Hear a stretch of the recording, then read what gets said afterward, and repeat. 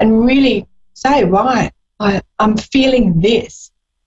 And sometimes our body and our minds are in polar opposites of what we're actually feeling, because we're trained, don't get angry, don't cry, don't be upset. All these things are natural emotion, natural things that we need to work through. And it's okay to feel all of those things. I certainly grew up in an environment where you weren't allowed to have any emotion, and it was a hostile environment. So they certainly had perfected anger and cruelty, in that environment. They really perfected that. But it's not the only two emotions that we can have. So I really wanted to become an intelligent emotions expert so I could understand.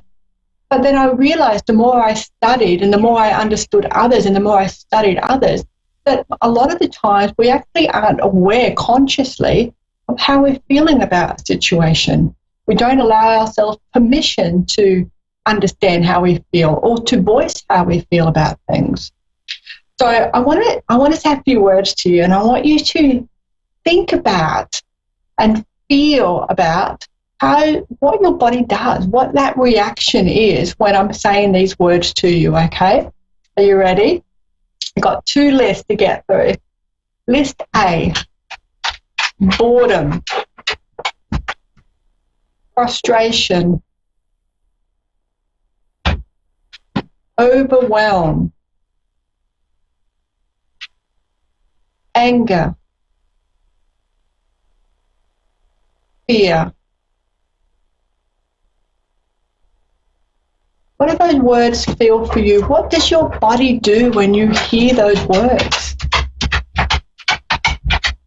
I know that when I say fear or anger, my body reacts differently. My heart feels like it's beating a little bit quicker. How does it react for you? What do these words mean for you? What is that vibration associated with those words? I'll give them to you again. Boredom, frustration, overwhelm, anger, fear.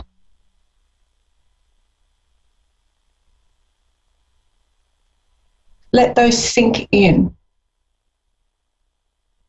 So they might be triggers for remembering something that had happened in your past, or something that's happening right now, or something that you're worried about in the near future.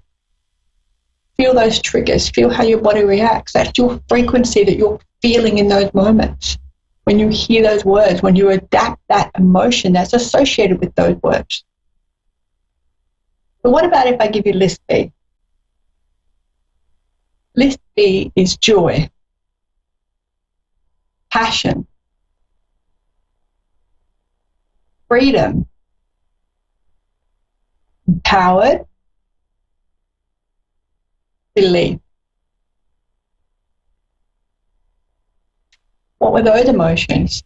What are the emotions that are attached to those words? What are some of the things that were triggered, your memories that were triggered? What is your body doing when you hear those words of joy, passion, freedom, empowered, and belief? Which list appeals to you more? Which list feels more energetically in alignment with where you want to be in your life?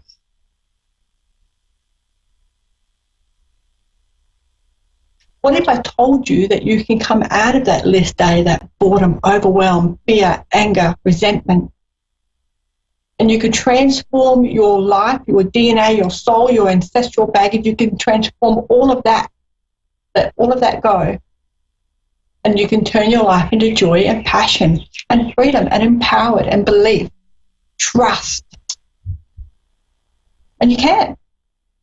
What if I told you that all of life's secrets are within you? You have the key and the answers to everything that you need in your life so that you can live peacefully, so you can have a quality of life that means something to you. What's your definition of quality of life? When was the last time you stopped and thought, is this quality? Is my definition of quality indicative of what's going on around me right at this point? I check in with myself all the time. How am I feeling? And I need to do that because I want to make sure that the frequency that I'm putting out is the frequency that I'm attracting.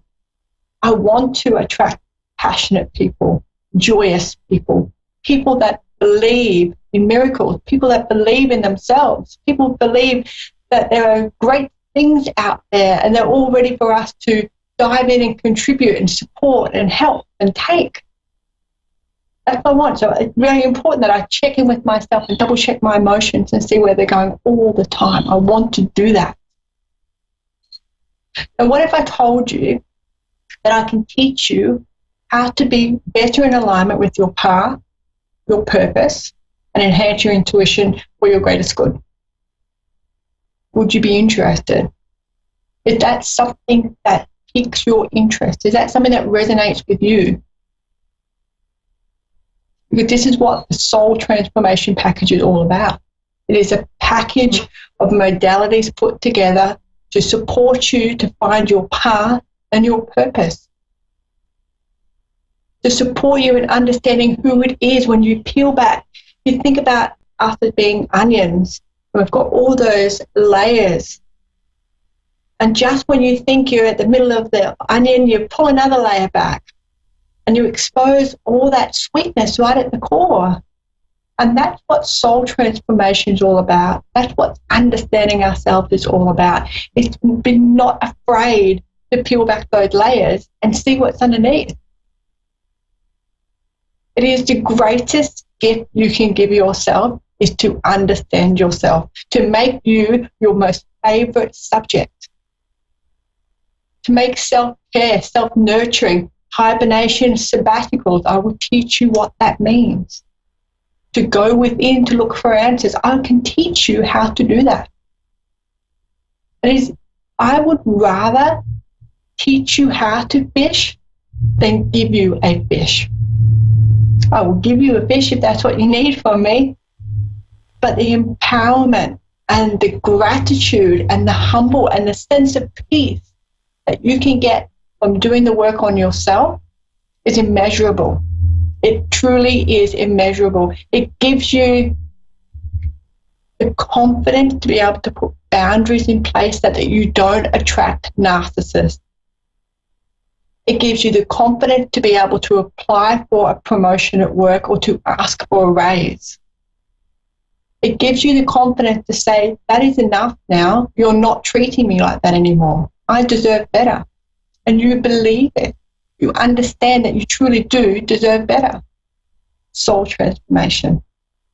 Now, Abraham Hicks, you may or may not have heard of him. He is instrumental in a lot of understanding how these emotions work and how the universal laws work and everything that is quirky and crazy and exciting and interesting. Abraham Hicks has got some sort of finger in the pie somewhere, okay? So if you haven't heard of Abraham Hicks, Hicks, Google him, have a look, see if that resonates with you. I actually love the emotional guidance scale because it teaches me about where my frequency is sitting on an emotional level. Now, those list A, that anger, fear, those, they're right down the bottom. Now, there's 22 emotions in his scale. And those really overwhelming words, they're right down the bottom. They're the low frequency.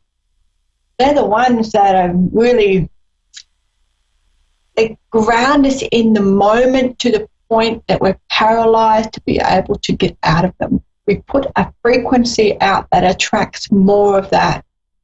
That might feel like being on the opposite end of the scale. It's weakened, but it's not.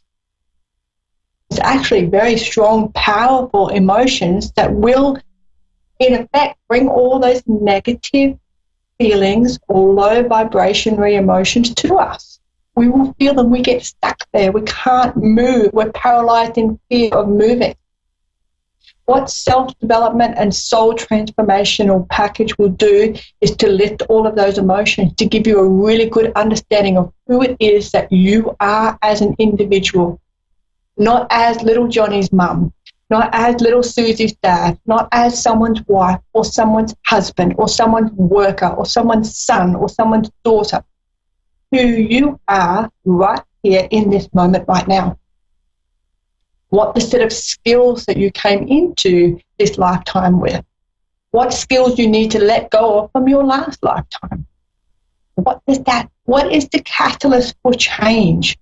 Where is the wisdom and the intuition and the truth in separating the two so you can understand what you're here to do? Joy, appreciation, empowerment, freedom, love. Top of the scale. That's the grand poobah of our emotions. They are the highest frequency emotions. I'll teach you a little secret. I spell cast.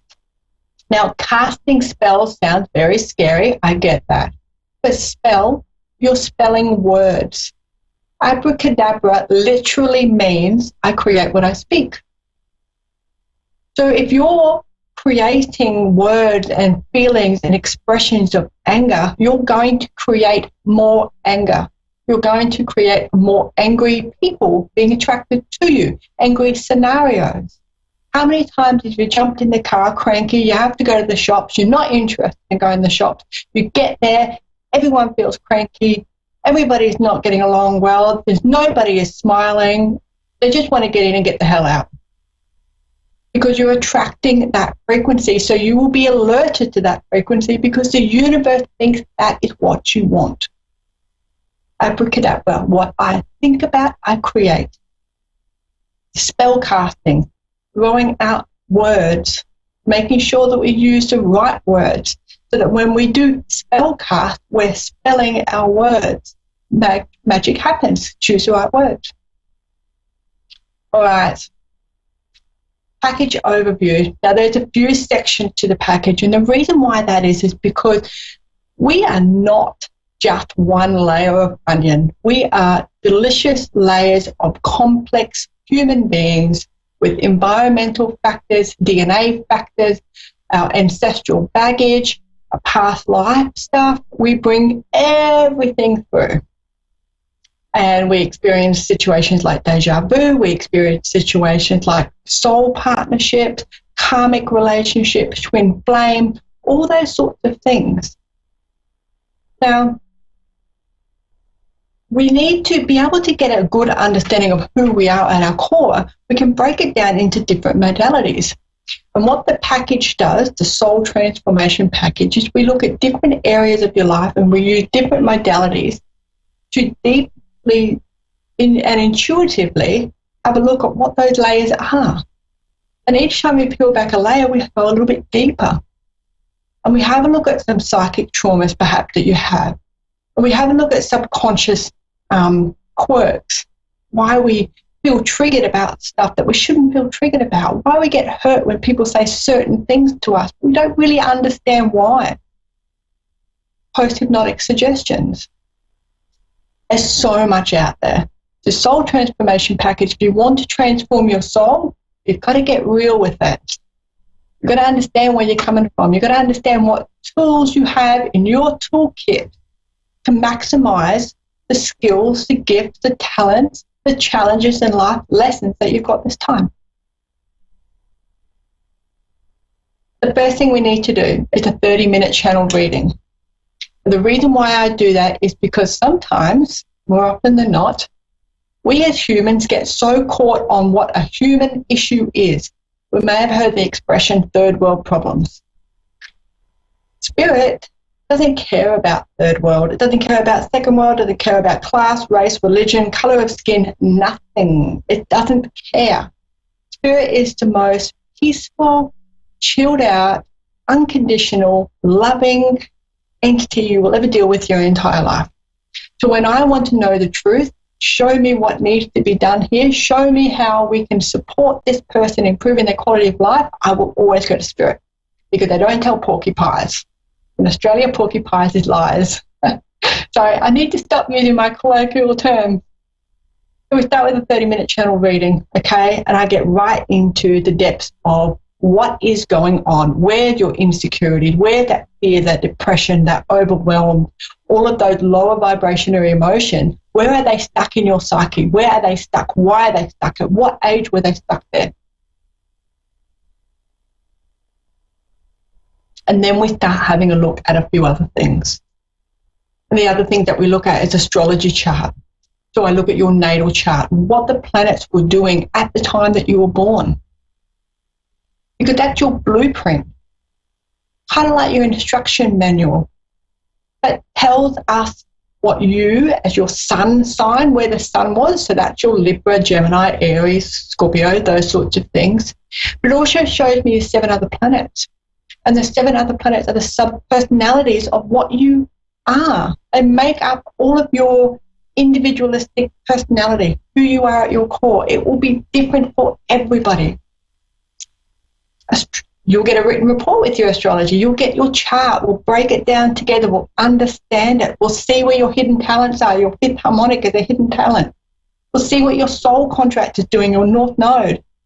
We'll have a look at your path of fortune, where you'll make your fortune. We'll look at your vertex, where your fated relationships are, fated things happening in your life. We can do all of that in your chart. That supports what Spirit's telling us. It creates something that is tangible that you can have in your hands to be able to paint the picture and create the vision of what you want your life to be like. When you get sick and you have not been diagnosed with what your illness is, it's really hard to recover and to be healthy and to move forward because you need to know what you're dealing with. That's what astrology does. Helps us to understand what the diagnosis is. What are we dealing with? What can we do to enhance our life? Soul expression reading. Now, this is numerology. How our soul expresses itself this lifetime. It will be different for everyone. We have stereotypical meanings of numbers, but your soul expression will be different. What does it mean for you? What is your soul here to express this lifetime? A life path reading. What are you here to do as your life path? What will really get you feeling like life is such a win-win situation for you? All of these packages, all of these readings, all of these things and the different layers that make up you and your complex, beautiful personality provide you with the wisdom that you need to be able to make decisions for empowerment. So you feel strong and confident moving forward. So you can do what you need to do in your life. And when we get through all those readings and we sit down and we do them over a video conference, okay, I want to talk to you about this. I want to poke you and prod you and get you thinking. It is a two-way conversation, obviously, except the 30-minute channel. That's all spirit, and we won't stop when they're talking. But we will talk after that. And we'll understand where you're coming from, and we will get to the deeper layers of who you are. Not who someone tells you to be. The empowerment that you feel when you can stand in your own and stand strong in your own power, it's just mind-blowing. It's absolutely mind-blowing. And it ricochets through all areas of your life. Life coach mentoring sessions. Now, as part of the package, you get 4 of these, and they're 1 hour long each. Okay, so that's 4 hours of life coaching. Now, this is your time to really talk about how your spiritual awareness is, where you're sitting with it, what you've let go of. It helps you to stay focused and disciplined on your self-growth. Now, we're not going to pump those out on a weekly basis. You can pump them out as soon as you need them. We will keep track of them. You might need one and then need another and then wait a little while. We can do that because your soul transformation will be a very individual thing. Some people will want one every second day. Some people will want one every second month. It is entirely up to you because you will know when you're ready to process and how that process looks and what it looks like and what it feels like and how you're sitting on those emotional frequency scales. Tools, methodologies, coping mechanisms, they'll all be covered in the mentoring sessions. Okay, it's spiritual, it's personal, it's everything that you need it to be. And then as a bonus gift that you have, going through all the soul transformation, I would teach you and give you a copy of my manifesting manual. That's a completely no-nonsense approach. And it just gets straight to the root of how you're manifesting, what the best way is to do it, how to let go of anything that might be self-sabotage, costing you manifesting correctly, manifesting in your most power.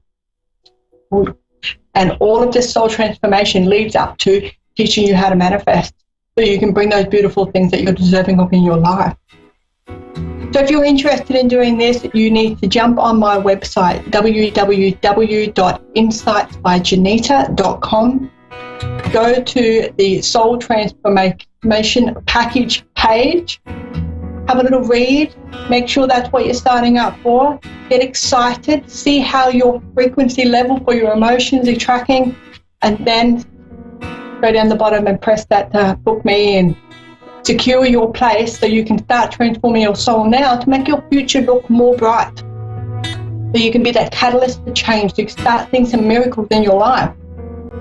So you can start seeing some of the things that you deserve to have and let go of the things that are holding you in a place of overwhelming, despondent, fear, depression, anger.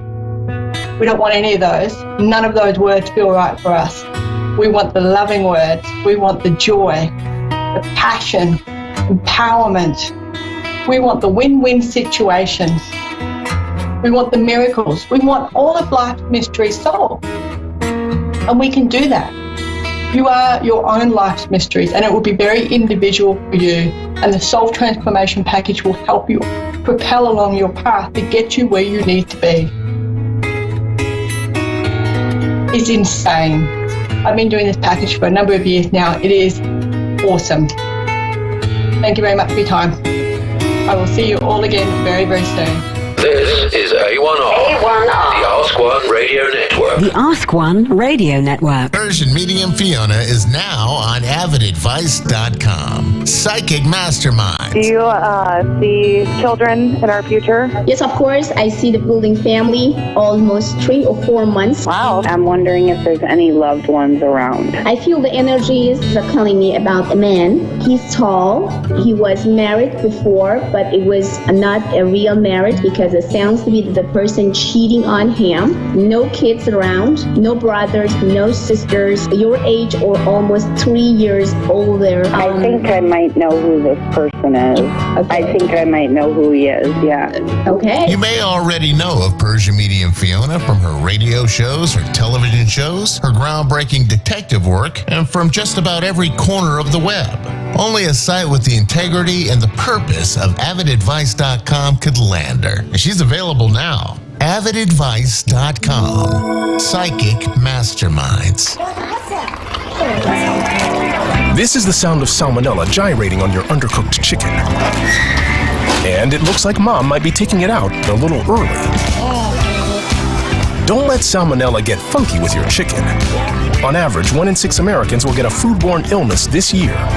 So use a thermometer to cook each type of meat to the right temperature. Keep your family safe at foodsafety.gov. Brought to you by the USDA, HHS, and the Ad Council.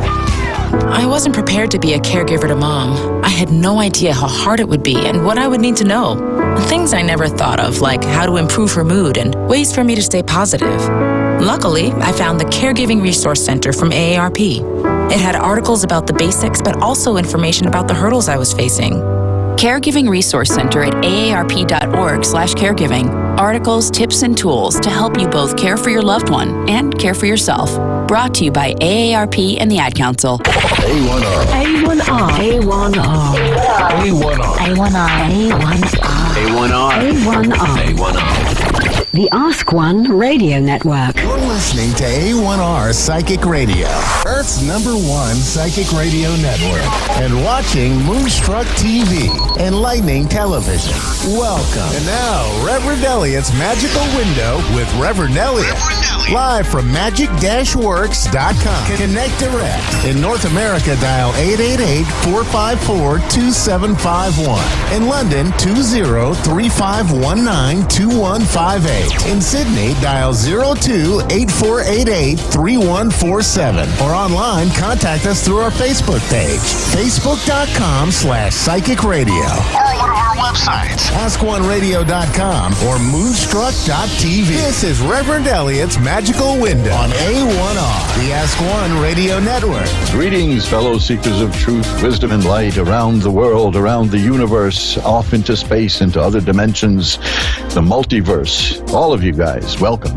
Welcome to Reverend Elliot's Magical Window with me, Reverend Elliot, where we get together every Wednesday at 11 Eastern, 10 Central, 9 Mountain, and 8 Pacific to look through the magical window of the tarot, find out what's going on in our lives, what's coming up in the future, and what we can do about it. The key is what we can do about it, because if there was nothing we could do about it, what would be the point of looking, right? I mean, who cares? If you're doomed, you're doomed. You know, you may be doomed to a good time, maybe doomed to a bad time, but you know, you can change these things. That's the whole point. It makes no sense to look into the future if there's nothing we can do about it. So what we're going to do now tonight with a few callers is look into the future the way it is now. After you get a reading, the future will be different. The future will always be different because now you have more information. And that's what it's all about. A tarot reading is information. That's why I tell people there really is no such thing as a bad tarot reading. I mean, that's why they over-dramatize them in movies, showing people getting a card reading that says you're going to die at 11:50, you know, on a railroad train. You know, well, I never take the train. Next thing you know, the person is on a train and going to die. That's movies for you. That doesn't happen with real life and tarot cards. Otherwise, people wouldn't have been using them for hundreds and hundreds and hundreds of years. The oldest surviving tarot cards we have go back to the 1400s. So this has been going on quite a while. Some say it goes back to the library at Alexandria, which was destroyed in ancient Egypt. They say that the tarot cards just might be the last remnant of that wonderful library where, the repository of 500,000 books. You know, there was an interesting law. You speak about laws, you know, we have loads of laws, and everybody, well, how can I phrase this?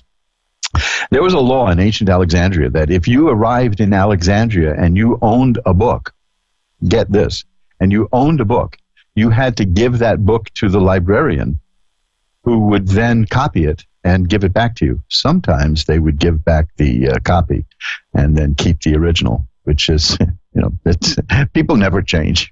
We still have people who do things like that. I knew a guy who had his home.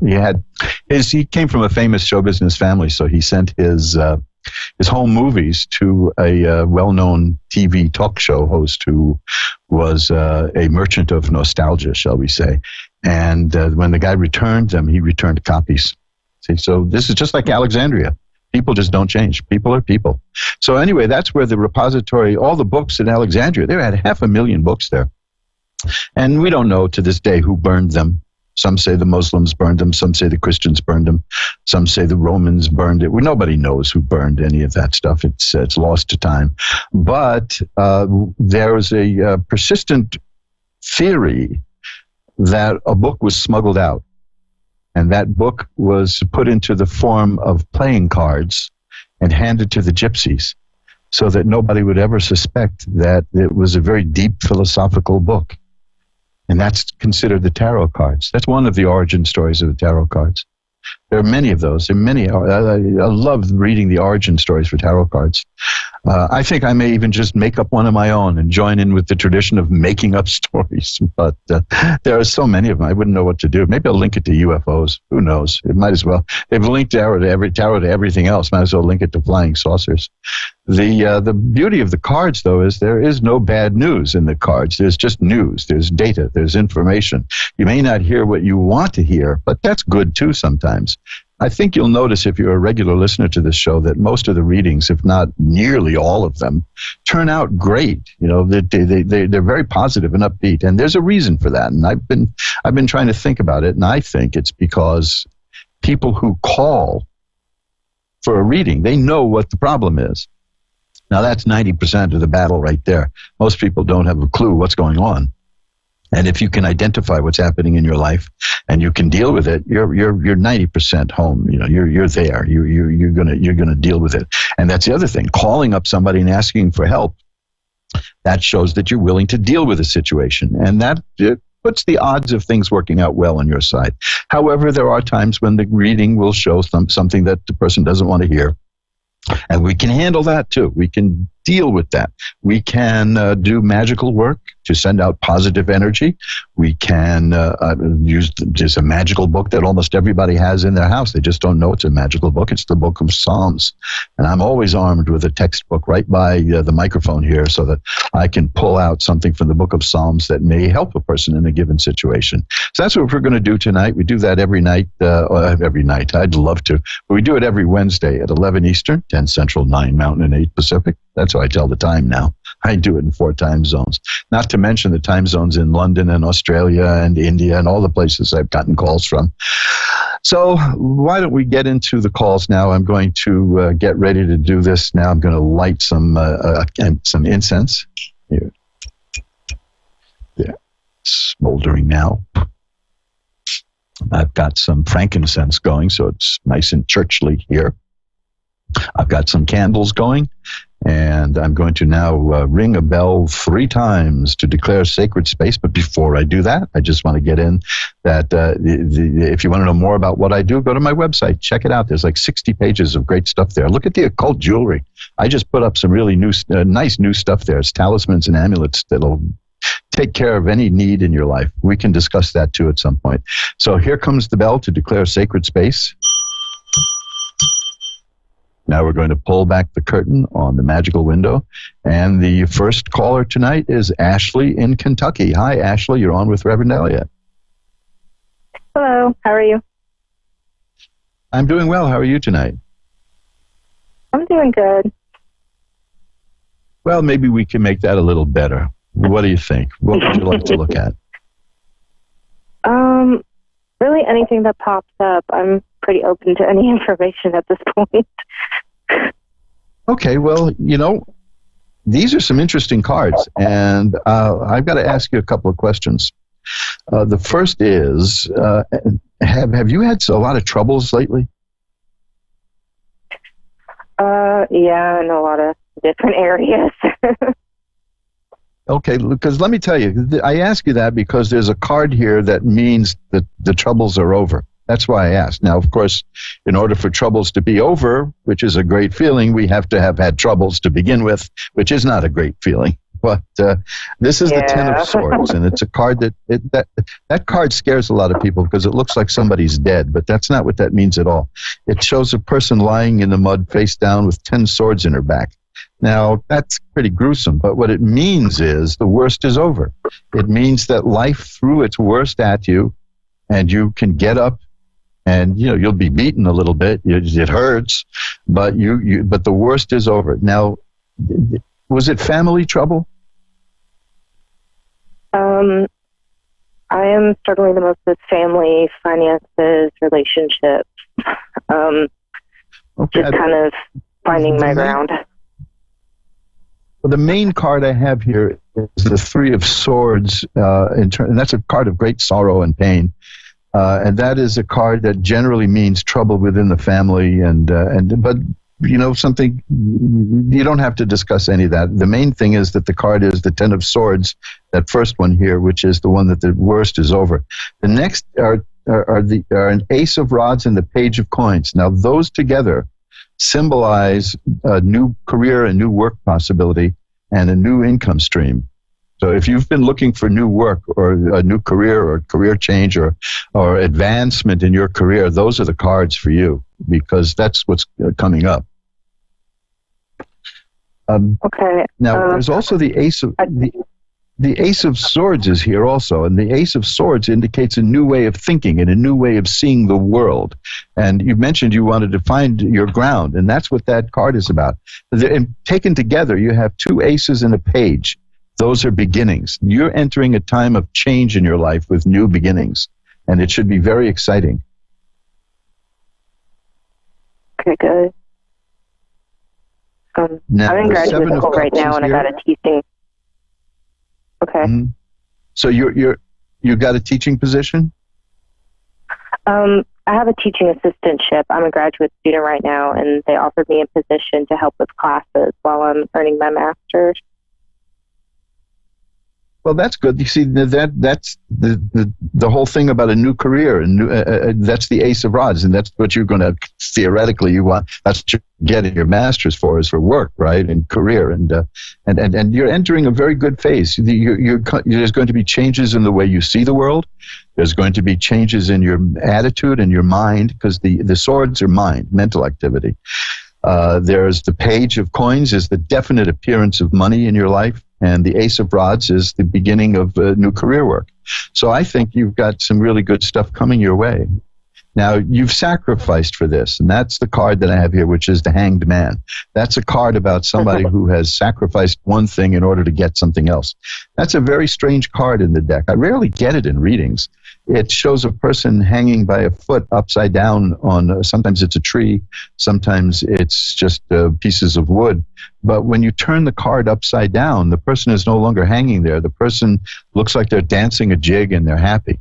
Because it's a fascinating card for that reason. Almost everybody who looks at that card, the Hanged Man, immediately, even if they don't know anything about tarot cards, immediately is tempted to turn it around, and they see a really happy card. So this means that the results are going to be good. You're going to get a payoff for all the sacrifice that you've made in order to get where you're going. Your future is a time of change and a time of hope. That's the Star. Now you have a lot of things going on here, and all of it is positive. So I think you're going to handle it. But again, the important point is the worst is over, according to these cards. I hope that makes you feel a little better. Yeah, it does. Is there anything else you want to look at? I just wanted to see potential career, because I just started my master's program. So I was kind of hoping to see. That was in there. That was the Ace of Rods. That's telling me that there's going to be a career that there's a new career opening up for you. So that's definite. That's coming. So that's why I was surprised when you told me you were although I shouldn't be surprised. I've been reading cards long enough to know that they tell me these things, but I never take them for granted. That if you're a master's student, that's going to open up the doors for you. The card I have here in terms of that now, just in terms of what you ask right now, is the Sun. That's a major card. Just like the Hanged Man was a major card. This is a card that means growth and healing and health and happiness and joy. You're going to get what you want. I don't see any speed bumps here at all. From your life from here on in, that card that said the worst is over was followed by nothing but good stuff. Yeah, so I've had a really difficult couple of years. Yeah, that's why I asked you if you'd had some hard times lately because of that card, the Ten of Swords. Look, I just shuffled up the cards and I got the Ten of Swords again. That's when the cards do that. They're letting me know that we're on the right track here. That's reiterating the worst is over.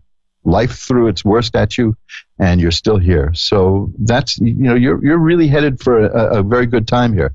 You're going to have a new way of thinking, a new job, new money coming in. You're gonna be a new you, and you're gonna love it. That's what I see. I see nothing but happiness. I had cup cards later on, and I had the Ten of Cups, which is perfected happiness. You're really right on the track. Look, I just was shuffling the cards up again, and the card on top again is the Ten of Swords. This is the third time now. These cards are saying the worst is over, so I believe it, and you should also. Okay. Okay. If you need anything else, because it's hard to believe, especially after a lot of hard times, you can always drop me a line and I can pull a few more cards for you. I'll give you my email now, and you can also contact me through Ask One Radio. You can do an internet search for Reverend Elliot's Magical Window. You can get to my website, magic-works.com, magick-works.com. There's a contact form there. My email is asktarot, as one word, asktarot@earthlink.net. So, get used to it, because there's good things coming your way. and I think you're going to really like it. And you're not even going to remember these hard times. Okay, Ashley? Okay. Thank you so much. My pleasure. And remember, these are your cards. So you can, if you feel like it's, if it starts to fade, just go to the Ask One Radio archive tomorrow, a day or so. This show will be there at askoneradio.com, and you can hear it. You're the first caller, so you don't have to wait too long, and you can hear the call, and you can hear the reading again. Now, again, I'm going to leave you with this, because I had the 10 of Swords, which means that the troubles are over, and I had the 10 of Cups, and I just was shuffling up the cards and got the 10 of Cups again. So these two 10s are about perfection. The 10 of Cups is perfected happiness. You got a good time coming for you, and I know you deserve it. So hang in there, okay? Okay. Thank you so much. My pleasure. Thanks for calling. Bye-bye now. And we'll shuffle them up again for the next caller. You're listening to Reverend Elliot's Magical Window with me, Reverend Elliot. Yeah, you hear those cards go. I'm using what I usually use. I'm using the Aquarian Tarot by David Palladini, which was the very first deck I ever got. Now, this is not the first deck I ever had. The first deck I ever had, I pretty much wore out doing this show too. I was using that in my very first tarot deck. I was using it on this show for years until they just started falling apart. I got to do something with that deck. I don't know what I'll do with them. I want to do something. Maybe I'll make a collage out of them and frame them. That might be interesting. One more shuffle. And Natalie, right here in New York City. You're on with Reverend Elliot. Hi, Natalie. Hi, how are you? How are you doing tonight? I'm doing well. How are you? Thank you. I'm doing great. Good. Where in Manhattan are you? On the Upper West Side, right by Central Park. Oh, beautiful. I grew up in that area. I grew up on West End Avenue, if you call that growing up. If what I did is growing up. I'm in the West. I'm on the West Side now. I'm a lifelong West Sider. I made one mistake and moved to the East Side briefly, and it was horrendous. Then I came right back to the West Side, right by Central Park. Come on home. I had a little place at 96th Street, just off Central Park West. That's right where they literally blow up around the balloons where I live right now. Excellent. So what can I look at for you, neighbor? I was looking at just the prospects for, I've known someone for over a decade now, and we've been in and out of one another's lives for that long. And I just got out of a really long relationship about this time last year, and me and this person reconnected, but there's always certain things that hold us from uniting together. So I was wondering, is this for a certain reason, or are we just supposed to be in one another's lives as support system? Well, let's take a look at what we got here. Let's see what we can have in terms of what's going on here. That's a good question. That's an excellent question. That's a beautiful kind of thing for the cards to look at. The first card I have is the Temperance card, and that tells me that there's balance in your life with this person. That there can be many ups and downs, but there's balance. The next card, these are all, the three cards I pulled, by the way, are major cards. Now, the 22 major cards in the deck of 78, and for three of them to come up with this question means this is a very important question in your life. The next card is the Magician, and that is, the person has all the tools. The Magician is the one who draws spiritual power down to the earth and uses that and uses it here wisely. I'm hesitating here because I just pulled another card, two more cards, and they're all major cards. So this is definitely a really important question. The Sun is a good card here too for you. I had the Sun earlier. The Sun is a card of growth and healing and happiness and joy. That's followed by the High Priestess, which tells me that there are spiritual depths in this relationship. And the Fool is the next card. Now, the Fool is a very important card. The Fool, if there was a bad card in this reading, which there isn't, the Fool would negate that. The Fool is a card that the Gypsies mean, they say it means the beloved of God. Now, you look at the spiritual aspect of this. You have the Fool card, the High Priestess, and the Magician. This tells me that together there's a great deal of spiritual energy. in this, and it's healing energy because of the sun, and it's good energy because of the temperance card, which means it's balance. I think you work together very well. Look, I just pulled one more card, and yes, it's another major card. 1, 2, 3, 4, 5, 6 major cards. You just got 6 out of 22. And this is the card of justice. This is similar to the temperance card of balance. Justice and balance, they have scales, they have everything equaling out. This is a very interesting situation. This is really something. You're on the right track, saying that you two have something going that's important. So see what you can do. See how you feel. See what you get from each other, and explore that, because this is a wonderfully, wonderfully positive set of cards. Oh, that's so good to hear. I mean, do they make sense to you? Look, this is getting ridiculous almost. I pulled one more card, and it is yet another major card. It's the World. That's the card of assured success. So your lives are going to be intertwined in one way or another. You've already had 10 years or so together, in and out. It's going to continue. Your lives are going to mesh. Your lives are going to be working for each other. This is a look at the nature of what exists when the two of you are together, and it's all that good stuff. It's called synergy, actually. It's an overused word. A lot of people forget that Buckminster Fuller came up with that one, which is it's a term that began in metallurgy. It means that when you mix 1 and 1, you get 5 instead of 2. And that's what you got here. That's what I see in this relationship. The two of you together are really more than the two of you together. And that's a very special thing. And it may not be a conventional relationship, but it's certainly going to be an exceptional one. I'll give you that. Oh, well, thank you so much. And you recognize it too. But you know that, right? I think everyone listening can tell by the sound of your voice that you know that's what this relationship is like, right? Yes, it's been formed since we were teenagers into now early 20s, early mid 20s, very important chapters in life, just continually going through it with one another. Well, this is going to continue, and it's going to grow, and it's going to age with you, and it's going to be very good from what I see. I want to pull one more card. Well, there it is again. It's the World, assured success. I shuffled them up. That's why I pulled another card. I shuffled them up, and again, I got the World. So you've had nothing but major cards here, which tells me that this is the dominant theme and influence in your life. So go, stick around here and see what you can make out of it, because it's a gift, and it's a spiritual gift. That's the main thing. There's a lot of spiritual power in these cards that you got.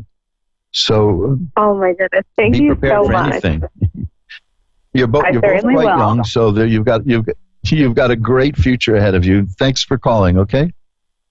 Yes, thank you so much. My pleasure. Bye now. Now, where are we? Let's see. We're going to shovel them up again. What a wonderful reading. Now, remember, folks, there are 78 tarot cards, and only 22 of them are major cards, and I just got 8 cards here that were all major cards. When that happens in a reading, it means pay attention. It means this is a very important issue.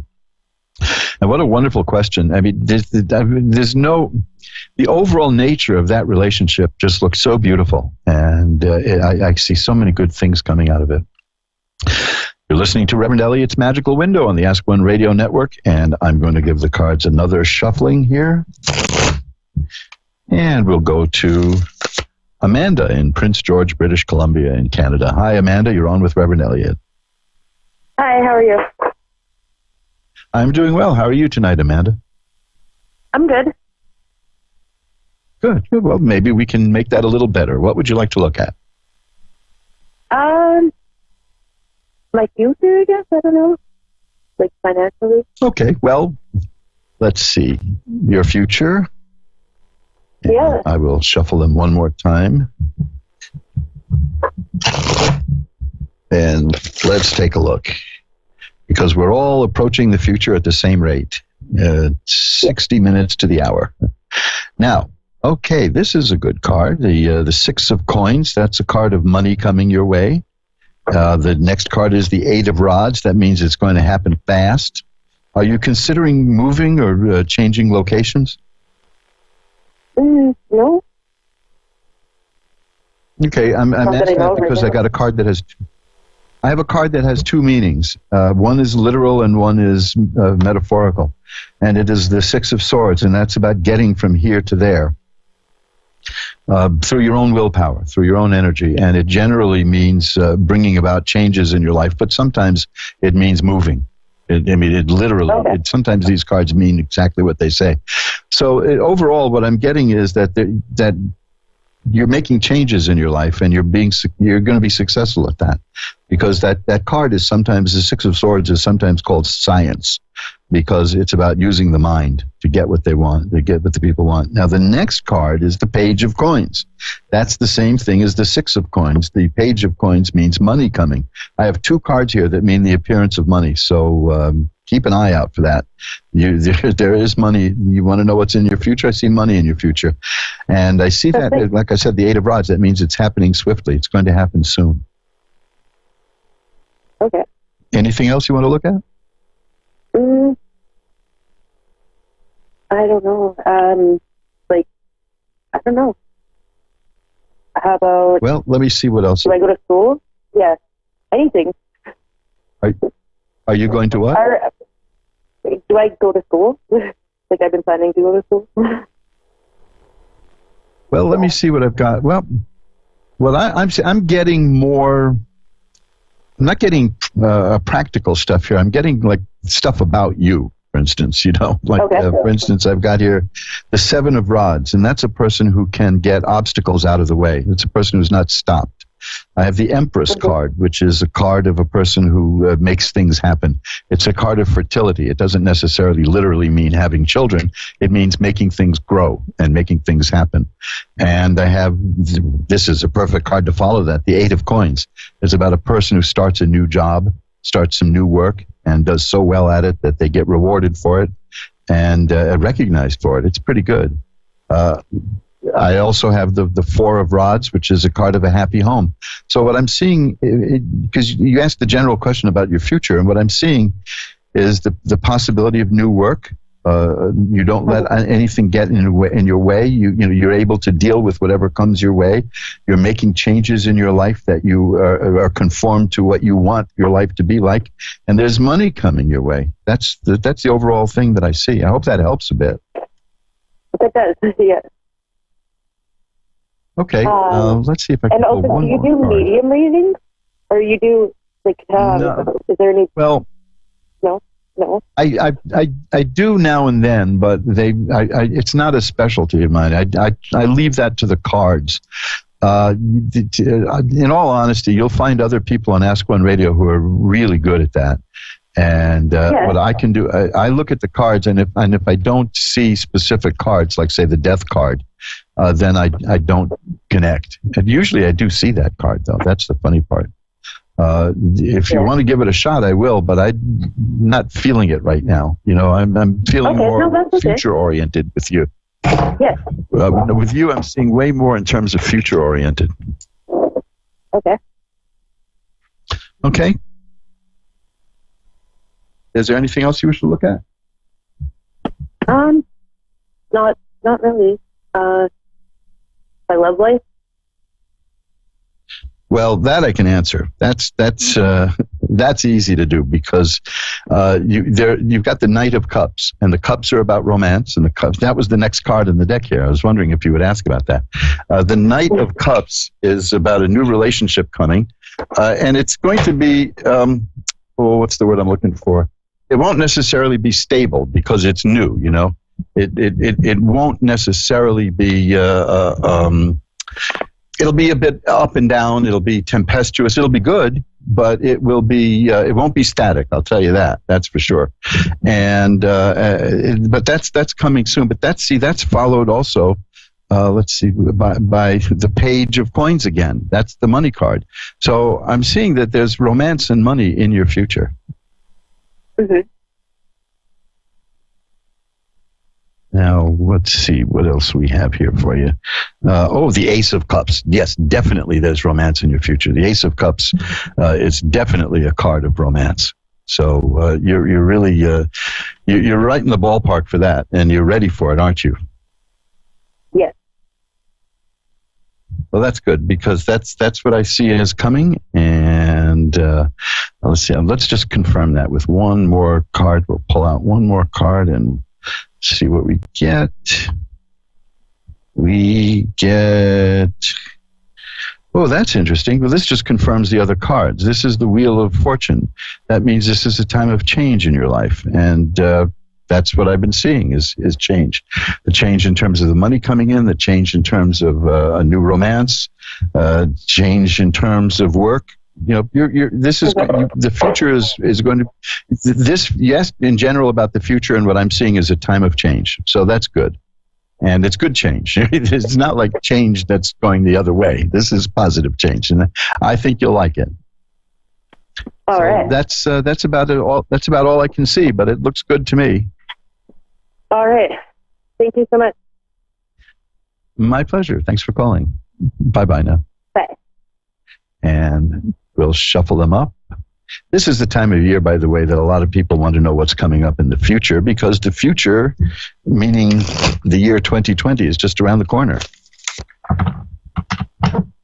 And that's the time that a lot of people get readings. And that's why, I think I mentioned this in the last show, I do this time of year, because I do, as you guessed, I do private readings for people. I do that a lot, and they're reasonable. They're not highly priced. I try to make things affordable. If you go to magic-works.com, magic-works.com, you'll see the price schedule there. You can also see it at my Facebook page. You can see it at Psychic Faces. If you don't know Psychic Faces, you should check it out. It's a wonderful social media site for like-minded people who are psychically, esoterically inclined, and you can meet other people, and just like you get to psychicfaces.com and you can find me there.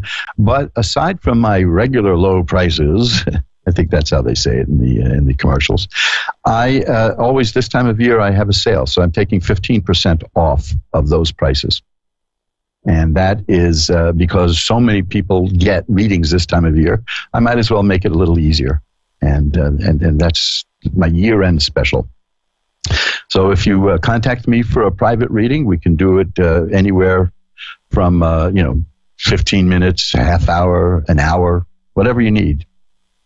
That's not by the minute. We have a flat rate that you and I agree on first, and now it's 15% less. So check that out at magic-works.com, magic-works.com. Loads of stuff there, too.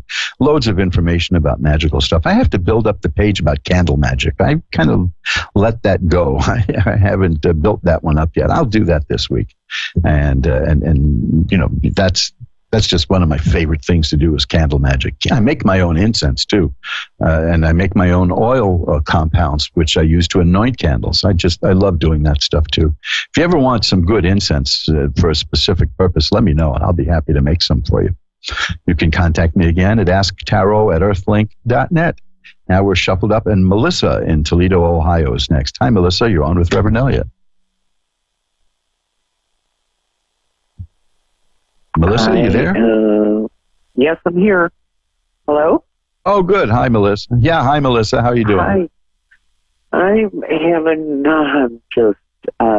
please help me. No. Well, what can I look at? What can I help you with? I want you to help me with tell me about my relationship with Kevin. I want you to tell me about my job. More about my relationship with Kevin than anything. Where's this going in 2020? And tell me about my job in 2020. Now, do you see what your job is like? I want to know what my job and my career is going to be like in 2020. Okay, well, let me tell you, though, the first set of cards I have here are pretty sad cards. Are you having a problem? Are you having difficult? I got 3 sword cards here, and let me tell you, these indicate problems. Not you, but something's going wrong around you. The first is the Eight of Swords, and that's a person feels stuck and isn't able to move. and feels really restricted. The next is the Nine of Swords, and that is a card of sadness and sorrow. Now, what I'm most interested in is the Seven of Swords, because that appears to be the source of the problem. And the Seven of Swords is about somebody who's sneaking around, doing you damage, who's not being fair with you, who's treating you badly. Is that going on in your life? I'm not sure. I have those thoughts, but I'm trying not to think that that's happening. But you sense there's a possibility. Yeah, but you do sense that somebody is, let's be honest, working against you is what this adds up to. I don't see that often in cards, but I do see it here. And I do see that is the root of it all. Now, I'm going to look at some more cards underneath that Please one. do. Is there anyone in particular you have in mind? That what? Who's anyone in particular who you think might be doing these kind of things? Is it causing you problems? Well, my boyfriend, who I've known for 20 years, and I've been with for 4. We have this relationship that has a lot of issues. He has a lot of baggage. He has a lot of. He's very damaged from his childhood. Yeah. And I'm madly in love with this man. Well, let me tell you, this is a very delicate reading, and this is going to get into a lot of stuff you might not want to discuss in front of a lot of people. So let me put it to you this way. I do this once in a while. Why don't you send me an email at asktarot@earthlink.net, and we can continue this off the air. I mean, I'll give you a call if you want to. And we can do that because I see this, what I'm seeing in the cards here is stuff that you may not want to discuss in front of a few million people. It's like that, right? Okay. So my email is ask. I'm not going to. Obviously, I'm not going to charge you for it. It's not going to be like a reading.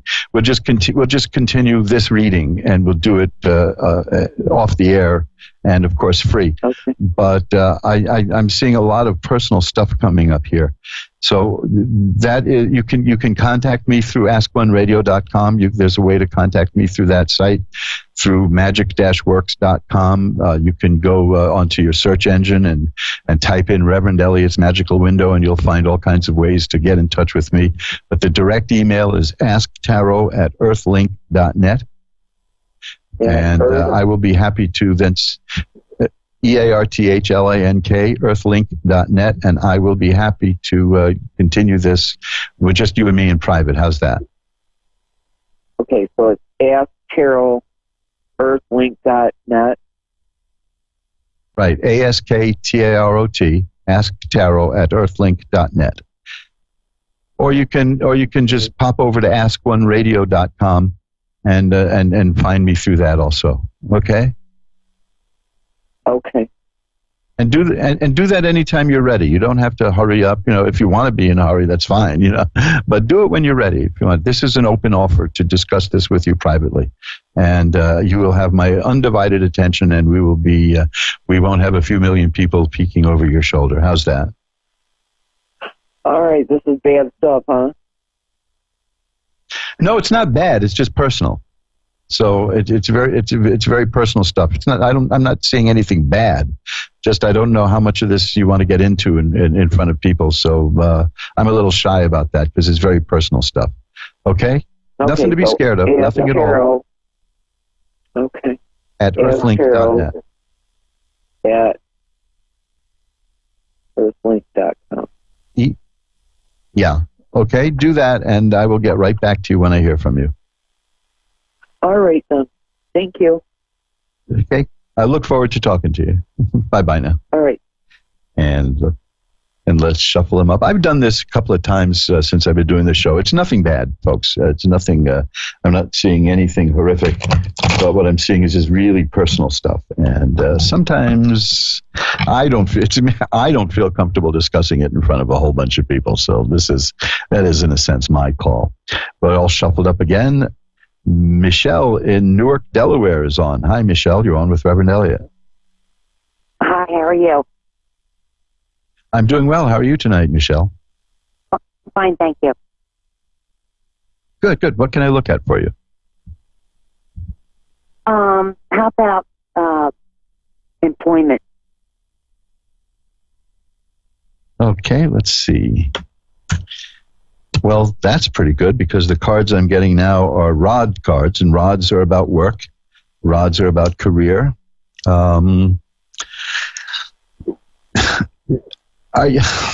This is the 10 of rods is the first card I have, and that's about a person who feels pretty much overburdened and overworked.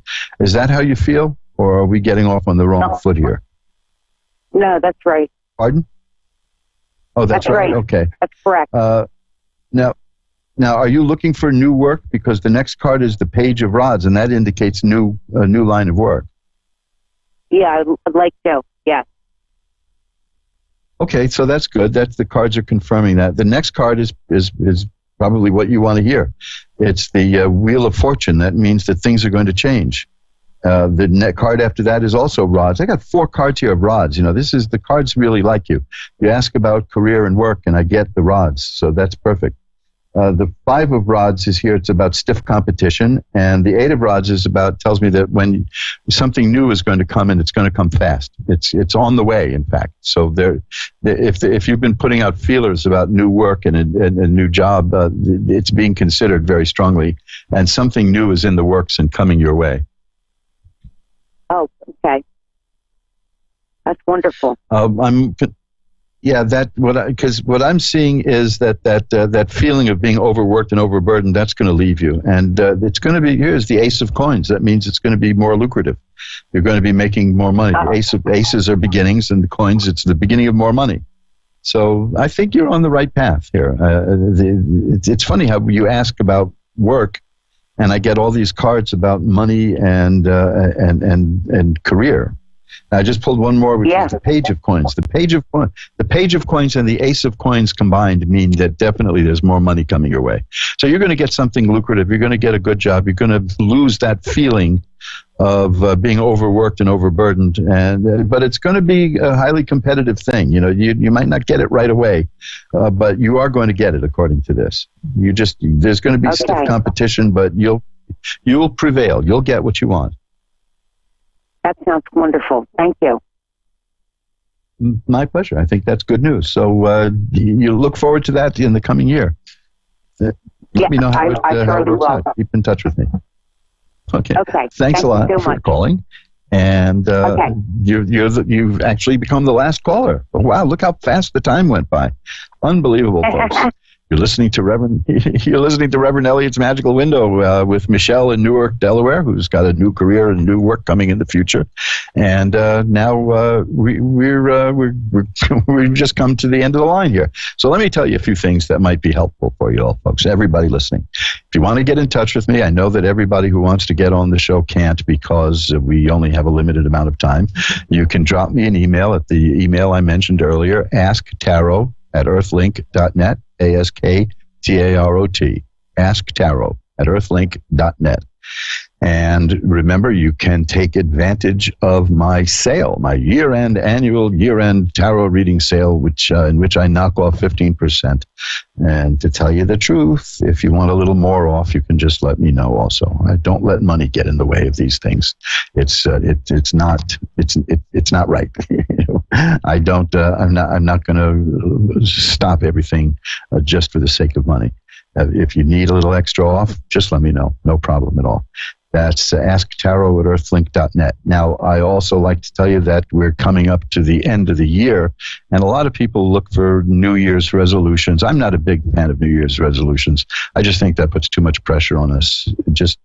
But if you want to see, look, if you're interested in changing your life for the better, I guess we're all interested in changing it for the better.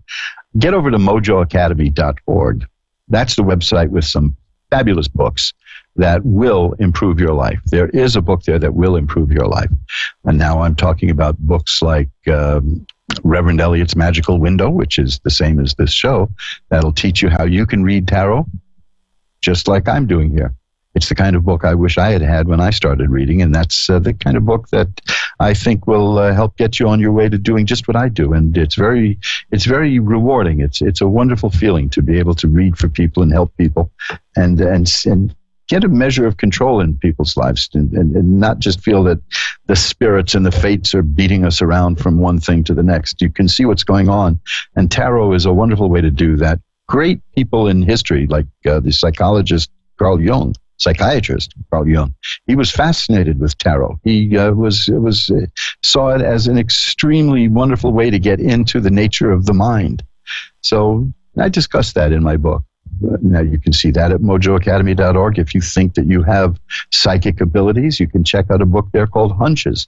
Hunches by Lloyd Kenyon Jones is the best book I ever saw about developing, recognizing and developing psychic abilities. Check that one out too, because that is a book that has changed so many lives. Now here's something special. Here's something really special. This is back at Amazon. Can you believe it? This sold out. I had no idea that it would be that big a hit. But there's a set of books called the 10 Lost Books of the Prophets, which really has, it's crammed with ancient lore and knowledge and magical work that can teach you how to do that. These books were out in the 1930s, and then over the years they kind of fell into disrepair, and they 10 books came out as one book with about 1,000 typos in it. But we've restored that book, that set of books, and it's now available in 10 books. 10 books of 32 pages each. Check that out too. You can see that at mojoacademy.org, or you can go to amazon.com and click on 10 Lost Books of the Prophets. If you go to mojoacademy.org, though, you'll see the best way to get these books at the least amount of money. They're not cheap. They're not ridiculously expensive, but they're not cheap, because this was a painstaking job of reproducing them, the books, cleaning them up. This is digitally restored from a 1938 set of books that luckily fell into my possession a few years back. And this is a dream of mine, has always been to do this. And these books sell out fast. You can buy the whole set at amazon.com, or you can click on a link at mojoacademy.org to go right to the printing plant. And not only will you get them at the printing plant for less money, you can get them at your own rate. You can get one or two at a time, or you can get them all at once. You can do it any way you want. And I have a checkout code over there that lets you knock off another 15%. That's probably where I got the idea of doing 15% off on my readings this time of year, because 15% off is pretty good for these books. Check out 10 Lost Books of the Prophet. If you're feeling powerless, folks, if you're feeling powerless, I want you to remember you have the power. You don't have to be a victim of circumstances. You have the power. And there's a book I wrote about exactly that. Now, you want to see some stuff from that book, you can check my website, magic-works.com, magic-works.com, and look at the page that says you have the power, and look at the page that says mind power, and look at the page that says healing power, in which I discuss. I wish I had time to go into this, but you'll read about it at the page about healing power. A few years back, I was diagnosed with an incurable disease, a painful incurable disease. I knew something was wrong because I was screaming in agony. And I was diagnosed with a painful, incurable disease. And I'm here to tell you that within a couple of months, that disease was gone. And the doctor was confused. The doctor was mad at me. The doctor was baffled. The doctor came to the conclusion that I didn't have the disease after all. So there.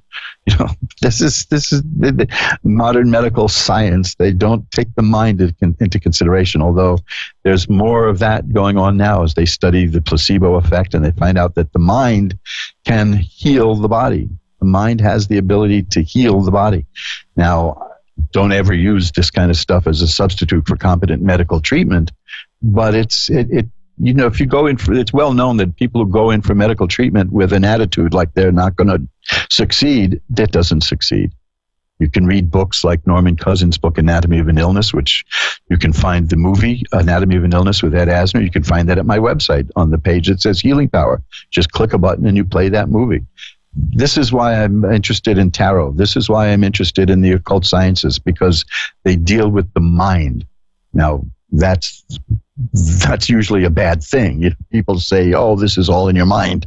Everything is in your mind, folks. Everything is in your mind. The reality around you is what your mind creates from instant to instant, from the input that your nervous system takes in, through your eyes, through your ears, through your nose, through your skin. And from that, we create the environment around us in our brain. Think about that. It really is something that we build. How many people have you known who go through life with a horrible attitude, and what happens to them? Horrible things happen. How many people have you met who go through life with a happy attitude, and happy things happen to them? Oh, bad things happen to all of us, but it's how we deal with it. It's like the difference between saying, I did a bad thing and I am a bad person. See, that alone, that is a distinction that a lot of people don't make. We all do bad things from time to time. It doesn't make us bad people. And you can find out all about that and the mind. And you look at that book at mojoacademy.org. It's called Bending Spoons with Your Mind and Other Miracles of Mind Power. Now, I didn't write that so you can go destroy everybody's silverware. Go from house to, you don't get invited to dinner very often if you do that. But it shows you that your mind is very powerful.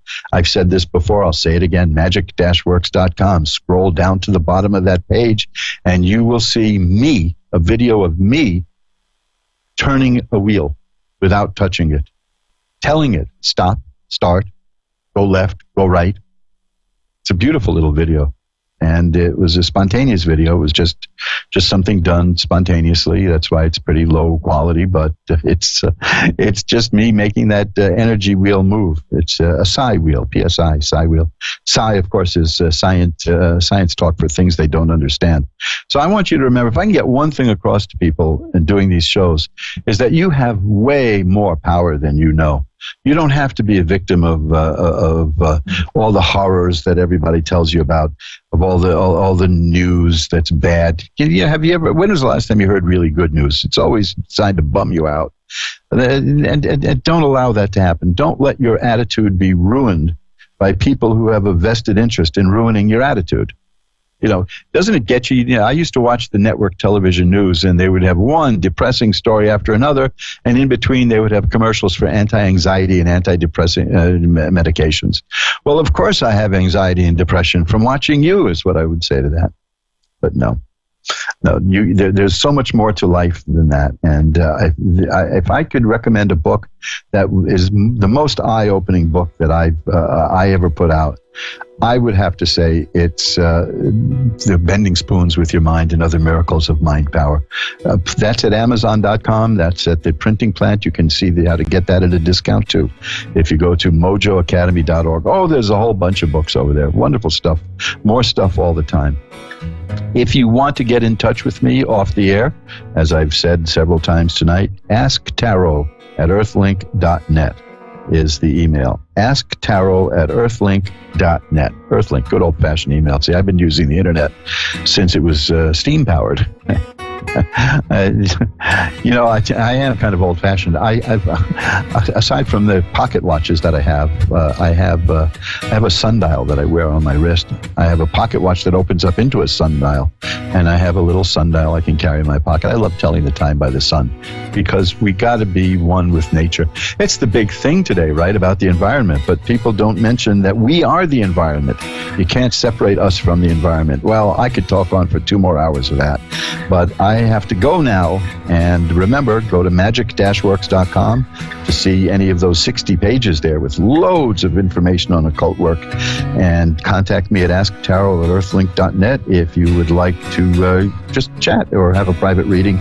I've got to go now. Remember, time flies. It's up to you to be the navigator. Bye-bye now.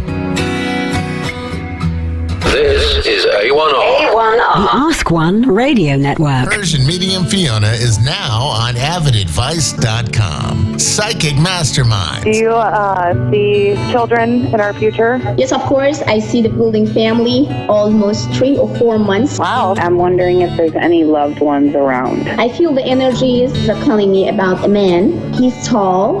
He was married before, but it was not a real marriage because it sounds to be the person cheating on him. No kids around, no brothers, no sisters, your age or almost 3 years older. I think I might know who this person is. Okay. I think I might know who he is, yeah. Okay. You may already know of Persian Medium Fiona from her radio shows, her television shows, her groundbreaking detective work, and from just about every corner of the web. Only a site with the integrity and the purpose of avidadvice.com could land her. And she's available now. avidadvice.com. Psychic Masterminds. The odds of becoming a signed artist and having 4 #1 albums. 1 in 100 million. The odds of going on to win 7 Grammy Awards. 1 in 1.4 million. The odds of this performer having a child diagnosed with autism. 1 in 68. I'm Toni Braxton, and I encourage you to learn more at autismspeaks.org/signs. Autism Speaks. It's time to listen. Brought to you by Autism Speaks and the Ad Council. So, who's going to do what? Flashlights? Nowhere to be found. Emergency supply kits? Not packed. What about blankets? We have no towel. Cell phones? May not work. Emergency water? Not a drop. Perfect. We all know where we're meeting if we're separated. The library. On Jones' house. The bus stop. And I'll be waiting here wondering where you all are. Great. It sounds like we don't have a plan. Winging it is not an emergency plan. Make sure your kids know what to do during an emergency, who to call, where to meet, what to pack. Visit ready.gov/kids for tips and information. Brought to you by FEMA and the Ad Council. Sometimes your pain seems overwhelming. If the prescribed dose of your prescription pain medication doesn't bring relief, check with your doctor. Pain relievers are safe and effective when used correctly. If misused, you could become addicted or experience other problems. Take your prescription as directed, and if you need more information about addictions, call 1-800-662-HELP. Do the right dose. A message from the U.S. Department of Health and Human Services and this station. Hi, this is John Ondrasik of Five for Fighting, here for RAD, the entertainment industry's voice for road safety.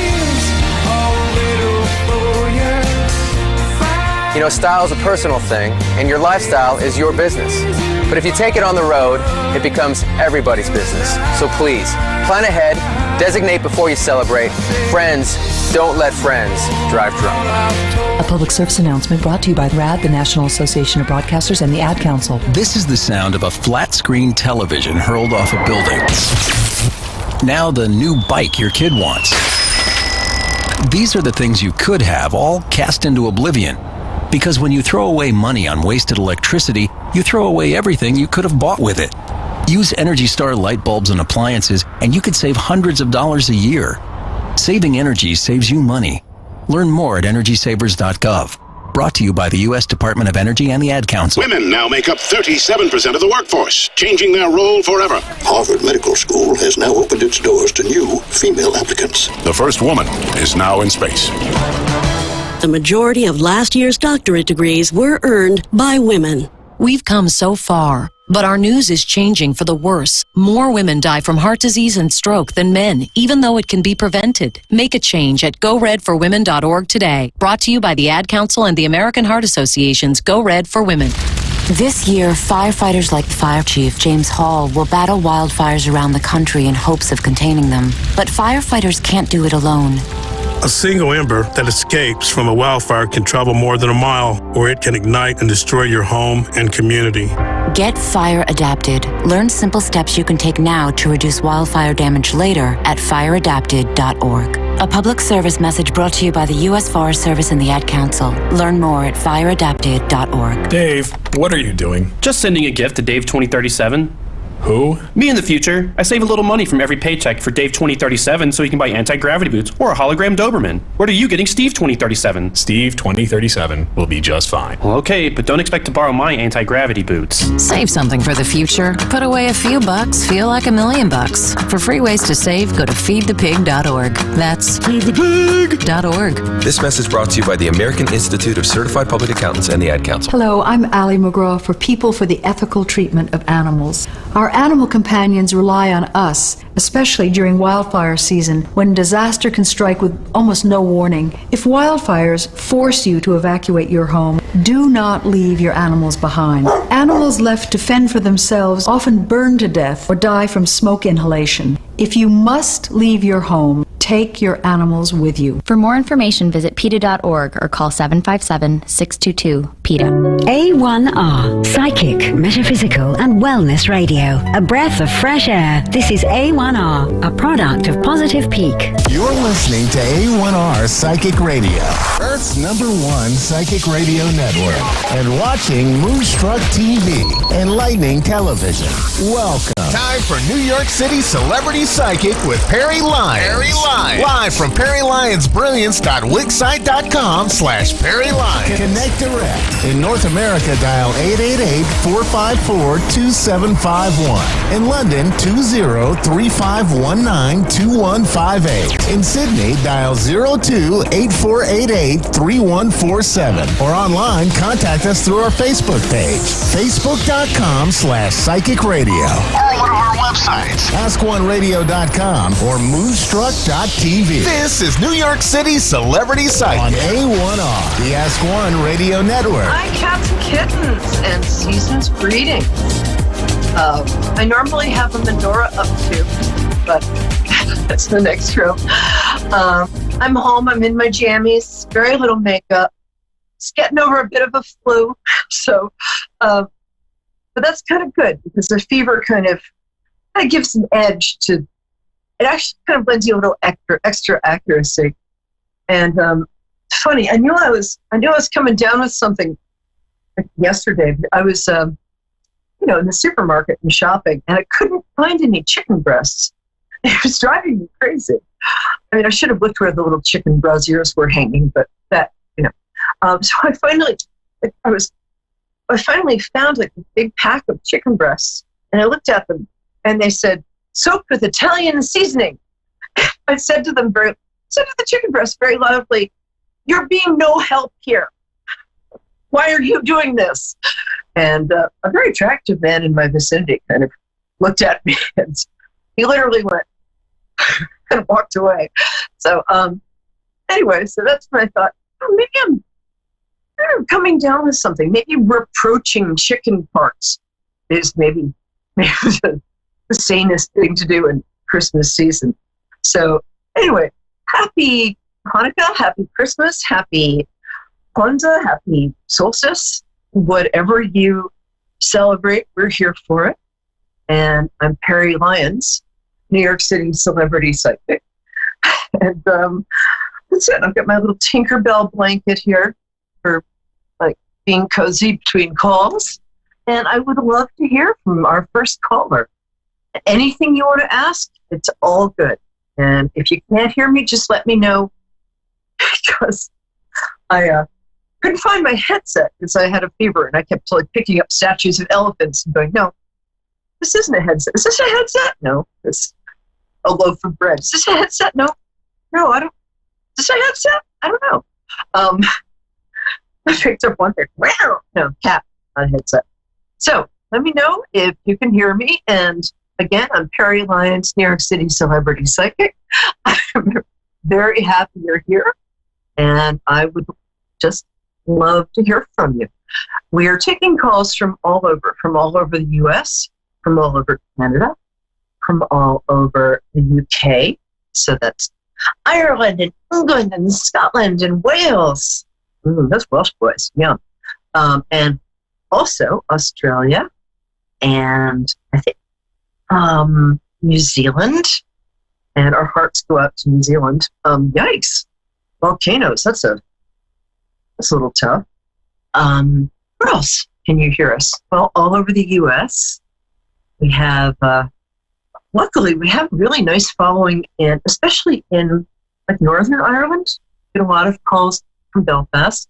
Oh, and we've got Annette from Victoria, British Columbia. I can't wait to meet you. And here, so you know, ho, ho, ho. So, hi, Annette. Great to have you here. And how can I help you? Sure. Hi, I'm just wondering if you could tell me what my future looks like and if there's anybody coming through for me. Okay. Let's do the medium thing first. You want to know if there's anybody coming through for you? All right. Yeah, that would be fantastic. Just do me a favor, love. Tell me your birthday. Can you do that for me? My birthday? Tell me your birthday. What?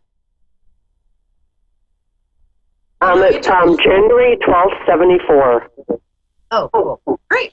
Oh, I can't tell if you're Year of the Tiger or January. A little hard to tell, but January 12th. So great. Nice to hear from you.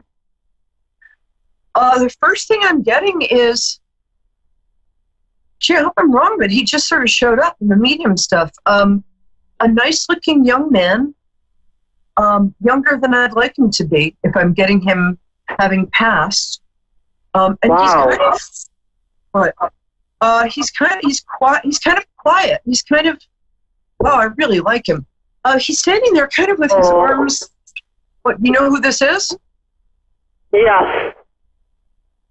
I love this guy. I mean, usually the people who come through are people who in life wanted attention, but he wasn't like that. I'm really sorry. Was he religious? Or there's something very dignified about him. Does he have dark hair and light skin? Yeah. Yeah. And slender? Oh, he's lovely. Yeah. Who is this to you? What? That would be my son Brandon. Oh, honey, I'm so sorry. God, that's awful. How old was he when he passed? Probably a few years ago. He's lovely. And he's right here. Yeah, I always wonder, what he wants to tell me. I don't. Does he have anything he wants to say I don't want to get too personal. But one thing he wants to tell you is that, I guess the words he didn't mean to, would that mean anything to you? Pardon me, I'm sorry. What? Pardon me, I didn't hear you. Oh, I said the words of something like he didn't mean to, and he really loves you. And is there a younger girl? Does he have a younger sister or cousin or somebody he was close to? Because, oh God, I just love this guy. I'm sorry. This is not. I'm not used to. Did he call her actually something like sis? I mean, does she have did he call her like a one-syllable name? And is she pretty girly? I'm not too sure. Okay, that's all right. So he's here. Boy, he really loves you, and he's a real family guy. I'm just wondering, what my future looks like. What does Brandon? What does he want to tell me? Okay, here's what he wants to tell you. Hold on one second. Let me just get centered here. Thank you. It's an honor and a privilege. So hope I can live up to it. Excuse my fluey look here. Okay. Something to do with ice or ice hockey or I'm not sure how he passed, but he didn't mean to go. And thank you. He also feels like he let everybody down. No. He was a very responsible, very loving. Yes, that sounds exactly like him. Like really loving. And people, the other thing is people loved him. I mean. Yeah, he was very well liked. He had There's about 500 or 600 people that loved, like, that came to his funeral. Oh. So it was really well, it was just really kind. This is, anything for anybody. I'm not, honestly, in both of us, I'm not really that good at much else, but I'm good at my job. So, and he really wants to come through. In fact, the only reason tonight, because I've got like 103 fever, I don't look good. The only reason tonight I did the show was because I had somebody wanted to come through, and it was him. So, wow. Yeah. I mean, honey, thank you. You're welcome. I can barely see straight. My future looks good for me. Yeah. Oh, let's talk more about him, because he's right here and he's got a lot to say. Oh, I love that. So, well, he's going to ask me to say this because he's too shy, but it was almost like he had a ministry. He didn't, but he did. Because if people met him once, they felt like they'd known him all their lives. Yeah. That's totally him. And I'm sorry, I'm kind of tearing up. It's such a privilege to meet him. And he's beautiful. He's really good. Thank you. And I'm not just saying that because he's your kid. He's really nice looking. But he has this stillness and dignity that he totally was like that. He's so I don't know. It's somebody that's that loving of life and that exuberant. What he wants to tell you is that he knows. He knows, and he's so sorry. If he had anything to do with it, he would have been around much longer and kept the promises that were both spoken and unspoken. And he knows how you feel. But he also wants you to know that he is right there. He's right there for you. He's right there. Is he with me all the time? Is he with his son all the time? I'm sorry? Is he with anybody up there? Does he see anybody up there? Is he with anybody up there? Well, if you're asking if somebody else is up there with him, I think he's got a cousin who died. He's got like one grandfather and a cousin. Wow. And what else? His favorite musician. I don't know who that is. It might be musician. Sorry. What? His favorite what? He's got. There are some. This is funny. Did he love music? Yes, he totally loved music. Did he had a tattoo on his arm. Like Nirvana or anything like that? Yeah, he liked Nirvana. Yeah. Well, because I have a connection to. I'm not going to talk about with that band, with one of that band that's passed. I would say that he's gotten to meet that person, which is kind of amazing. I've never gotten a celebrity meeting. Thank you. He used to make his own music.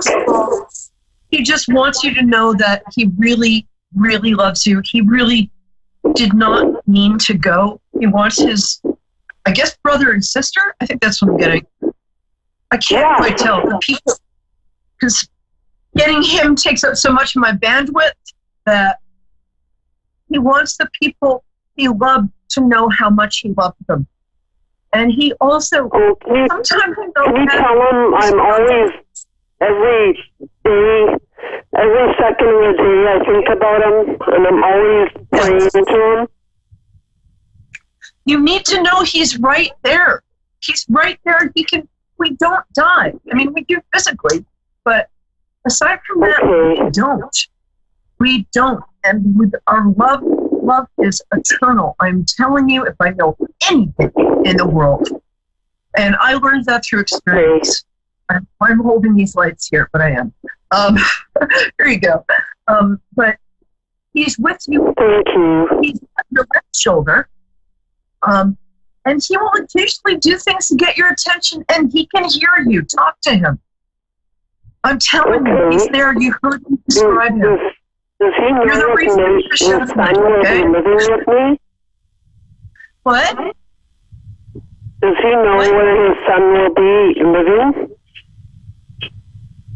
Does he know? I'm sorry. Say that again. He has a son that's here, and that's here. He has a son. He left behind I left behind a grandson. My son had a son. Wow. And he's in the process of moving into into our care, but I don't know if he's going to be living here or with my son's father. I'm sorry, I didn't hear all of that, but I can tell you that so he had a son, and the son is now 7? Yes. Holy cow. Yeah, no, he's here, dude. And I have to get to Keisha in a minute if she's still on the line, but I wanted, yeah, of course he's with his son. How can I know his son was 7? And also, that's amazing. His son just get glasses? Not that I know of. It's stupid. That's a shock. Holy cow, because my son had eye problems when he was a kid too. I'm sorry. And he had to wear glasses. And I'm actually, unfortunately, I think I'm going to have to end the show a little early because I'm really not well right now. So if it's okay, I'm going to stick with you. I'm going to ask my producer if that's okay. Thank you. But Keisha, you just made my whole Christmas. What? You just made my whole Christmas. There's nothing you could have said that would make me happier. Thank you so very much from the bottom of my heart. Keisha, call back next week. I'll be here for you. And I can't wait to talk to you. But this lovely lady, her son is just so right here that I want to keep working with her, if that's okay. His son is named Christopher. Oh, Annette. Okay.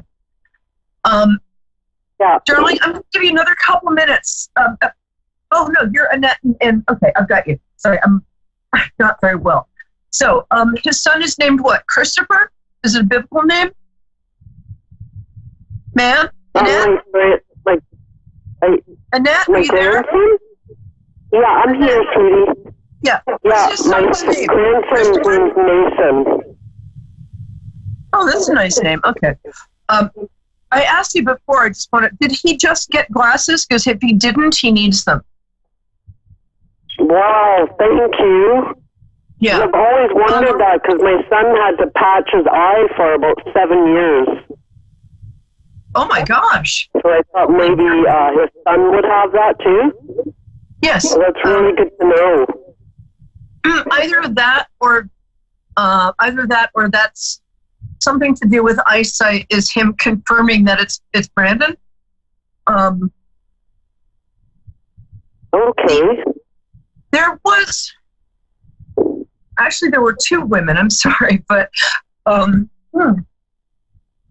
there are 2 young women that he wants to send his love to.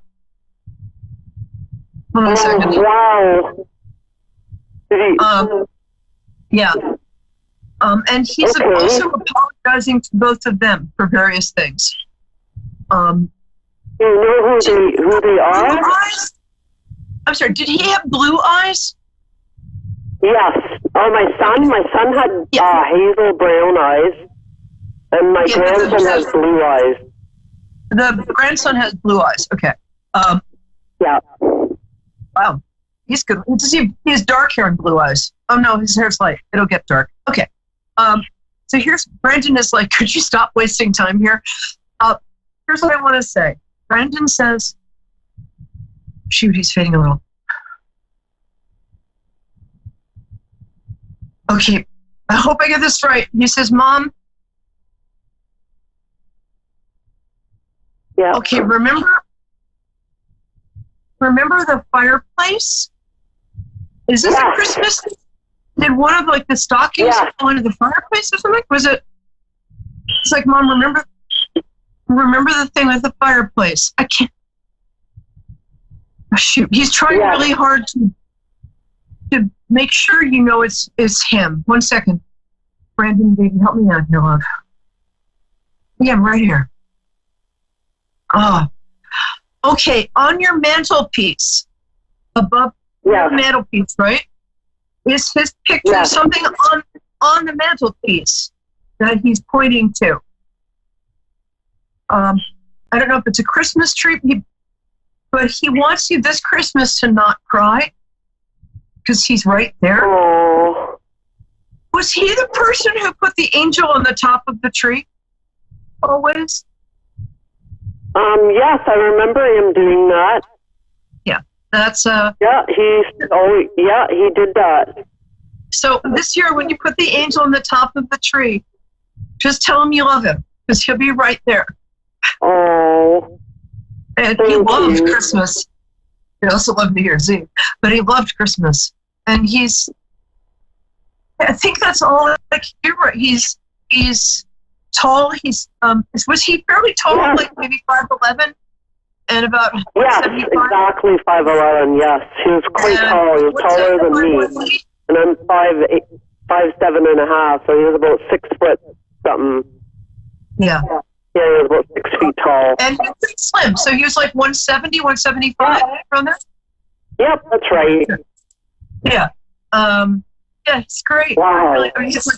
He's right here. So, and he's right there. I don't know how this stuff works. You know, that when they come through, he just really wants to tell you thank you, and he loves you. And can you tell him I just want to hold him forever? What? Tell me again? Can you tell him I want to hold him forever and I love him with all my heart? Yes. And he says he knows that he's holding you almost all of the time. I know he has siblings with his birth daddy, but you're the person who gave him life. You're the person who taught him about God. You're the person you're his mom, and he loves you, and he knows how you feel. And thank you. Please, he's right there. You know who the women are that he wants to send his love to? He really knows how much you love him. He just wants to tell you that. And there's something else. Hold on. Sorry, it's a little. I can't quite get it. If I get anything else, I'll post it on my Facebook page. But yeah, I think that's about all I can do right now. Just know you are totally amazing. Yeah, thank you. I really appreciate that. Thank you. Know that it was him because he told me that to tell you he's 5'11". He loves, that that's his little boy. Exactly how you described him perfectly. That he loved people, and I can see him with his beautiful. He's got like this beautiful dark hair, and he's just got this smile of. Yep. And I'm actually right here, so okay. Well, my love, I'm gonna have so much to me. God bless you, my dear, and remember, there really is a love doesn't die, and there's something after this, and love really doesn't die. And he told me that 2 days before he passed away. No, huge hug, and this is from Brandon. So huge hug, and big hug. And to everybody else, thank you for tuning into Perry Lyons.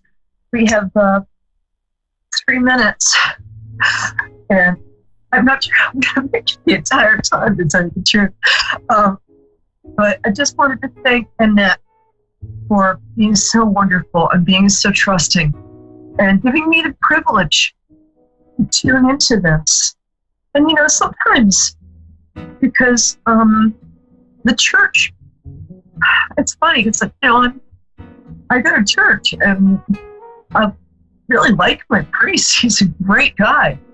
But when we talk about this, I'm very conflicted because people come through and they come through with love and with angels.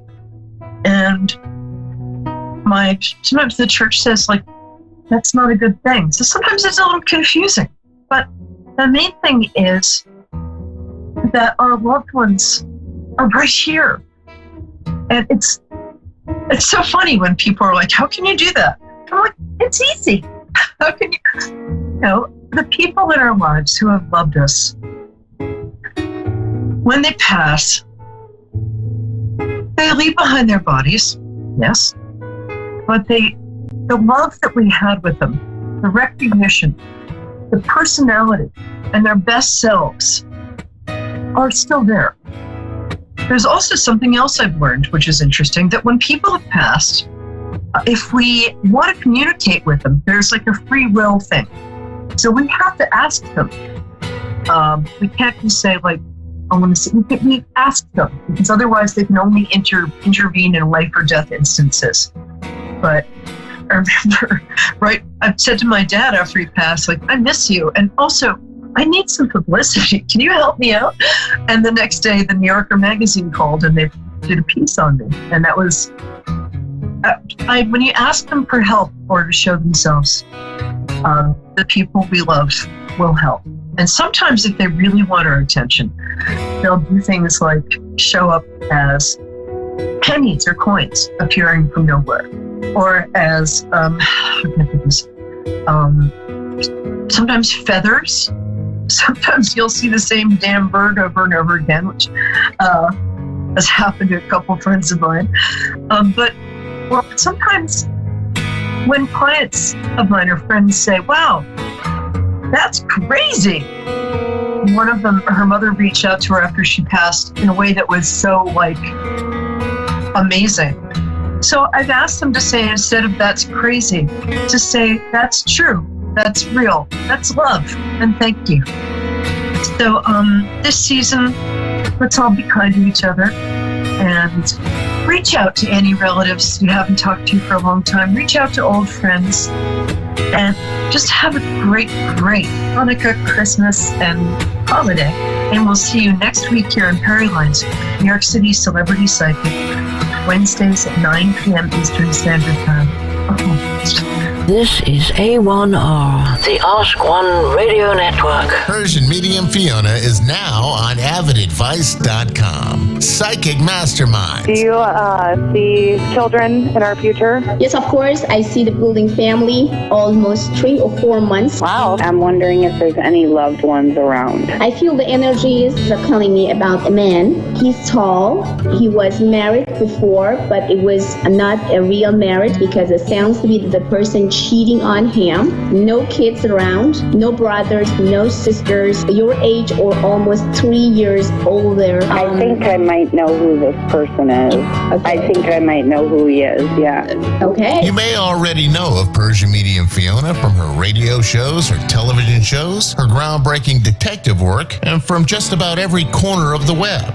Only a site with the integrity and the purpose of avidadvice.com could land her. She's available now. avidadvice.com. Psychic Masterminds. Chances are there'll never be an emergency ever again. But just in case, let's talk about a plan. Okay. Who is going to grab the go bag? What's a go bag? It is a bag we do not have that is filled with things we really, really need in an emergency. Guess we won't have to worry about it then. Well, this is great. I am so glad that we don't have a plan. I know. Winging it is not an emergency plan. Make sure your kids know what to do during an emergency. Who to call, where to meet, what to pack. Visit ready.gov/kids for tips and information. Brought to you by FEMA and the Ad Council. I'm John, a volunteer at United Way. I'm here at Lincoln Elementary School to find out what this place needs. Who knows better about what kids need than kids, right? Let's ask them. Monsters! Lasers! A pool! Another guinea pig! More lasers! Sprinkles! I was thinking more spinach at lunchtime and maybe more exercise. Nah. Lasers are cool. When it comes to creating healthier communities, what this place needs is you. To donate or volunteer, go to unitedway.org because great things happen when we live united. Brought to you by United Way and the Ad Council. Hey, Russell Wilson here, and I know how important exercise is. It's essential. It's essential. With Play 60, United Way and the NFL are helping kids stay active and play at least 60 minutes a day. Healthy kids. Healthy kids. But what this place needs is you. To donate or volunteer, go to unitedway.org/play60 because great things happen when we live united. Donate. Are you guys going to do that every time? Yes, of course. Yes, of course. Brought to you by United Way and the Ad Council. Well, I finally improved my credit score. What? The band is about to be discovered. Rock gods don't need to worry about credit scores. We're supposed to think about how many guitars we've smashed, make ridiculous on-tour requests, tragically break up and blame creative differences. Yeah, I'm not banking my retirement on a band that's never left your garage. When it comes to financial stability, don't get left behind. Get tools and tips for saving at feedthepig.org.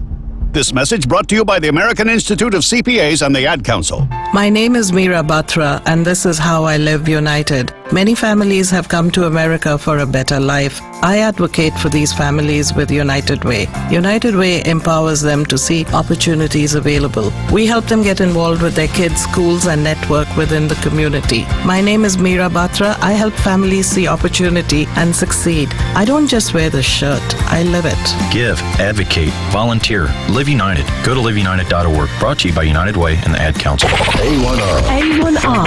A1R. A1R. A1R. A1R.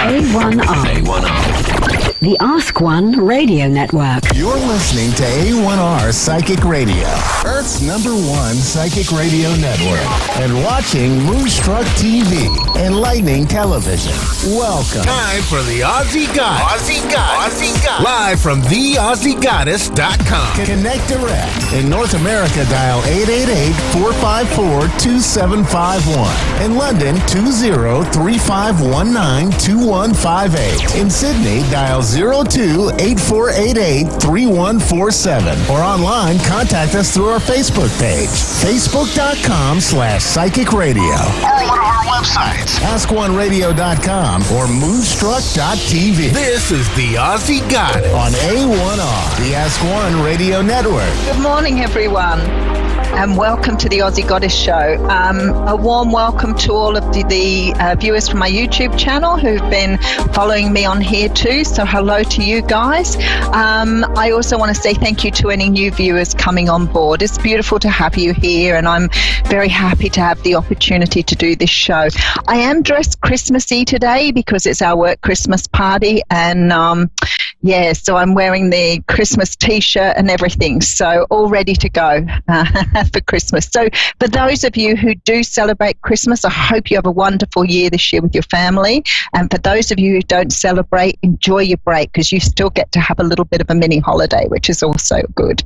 For us here in Australia, it's really nice because we get to take, the time off and a lot of people go to the beach, have outside barbecues, but it's a really big family day for us here. So very nice for me to catch up with some of my family, which is lovely. So today I will be taking callers, but I will do a bit of a mini read for the day to let you know where we're up to with the energies in the universe today.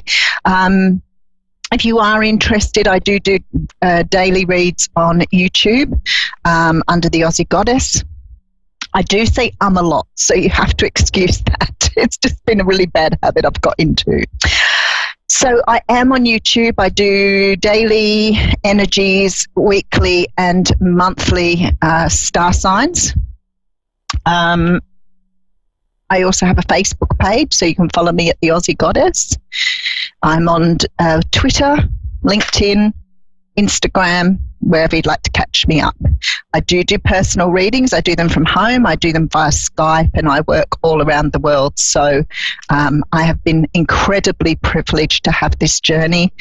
As a person who spent a lot of years trying to understand how to use this energy, I knew I had it, but I didn't really know what it meant. So now I'm very lucky. Okay, so we have the Six of Cups coming up here. So the Six of Cups denotes something from the past. It's about childhood, memories, nostalgia, all of those sort of things. So somebody may be contacting you from your past. You may have an opportunity to revisit something from your past. Behind that, we do have the Ten of Wands. So some sort of cycle closing out. So maybe you haven't seen this person for a long time. Eight of Swords, there may have been some sort of anxiety around this person in the past. But there is an opportunity here, maybe dealing with a Libra, Gemini or Aquarius, but there is an opportunity here to make amends with someone from your past.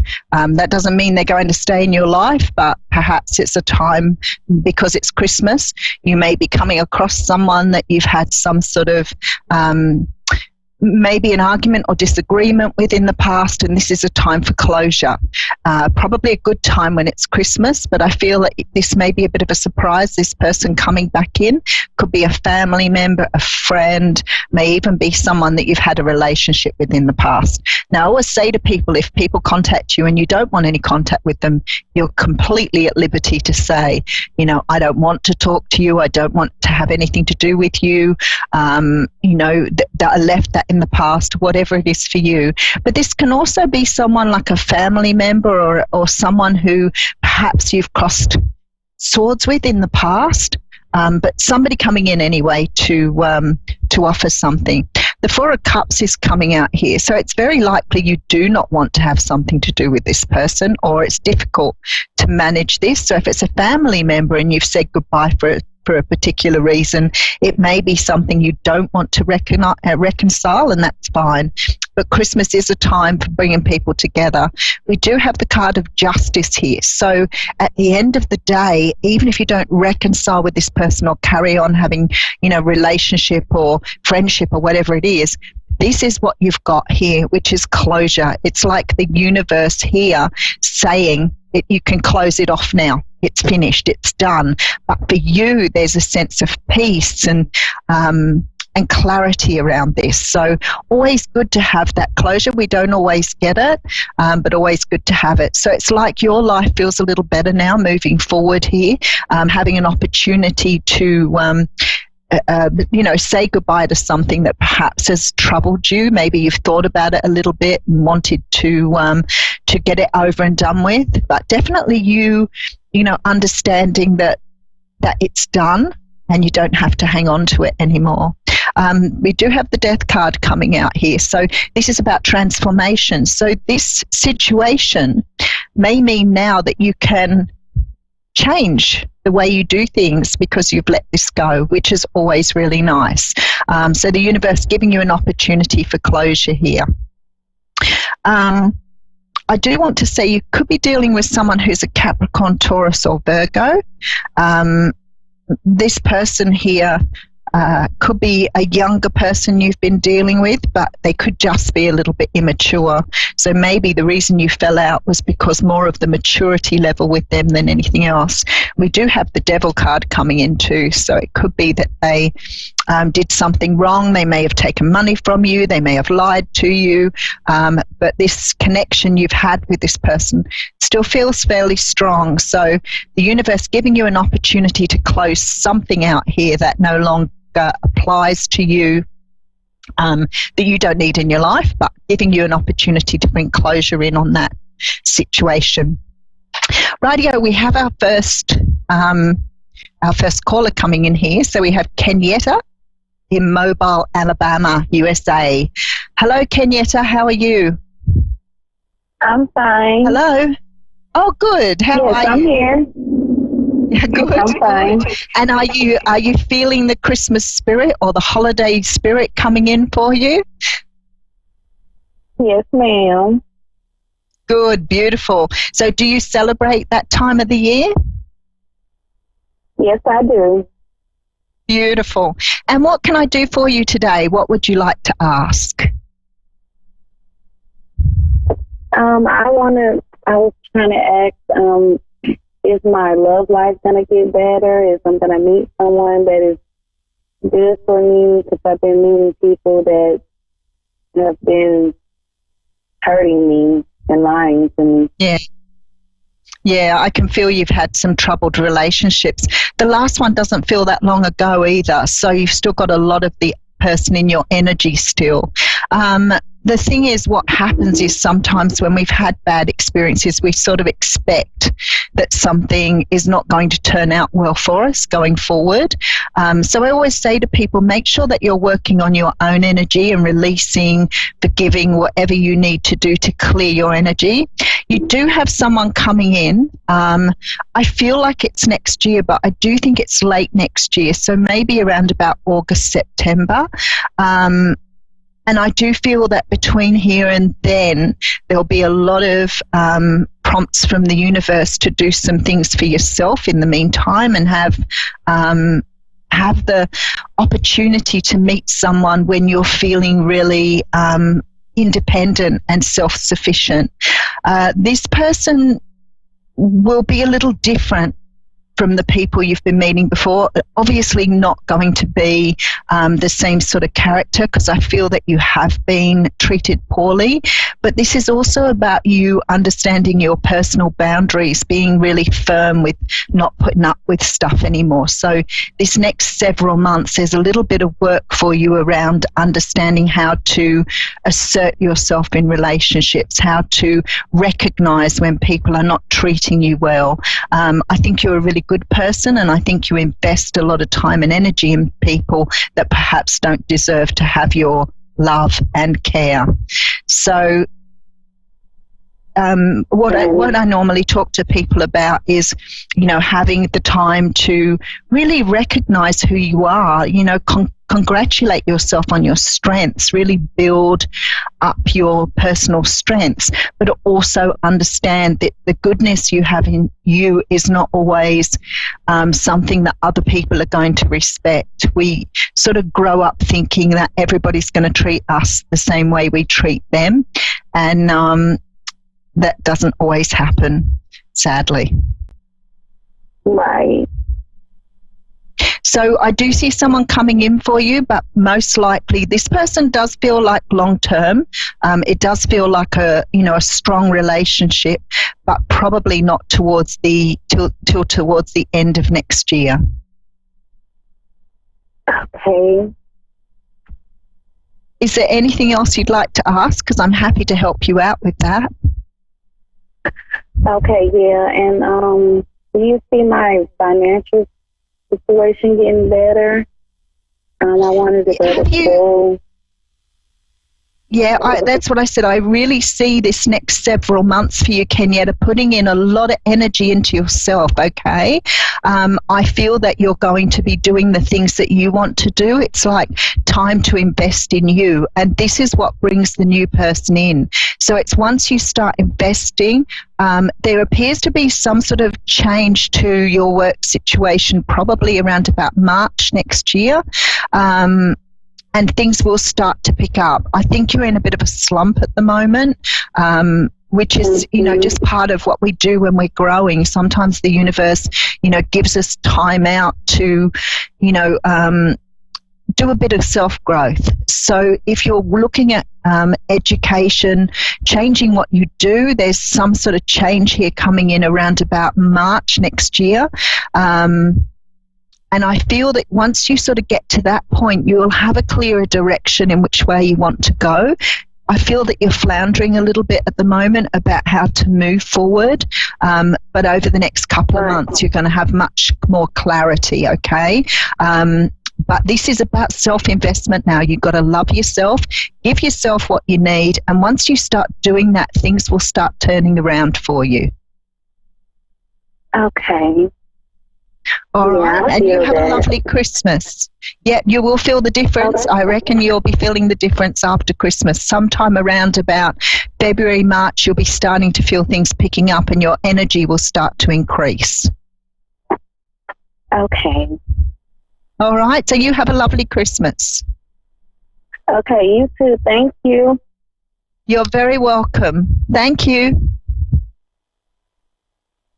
It's so lovely to talk to people on here. I really enjoy doing that. I love working with people. I work with a lot of people around relationships and also about looking after yourself, putting energy into yourself, because we tend to put ourselves on the back burner and we tend to look after other people's needs before we do our own. A lot of the time when our energy's low and flat, we forget that we need recharging. We need to recharge our batteries. And, for some people that might be taking a holiday, but if you can't afford to do that, you can have a holiday right in your own home. Run yourself a hot bath, do a bit of meditation, light a few candles, but do something you really like to do. Read a book, watch a movie, and allow your emotions to flow. Sometimes when we get stuck and we go through those periods of time where we're not moving forward, we wonder if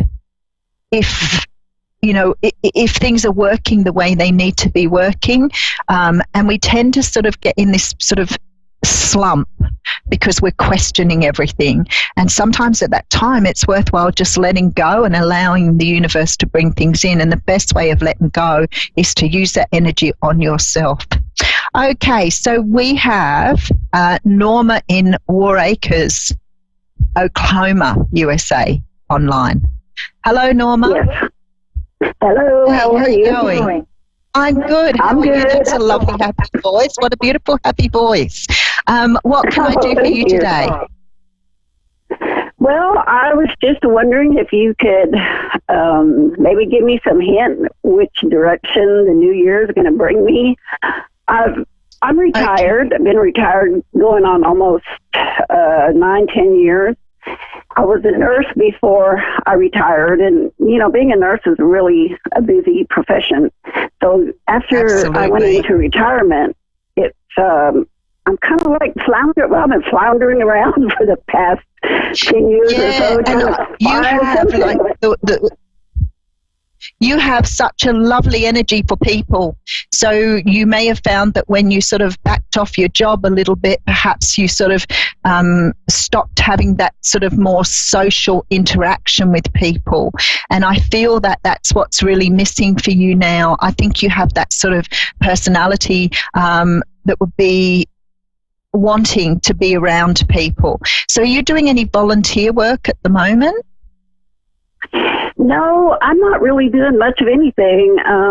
I guess I've been, I'm like, I really like to create things I'm, a little crafty person. I'll pick stuff up and start working on it.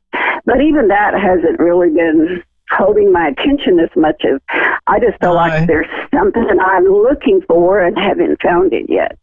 That's the way I feel. I do think it's got more of a connection with people. I think this is what, I think you are very good at what you do. You are very crafty. I can see you working on things very, very small, detailed things. So have you been making dream catchers? No, I've never made a dream catcher ever in my life. Okay. So I'm not sure what the significance of that is, but when I tuned into you doing close things, there's something about a dream catcher. So just keep that in mind. It may not be about the work. It may be something significant for you. But I do see you becoming more social in the next year. There seems to be a lot more of you getting out and about. So I feel that you'll gain your ideas by perhaps going to markets or going to places where, you get the interaction and also you can do the craft stuff.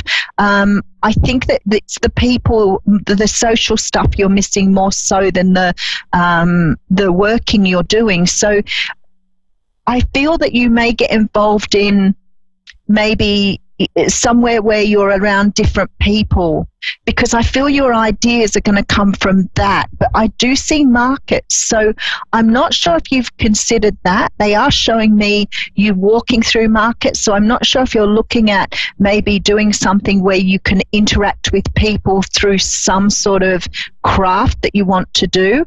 I also see you maybe joining a group or maybe getting in amongst a group of people, because I really strongly feel that it's the energy of other people that helps you get a little bit more focused on what you want to do. Do you have younger grandchildren, do you? Oh, yes, I have younger grandchildren. Mm-hmm. Yeah. The baby, also maybe, go ahead. No, that's okay. I was going to say, I feel like an idea is coming in for you. I feel like you're right on the edge of getting an idea for something. So in the tarot cards, there's a card which we call the Empress, and she's a person who gets very, very much in touch with nature in order to understand her own creativity, and they're waving that in front of me at the moment. So I really feel there's a need for you to connect more with people, but also to get out into nature a little bit more, do the things, like getting out walking. As I said, they're showing markets, so getting out amongst things a little bit more. And being able to take from other people. I feel strongly like someone else is going to give you an idea, and I'm seeing a lot of children around you. So I'm thinking the idea is either coming from the children or from someone who's around you who's going to talk about something, and you're going to go, that is exactly what I want to do. Okay. Now, because they've shown me the dream catcher, I'm wondering too if they're saying pay attention to your dreams. And I mean your sleeping dreams, not your daydreams, sort of when you're sleeping. So maybe a good idea to perhaps journal at the moment, or when you wake up, just write things down, because I feel like there's ideas, lots of ideas coming in for you next year. And possibly you'll be able to sort of make some sort of business out of that, because I don't think it's so much about the money for you. It's more about the connection to other people, the connection to what you're making, because I think you put a lot of love. You may make very individual things, because I see you putting a lot of love into what you do. Okay.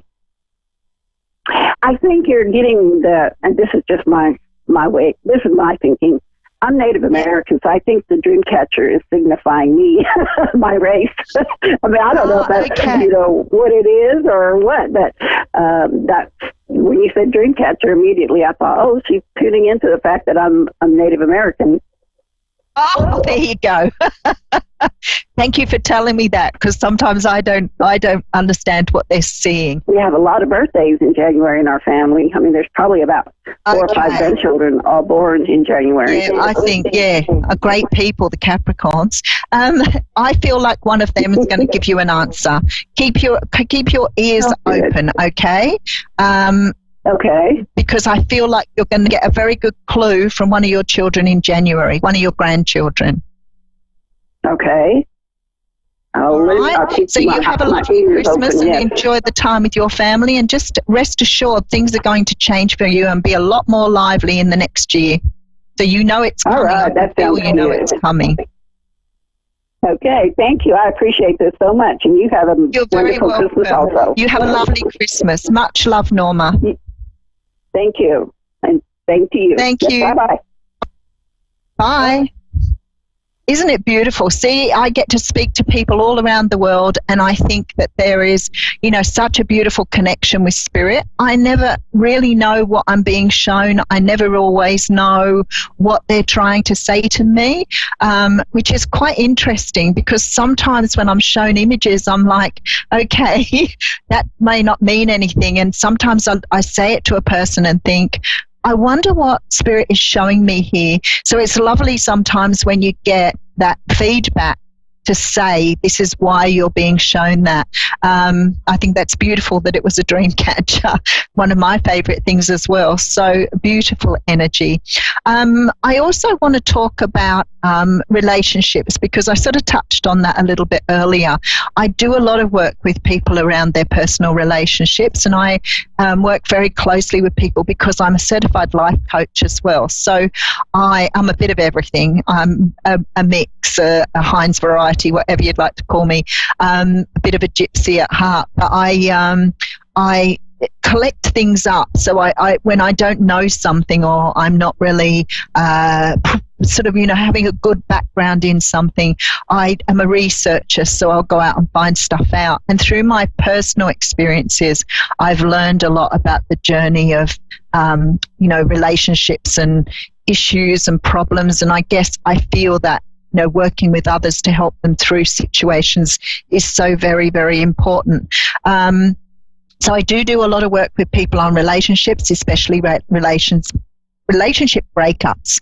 So people who are learning to be self-sufficient, learning how they can move forward, and I do it in a very coaching way. So, it might mean that we do, a few appointments where I sort of help you to track yourself back to yourself again.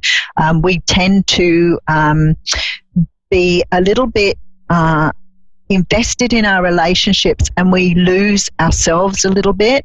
And a lot of people come out of relationships for whatever reason, and they've lost sight of who they were. So it's a little bit about getting people back into being back in touch with themselves again, finding that self-love and understanding, themselves in relationships, because that is what we lose sight of. We overly invest sometimes. And that just doesn't mean romantic relationships. It can be about families too, not really understanding family dynamics quite as much. So working with people, it's okay to, walk away from people if things aren't going well. It's, good to speak up if you feel that, somebody's not listening to you. Very important to be able to express yourself to people, but not holding back on conversations because you're worried about them hurting someone else's feelings, which is, of course, a lot of what we do.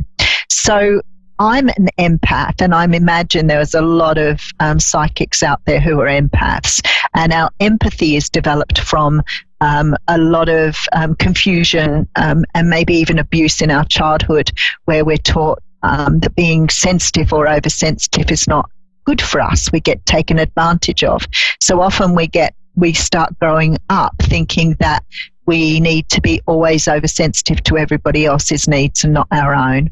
And that's a little bit of a learning there, a little bit of learning how to protect yourself, how to protect your energy, and also how to, be able to recognize red flags in other people, but being able to address those red flags and understand, that they're not healthy, but not ignoring them either.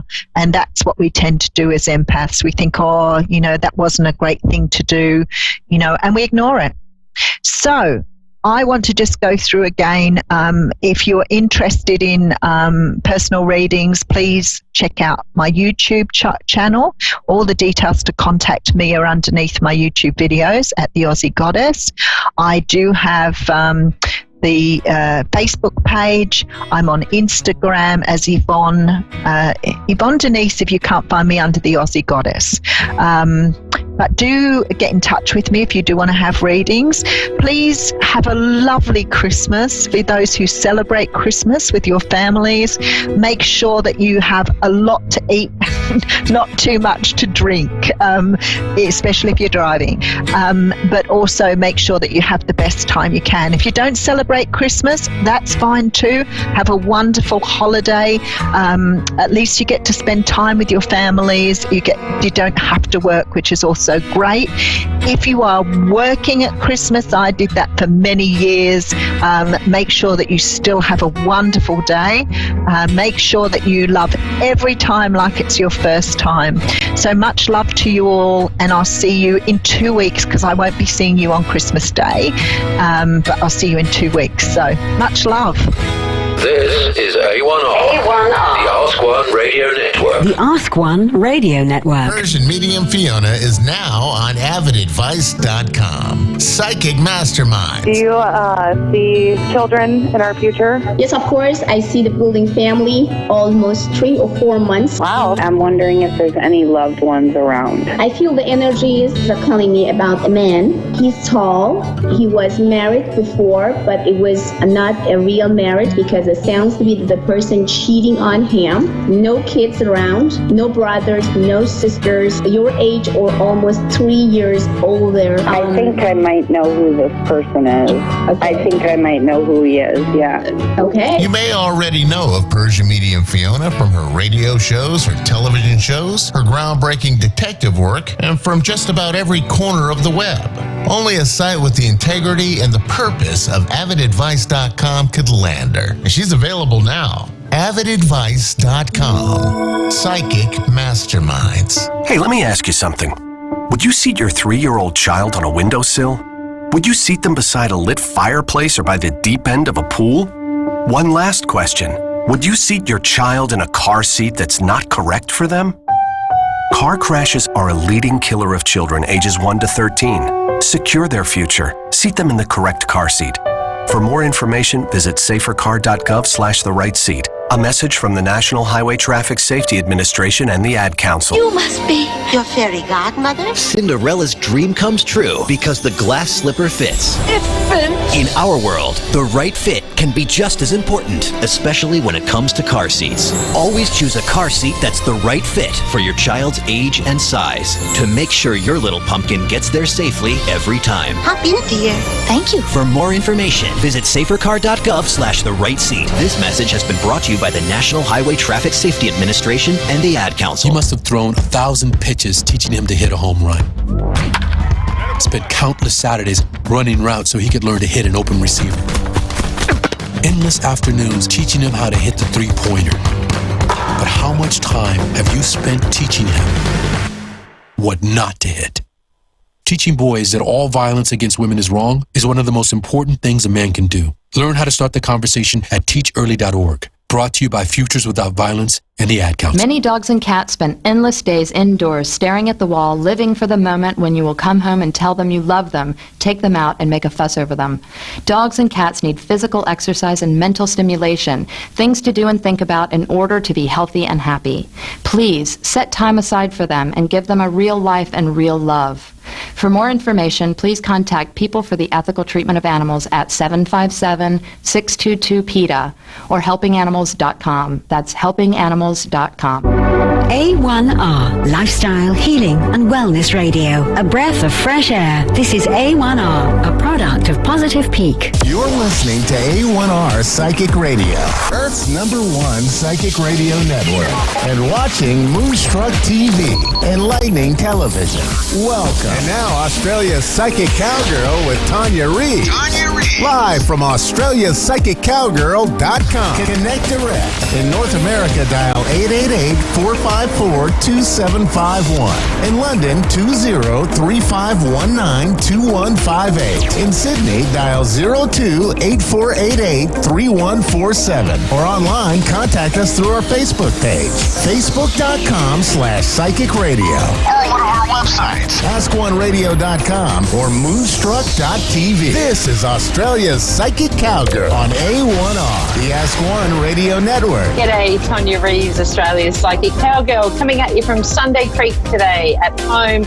It is really, really warm over here in Australia today and everything's drying out. We've still got fires, unfortunately, a bit out of control up around the Sydney area, so I'm sending much love and healing and, wishes that will be brought under control. So those that have been in the threatened areas and lost houses and, for the people that have, again, we've had lives lost, all sparing a thought for them at the moment. And it's not just, here in Australia. I know that throughout the world we've had a lot of things happening and, it's just been a little bit of a hard time, especially coming around this time of year. So I am sending out a lot of love and healing to all, all areas that need it at this time.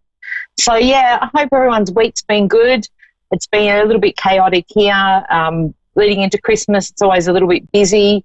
I have been spacing my time slots out, so that's been really, really great. And it's enabled me to have time this week to really start to look at the focus being 2020 next year. So I thought I'll touch on that today, being that this is my last show before Christmas, but I will be back in the new year. I thought we'll focus on manifesting and bringing in things that we're wanting to bring into our lives for 2020. So again, being clear is really important. So that's where, you often hear me say, and probably many others, that writing things down, you can't beat the clarity when you put the word onto paper. Doesn't matter where you put the bit of paper, you can write it down. Gorgeous Leanne, one of another spiritual friend that often tunes in on our Cowgirl Tribe, which is attached to my Facebook page, Australia Psychic Cowgirl. We've got a great group there, and she was sharing how she found her list. She was playing with her cards, reading for a friend, and she found the list that she'd written, and I think it was 6 years ago from memory. But, and so she went through it all and was just astounded at how much she'd manifested in that time, and even part of that was a child. So, so she looked back at a list and went, wow, look at these profound points and, how much I've achieved. And so we were, having a chat about that, because sometimes, people think you need a vision board or you need to have things where you're going to see them, but we really, you only have to look at history. And again, this is something that I say to test it out, try and have a bit of fun with it, in that you just, enjoy it for what it is, and, get a bit clear on it is what it is you want to bring in for next year. So writing down, and also, what is working or what has been working great for you this year. Write it down. Like, what have you found that's just really made a difference for you this year, and the things that you can look back on and go, wow, that worked really great for me. And then the other end of that is what isn't working. So what hasn't been working, or what have you found not to be as favourable for you this year, and do you want to bring that into next year? So again, writing it down, being a bit clear on, your focus. It might be that, I really want to focus on doing X a bit more next year, so I really want to focus on that. And, there's another aspect of my life that hasn't been working. I'm not going to focus on that because, it's just, it doesn't feel to be where I'm drawn to go, or, it's not feeling in alignment. So I'm going to leave that behind. And just be aware of that, but also include that in what you're writing down. Now, for everyone, it's different. For some people, writing a story on what 2020 looks like and feels like for you is a really great way to connect. For others, you can do point form as to what you want to bring in for next year. And just a case of, outline. We just want to outline what it is you want to bring in. You don't need to know all the answers or the steps that you need to put in place at this point in time. We just want to be able to say, hey, this is my big picture, and I'm going to let the universe deliver it. So not forgetting that you are in control of your destiny, but we do need to be clear. So we need to take a bit of time to do that. And I think, leading up to Christmas, you've got Christmas, and after Christmas, prior to New Year, just starting to get the ball rolling into what direction you're wanting to head in, where you're feeling that, you'd like to lift your game a bit in certain areas or make some changes, or where it is that you're thinking, what, I used to love doing that, but I don't love it anymore, so I'm going to let that go and make room for something new to come in. So, the more releasing you can do of what no longer serves you, the more room you're going to make for things that you really want to bring into your life. So, and I can share that from experience, and I have played around with this over the years and found it quite fascinating how we manifest things and how quickly we can if we're clear in what it is we want to bring to us. So I thought I would share that because I think it's a message we could all do with. Leading into Christmas, busy time, we get caught up in many things to do, but just take a moment, take a deep breath, and just connect to your own inner guidance, inner God, whatever it is that you want to refer to as, your higher self. Go for it and just really connect in with what feels right for you. So, I think it's a great tool to utilize your inner guidance. And if you're not utilizing it, please take a moment to do it, because you will make big changes in your life and you will be a lot happier. All right, I'm going to go on to my first caller, Jennifer in Charleston, West Virginia. Jennifer, how are you? Yes, hello. I'm fine. How are you? Really good, thank you. Good. Thank you for calling in. So do you want me to focus on anything specific for you, or do you want me to just connect? What are you feeling like today? If you could tell me, trying to conceive a baby, can you see anything? Okay, all right. So it's a little bit like the watch pedal. We need to take our focus off that and allow it to happen. Can I say, let me just have a little look at what I'm picking up here. Has there been have you had a miscarriage or something already? Because I feel like you've been close with this before. Last week. Last week. Oh, you're spot on. Okay. Yep. Yeah, perfect. Okay, because it's like it's almost like, okay, that one wasn't meant to be, but it's almost like you've had that now. So next time round, we will be fine. So I don't see it being too far away. There's something that you've changed since that happening, I have to say, because they're showing me there's some relevance to, with that miscarriage, there was some kind of revelation in that now moving forward, you've changed something around, and that's what's going to bring in the next pregnancy, and all what they're showing me, all will be well. I'm excited. Oh, good. I wonder if it was something physical, because that was an IVF miscarriage, and we tried naturally this month, yesterday, so I'll find out in 2 weeks. So I wonder if that has something to do with that. Yes. Yeah, absolutely. It's almost like, that, you know, like I just want you to, like, a little bit like what I initially, we were talking about before with bringing things in. So just write down how many children would you like to bring in, and, you know, like it's almost like we'll leave that to the universe on how it happens. But it will be different, so I wouldn't be surprised if you're conceiving naturally. Oh, man, that would be great. That'd save us a whole lot of money, too. Let alone be a lot easier, absolutely. You know? Yeah, absolutely. Wow. So I want to go to number 3 around children for you. So, yeah, I'm like, get cracking, girl, which you are, of course. You're saying 3? Is that what you said? Yeah. You're taking up 3? I see 3. Yes. Whoa. Is it, like, I know sometimes with IVF, and again, this could be totally off track, but I feel like there could be one multiple in there. So do feel like I want to, but I also feel like what she's showing me, is there twins somewhere in either side of the family anyway? My husband's side, big time. Yeah. Yeah, because it's like there's something about going back. So don't be surprised around that either. Okay. Oh, my God. I can't believe you picked up on that. I know sometimes with IVF, you know, that can be the case. But, yeah, I just feel like there's something around. And what Spirit's showing me is it's in the family. So it's not just about, you know, IVF and the fact that it's more common to have multiple children. But, yeah, so there's also something, the Spirit's laughing now. I feel like I want to go to a grandmother in spirit. There's a lady stepping in who's very motherly, nurturing, and it's like she's the one bringing the babies in. So it's like family was really important to her, and I feel like she's holding, you know, she's bringing a baby in. So it's like she's in charge of bringing them to you. So I do want to say that there's an aspect of her stepping in today to say, it's all right, I've got this covered. And babies, she loved babies. So it's like, hey, I'm bringing the babies in.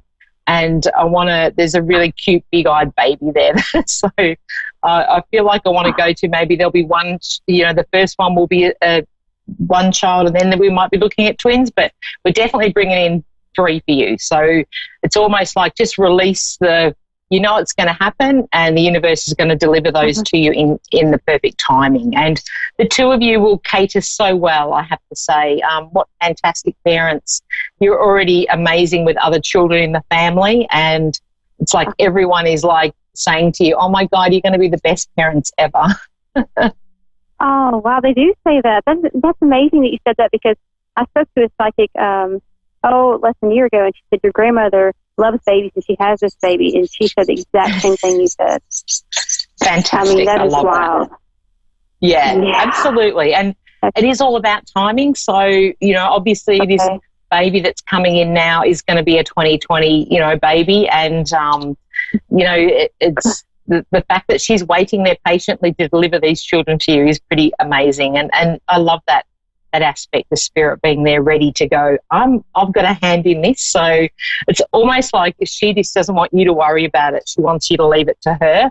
And it's beautiful. She's so loving, and, you know, I feel like her whole life was all about giving to everybody else, and that's just the way that she was. She's very loving and very nurturing, and it's like you have that aspect to you as well. She's also showing me you need to keep up being creative. So there's something about it that I don't know whether you used to do something creative and you don't now, because it's like she's telling me to remind you. Oh, my gosh, yes, I was a pretty good artist when I was a child when she was around, and she loved watching me draw, and I don't draw anymore. I wonder if that's what it is. And writing, yeah, absolutely. Too? Maybe it's writing. Yeah, it will be, because also remember, when we're I suppose when we're on our path to tuning in with our big picture, and for you it's obviously children and motherhood, when we connect to that creative side, it's almost like we're going out of the overthinking, overanalyzing aspect, and we are going back to just getting in the moment, and that will facilitate, it's almost like a happy pregnancy, a happiness to being able to create something. And when you look at it, pregnancy is a creation, so it's kind of in alignment. And I look at it and go, by you go back to that, and you'll be amazed at what comes from it. So I feel like you'll go back to drawing, and you'll be drawing things that you may not have ever done before, but it's like I'm really connected to that creativity. And I also feel like this child will be the same as well. Oh, wow. Do you think it'll be a boy or girl, the first one? Well, I felt like when she was showing me, I looked and I went, oh, I feel like there's a girl there. But almost like long eyelashes. Long eyelashes, and I had to go, that sometimes can be like very pretty, like very gorgeous, but, there's often boys that look like that too. She wasn't really giving me one or the other, but I did see beautiful big eyes with lovely long eyelashes, and I did feel I wanted to go to girl, but I do feel like with the children coming in, you'll have a mixture anyway. But I feel like, I suppose I want to go to maybe 2 girls and a boy. So I feel like I've got more girls than boys. She's just bouncing that off it to me now. I'm like, okay, all right, we'll do that. That's amazing. So, oh, my God. Yeah. Wow, you are good. Absolutely. Wow. Thank you. I'm going to get a hold of you. I love connecting with you. And there's also something she's showing me around animals. So where does the connection with animals come with you? Oh, big time. I'm the biggest dog lover you can imagine. Sorry, I missed that. What was that? Oh, I said I love animals very much, and I'm very, very much love dogs. I have a dog that I love very much. Yeah, absolutely. Because it's like, I want to say, like, and it's like the animals love you. So it's like you would go into a room and they all go, oh, this is an animal person. I'm coming in to see you, because I feel like I feel like they're attracted to you. It's like you're the Peter Pan and the Pied Piper. Instead of the children running after, but animals running after you. So it's like animals are important when you have a great connection with them. Thank you very much. But you're right about that. You're not kidding. Thank you so much. That's awesome. Wow. You're really divinely guided with this. So it's almost like, just allow it to happen at the perfect timing, because it will happen. And it's like she also wants to hand me, she's showing me there's a certain type of flower. So I feel like this is in reference to her, but she's quite specific about what it is. And I didn't want to, I don't feel like it's like necessarily a rose, because roses are the most common, but there's some kind of flower that's a reference around you. Okay. Wonder what it is. Yeah, there's something. Okay. Maybe you're getting flowers. There's something, and it's quite random, because she's handing me flowers. And if it's not, sometimes in spirit they'll hand me flowers being referenced to them or a memory that you had with them. But I feel like with you that she's showing me flowers. So that might be something that's going to transpire, like quite often they like to show me how they know these things, and they'll give it to me to pass on to you. But there's something around flowers. I wouldn't be surprised if your other half comes home with flowers. Okay, yeah, that's one. I know she likes yellow roses a lot. And they always had daffodils in the yard, but she loved flowers. She took care of roses. Yeah, absolutely. So that could be it, or and also it could be to as a reminder of her, having the flowers around. So because she's bringing this baby in, sometimes, or what I find really great is, especially when she's gone to the trouble to come in and connect with you today, is go and get some of her favourite flowers, bring them into the house, and you're honouring the fact that she's delivering you the baby. Oh, that's a great idea. Yeah, because you're honouring a memory, and of course, what's meant to be will be regardless, but it is beautiful to see how much things get amplified when we acknowledge thank you to Spirit, thank you for connecting and knowing that she's bringing in your baby is really beautiful. But yeah, you will find doing that you'll really get a strong I'm connected in with her. And it's things like you'll know when she's around, you'll get that feeling, and you'll also get a lot of clarity moving forward with what's coming in for you. Okay. Oh, gosh. I used to get dreams about her all the time, and I haven't in a while. Hopefully I do again. Yeah, absolutely. You will, and the fact that she's around and stepped in, basically, once we bring them through like that, then it'll amplify her energy being around you. So don't doubt that she is around, and she's here for a purpose, and it's like she's quite proud of that. She's happy to be of service, I have to say. Oh, that's so good to hear. I miss her so much. I appreciate this very much. Yeah, my absolute pleasure. No, you'll sense her around, and there'll be things around the children coming. There'll be little reminders of her. So it's like that's her blessing to you, and it's absolutely lovely to be able to share that, because she is a sweetheart. It's very important that the message gets delivered right. Yeah. Oh, wow. Oh, goodness gracious. Okay. I can't believe that how spot on you were with everything. You just went, yeah. Thank you. No, my pleasure. Please let me know. I want to hear when we get the all things are going ahead and you're pregnant. I was going to say in foal. I've got horses around at the moment. I'm like, oh my goodness. So yeah, please shoot me a message to let me know. I would love to hear, Jennifer. That would be great. And thank you so much for calling in. Thank you so much. Hope you have a wonderful night, Tanya. Thank you. Thank you. Thank you. My pleasure. See you, Jennifer. Okay, now I'm going on to Bobby in Haverday Grace. Haverday Grace? Maryland, yes. USA. Am I struggling with that? No, you're fine. Hi, Tanya. How are you? I'm good. How are you? Really good, thank you. What's been happening with you? Wow, I want to say there's something around. As soon as I heard your voice, I'm like, wow, 2020 for you. You've done some you've made some moves this year. Yeah. Good. I'm like, whoa, you've moved mountains this year. It's like, I want to say to you, congratulations, and you are ready for next year big time, girl. It's like, I'm ready to move. I've moved the mountains and I'm ready to just step up with this. So is this around your career as well? Yes, absolutely. Yeah. I'm a nurse, and I'm starting a new endeavor January 6th.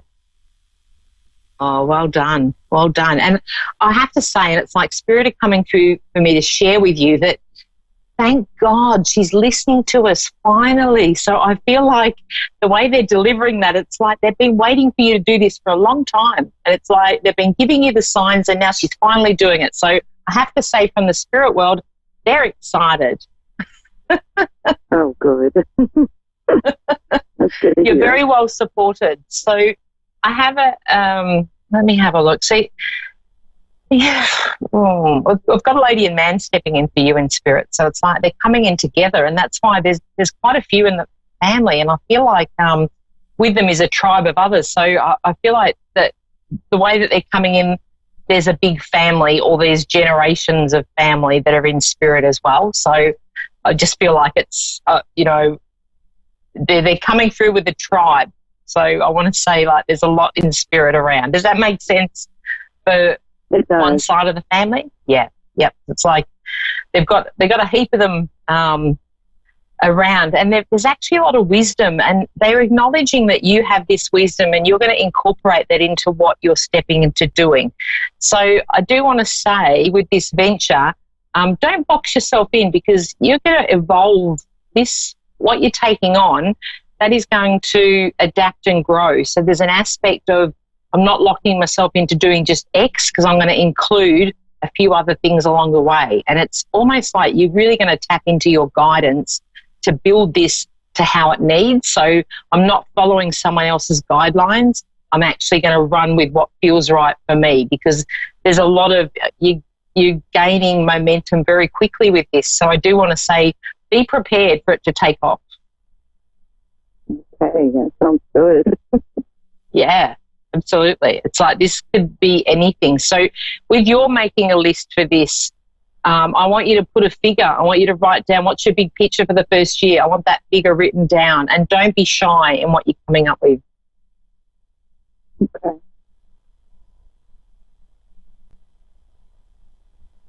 There's also something around I'm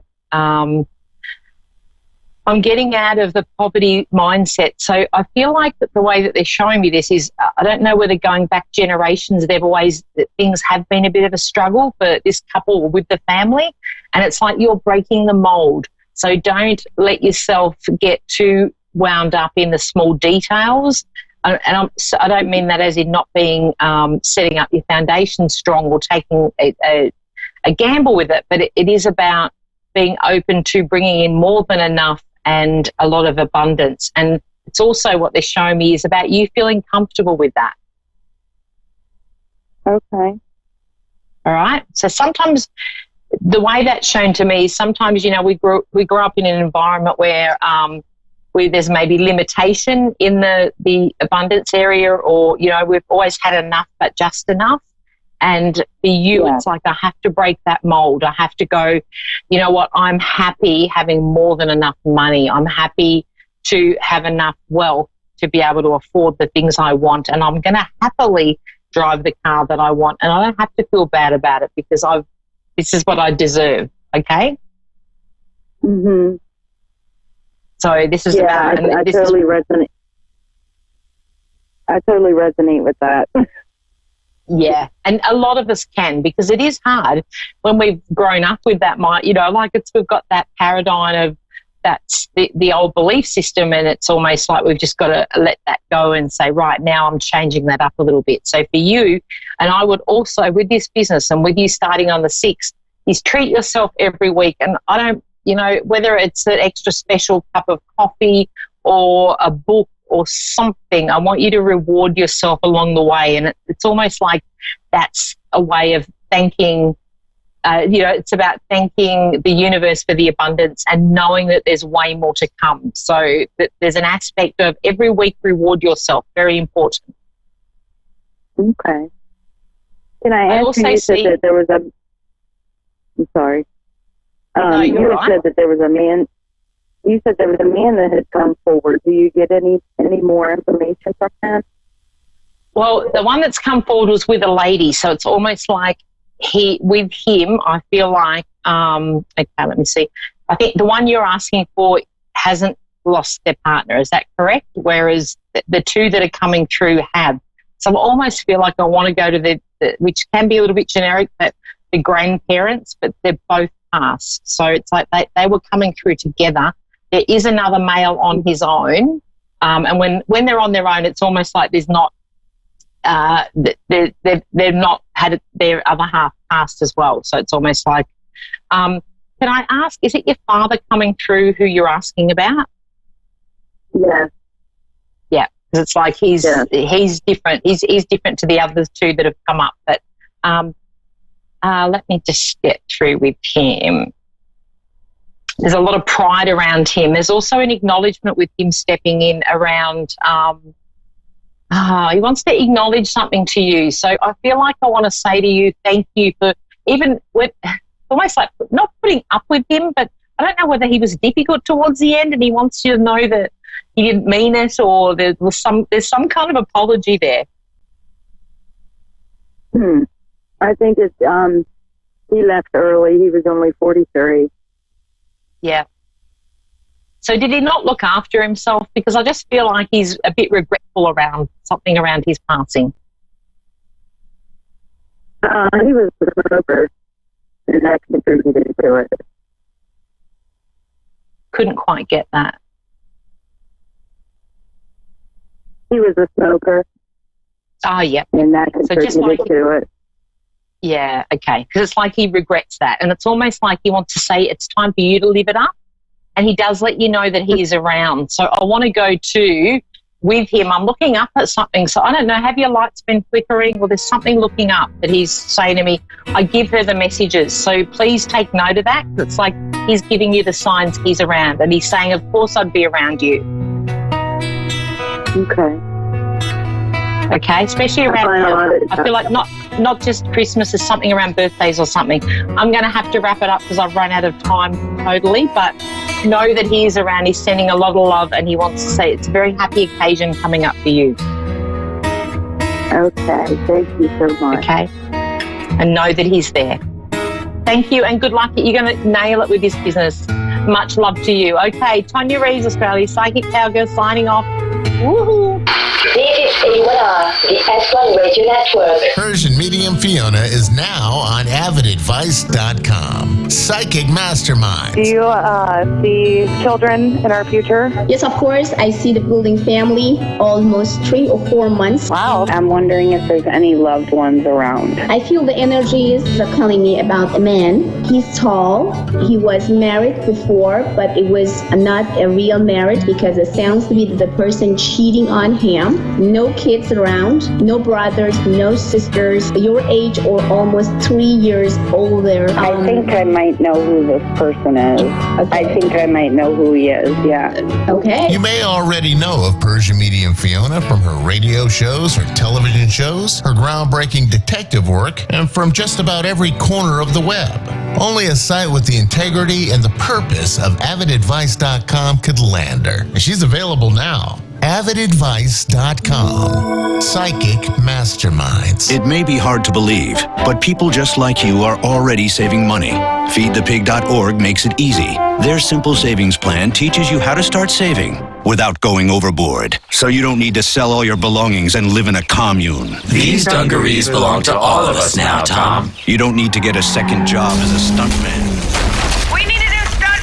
You just need feedthepig.org. Don't get left behind. Get tips and tools at feedthepig.org. Brought to you by the American Institute of CPAs and the Ad Council. A1R, Psychic, Metaphysical and Wellness Radio. A breath of fresh air. This is A1R, a product of Positive Peak. You're listening to A1R Psychic Radio, Earth's #1 psychic radio network, and watching Moonstruck TV, Enlightening Television. Welcome. Time for Insights into Consciousness with Anna Olson. Live from AnnaOlsonIntuitive.com. Connect direct. In North America, dial 888-454-2751. In London, 20-3519-2158. In Sydney, dial 02-8488-3147. Or online, contact us through our Facebook page, facebook.com/psychic radio. Or one of our websites, AskOneRadio.com or Moonstruck.tv. This is Insights into Consciousness on A1R, the Ask One Radio Network. Good evening, I'm Anna Olson here on A1R Radio with my show, my weekly show, Insights into Consciousness. You can reach me at AnnaOlsonIntuitive.com. You can also reach me on Facebook, Anna Olson Intuitive. And I have just an all-caller show today. I'm just going to do readings all this show. So whoever has called in and is waiting is going to get all of me today. And I just want to go over what I offer for services. I do readings on the phone. I do readings in person. I do medium readings, and I also do just a regular energy life readings, which can include anything that comes through that your guides tell me to talk about. I also work with angels and the highest and greater good for divine purpose. So that's where I get my energy, and that's where I get my messages. So I always protect first, and I'm from a Christian background, so I always throw that in there that if, like, let's say you're not really sure if you want to do a reading and you're not sure where that person's background is from, I'm very compatible with people who are from a Christian background. If you'd like a medium reading or you'd like to even just talk to me about that, go ahead and contact me. Again, you can reach me at AnnaOlsonIntuitive.com. It's ANNAOLSEN. Intuitive.com, or on Facebook, Anna Olson Intuitive. You can message me there. I do get a lot of messages in my inbox in Facebook, so I go through them as I can. So just know that it might take me a little bit to get back to you if you do it that route. But AnnaOlsonIntuitive.com is your best way to go on the website. So just a little explanation of how I go into readings. I start with what I see. So it's not always the same. It's always different. And usually readings are very, very different from person to person. So what you may see or hear, even on my show, will be completely different in person. And every single reading is different and unique. No two are the same. So basically I get whatever high frequency messages come through. Love and above, meaning higher frequency, positive energy. I stay on the realm or the frequency of positivity, universal consciousness, positive universal consciousness, so that whatever comes through is for the highest and greater good. And I know I'm getting that message in that direction from the right place. So in addition, I always work with whatever the person needs. So if you want to bring in, like, let's say a item that a loved one had, or you're wondering where an item came from, if it's an antique or whatnot, then I'll be happy to look into it for you by reading the energy. So now I'm going to do a reading. It's Billy Joe in Brisbane, Queensland, Australia. How are you tonight? I'm good, thank you. Thank you for calling in. What can I do for you tonight? I just got a couple of questions. First one, I just want to ask about my ex-father-in-law that passed away earlier this year. And I just want to know, is he trying to communicate, and is he at peace, and has he crossed over? Okay. The first thing that I felt was children. Do you have children? Yes, I got 4 of them. Yeah, because I really feel like the first thing I got was a real direct connection to the children, that he has been sending them signs that he is still a little bit earthbound right now. You said, how long ago did he pass? Sorry, what was that? How long ago did he pass, please? About 6 months. Yeah. So I really feel like he still may be a bit earthbound. Let me just explain the process of when spirits pass and cross over. Sometimes it's a process, and everybody's different. And the really great thing about when people pass is that they choose where they want to go. They choose where they want to be much of the time. It takes about 3 days for them to really get used to the fact that they've crossed over. They're usually earthbound during that time, but they can choose to stay earthbound for a little bit longer than that. And they can even go to the spirit world and back. Yeah. So I really feel like he's still earthbound. He can cross over whenever he wants. It's not anything bad or wrong in his case. It's just, he is still communicating with people here. He's not quite ready to go to the next level quite yet. He's speaking to your children, through different signs and symbols. And oh, wow. Yeah, and he is, I really feel like his transition away from the earth plane is going to be a little bit more difficult just because of the children. Was he really involved, Grandpa? Wow. Was he really close to the kids? Pardon? Was he really close to the kids? Very. Yeah.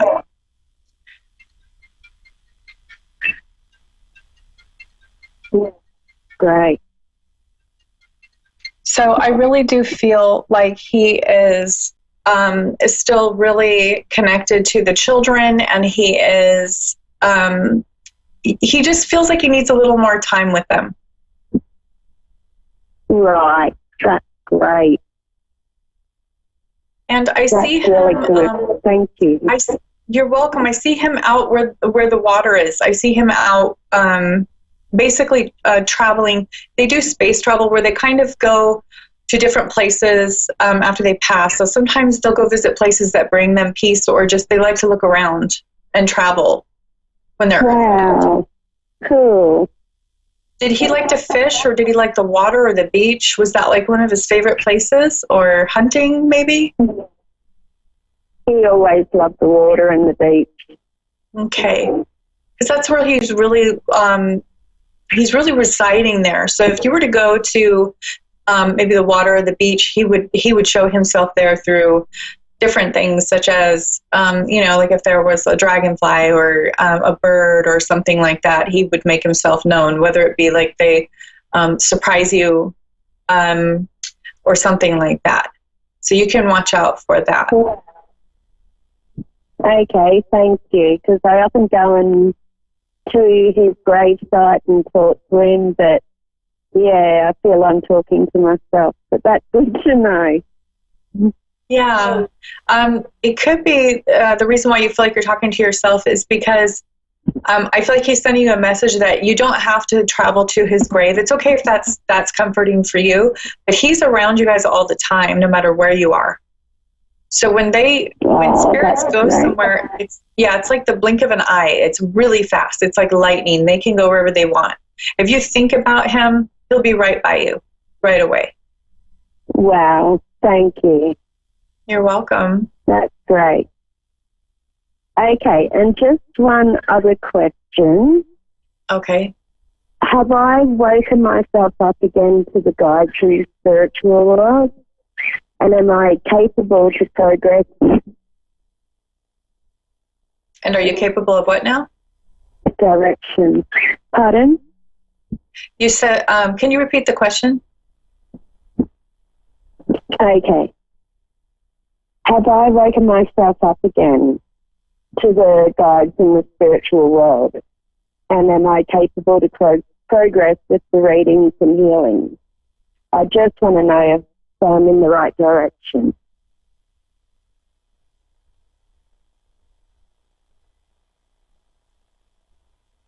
Okay, I do feel that you are going in the right direction. I think anytime that we're wondering about these things, we're going in the right direction because you're consciously thinking of it and it's on your mind. So that's already an indicator that you're on the right track and that you're going in the right direction. The only thing I'm seeing is something about the physical. Now, is there? Now I don't know if it's basically like diet and exercise and something like that. You're either overdoing it or you could increase.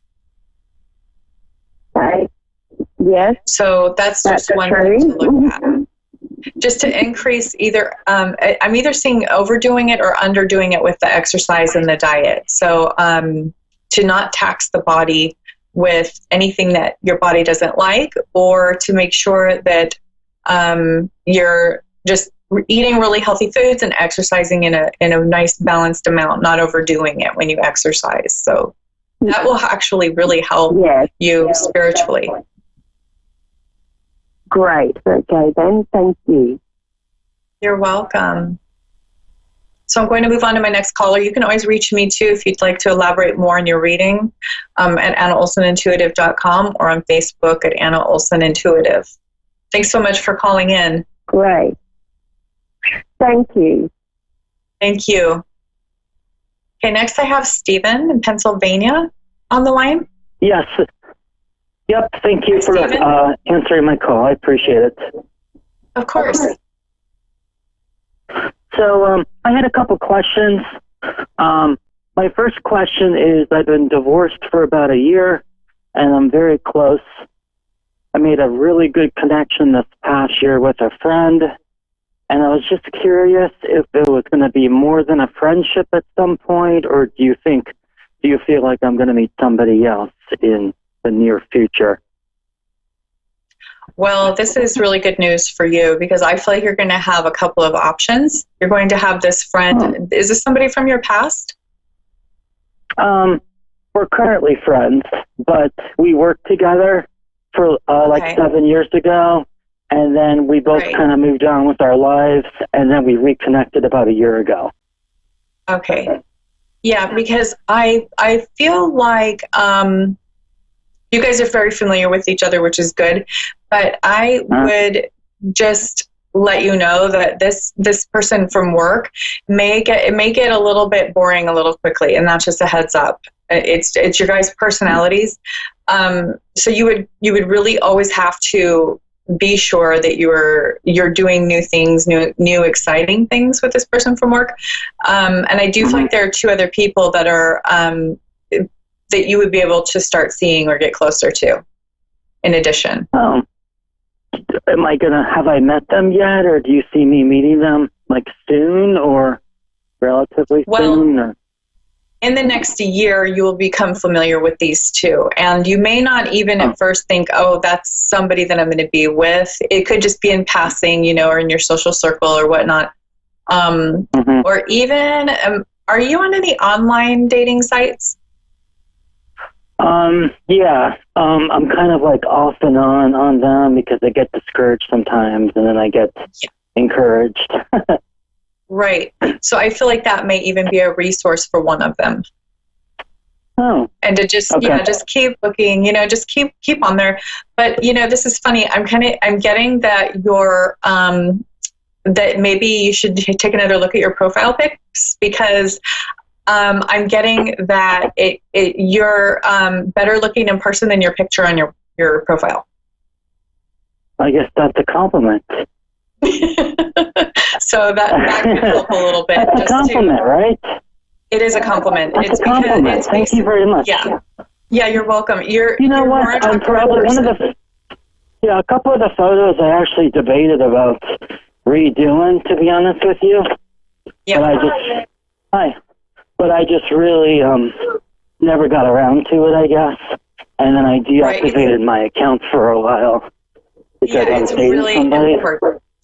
Yeah, it's really important that you get a picture with really good lighting, and that that you know, when your picture depicts how you truly look, because I think that you know, you look much better in person, and that's important for women to know. Nice. So makes complete sense. Yeah, and you know, when you're kind of competing against a bunch of other people, and all they're seeing is your picture at first, it can get overwhelming for them too. Like, how many people do I have to go through? You know, and they get a little overwhelmed, so they really have to get picky. So the pictures are very important, and they should just be casual, and they should have a lot of lighting, and you know, it should. Now, do you? This is going to be a funny question. Do you tan easily? No, I don't.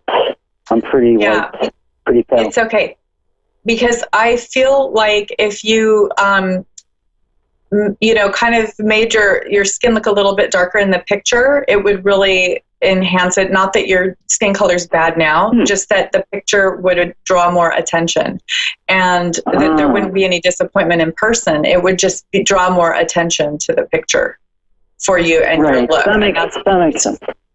Yeah. So that's the person I'm talking to, the friend I'm talking to now, like, we do spend a lot of time together. I mean, we make great friends. Should I not even pursue it, or do you think I should just wait it out and see if there's more of a connection? Like you're saying, well, you know, there are potentially two coming up in the next year. Yeah, that's totally up to you. The basic premise of what I'm seeing is that you're going to have three options. It's always up to you, your choice. You're going to have more fun with one of the three, but she's going to have a few issues, like emotionally, that are going to be a little uncomfortable. So you're going to have to be making some choices with these women. And it's going to be like the one from work. When you're at work, you're in a different environment. If you guys were out like socially, you know, I know that you guys have been, but I think that it can get a little bit mundane and kind of boring with this one. Not because there's anything wrong with either of you, just the compatibility of your personalities. You guys are more the same than what you'd need to have a more exciting bond. So the differences need to be a little bit more prominent to have more fun. I don't want you to get in this like systematic, boring, you know, movie every night type lifestyle, because I don't think that would be, I think it would just feel like you're married again for forever, and it's not working out. Like, it would just trigger a bunch of stuff. And I do have another question too. I don't know if, go ahead, I'm sorry. No, go for it.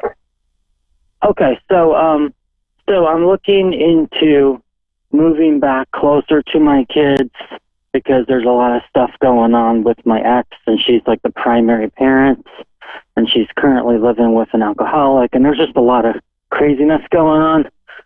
If I moved, which I most likely will at this point, like, will I eventually, because I'm going to travel 2 hours, because I live 2 hours away, 3 days a week, Is it a wise choice? Like, will I end up eventually after I move, getting a job at a closer college in that area?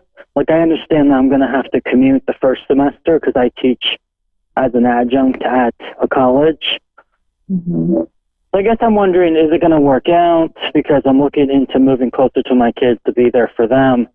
But I'm a little bit worried that, I'm going to have to drive 2 hours a day to get to my current job until I find another college in that area to teach at. Does that make sense? It does. And I'm feeling like, first of all, the 2 hour drive is going to take a lot of time away from actually spending time with your kids. So I'm seeing that the best case scenario would be to get the job first and then make the move. And really let the ex know that she needs to set boundaries and do the right thing while you're in that process, because you can't come in and save her.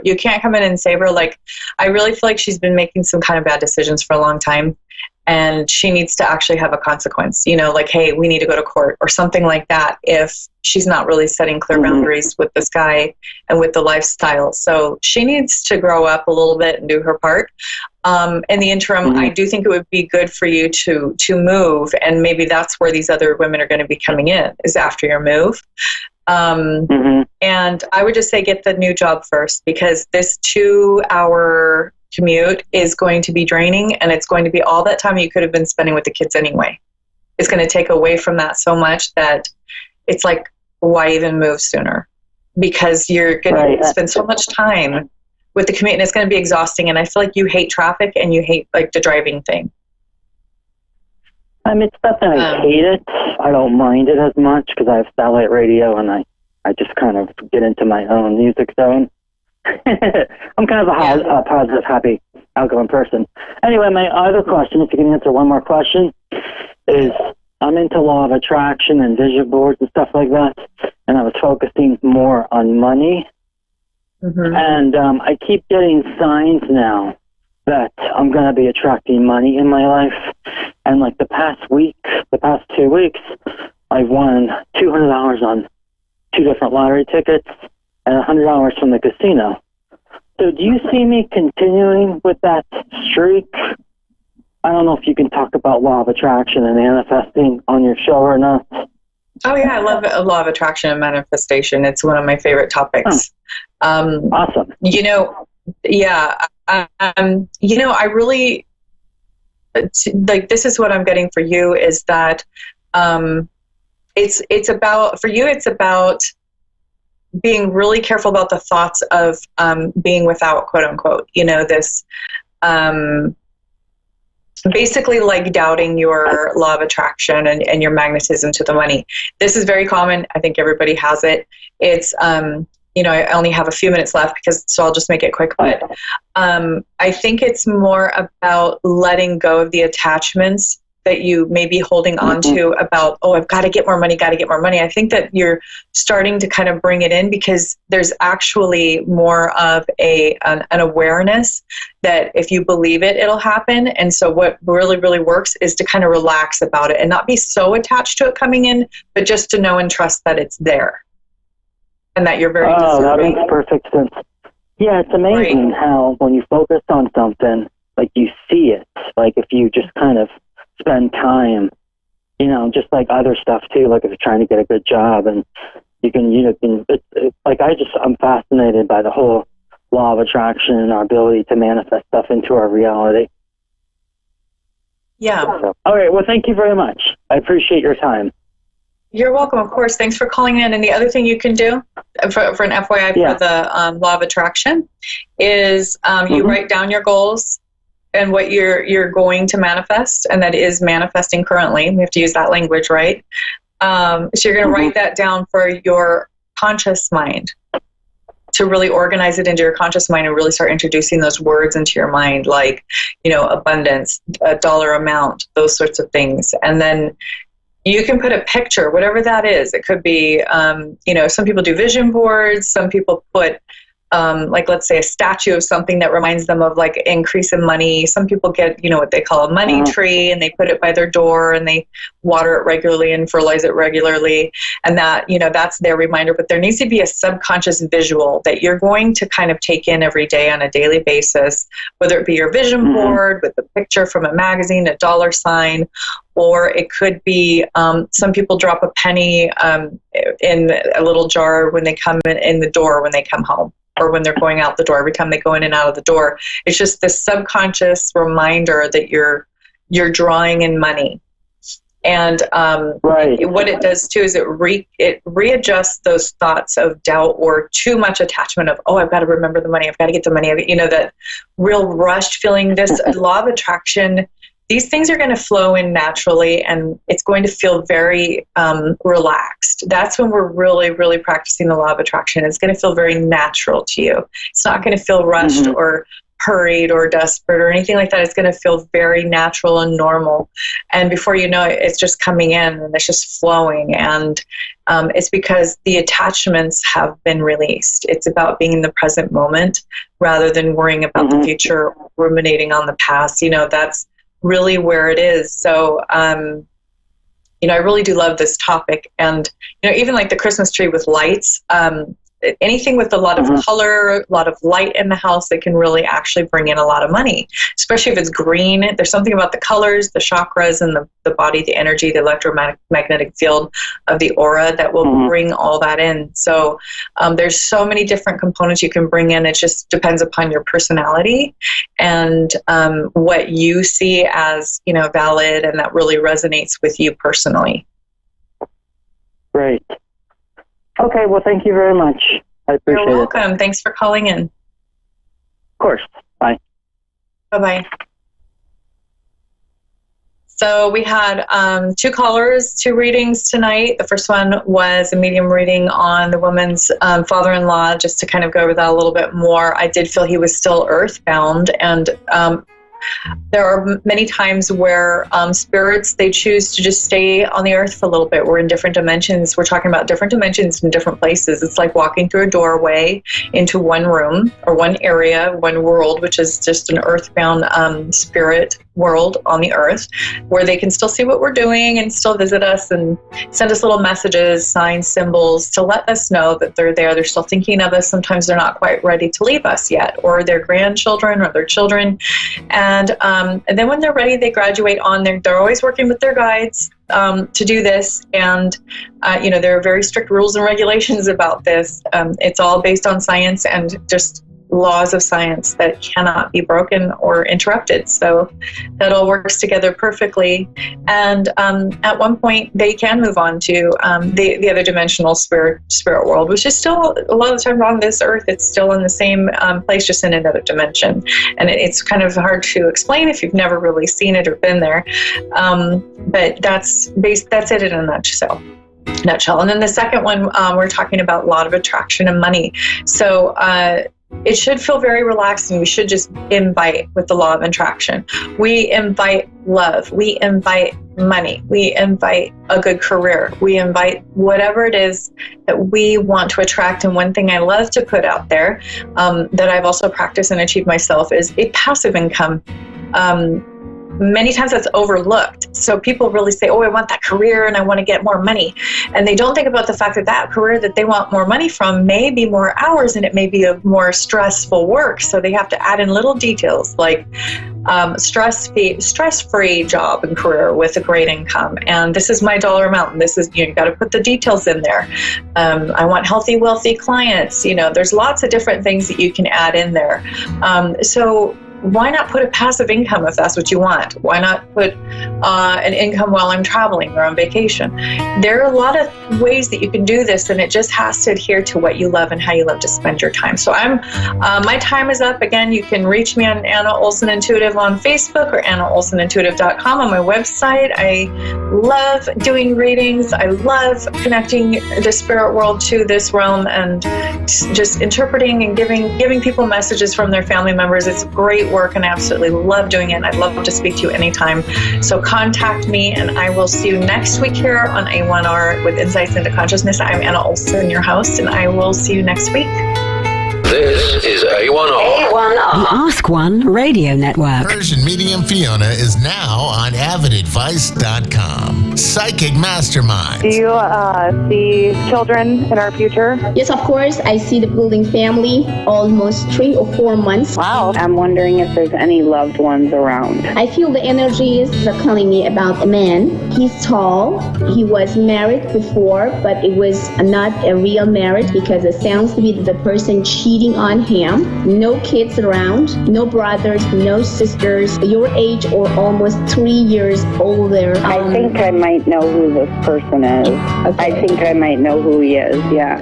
Okay. You may already know of Persian Medium Fiona from her radio shows, her television shows, her groundbreaking detective work, and from just about every corner of the web. Only a site with the integrity and the purpose of avidadvice.com could land her. And she's available now. avidadvice.com. Psychic Masterminds. When is the best time to talk to your family about staying in touch during a disaster? When floodwaters reach your door? When wildfires are engulfing the edge of your neighborhood? Or an earthquake is destroying buildings? Or is the best time perhaps today? During a disaster, you may not be able to stay in touch with your family or friends as easily as you think. Go to ready.gov/communicate and make your emergency plan today. Don't wait. Communicate. Brought to you by FEMA and the Ad Council. Whoa. The moment my son saw a redwood tree. It's huge! Is the moment I knew that for him, You can't even see the top of that thing. even the sky has no limit. There are some moments only the forest can inspire. Find yours at discovertheforest.org. Learn about forests near you and discover cool things to do when you go. Your moment is out there. Find it at discovertheforest.org. Brought to you by the U.S. Forest Service and the Ad Council. A1R. A1R. A1R. A1R. A1R. A1R. The Ask One Radio Network. You're listening to A1R Psychic Radio, Earth's #1 psychic radio network, and watching Moonstruck TV and Lightning Television. Welcome. Time for Sapphire Souls with Amber Price. Live from amber-price.com. Connect direct. In North America, dial 888-454-2751. In London, 20-3519-2158. In Sydney, dial 02-8488-3147. Or online, contact us through our Facebook page, facebook.com/psychic radio. Or one of our websites, askoneradio.com or moonstruck.tv. This is Sapphire Soul on A1R, the Ask One Radio Network. Hi, everybody. Welcome to Sapphire Souls. I am Amber Price, psychic medium, and today I have a very special friend and guest with me, Dr. Tracy Kennedy. And I am going to take a few minutes just to introduce her. She is extremely talented empath. So we're going to do and talk about all things empath today.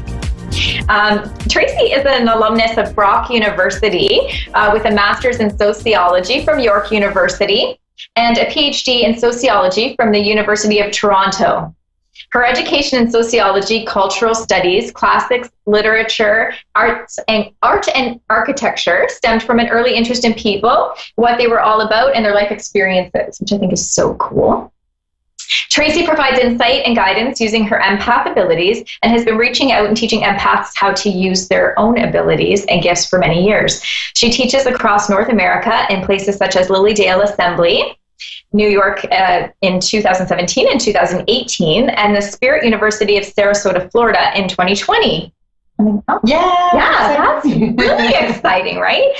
Tracy was given a Women of Wisdom Award by Spiritual Niagara in 2019 for the knowledge and insight she shares with the Niagara community. Tracy is also recognized as one of Canada's top 5 holistic practitioners and in the top 5 nominations in the Writer-Composer category for the 2019 Spiritual Excellence Halo Awards.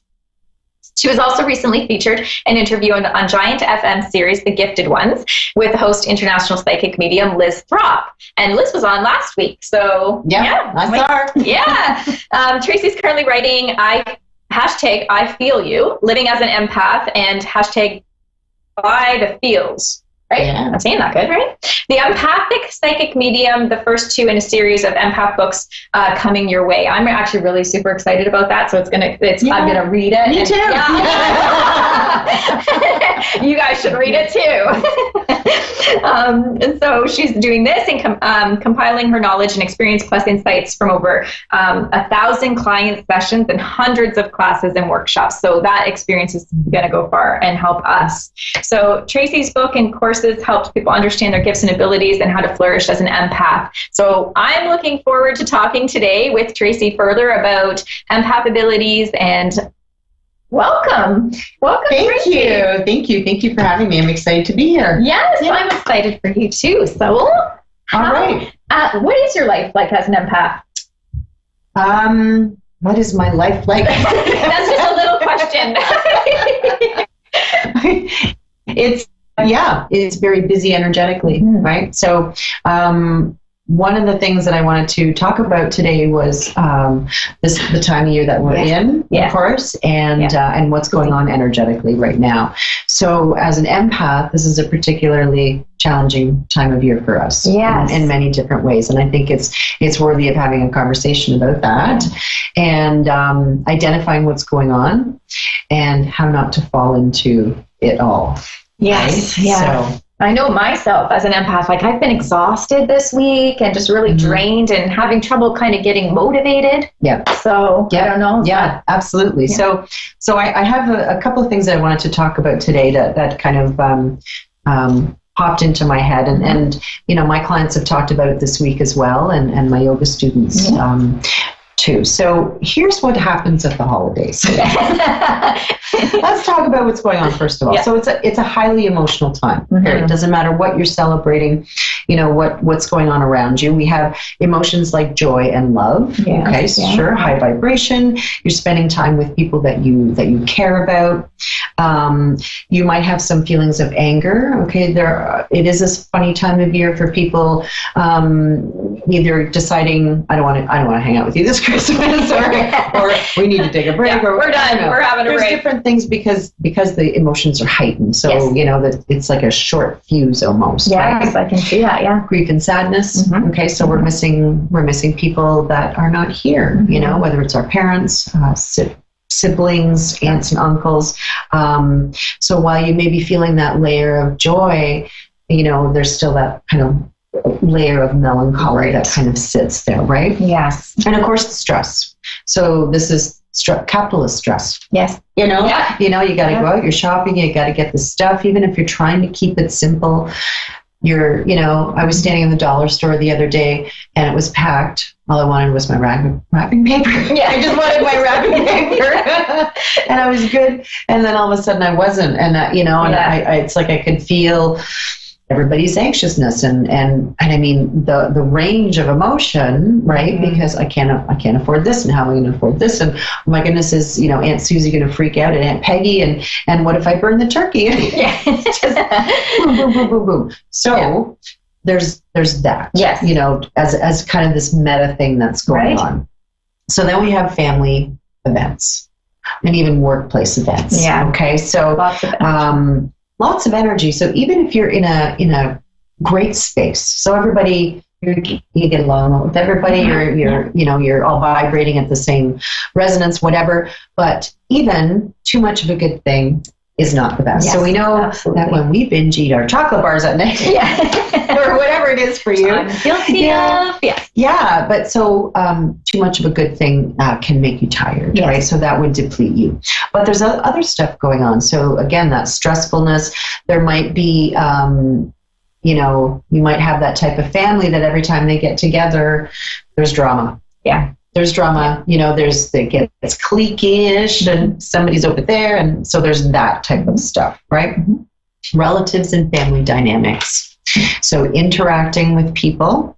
You can't pick your family. No. We love our family. We get them. Yeah. We get them, right? Yeah. So we have some people who are toxic. Yeah. Just plain toxic. We have some people that are always negative and very critical of stuff, right? And we may have some needy relatives who are energy vampires, right? So not consciously, I'm going over to Amber's house and I'm just going to, I'm going to fill up my tank. See you later. Right. But and people who can't get along, or people who want to fix you because they think you're broken in some way, or they're not doing what you should be according to their worldview or perspective, right? So let me tell you how to fix your life. And that gets, that's just kind of some of all of the dynamics that are going on. Yes. And, if you're an empath that can feel everything, it's this spectrum of experience that I kind of perceive it as, or a continuum, where some empaths would maybe sensitive or feel certain things off certain people, whereas on the other end, an empath who feels everything. That's right. Right? I mean, I think I fall into... Over on the other. We're on the I feel everything side, because I can resonate with what you said, because we were, I was at the department store this morning trying to pick something up, and, I went fairly early in the morning on purpose to kind of avoid a big... crowd, and so did everybody else. Exactly. Everybody else has the same idea, but I could zone right into where, even 15 aisles away, somebody was getting stressed and upset, and they weren't causing a scene, but it was almost like just a radar, bam, like I'm right there. So it does make you uncomfortable, and you are aware of things, and when you're first in there and you can kind of lock and get in and out, but as soon as you have to wait, or you're in line and stuff, I find for me is hard. You have to kind of stay in that Zen zone for yourself. Yeah. The little, I got the boy in the plastic bubble just popped through my head, but it's kind of like, we're in this little bubble as we're traveling around the shopping center or the grocery store or whatever. Right. But, staying focused. Right. Yeah. So as soon as we kind of go into that little bit of la space, either that's when all the dead people show up for me, but it's like, they're in my car, get out of my car, I've only tuned out the light for like 2 seconds. Yeah, exactly. But, you kind of, you lose yourself for that moment. You do. Right? Yeah. And so, and because we experience other people's emotions like they are our own, a lot of times when we are at these family gatherings and doing even our own family stuff, we might not even be experiencing the moment, the evening, all of it through our own stuff. It's a good point. Yeah. I remember when I was really young, and I was excited about Christmas, but there was always some underlying melancholy, I think is the word I want to, and now as an adult and now as an empath, and understanding what emotions my family members were carrying at that time, in their life, from life experience, and feeling that. Yes. So it's like, I'm excited about the gift. It's like, what something else is there. What is this? There's something else. Everybody looks happy, but it's, they're missing people. So, when you have that loss. So,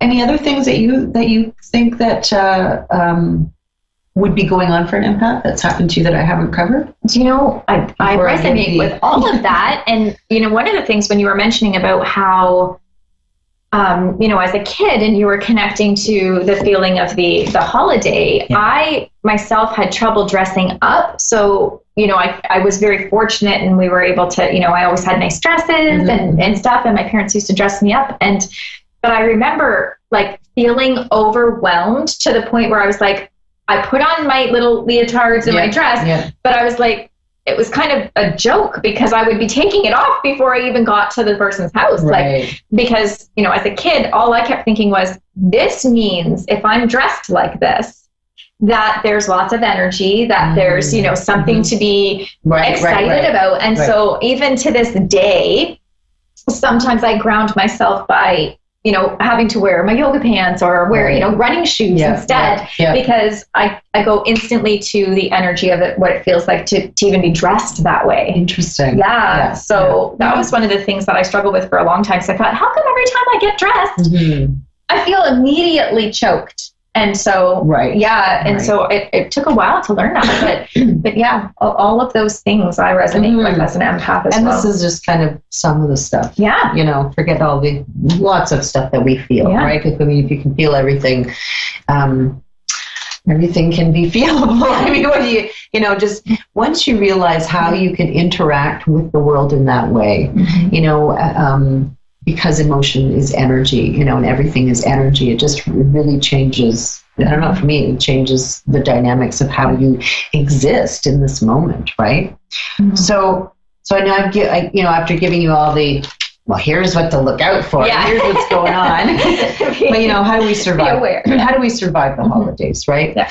And one thing that just came into my head as I was listening to you and thinking about people that we miss, right? So parents or grandparents, and thinking to past, well, for us for Christmas, and what they would do, like those practices, those traditions, right? So you can't get away from the sadness and the missing and the grief 100%. Right. I mean, we're human, right? And I go, well, yeah, and I want to say, I don't even want to totally get rid of that, because that's a marker of that relationship, the bond, the love that you had, right? But so instead of kind of grieving that, I always try to go into the celebrating space. So if like, oh my God, if I'm this sad for you, I must have loved you a little while. Yes, absolutely. Right? So there's that. There's kind of shifting that lens on that experience. But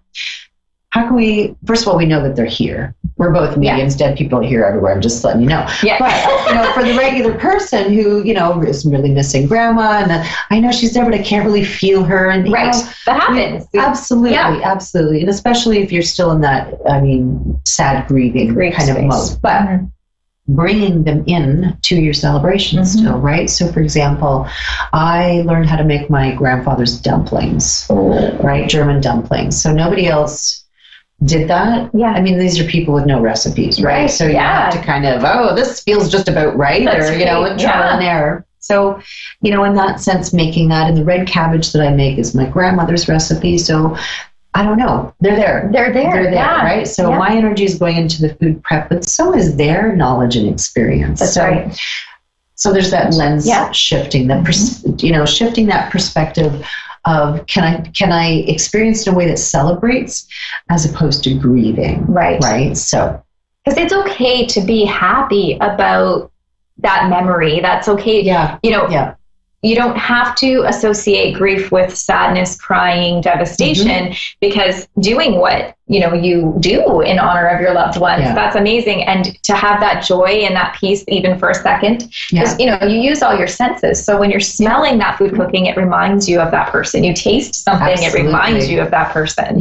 So it's amazing. And when you spill flour everywhere and you curse and swear, it reminds you of that person. That's right. Like, oh, look, I'm just like my grandfather. So, there's that part. So the key thing, though, and I've said this to you before, is don't fall in. Yeah. Right. So we need to stay in the bleachers and not on the field. Right.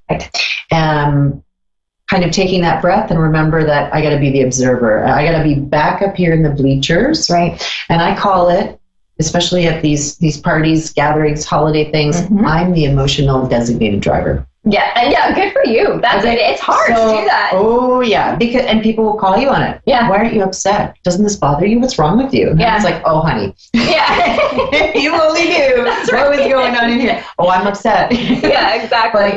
But I can't allow myself to fall in, because especially when you have everybody else engaged so heavily, and it's like, okay. I'm up here, I'm in the nosebleeds, people, and I see what's happening. Let me help you, whatever. Or sometimes not, right? It depends on kind of where you're at. Yeah. But, just visualizing yourself removed from it, just as the spectator, definitely. Yeah. And still holding space. Again, it's not that I don't care, and I'm here for support, but I don't have to participate in the circus. Right. To help. Yeah. Right. It's really not a help. It is. The more energy that you're putting into that, the less we're putting into peace. Right. Definitely. Yeah. And you don't want to see empaths mad anyway. So no, it's not pretty. It's not pretty. When we hyper emote, we do everything in those extremes, right? So it's I said that to my husband when we first started talking. I said to him, I have emotions to the extreme. So if I'm happy, I'm super happy. And if I'm upset, I'm super upset. And he says, oh, me too. And I thought, no, you don't understand. Yeah. But he too has that ability. Okay. So the both of us together, and sometimes it is hard to work with. Like if all of your guests are empaths, and sometimes that might happen. A lot of you might be because you're family and friends, and you usually attract certain types of souls, right? So just dealing with other empaths. Well, that's absolutely. Yeah. It's kind of like some of them inadvertently will drain you because they don't know. Right. Right. Yeah. I call that the unaware empath. Right. Again, it's not that we have these malicious empaths running around with vacuum cleaners. No, exactly. Sucking everybody's energy out. But there's more going on. Yeah. There's a neediness there. There's a rescue me, help me, right? Because I don't feel right. So if you make me feel better, then then I need you. I need you. But it's like, I don't know why. Sometimes people don't know why they feel better around certain people. I just need to stand beside you. Just want to hang out. I just feel better. Yeah, it's like it's like an iPod charging station. Come sit by me for a minute. Yeah, absolutely. And I talk about that in my healer course, because all empaths are healers. Yes. So I'll lead into the next thing with that comment in don't be the sponge. And this is something you and I have talked about. Yeah. Do the Care Bear stare instead. Oh, I love right? the Care Bear so stare. we want to be exuding outwards. Okay. Pushing it out. Energy outwards. And however people visualize that or feel that. So maybe it's exuding, you're emanating it, or love lasers or whatever. But if you just have this feeling that you're generating outwards, preferably high vibration energy. Yes. That would be helpful. Yeah. And that way you don't absorb, right? Because when it's going out, especially for me, it's high vibration, it's love, it's it's mega power. And so that the crap just dissipates. It can't even get to you because you're like, oh no. Yeah. Right? Because I think sometimes it's absolutely true, because I think sometimes, and this was something that I am aware of myself. As an empath, your radars are always on. So you're always trying to use your senses to be like, okay, who's doing this? Where is that coming? How is that? And I thought for a long time I was just doing this because I was always taught to be cautious of your surroundings, right? Like if you're walking to school, make sure you know where things are, cross the street, look around you. But I soon realized that that's not what I was doing. I was being in tune to everything and everyone, everything all the time. Yeah. And so I think the struggle, which I acknowledged myself doing my own work, is you can still be in tune without being like the magnet of everything, just because you're not being the magnet and you're not, receiving that information doesn't mean you don't love someone. That was the other thing. Like I think empaths, I don't know, how do you feel about that? I think that people think if I'm not connected to you, then you don't know I love you. Right. So that was hard too. Like you can still disconnect yourself from someone and still love them and still love yourself. But that's a lot of social understandings, social constructions of love and what that means. That's right. So that's a whole other, Yeah. But absolutely. Yeah. Okay. I have here, don't take the bait. Yeah. Meaning, when people try to engage you in conversations at your gathering or at the holidays, and it, you just know, it's a little passive aggressive, maybe. It has this strange ring in that open-endedness, and your eyebrow automatically goes up. It's like what? I am not taking the bait on this conversation. So walk away, kind of change the subject, or just deflect, I don't know.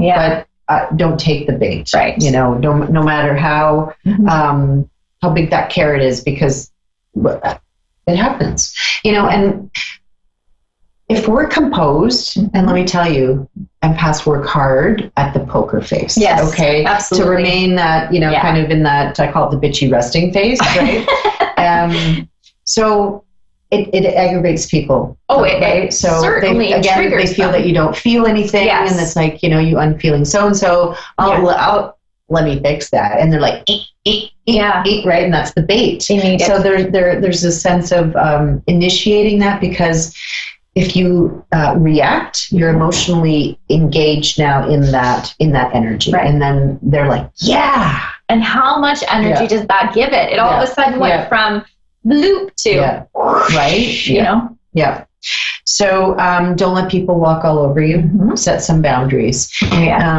Definitely difficult in family situations where you have people there that have probably known you since you've been born, right? And kind of still see you as this 7-year-old self. Yeah. As opposed to, an adult with your own children and grandchildren or That's whatever. right. Yeah. So, they don't know the you now. No, they don't know the new. No. Yeah. And you might be in a family situation where none of these people really know you. That's right. Like know this part of you. That's right. It might be, something very meta. Yeah. Right. Yeah. But in terms of what we really are, and so there can be some of. Aside from feeling out of place, but those conversations, first of all, we hate small talk. Yeah. Right? Don't do small talk with an empath. Let's talk about the meaning of life. Yeah. Okay? But here you are. Yeah. So what have you been up to? Yeah. Well, it's snowing outside. Yeah. The weather's great. and you're just like, I really need to get out of this room. Yeah. Right? Yeah. So they know that that's not authentic conversation, or it's coming from a place of unease or not, but it's fluff. Empaths we need depth. Yes. The chitter chatter, the small talk that has no meaning, it's empty. Yeah. If it's empty, we're bored. It's boring. Right. And it's not fulfilling. It's not fulfilling. Yeah. And not to say, it's intolerable. It's just that there's less of a tolerance, Yeah. But then you have your elevator speech for your family gathering. It's like, everybody's going to ask me this. Okay, let me get my card. Okay, you want the 2-minute, the 5-minute, or the 10-minute? Yeah. This is what we used to do in academia. Yeah. So what's your research about? How much do you want to hear? I got 3 or 4 different versions here. That's right. Depending on how long this elevator ride is. That's right. But keeping boundaries, set some boundaries and keeping them, and that going back to that, not letting people walk all over you just because of their family role, encourage that reciprocity of respect. Right. In that sense. Absolutely. Don't stay long in places that feel yucky. Don't stay long. Yeah. Right. So I just said a few minutes ago, take a break. Yeah. If the chitter chatter of, did you see the price of the eggs and the milk today at the grocery store? Yeah, that's right. It's like, take a break. I just need to go to the kitchen for a few minutes, and that's right. Just take a break. Go to the washroom, and do some breathing. Don't forget to breathe. Or go to the kitchen. Sometimes domestic work kind of helps us to, I don't know, puts us back into a zone of, I'm out of that conversation. So it really does. It helps reset. Like even in between sessions, I'll go and, wash a couple dishes or, sweep the floor and stuff. Yeah. It definitely helps you refocus on, I think so. Grounding or clearing the energy, switching. Refocusing totally on yourself. Yeah, change your action will change your emotion. Yeah, and don't worry about if you need to leave early, leave early. Yeah. I think it's great that you were able to share all of these things with us today, because I think, we are focusing on holidays because it is a crazy time of the year for people, but these are really great tips for any time of the year. So, think and look inward and really kind of identify. And you already know, if you're listening to this, you're an empath, or you've got some traits that you're acknowledging or resonating with. So we hope that you will read Tracy's book, and she'll have it done for us soon so that we can all read it and enjoy. And so also, Tracy, do you want to tell us what your website is so that people can check you out? I was just thinking that. Oh my goodness, we're psychic. So tracykennedy.ca is my website, or empath.ca, which I'm updating right now. It's on my list of stuff to do. You can also find me on Facebook. The Spiritual Spa is in Niagara Falls. Okay, that's another website. Thank you so much for having me. Thank you very much. See you next time. Thanks, Tracy. This is A1R, the Ask One Radio Network. Persian Medium Fiona is now on avidadvice.com. Psychic Mastermind. Do you see children in our future? Yes, of course. I see the building family almost 3 or 4 months. Wow. I'm wondering if there's any loved ones around. I feel the energies are calling me about a man. He's tall. He was married before, but it was not a real marriage because it sounds to be the person cheating on him. No kids around, no brothers, no sisters, your age or almost 3 years older. I think I might know who this person is. Okay. I think I might know who he is, yeah. Okay. You may already know of Persian medium Fiona from her radio shows, her television shows, her groundbreaking detective work, and from just about every corner of the web. Only a site with the integrity and the purpose of avidadvice.com could land her. And she's available now. avidadvice.com. Psychic Masterminds. Okay, so 5 tacos of cheese and a large soda. That's $10,012. Please drive around. Wait, 10,000 what? It's obvious you're buzzed and driving. I've only had a few. I'm fine. Yeah, the food's $12, but getting pulled over for buzz driving could cost you around $10,000 in fines, legal fees, and increased insurance rates. Please drive around. Actually, just park and come in. Nothing kills a buzz like getting pulled over for buzz driving, because buzz driving is drunk driving. Brought to you by the National Highway Traffic Safety Administration and the Ad Council. Okay, forest animals, kids are coming to the forest, and it's up to us to make their visit a good one. Sparrow, have you practiced the most popular bird songs for the year? Of course. Catchy. I like it. River, how's the temperature? It's a refreshing 52 degrees, man. I love it. Turtle. He's not here yet, man. He's late every morning. Okay. Squirrel. The forest has been preparing just for you. To learn more about cool things to do in the forest, visit discovertheforest.org. Brought to you by the U.S. Forest Service and the Ad Council. Man, do I love card night. You ready, boys? You got a king? Go, fish dad! Oh, come on! This is WWE superstar Titus O'Neil. The smallest moments can have the biggest impact on a child's life. Take time to be a dad today. Learn more at 877-4DAD-411 or visit fatherhood.gov. Brought to you by the U.S. Department of Health and Human Services and the Ad Council. How to be a great dad in 15 seconds. Bike ride, go fish, walk in the park, phone call, milkshake, play catch, picnic, fly a kite, tell jokes, laugh, talk, read a story, tell a story, bumper car, swing set, bowling, pillow fight, cut loose, stay tight. Because the smallest moments can have the biggest impact on a child's life. Take time to be a dad today. Call 877-4DAD-411 or visit fatherhood.gov. Brought to you by the U.S. Department of Health and Human Services and the Ad Council.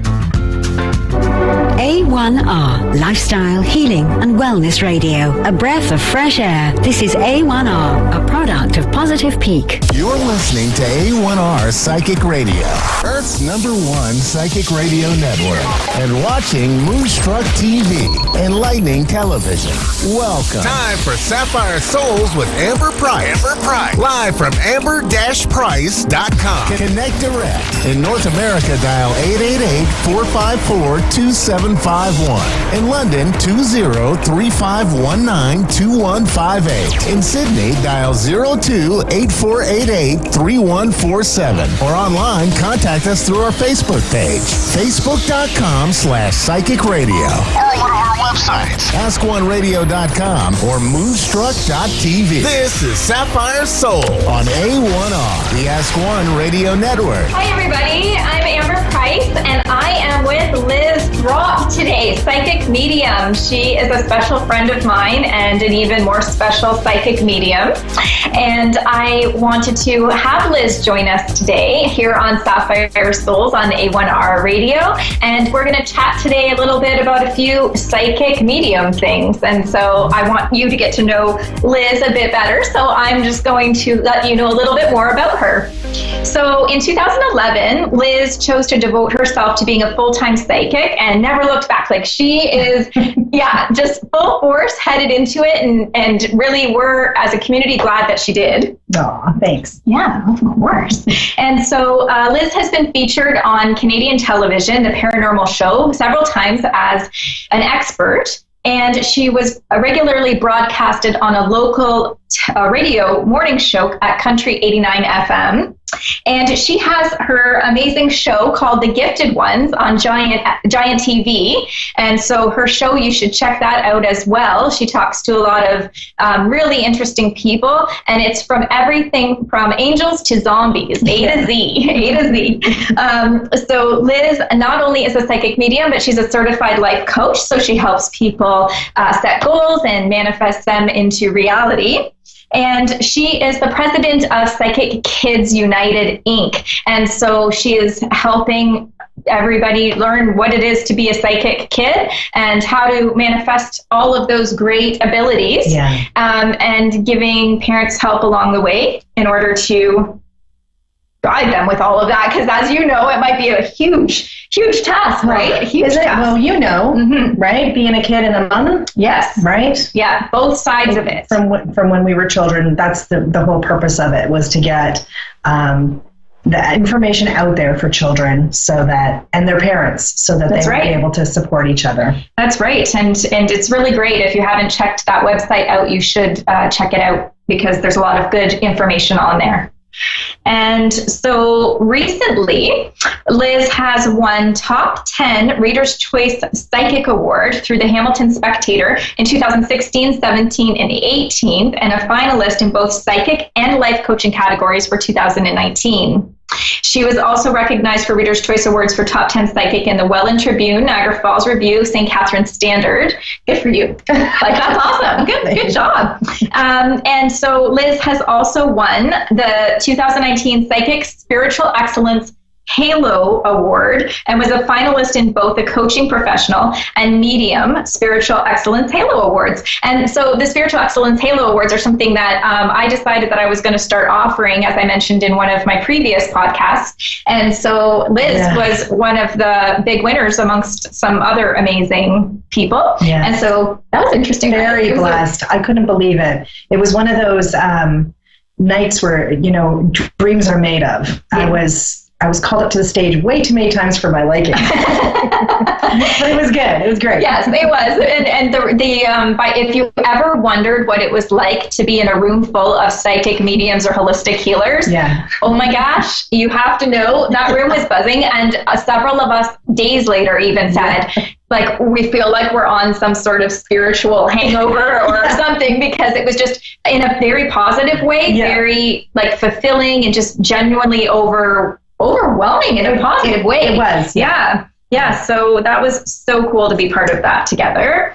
And Psychic Kids United has also won Spiritual Writer Composer and the Green Spiritual Excellence Halo Award as well. And your show, The Gifted Ones also won. I know. Yes, they also won one as well. And so Liz lives in St. Catharines, Ontario, Canada, just a little short way away from me in Niagara Falls. And she lives with her husband, Andrew.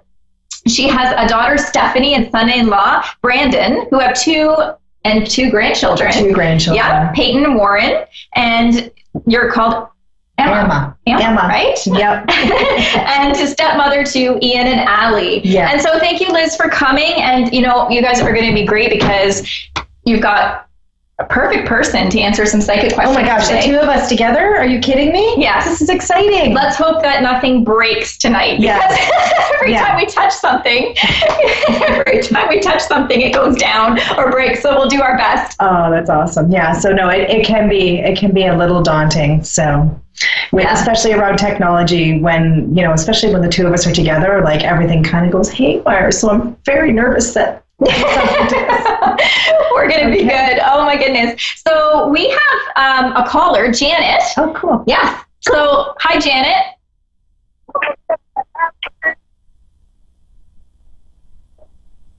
Hi, Janet. Oh. Hello? Oh, hi, Janet. Here you are. Hi. Hi, sorry, my volume. Oh, that's okay. Hello? Do you hear me? You're here with me. Oh, wonderful. Yes. How are you? Thank you for having me today.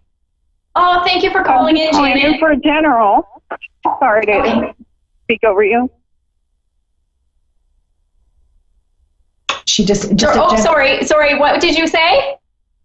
I said a general, anything that comes up, or is it something specific that I have to ask? Okay, all right, gotcha. Sorry. Okay. So,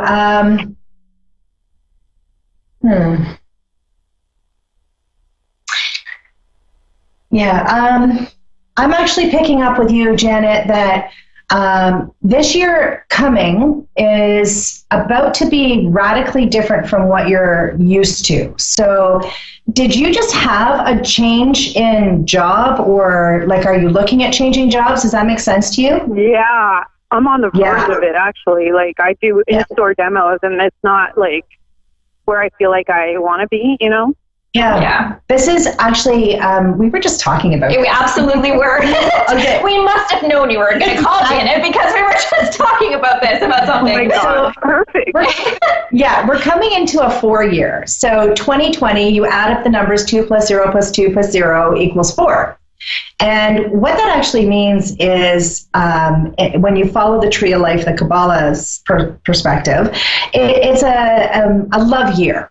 And it's also a push year. So it's all about things changing and we're absolutely about to embark upon new horizons. Anything that hasn't been serving us or sitting well with us this year, we're probably just going to drop it. So you're probably starting to really uncomfortable in certain aspects of life. And this is your job specifically was what I was picking up on, is just about, I feel like you're about to make a radical change, and it's exciting. Like, I'm not worried about it, but I feel like you've been kind of nervous, and they're showing me 3. So is that 3 years that you've been thinking about this?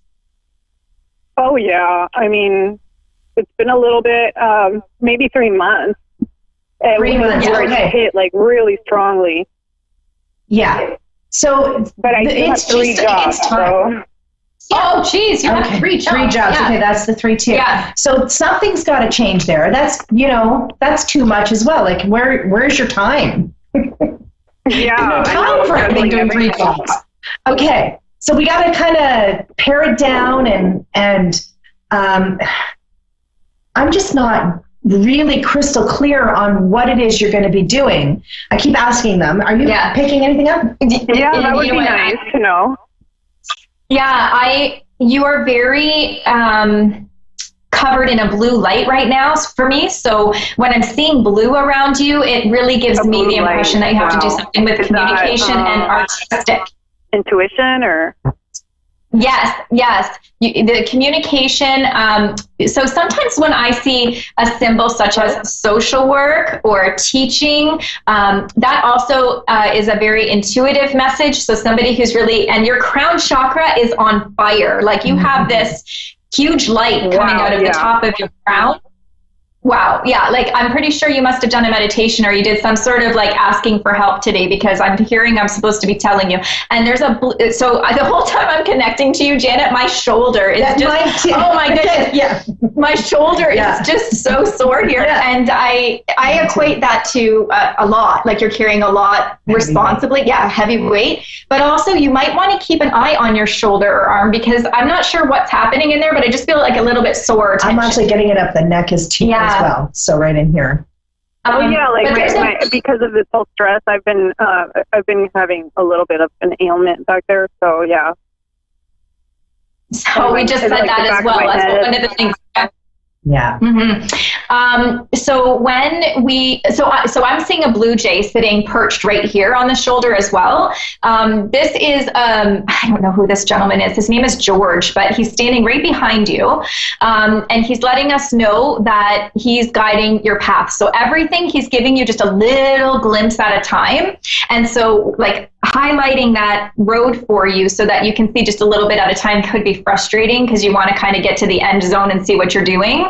But part of it is because you're going to get a left turn in probably, I'm thinking March is the 3 for me, but you got lots of 3s around you, so it could be a lot of things. But this is going to be an exciting turn. I think you're going to get. Are you working with a mentor for spirituality somewhere in Florida? I work with a lot of different spiritual people, but it makes sense that they would be in the East Coast. They're all over the place, and there is one person in Connecticut, but I don't know exactly where they are. Okay, no problem. I feel like you're going to really connect to somebody in the Florida state, probably between March and April, or 3 to 4 months from now. And so that's supposed to be really, really enlightening, especially for your health. One of the things that, as a very sensitive person, actually recently I just had a pretty big health scare myself, and I tend to get them as a sensitive person. So we were just talking about that as well. So just remember to clear your energy, because it's like sticking to you like one of those Nerf balls that kind of stick to the, everything's kind of coming at you at the same time. Oh yeah, you're right about that. Just so much. Yeah. So, but this is very helpful. I really appreciate it. You've been enlightening. Yeah. Oh, no problem. Can I just ask about your transportation? They keep taking your wheels away, so I'm not sure if that means you've had to fix something or just got a new mode of transportation. Oh, yeah, I did. It's blue. It's a blue Tucson. I just got it recently. Oh, my God. Congratulations. That's awesome. That's fantastic. Everything about you tonight is the 3s and the blues. Yeah. So keep that in mind for the 2020, the year 4, where you're going in. Keep those for your positive numbers and colors. Oh, wow. A lot of synchronicities. Thank you so much. Yes, no problem, Jana. Thank you so much for connecting with us tonight. Of course. Thank you for having me. I appreciate it. No problem. Have a good night. Okay, you too. Thank you. Bye. Thank you. Bye. Aw. That is awesome. That is I'm so awesome. happy that she called in. She's got such a beautiful light about her. Holy. I know. But such epic things coming up for her in the new year. So a lot of people out there are probably feeling this heaviness right now. Yes. Like you had mentioned your health concerns, and I have been feeling like, and I was explaining to you earlier, like I'm carrying an extra person around. Yes, it feels heavy. Very heavy, but not in a not in a very extreme negative way. I just feel like, dragging everything around with me. So I think that's because we're leaving this, we're coming up to the closure of 2019, and we have to get rid of and unpack a lot of the stuff we've carried through the year. Absolutely. So that's one of the things I've started to do. Have a life review, and what did we do well this year? What could we have done differently? So anybody sort of watching this could sort of think like, what can I release? Like, I don't know about you, but a lot of my readings recently have been relationship related. Yes, there's a lot of relationship this last little while. Yeah. Yes, and love and a lot of people finding that that people are leaving them, and so it's like, what is that? Like I seem to have like this magnet of people that are finding me that they're losing their partners in a relationship breakup, not in a loss sort of sense. But it's kind of a blessing if you can look at it from that perspective, guys, because if they're not going to stick around, it's for a reason, and actually it's doing you a huge favor.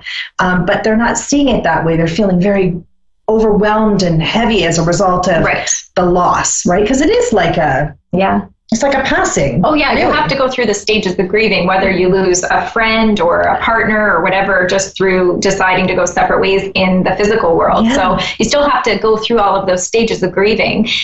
But they do give you a lot of gifts out of it. Maybe they gave you, somebody who pushes our limits makes you have to set boundaries. And some of us, especially empaths, do not like boundaries. We like them, we just don't know how to make them. Isn't that the truth? Yeah, so that's definitely something when somebody is there and they're pushing you all the time, it's like, okay, you have to learn to say no or set boundaries or do self-care. And so you're always getting something out of any type of relationship that you have, even if it's just passing by someone.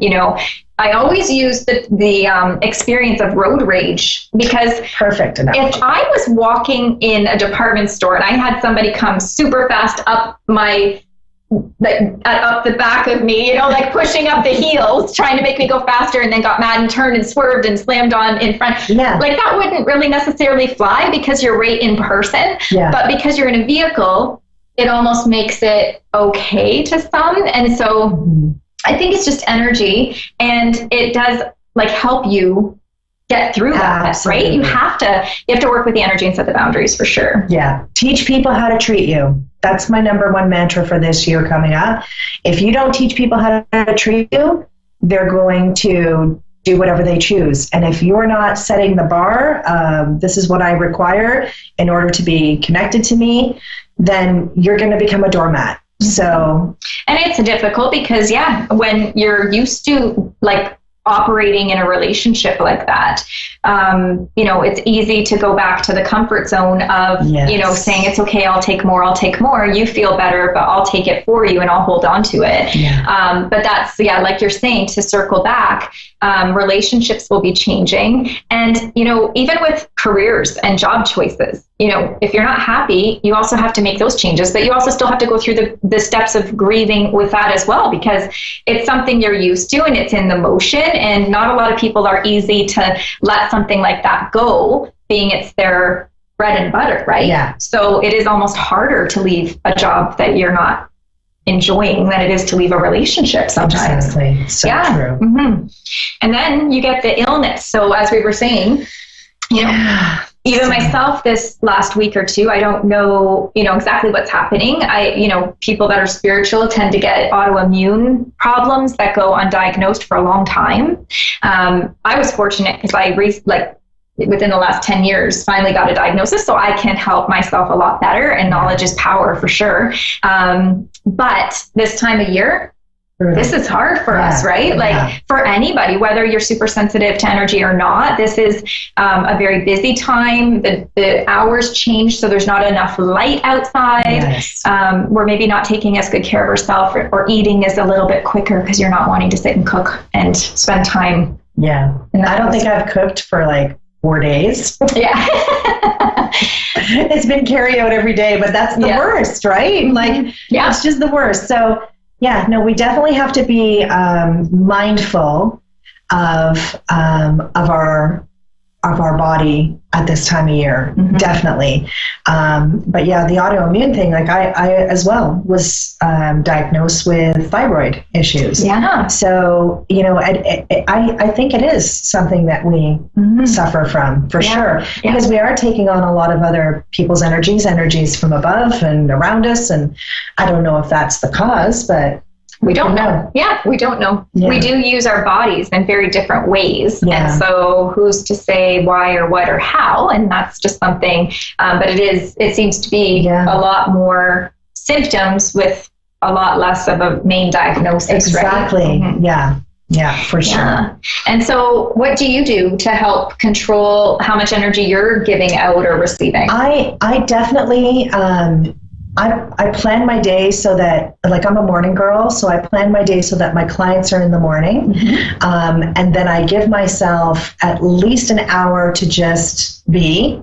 So if that's listening to music, meditating, where I'll just be within it's Liz time. Yeah. Nobody else is around the house, which is wonderful, right? It's very rare. For you it is. I'm an empty nester now, so it's unless like we got 5 kids, 2 grandchildren, 4 cats. Like it's almost a full house over here.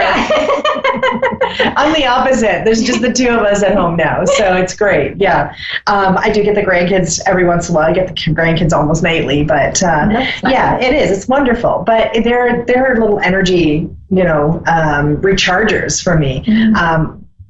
Sometimes they're not, to be honest. But so definitely just really take time for you. Meditation, I can't say it enough. If you can't do the mindful meditation where you're just like doing your thing, because I have a monkey brain, a monkey mind, I can't turn it off as easy as most people. So I'll do the guided meditations. That's where I go. I do the guided meditations as well. It's a lot easier to focus on what, they're kind of guiding you to than to lay and be quiet and have your mind go, right? And so what do you use? So you know what I like? And I use YouTube. I use YouTube, right? Okay. But one of my favorites is Lisa Beachy. Oh, Lisa Beachy. Lisa Beachy. She's a Reiki master, and she has some amazing meditations for moms. So some of them are super fast, and that works perfect for me for having limited time frames. So I can do a meditation in 5 to 10 minutes, or I can choose to do one for an hour, whatever works for you. So now, of course, you have to resonate yourself with who you are attracted to. Yeah, and I use fragrantheart.com, and it's out of Australia. And it's Elizabeth Blakey, and she's amazing. So yeah, check it out. Like free meditations, and all different levels of meditation. And there's got to be something there for you between the two of us. Yeah. And I have some apps on my phone. I think one is Relax and something else. Yeah. And so those are great too. Like it's endless. Like the supply of information is just endless. But I think for myself, meditations are one of the least amazing things that I do for myself. I think just going for a drive in my vehicle every day is part of my routine. So I listen to music and I look at the scenery, and anything by water or trees makes me happy. And so doing stuff like that. And then forest bathing. That's right. Oh my goodness, it's so nice. I love it. And knowing your time limit on things too, right? Like we get invited to a lot of different things, or you're juggling with responsibilities and that kind of stuff. So set some time limits, like, okay, I'll be here for 30 minutes, or I can stay here for 2 hours, and then you just go with that, right? Yeah, trust yourself. When you know you're done doing something, you're done. Yeah. Don't force yourself. Like when I learned to say the word no, it was amazing. Yes. Yeah. You too? Sounds foreign. Well, but yeah. I know. Yeah. No, I never was able to say the word no, but now I can say it, no problem. Yeah. And it's amazing because when you practice those tiny little shifts, when we're talking about our health, I mean, it really does help. And so your body will tell you when you need to slow down. And so that's what just happened to me recently. It was, okay, Amber, time to slow it down a little bit. And if you're not going to do it, then we'll do it for you. And so that's what kind of I got out of that message. So, and the amount of energy I find that I use during a reading, I don't usually do readings if I'm this ill, because then bless you. Excuse me, sorry. If I was that ill in the last little while, I usually don't do rereadings because it takes a lot of energy to do it. And so just kind of rearranging your schedule and kind of just knowing how, take a day or two to rest and then get back on it. Exactly. Yeah. I couldn't have said it better myself. Yeah, right? All right, so what do you have upcoming? Well, we got Christmas. It's all about Christmas at the Throb household. So it's literally, I'm all shopped out. I don't have to get anything else. I just literally have to wrap at this point. And then we've got a really exciting, we got the Throb annual Christmas party. Other than that, we've got just some gingerbread making. I saw you did some gingerbreads in this house. We have about 10 of them lined up on our dining table. So cute. They're so cute. It's one of our traditions. I love it. That's our tradition too. I love it. Yeah, it's amazing. So I'm glad to hear that. It's so fun. And you know what? It's a time to remember the ones that we've lost. Yes. And, absolutely. Knowing that they're, in spirit and, maybe listening to their favorite Christmas song or reminiscing about some stuff, or if it's too difficult, then, just holding them in your heart. But it definitely is a time that we wish we had everyone with us. Exactly. And, talk about them. Don't be afraid to talk about them. They're with you. They are there. They're at that dinner table. They're enjoying the exact same event you are. So don't feel like you can't talk about them. Everybody feels so much more connected when we're talking about them. Absolutely. Yeah. Absolutely. It helps to heal, and everybody does stuff at a different time frame. And so being mindful that everybody is kind of grieving at different times. And so when you're out and about, there might be people who don't want to attend parties, or they don't see themselves, and they're not going to. And so that's okay, because that's the process that they're taking. Yeah. Don't take it personally. Yeah. Don't take it personal. It's just something that all of us have to experience and go through at our own pace. And so definitely just absorb it all and enjoy the time that you have with each other and your friends and family that we have now. And I'm thankful for you coming today. Thank you so much. Yes, that was amazing. I love that you can catch Liz on Giant TV on YouTube, right? Yeah, Giant TV Niagara. It's the Gifted Ones with a Z at the end of ones.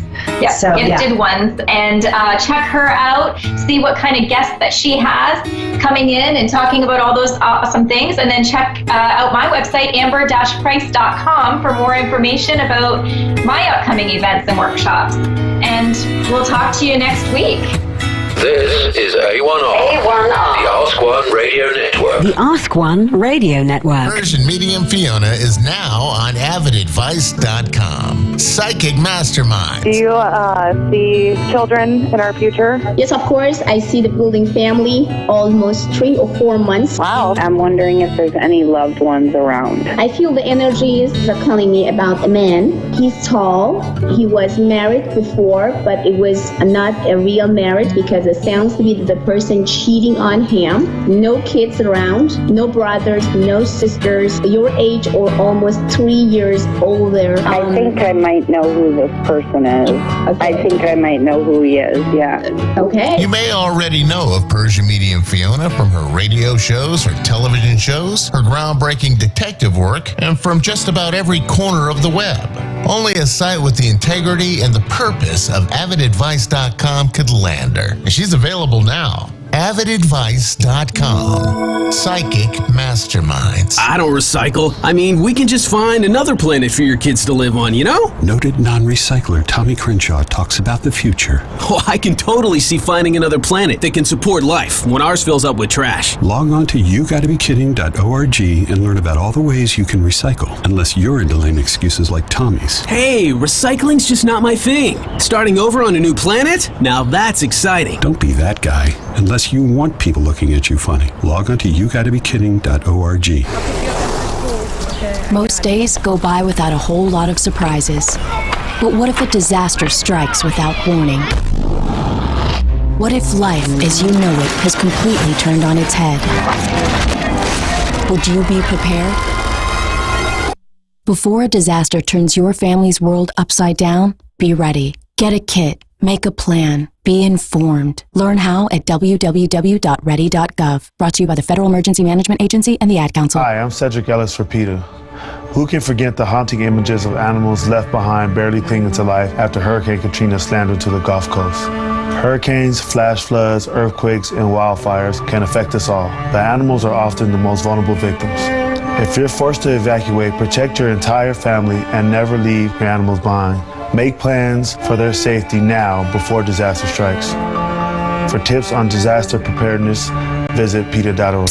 It's me, your heart. High blood pressure is serious, and if you think I'm just gonna keep ticking away, you're wrong. I can quit whenever I want, but I like my job. Just treat me better. Maybe we can do some exercise on occasion? After all, we're in this together. Don't let your heart quit on you. High blood pressure can lead to a stroke, heart attack, or death. Get yours to a healthy range before it's too late. Find out how at heart.org/blood pressure. A message from the American Heart Association, the American Stroke Association, and the Ad Council. My name is Dale Pazinski, and this is how I live United. I volunteer with United Way, helping the homeless in my community by teaching computer skills and helping them build a basic resume to save on their very own USB drive. It's huge when somebody says, "Hey man, that job that you helped me apply for, I got it." My name is Dale Pazinski.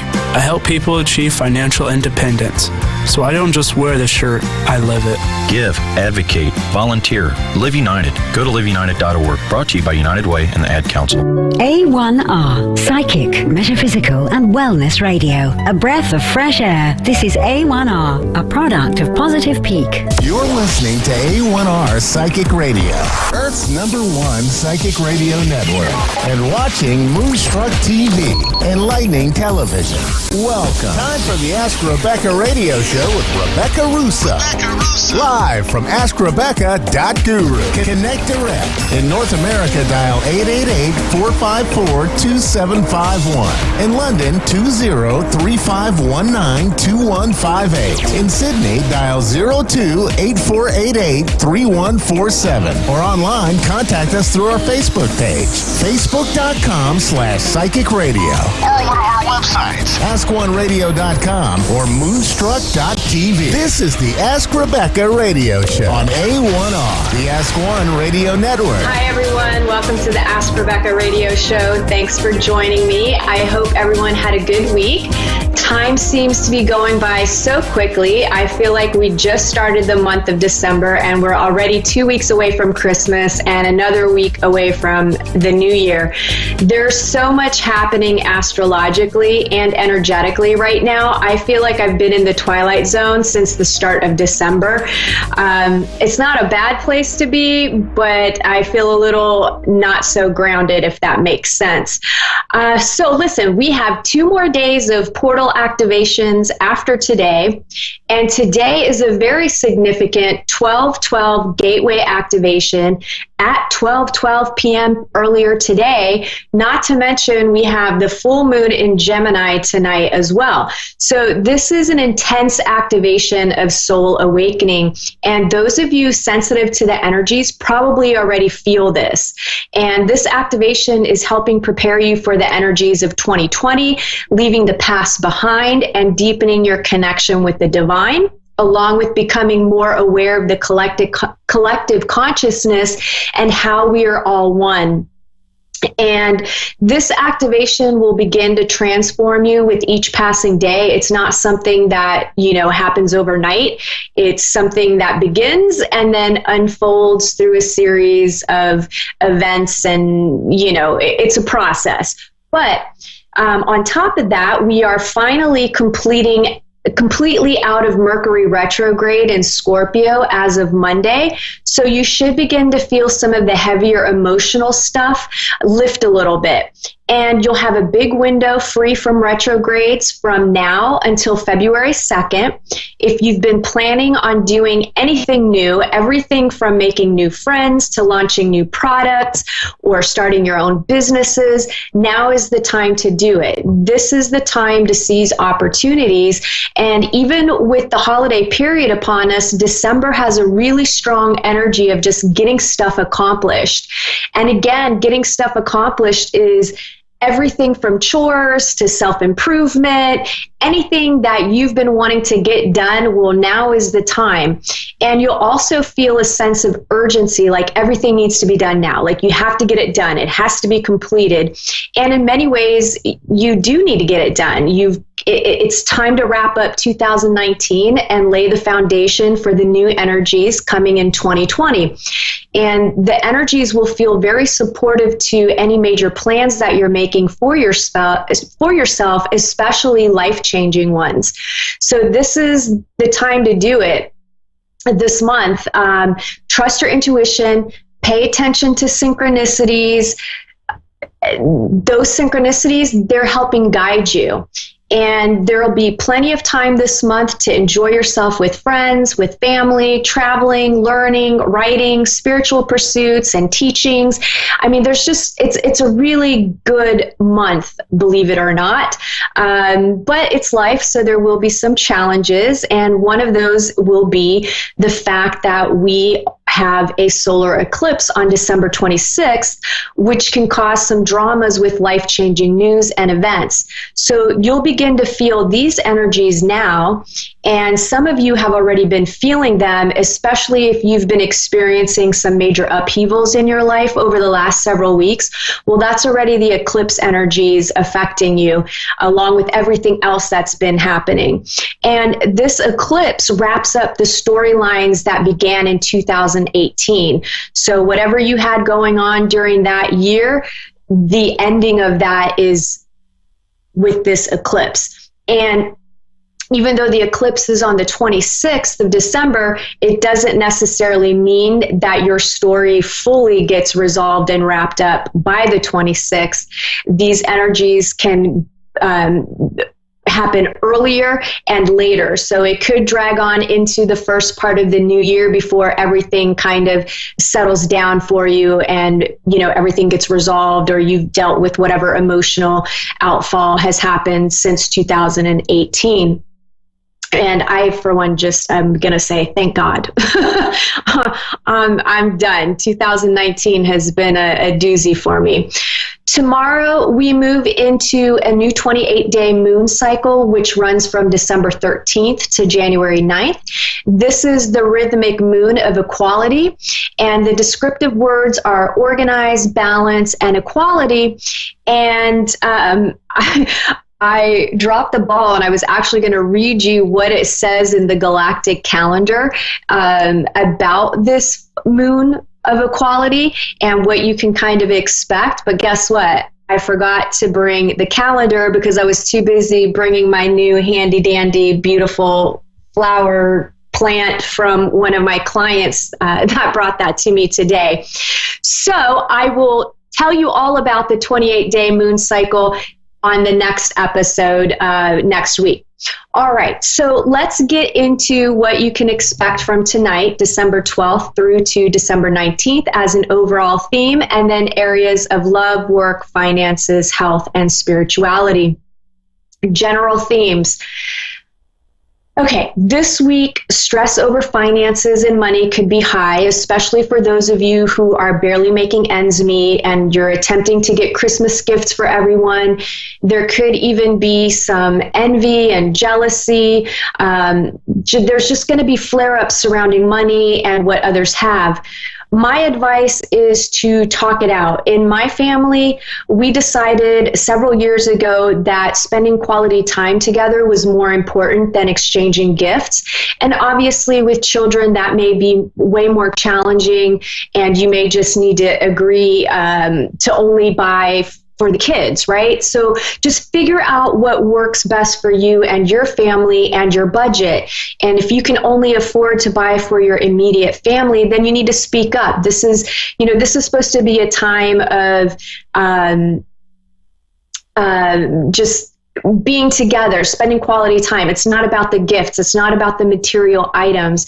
Is that lovely and nice and wonderful? Yeah, but ultimately it's not about that, right? So you've just got to talk to your family, especially if it's stressing you out. And I know that it stresses lots and lots of people out, and it just gets bigger and bigger and harder every year to buy something, especially when you've been buying for the same person for like 30 something years, right?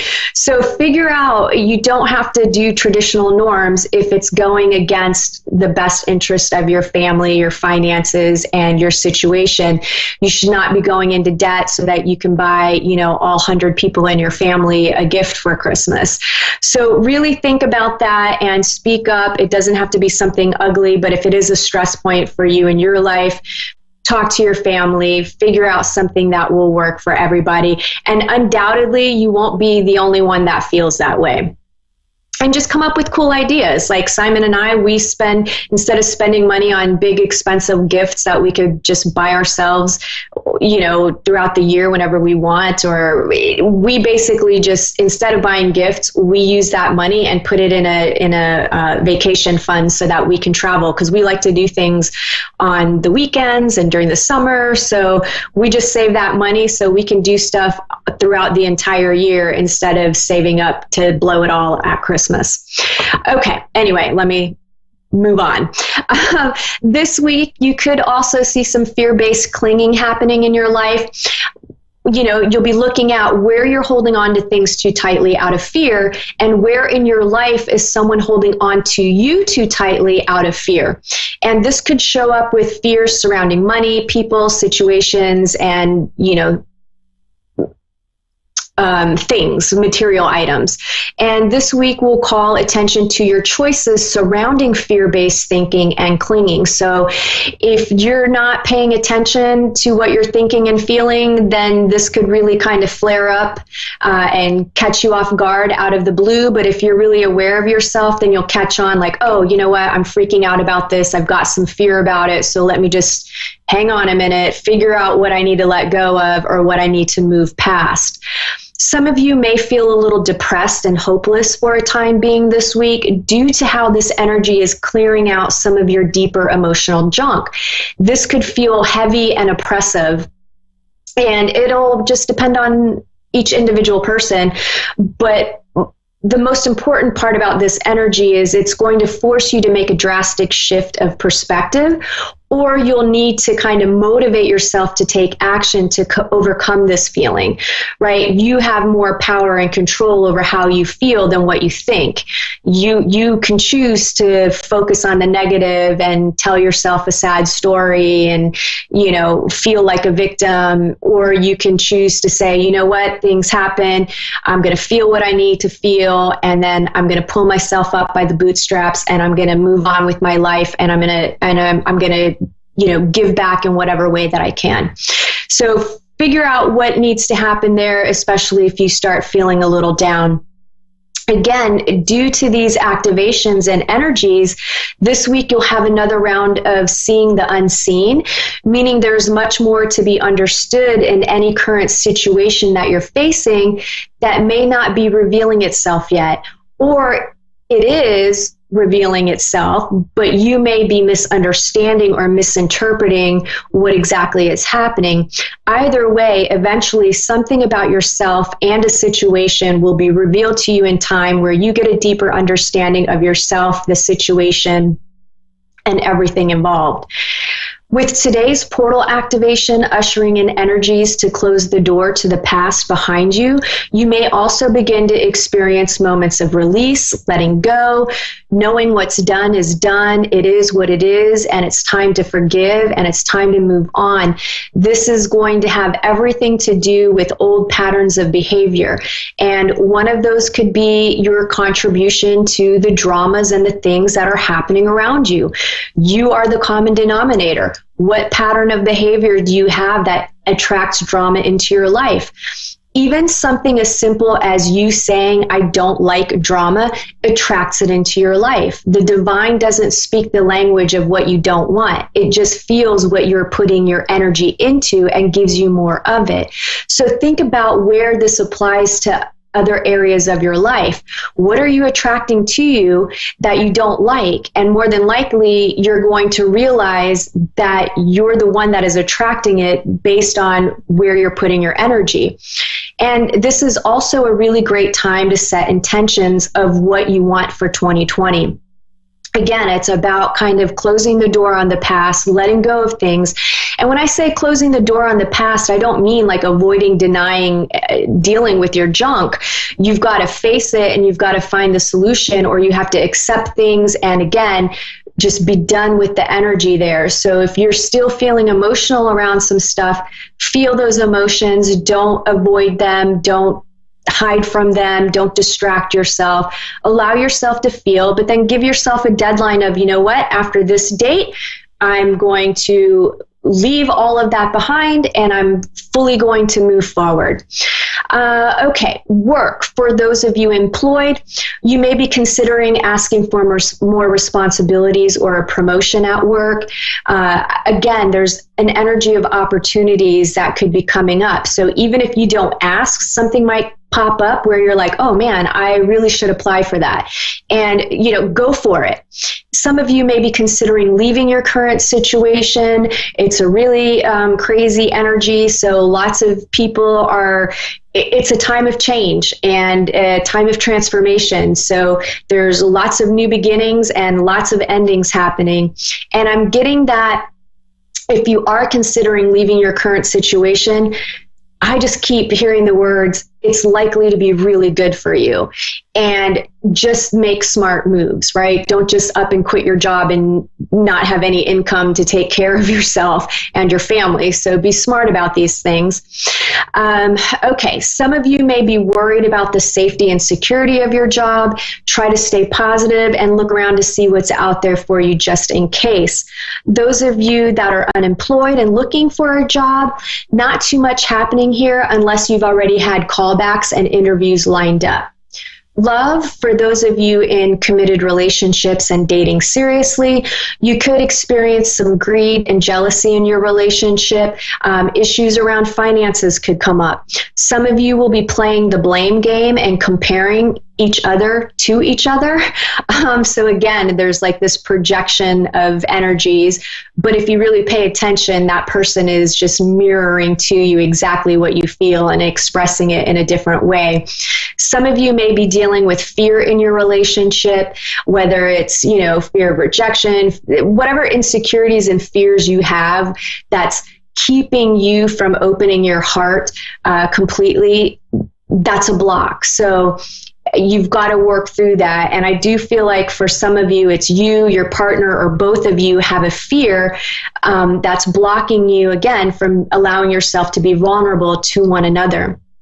And I do feel like you just may be releasing that this week, so you finally connect more on a deeper level. So it's something that could just go away this week. It might take a couple of days more or a couple of weeks more, but ultimately it's what you're working through right now. And those of you that are happy in your relationships, well, I feel like that will be the case this week as well. Those of you looking for love, some of you will be dealing with fear blocks here too. That's keeping you from either putting yourself out there or meeting someone of value. For some of you, it's a subconscious fear of rejection. Others, you'll need to dig deep. And the bottom line, I do feel like you have to be open to love by allowing yourself to be vulnerable. And some of you may meet someone through your work or theirs. Finances, comparing what others have could pop up. So again, it's kind of like, comparing yourself to the Joneses. And some of you may get over your fear and worry of lack of money and realizing that it's not helping you, it's making the situation worse, because again, you're putting your energy into lack. So God only knows that's what you're putting your energy in, so you're going to get more of that. So focus on feeling abundant, see the blessings in your life. There's always something to be grateful for and to feel blessed about, no matter how dire your situation. Overall, it feels like a productive week financially when it comes to emotional blocks. Health, overall, it's a positive week physically for most. And with some of you already thinking about lifestyle changes for the new year, there could be some uncomfortable emotions coming up to be healed for a few of you. And you are releasing fear, and it carries a heavy emotional residue that needs to be felt and expressed in order to move forward.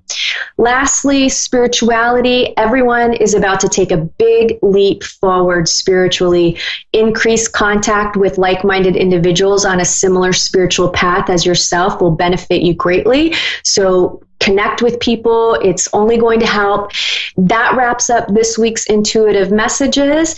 And tonight, my caller is Khadijah in Adelaide, South Australia. Hi, how are you? Hi, I'm good. How are you? I'm doing all right. How can I help you this evening? Well, I'm looking to the love department. So, hello? You're looking, you can hear me? Can you hear me? Yes, I can hear you, yes. Okay, so you said you were looking for some information in the love department? Yes. Okay. So one of the things that I'm feeling with you,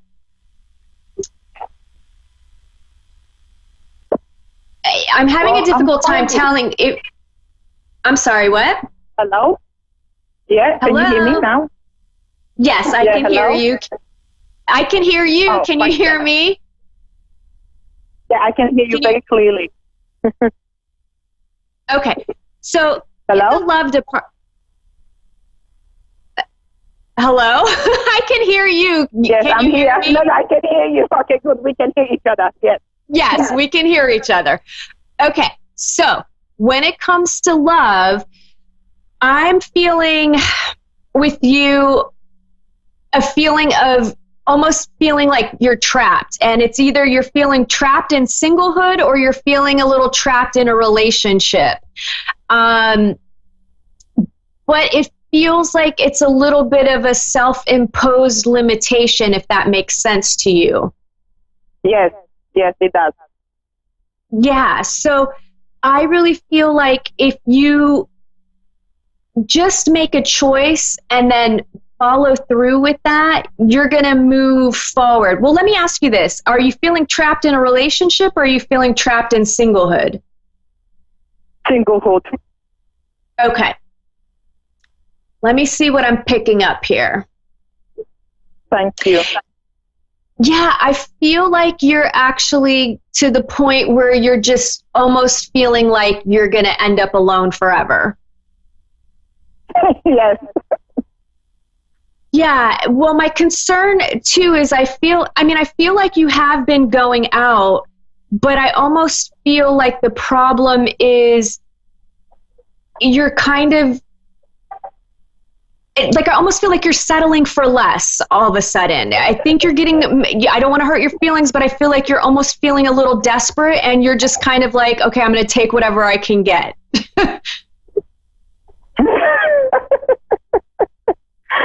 Oh, yeah, it does feel that way. Okay. Well, you do not have to settle for less, and you are not destined to be alone. I do feel that I feel like you will meet someone between April of 2020 and October of 2020. But here's the catch. You have to do a little bit of work on yourself. There's a part of you that is so worried about failure when it comes to another relationship that you're not fully allowing love in. Does that make sense to you? Yes, that is so perfect. Yes, failure. Yes. Yeah. So if you can do a little bit of inner work and face that fear, and just know that you are not going to attract those. I feel like you've had a couple of relationships that were kind of ugly and not healthy at all.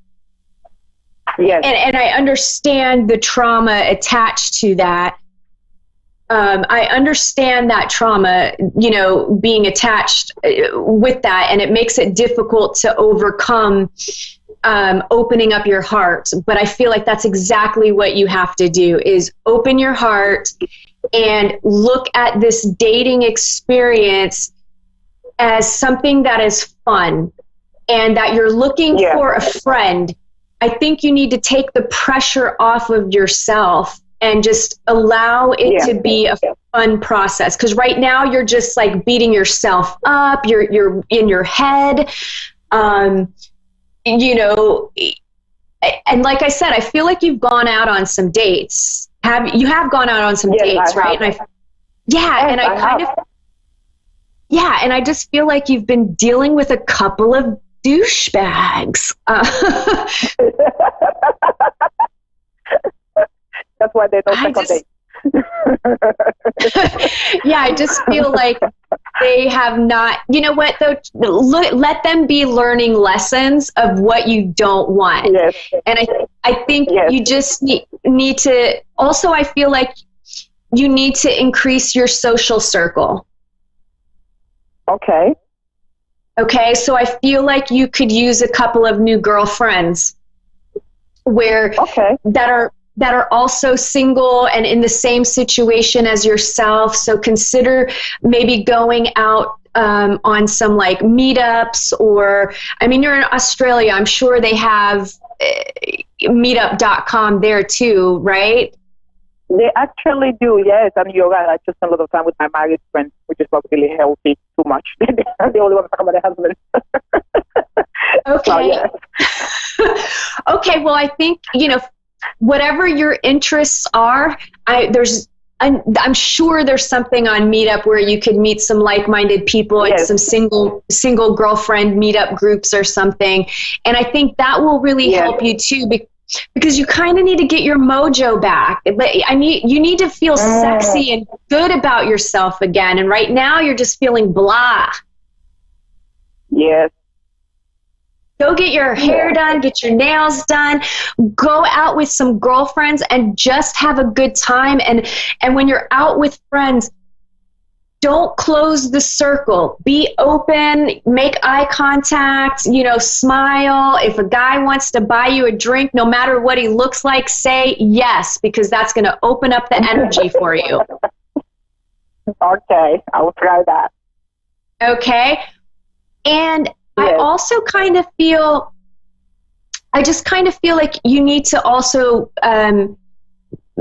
take it easy right now. I kind of feel like you're overdoing things. I don't know if you're working really hard or if I just feel like you're very busy. Yes, I am. I'm a busy bee. Yeah, and I just feel like you have some stress in your body. I'm not sure if you deal with any sort of chronic health issue or maybe back, neck, shoulder type things, but I feel like there's something that's... Yes? Yes. Yeah, I feel like you need to do a little bit of self-nurturing, a little bit of self-love so that you can not feel so fatigued at times, because I think there's moments where you're just go, go, go, and then you crash really hard. And another thing kind of going along with this trapped feeling and this stuck feeling and like restricted in some way, I feel like maybe you're also feeling something similar in the work department and your finances. Yes, I am. Yeah, I really, Khadijah, I kind of feel like you need this whole new, fresh energy to come in, and it may be worth it to consider looking around for a different job or finding something on the side that might fulfill you passionately in some way. I just feel like you need new energy to come in, and as well as doing that inner work, because some of the things that have you stuck is just the fear blocks that you have. There's a part of you that feels at times that you're not good enough, or what if you fail, or you don't want, you know what I mean? It's just like silly stuff that goes all the way back to your childhood of feeling like you constantly have to prove yourself. Yes. Well, I think that is about all that I'm feeling for you. Like I said, if you do some work and you put yourself out there between April 2020 and October 2020, I feel like you could really meet someone that is going to be a good match for you. So I am sending you so much love, and thank you so much for calling in. And if you meet this person, please let me know, because I love hearing success stories. Well, have a great night. Thank you, everybody, for tuning in, and I will see you next Thursday. Bye. This is A1R, the S1 Radio Network. Persian Medium Fiona is now on avidadvice.com. Psychic Mastermind. Do you see children in our future? Yes, of course. I see the building family almost 3 or 4 months. Wow. I'm wondering if there's any loved ones around. I feel the energies are calling me about a man. He's tall. He was married before, but it was not a real marriage because it sounds to be the person cheating on him. No kids around, no brothers, no sisters, your age or almost 3 years older. I think I might know who this person is. Okay. I think I might know who he is, yeah. Okay. You may already know of Persian Medium Fiona from her radio shows, her television shows, her groundbreaking detective work, and from just about every corner of the web. Only a site with the integrity and the purpose of avidadvice.com could land her. And she's available now. avidadvice.com. Psychic Masterminds. Hi, I'm George Brett for PETA. Summer is here and family activities are in full swing. Make sure that your entire home team is protected from the heat. It takes only minutes for a dog to become dehydrated, sustain brain damage, and die of heat stroke while in a parked car, even in the shade with the windows cracked open. Cover your bases. If you know that you'll be out and about, leave your dog at home, indoors where it's safe. If it's too warm for us to sit in a parked car, then it's definitely too hot for Spot. Thank you. A1R. A1R. A1R. A1R. A1R. A1R. A1R. A1R. A1R. The Ask One Radio Network. You're listening to A1R Psychic Radio, Earth's #1 psychic radio network, and watching Moonstruck TV, Enlightening Television. Welcome. Time for the Modern Day Medium with the Modern Day Medium. Modern Day Medium. Live from the moderndayMedium.com. Connect direct. In North America, dial 888-454-2751. In London, 20-3519-2158. In Sydney, dial 02-8488-3147. Or online, contact us through our Facebook page, facebook.com/psychic radio. Or our websites, askoneradio.com or moonstruck.tv. This is the Modern Day Medium on A1R, the Ask One Radio Network. Good evening. Hello, how are you all? Hope you're well and getting ready for this wonderful festive season. It's quite a chaotic time, isn't it? Trying to juggle and get everything in, everything ready, everything done, especially when all the kids are breaking up from school. Just so much to do, but such an exciting time as well. Wonderful time for family, friends, or even if you're on your own, a wonderful time to spoil yourself as much as you possibly can. And talking of that kind of, we go into the festive season of indulgence. We can overindulge, we can overeat, and we can most certainly maybe have a couple of glasses of wine or eggnog or whatever it may be that you enjoy.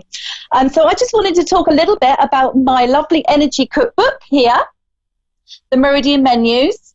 So I'm sure that most of you are aware that we've got chakras and auras. And then inside that, we have our meridians, which feed all our organs in our body. So these energetically feed into our lung, liver, small intestines, large intestines, kidney, gallbladder, all of this.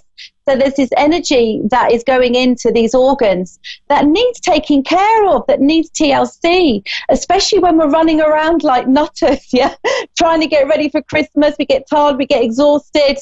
And then boom comes the big day for us here in England. Thanksgiving, I know, is a different time over in the States. But I just wanted to share this with you. So on here is some lovely recipes for the liver. So this is not just for the liver meridian, it's also for the actual liver and the gallbladder, okay? And there's top tips in my book. You can get it on my website. I'll give you details in a minute on what to eat. So liver, funnily enough, avocado, beets and carrots, green tea, leafy green vegetables, walnuts, apples, garlic, alternative grains, and turmeric.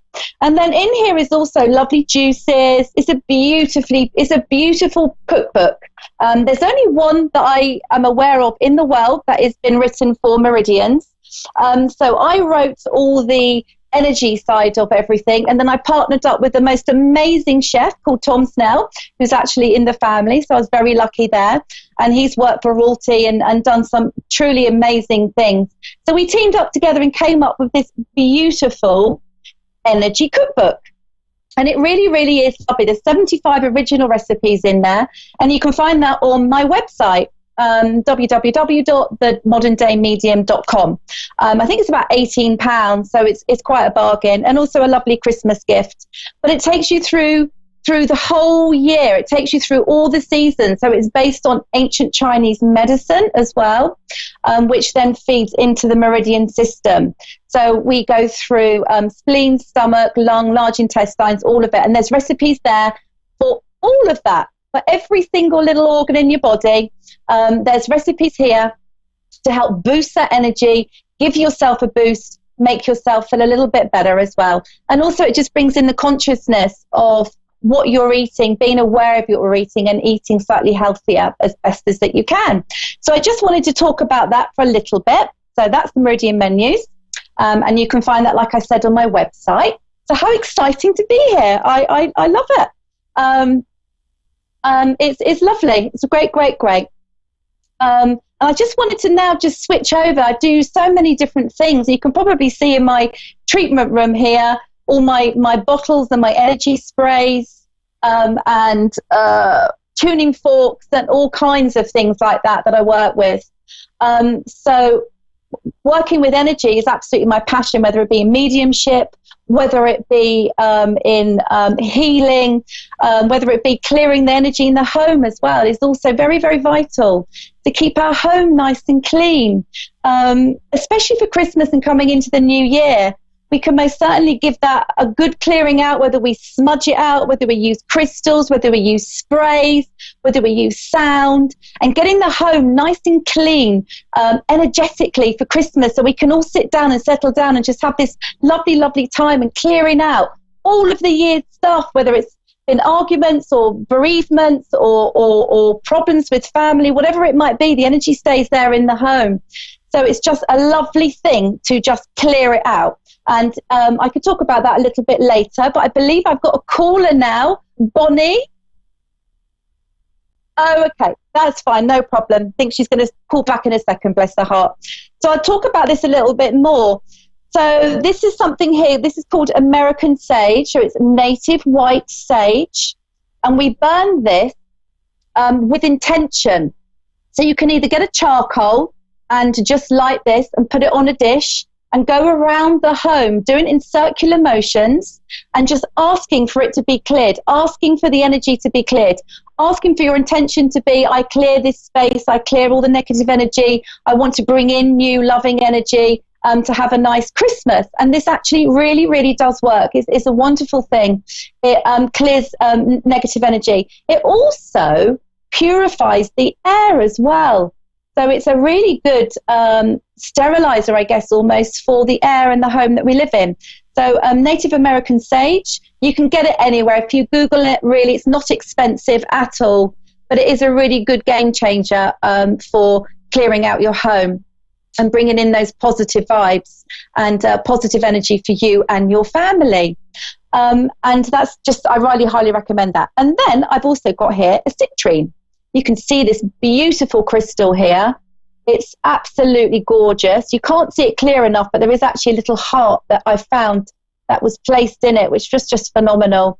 And this citrine is just wonderful for making you feel upbeat, making you feel happy, taking away negative energy from you as well.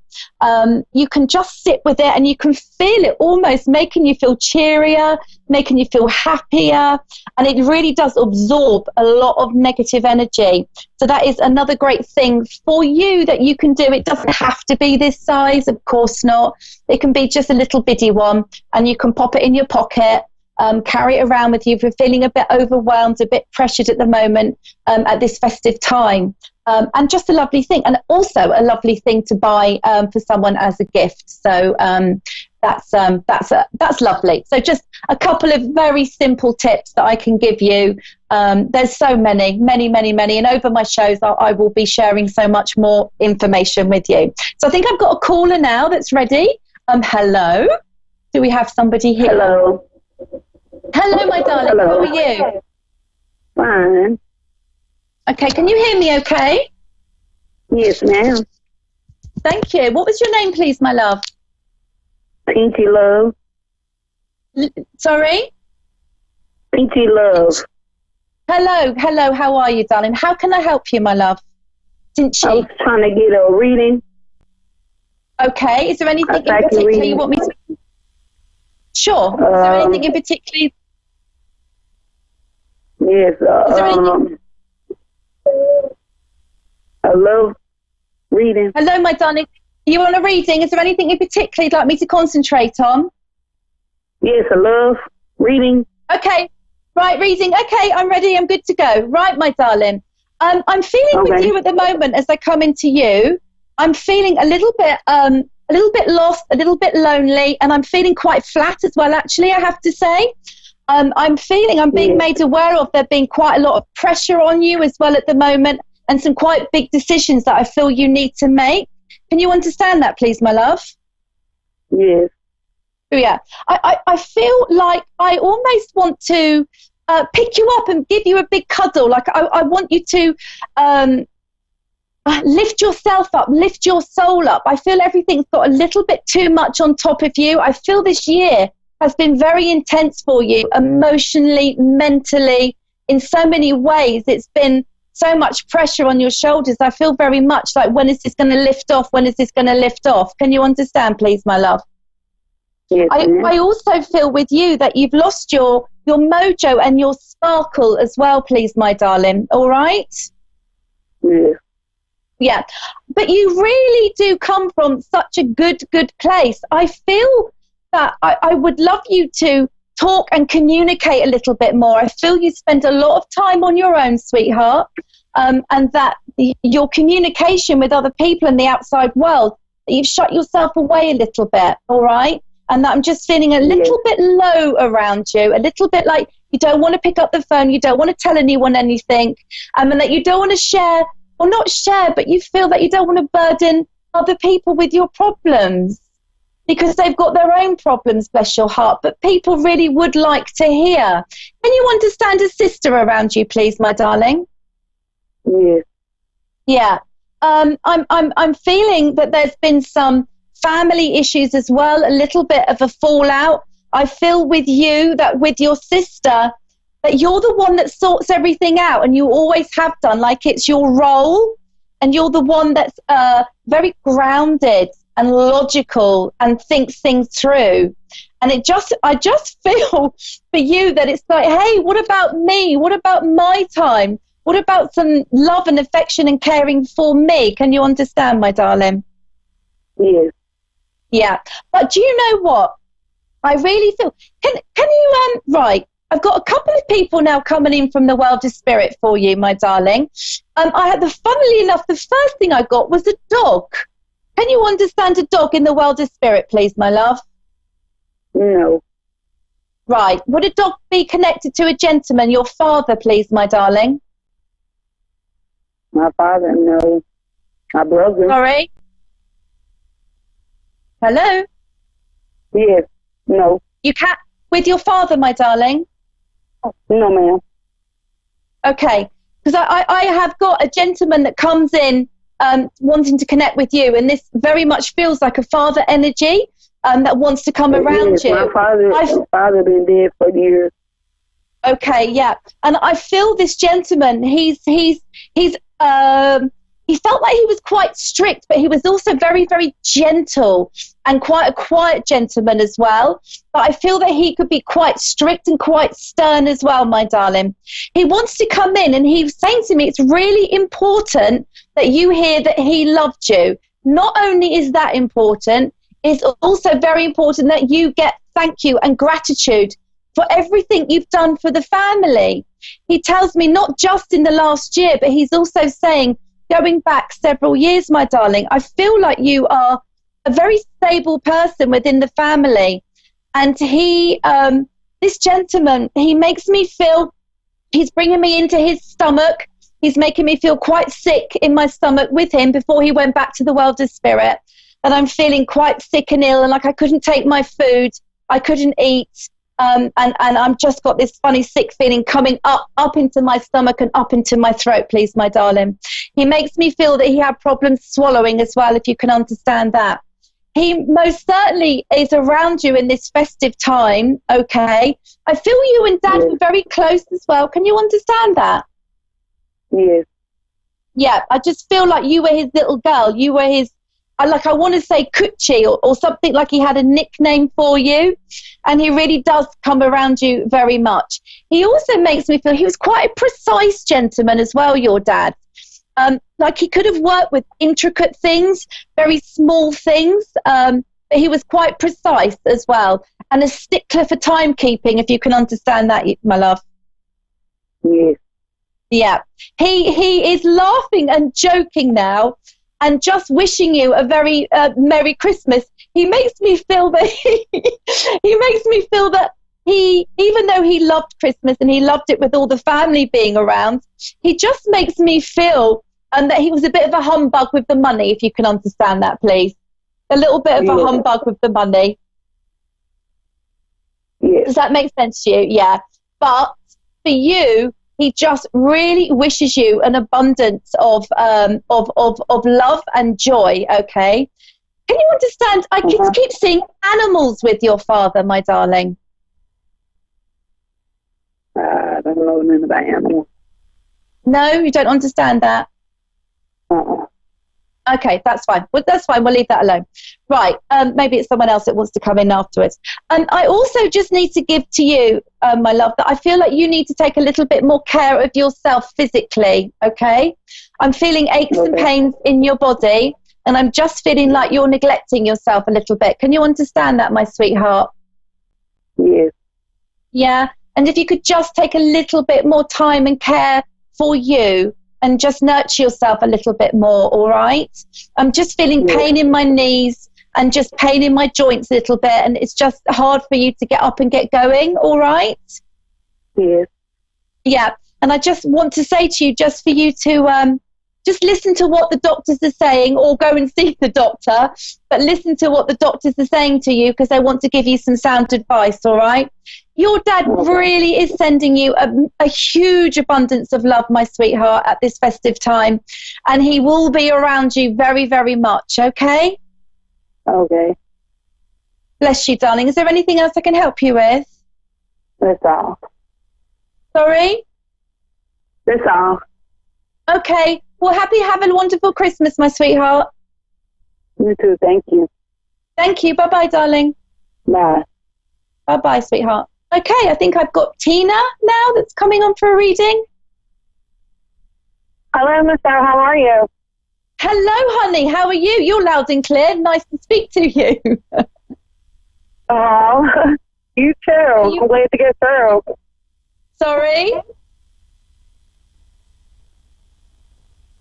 Okay, let's just get going. I'm sorry? Is there a reading you wanted a reading, my darling? Yeah. Okay, no problem at all. That's fine. Right. Do you know what? The first thing I feel when I come into you immediately is like bang, boom. I feel you've got masses of energy, not just from your voice, but I'm just feeling you try to do too much. Can you understand that, my darling? I feel like you try to juggle so many plates. Sorry? I do. Yeah, I just feel it so much. It's just like, you're quite like a Wonder Woman, really. It's like you keep all the plates spinning, you keep everything going, you keep everyone going around you, and you're like this beauty. Is Mum in the world? I just said that earlier too. I said I feel like Superwoman. Yeah. I don't know how I do it, but I'm Superwoman.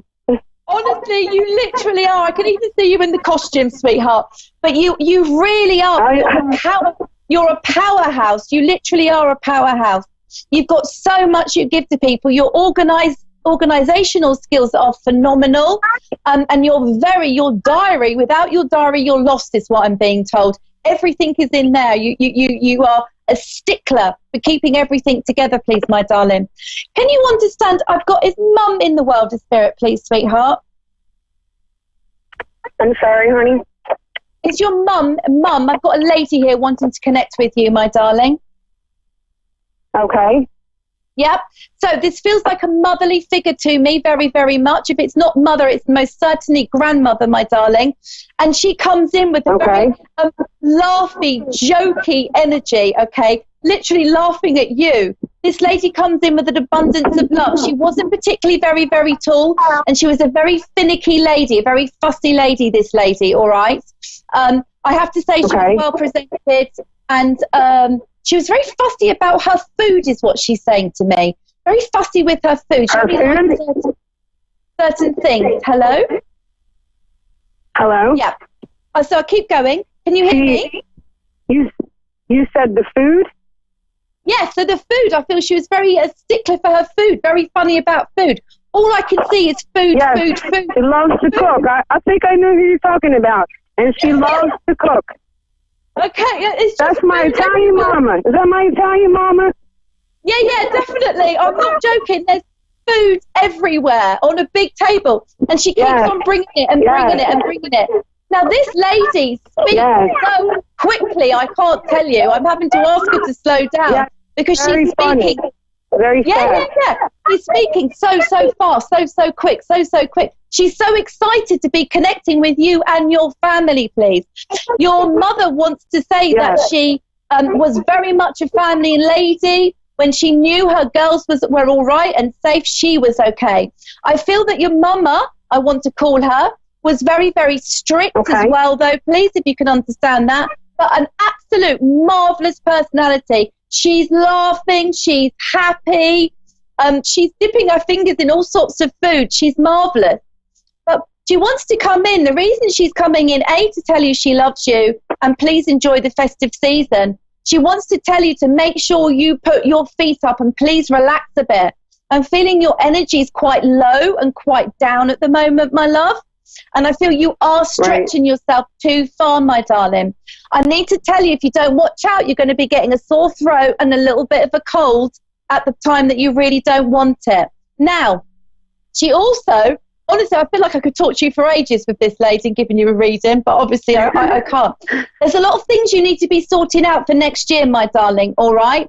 There's stuff you need to let go of and new stuff you need to be bringing in and building your business, if you can understand. Business and work, building it and building it and building it. I need to say you're great with ideas, if you can understand that, please, and you help out a lot of people as well. Now, I don't know whether you've been thinking or pondering about moving as well, but I'm feeling a move coming in for you. But even I have to say maybe a move from state to state, please, if you can understand that, coming in for you later in the year. Is it you that gets problems with your ankle, please, or hurt your ankle recently? My ankle? Ankles, something. I'm doing something with my feet. If you could see my feet, you can't. It's like I'm dancing, I'm doing ballet, I'm doing something. Exercise. No, I was going to say my feet ache because I'm always on them. Well, that could be it. And that's why Mum's saying put them up and rest them. I really do feel that this is something you need to do. Do you bake a lot as well, please, my love? Or is this with your mum? I'm sorry? Do you bake, cook a lot, cakes? Cook a lot of cake? It doesn't matter. Don't worry, I'll keep going. It's just I can just see cooking and cakes. She's like a grandmother to me. She's like a grandmother I never have, and I knew exactly who you're talking about when you came through. Yeah, she's very close to you. She's very, very funny. She really is, and she's quite a force to be reckoned with. She's got a strong energy, my darling. But she wants to give you a warning just to slow down a little bit, please. Okay. You can't please everyone is what she's saying to tell you. And she's wiggling her finger at you as well.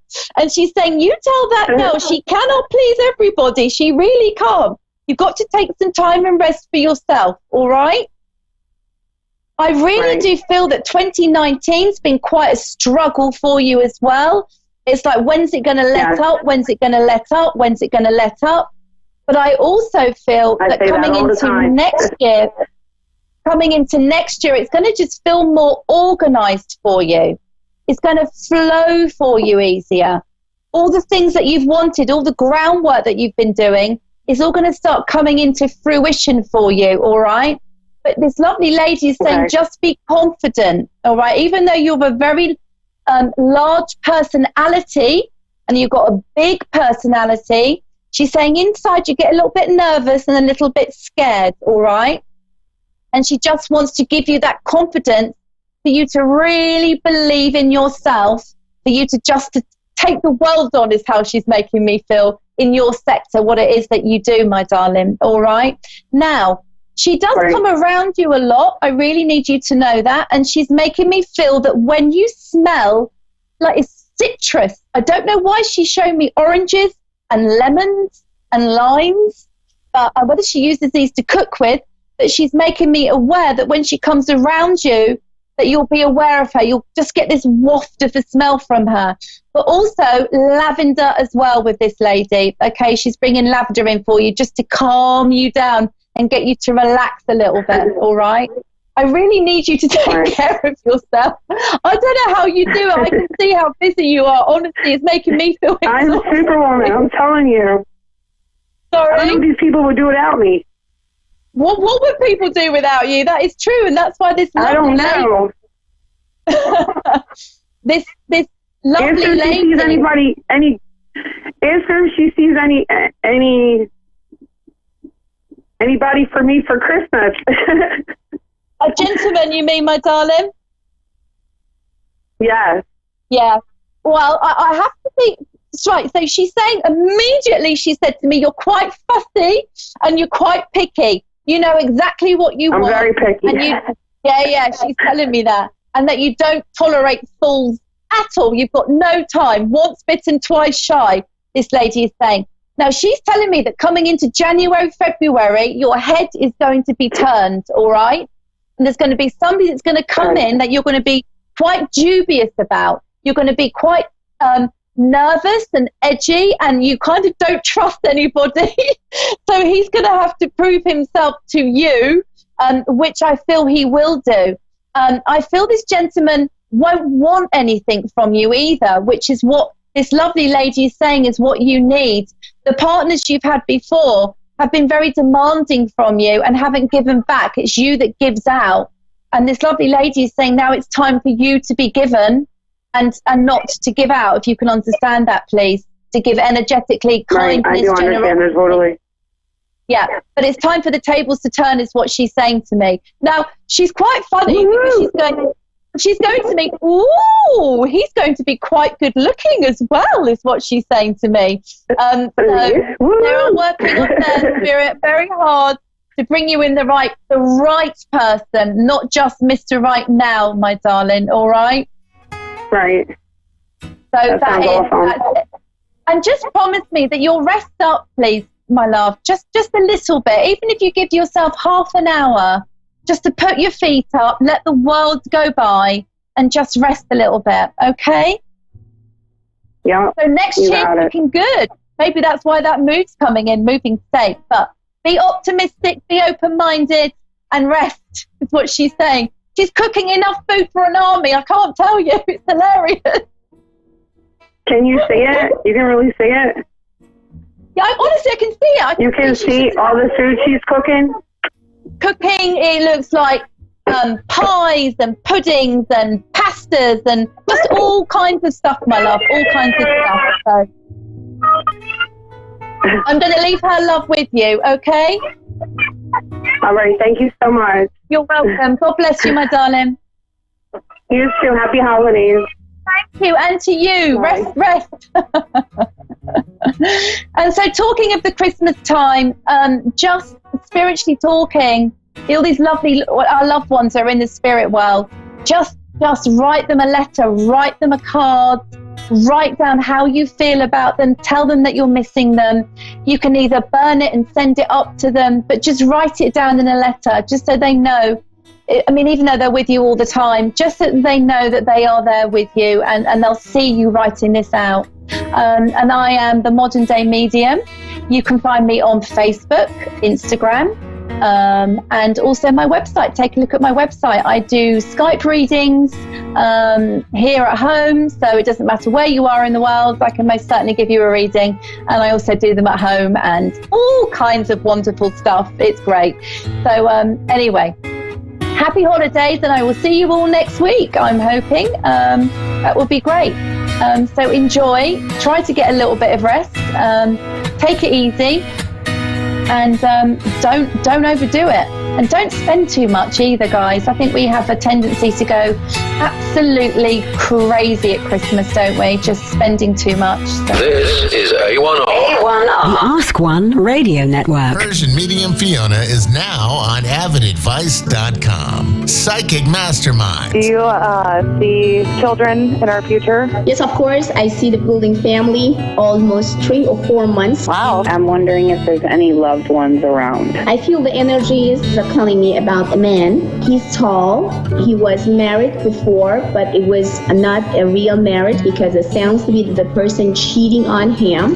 No kids around, no brothers, no sisters. Your age or almost 3 years older. I think I might know who this person is. Okay. I think I might know who he is, yeah. Okay. You may already know of Persian Medium Fiona from her radio shows, her television shows, her groundbreaking detective work, and from just about every corner of the web. Only a site with the integrity and the purpose of avidadvice.com could land her. And she's available now. avidadvice.com. Psychic Masterminds. Would your business survive a disaster? Nearly 2/3 of businesses aren't prepared for an emergency, and 40% of businesses that experience a disaster never recover. Make an emergency plan now before it's too late. For a free online tool that helps you develop an emergency plan to keep your business up and running should disaster strike, visit ready.gov/business. Brought to you by the Federal Emergency Management Agency, the American Red Cross, and the Ad Council. A1R, Lifestyle, Healing and Wellness Radio. A breath of fresh air. This is A1R, a product of Positive Peak. You're listening to A1R Psychic Radio, Earth's #1 psychic radio network, and watching Moonstruck TV and Lightning Television.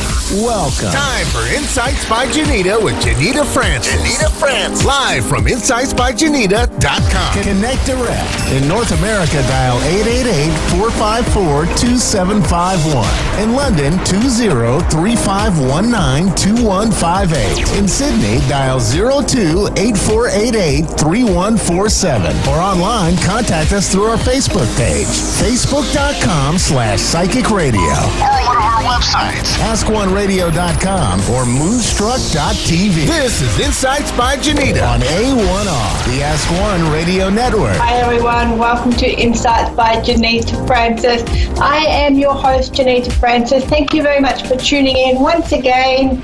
Not sure how the weather is going in your neck of the woods, but it is certainly very, very hot here in Sydney. We've got 42 degrees Celsius today, so that's basically our entire outdoor is a sauna. It's very, very hot. Little reprieve tomorrow and then go straight back into 43 degrees on Saturday. So it's very, very warm at the moment. So hello, summer for us Southerners.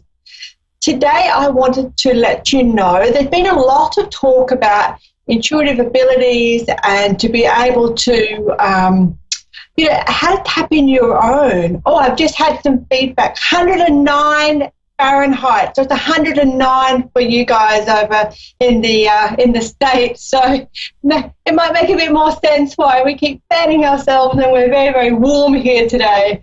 So but what I wanted to talk about is to let you know that I've actually formulated a whole bunch of workshops to help people harness, enhance, grow their intuitive abilities. And I haven't just done it from a medium point of view or from a psychic point of view. I've actually got a whole bunch of modalities that I've covered off, purely because there's different horses, different courses. So everybody's attracted to something different.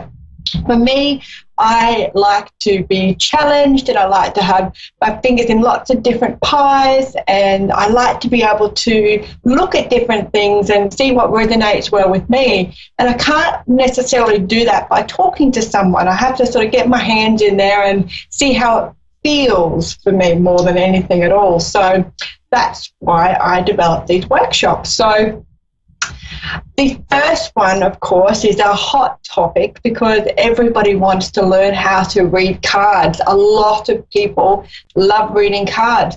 Not a lot of people do it intuitively. We grabbed our deck, it's got beautiful artwork on it, we're amazed by it, and then we study the book. And when we study the book, we put ourselves under so much pressure to memorize what all of those different meanings are, what all of the different cards mean, and in which context.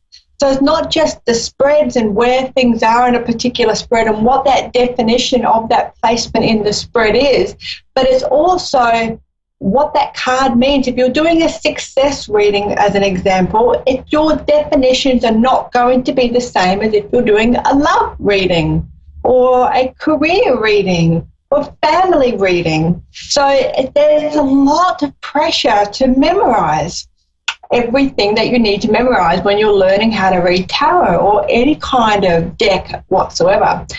Now, I have a very, very good memory for a lot of things. I do not want to read a book and read tarot based on someone else's interpretation.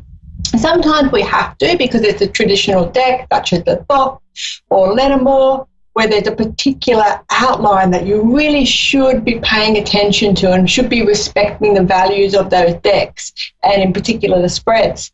But if you're like me and you don't want to put yourself under all that pressure, it should be fun. It should be, building your confidence up and feeling really good about being able to read tarot, then intuitively reading is the way to go. I highly recommend it. So what intuitively reading means is that you pick the card up, have a look at the picture, the colours, see what colour you're drawn to the most, see what the picture is telling you, see how your gut's feeling, all those sorts of things. So in the workshop, Intuitively Reading Tarot, I actually teach you how to intuitively read any deck at all. So it doesn't matter whether you've just got one from the second-hand shop or a pawnbroker, I think it's the term in the Northern Hemisphere, or whether you've got a brand spanking new one that you bought off the internet, or someone gave you your first deck, or someone gave you the deck that you want to learn how to read intuitively.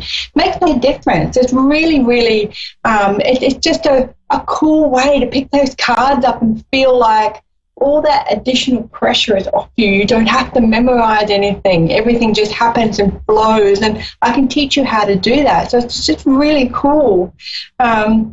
There's another course as well for numerology, which is just like an amazing skill.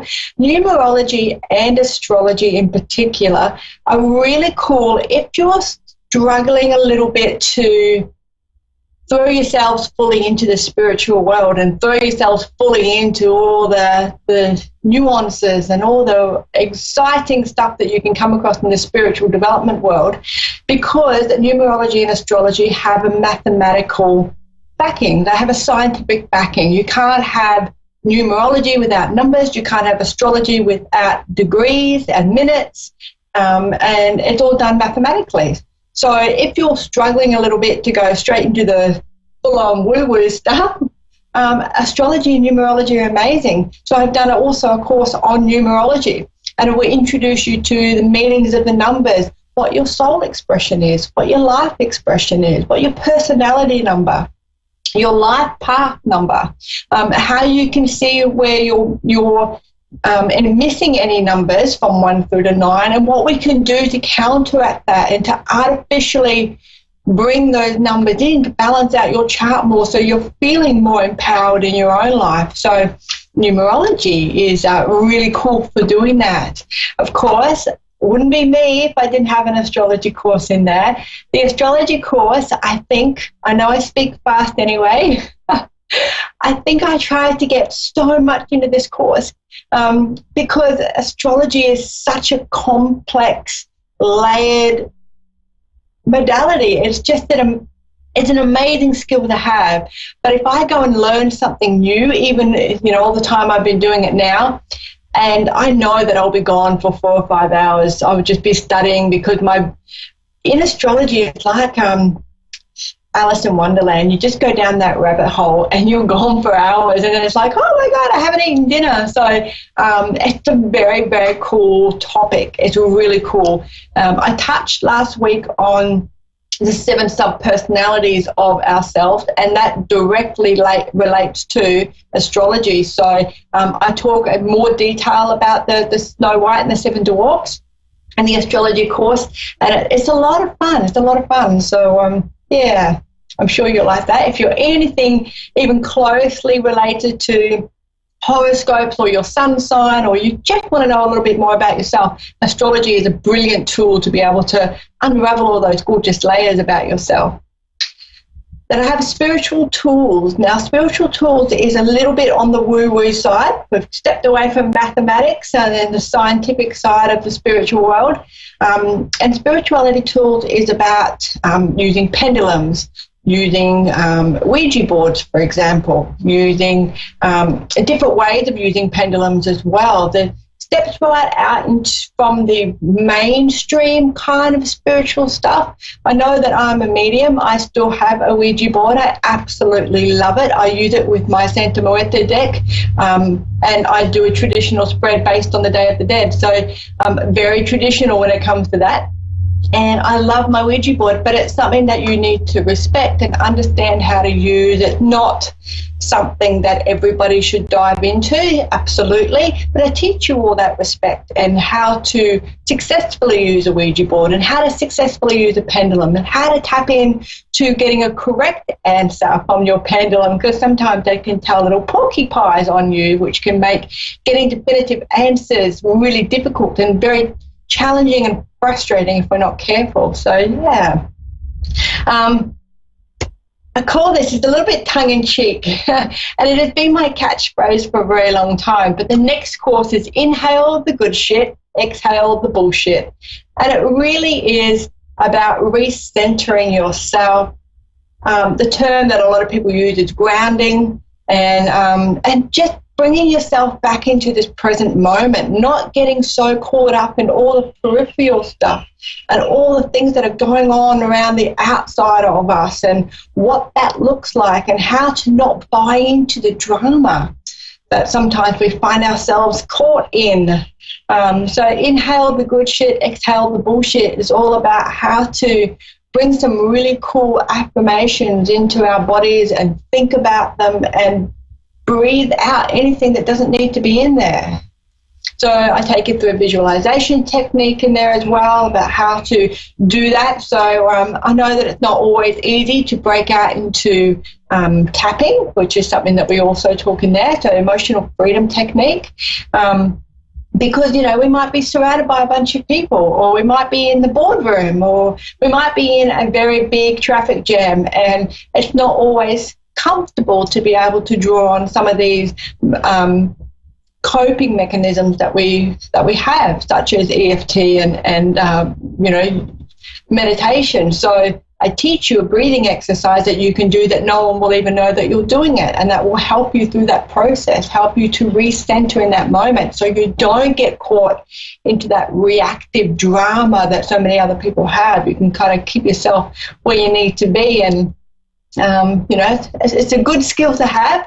I've been practicing it for a very long time, and I'm not even going to pretend that it works every single time, because there are triggers. Dishonesty is a huge trigger for me, so I usually go from Zen to Psycho and then back halfway throttle the Zen versus Psycho when someone tells a lie. So, you know, but it's a practice. We're practicing it. So it's something that we do every day until we get better and better at it. So there's also, because of that, a lot of stuff that we bring through, and a lot of the stuff that we deal with as early adults and as we go through our lives relate back to our environment, how we grew up. You know, was that a traumatic childhood? Was it a great childhood? Did you have the school of the century and just have amazing adults around you? And then when you grew up, you got a real rat bag of a partner, and then thinking, well, that's not, how did this happen? And then similarly, you might have a terrible childhood and you grow up and you meet a terrible person, or you grow up and meet a fantastic person, but you're a little bit rough around the edges and you don't know how to treat that fantastic person because of the environment that you grew up in. So that's ancestral baggage. That's about stuff that we've learned environmentally, something that our parents and grandparents and forefathers and foremothers have sort of put in our DNA, and it seeps through there. So that's a whole topic on how to release that, how to identify it, how to use the emotion code, which is subconscious, it's muscle testing. So subconscious, getting your subconscious brain to work with your conscious brain to get the answers that you need to be able to identify what that baggage is, where that trauma is lying in your family, and to release it. To let it go, to honor it and say, thank you, you've made me the person that I am today, but I don't need you anymore, so rack off, Charlie. So understanding past lives and ancestral baggage, and it really is understanding it. And, you know, I've come from a long line of very difficult family members, and I can go through my life saying, but this happened, or but that happened, and this is why, and justifying being a shitty adult because of my environment and because of the things that happened to the people that were in charge of my environment. Or I can take total ownership for my reactions and take total ownership for and responsibility for the person that I am and how I treat people. So I wanted to do that. I wanted to become a better version of myself. I didn't want that ancestral baggage to impact on my life. So I started healing properly, emotion code healing, and letting go of all of that.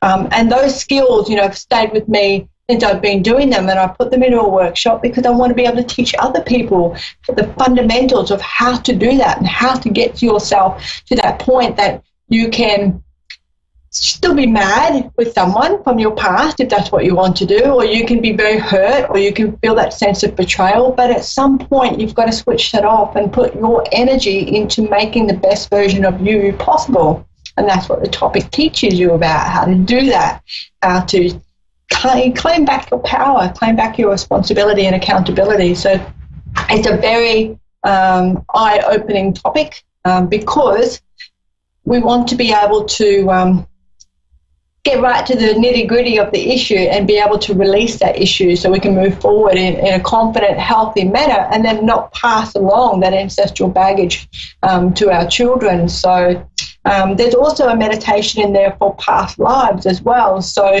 sometimes we bring some our soul contract and our north node and our south node are our soul contracts in our astrology chart, and we touch on that in ancestral baggage in past lives, because our south node is where we've come from, what we need to let go of so we can move toward our north node and our soul contract for this lifetime, what our soul needs to understand and learn and grow from to be able to go to the next part of our journeys, or our soul journeys, not our physical journeys.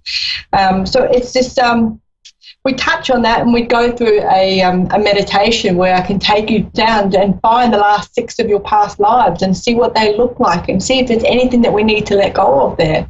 So it's just a cool, have a good look at everything and where we've come from and where we're going to next. So it's nice. It's just a nice journey. It's a nice visualization technique. There's also invoking the warrior within, which is an empowerment topic. And when I first started having to go online with my business, because it was very word of mouth for a very, very long time, and I really wanted to be able to empower people to become better versions of themselves, to find that warrior within, that they could champion themselves and champion their emotions and champion their reactions and their triggers and understand themselves, become their own best and favorite topic. And so I have a business called the Warrior Movement, and it's the movement toward being a warrior, being your own warrior, and understanding what that means. So, of course, up there with astrology, people are my favorite subject of all time, because we can learn so much about ourselves, and all the secrets to the universe's mysteries are within us. We just don't know how to ask the questions, or if we do know how to ask the questions, we don't know how to listen to the response, because we're a lot in our logic brain most of the time. We're not in our spiritual brain, and we don't see the messages. And I'll give you an example of what I mean by this. A lot of people see 1111 or 22 or 33, or I see 1144 a lot, always in that combination, which is just astounding. But the universe is not necessarily saying here's an angel number, here's more balance in your life, here's social environment for you. It's actually saying, hey, whatever you're thinking about right now, we need you to pay attention to your thoughts. Your thoughts are creating things. So when you see those numbers, you go, oh, there's an 11. There's 1111. It's saying, hey, you need to be in the present moment. And that's how the universe gets your attention. You spot that number, and you might be thinking about too far in advance or too far in the past. You're not here right now in this exact moment paying attention. You could even be driving your car. You know, when you jump in your car and you get to the supermarket and you think, oh, crap, how did I get here? How did I get to the supermarket? That's your subconscious brain automatically playing the tape. It knows the way. We're creatures of habit. It knows how to get to the shops. It knows how to get to your parents' house or to your friend's house or to your local tavern or bar, I think they call them over there. So your subconscious brain takes over. And when that happens, the universe will send you little numbers. It sends you the 77 because it wants you to go, hello, what are you thinking about right now? And if you see 1111 or 77 or any of those master numbers, whatever that special number is for you, the universe is saying, pay attention to your thoughts. I need you to listen to yourself right now in this moment. So it's not necessarily the number. The number is a trigger, but it's your thoughts, what you're thinking about. That's what they want you to pay attention to. So give that a go next time you're out there and you're just driving around, minding your own business. the universe is trying to get you to pay attention to your thoughts, okay? They're the things that matter most to you. They need you to pay attention. So empowerment is all about working out what you're thinking about, how to bring yourself back into the moment, how to champion yourself, how to not be impacted by the environment that you grew up in, impacted by the abusive relationship that you might be in right now. It's all of those things. It's about being able to claim back your boundaries, putting your rules of engagement in place, letting people know that if you're going to be in my life in any frequency, in any way, shape or form, then you have to abide by my rules of engagement. And sometimes they're conversations, sometimes they're silent deals. Sometimes you align yourself so beautifully with your friends and your partner that your ethics and your moral compass are both in alignment, and you don't need to say, hey, for me cheating is unacceptable, because your partner knows that. Their morals and their ethics and how they view relationships and that commitment they take so seriously that you don't need to explain that cheating is off, is a non-negotiable, is a deal breaker, because they understand that. That's the same rule for them. So, and I teach people how to put those boundaries in place when in invoking the warrior within, and how to get good practice at it as well. I know that when I was single, I was attracting a lot of people that were very similar traits to the relationship that I had left, and I wasn't interested in attracting those people anymore. So I practiced boundary setting on a whole bunch of first date people, and because there was no emotional attachment to them, there was no sense of duty or sense of responsibility to look after their emotions so much. I could be that little bit tougher on a stranger. And I found that was the easiest way for me to start putting some healthy boundaries in place around intimate relationships. And it worked. It was amazing. So all those skills and all those life shenanigans and experiences and challenges that I've gone through, I've created workshops for every single one of them to give you the skills that I've learned along the way. And perhaps they will resonate with you, and they'll help you have a better quality of life and improve your quality of life and improve your relationships. So soul transformation stuff. Of course, there's a mediumship. I see dead people is what I called it. And I teach you how to tap into your mediumship abilities. Everybody's got it. Everybody's got it. I don't think that there would be one person listening right now that hasn't caught a glimpse of something out of the corner of their eye, and when they've looked, there's been nothing there.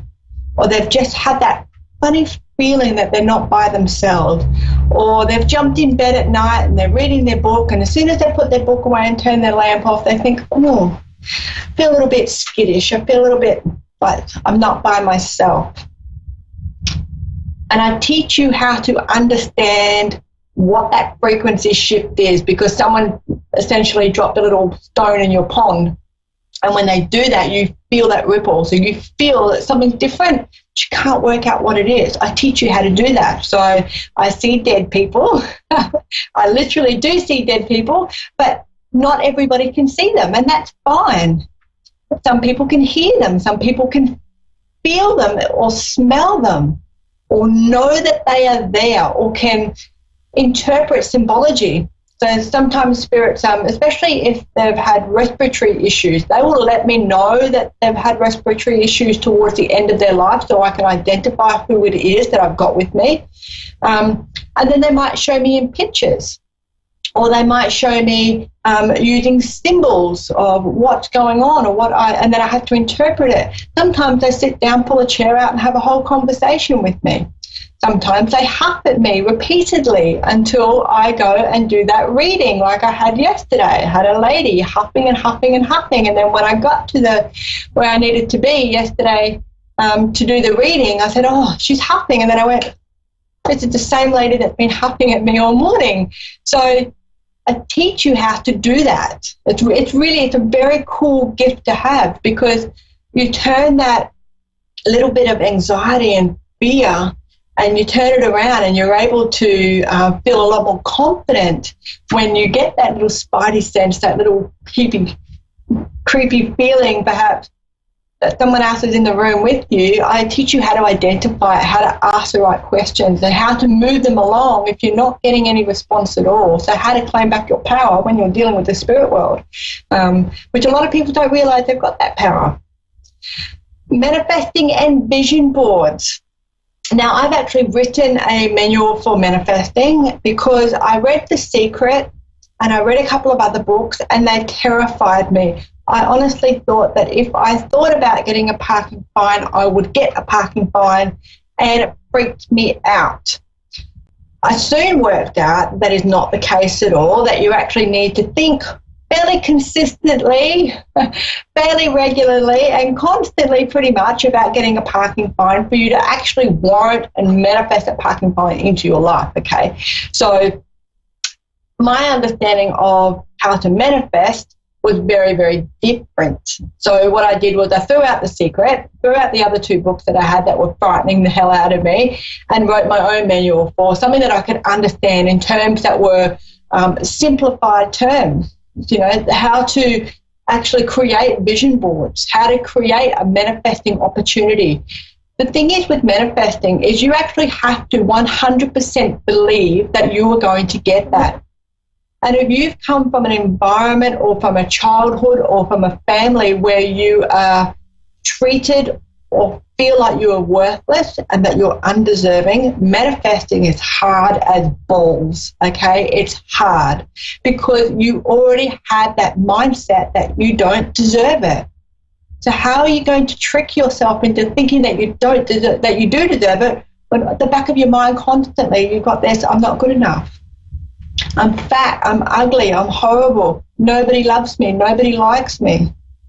You got all those feelings. It's really hard to manifest beautiful things in your life because your conditioning, your habit forming is so negatively geared that it's really hard to reach for something positive and believe that it's yours and you can hold it in your hand. So I teach you how to let go of all of that stuff. I teach you how to identify triggers that are causing you to not be a really good manifester. And then I teach you how to manifest based on where the moon was, what day you were born, well, when the next new moon coming in. It's very ritualistic. You don't have to take your clothes off and howl at the moon, okay? But you do need to be aware that ritualistic stuff, and that's what will stand out for you. That's how you create that manifesting magnificence, basically. So, yeah. And then, of course, vision boards. My whole life is a vision board. Every year I create a new vision board. Every year I tick everything off. And I tick it off as I achieve on my vision board because sometimes we get so caught up in our lives that we forget that we're actually going somewhere. So by me ticking it off my vision board, I'm saying, yes, I've got it. I've achieved this. And I can see that it's actually working. So I teach you how to do that too. I teach you how to create a good manifesting regime, ritual, and I also teach you how to create great vision boards to make sure that you're manifesting into your life what you actually want. And the last workshop is crystal therapy, which is everything crystals, how to use them, how to tap into their frequency, how to use them for intuitive abilities, how to pick one for somebody else, how to pick one for yourself, how to wear them. So if you like any of these workshops, they are $45 Australian per class. You can buy them in a bulk if you like. Please do PM me or check me out on my website, www.insightsbyjanita.com. I'm also on Twitter and I'm also on Instagram, and you will, of course, find me on Facebook. And that's it for me this week. So, again, workshops are downloadable, okay? So I send them to your email and then you download them. They are yours to keep. It is not a login. It's not a monthly ongoing fee. It's $45 Australian per workshop, and you can have it for life. So if you're interested, please do sing out to me. Let me know. Once again, my name is Janita Francis, and I am from Insights by Janita, and it is always a pleasure to be here on A1R Psychic Radio and Moonstruck TV. This is A1R, the Ask One Radio Network. Persian Medium Fiona is now on avidadvice.com. Psychic Mastermind. Do you see children in our future? Yes, of course. I see the building family almost 3 or 4 months. Wow. I'm wondering if there's any loved ones around. I feel the energies are calling me about a man. He's tall. He was married before, but it was not a real marriage because it sounds to be the person cheating on him. No kids around, no brothers, no sisters. Your age or almost 3 years older. I think I might know who this person is. I think I might know who he is, yeah. Okay. You may already know of Persian medium Fiona from her radio shows, her television shows, her groundbreaking detective work, and from just about every corner of the web. Only a site with the integrity and the purpose of avidadvice.com could land her. She's available now. avidadvice.com. Psychic Masterminds. A1R, Psychic, Metaphysical and Wellness Radio. A breath of fresh air. This is A1R, a product of Positive Peak. You're listening to A1R Psychic Radio, Earth's #1 psychic radio network, and watching Moonstruck TV, enlightening television. Welcome. Time for Divine Guidance with Angel Tuzigno. Live from Crystal Clear 101.com. Connect direct. In North America, dial 888-454-2751.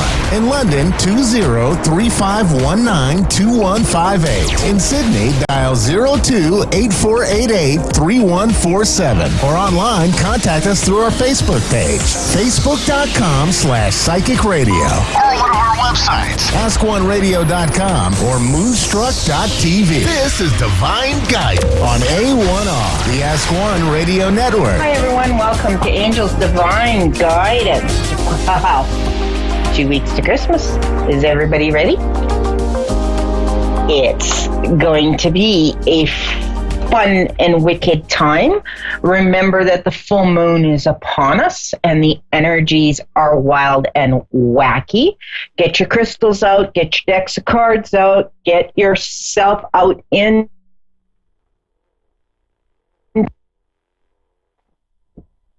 If you're in Canada, we're in a cold snap. Don't get yourself frozen. Dress up for it. Okay, so everyone watching the show today, the card that was shuffled and picked is the Hope card. So that's love and acceptance. So that's just telling us that it's the season for love, unconditional acceptance, doing unto others as you wish done unto you. There's 27 different holidays between the end of November and January 15th, I believe it is.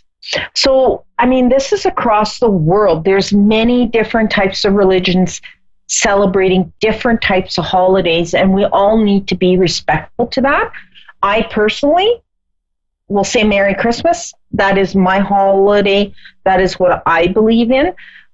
I mean, I've lived in a Ukrainian community. They believed in their Ukrainian Christmas and celebrating Little Christmas and Big Christmas. I partaked in it. I enjoyed their food. I enjoyed the rituals. So just try something new this year, okay? So with the holidays, know that new doors will open and we cross the thresholds. It's exciting to know that we are stepping out of the old and into the new. So think of it as a rebirth, okay? So with the new moon, with the holidays, with the new year beginning, we're being reborn. And with that comes unexpected gifts. And the Spirit has messages for us to walk through the open doors and windows like a little child and embrace it, okay? Just know that for every pain or stressor that we have, that there's always going to be peace and calm that's going to come from that tension and struggle. If you are like me and you like to study crystals, crystals are formed when they are put under pressure, okay?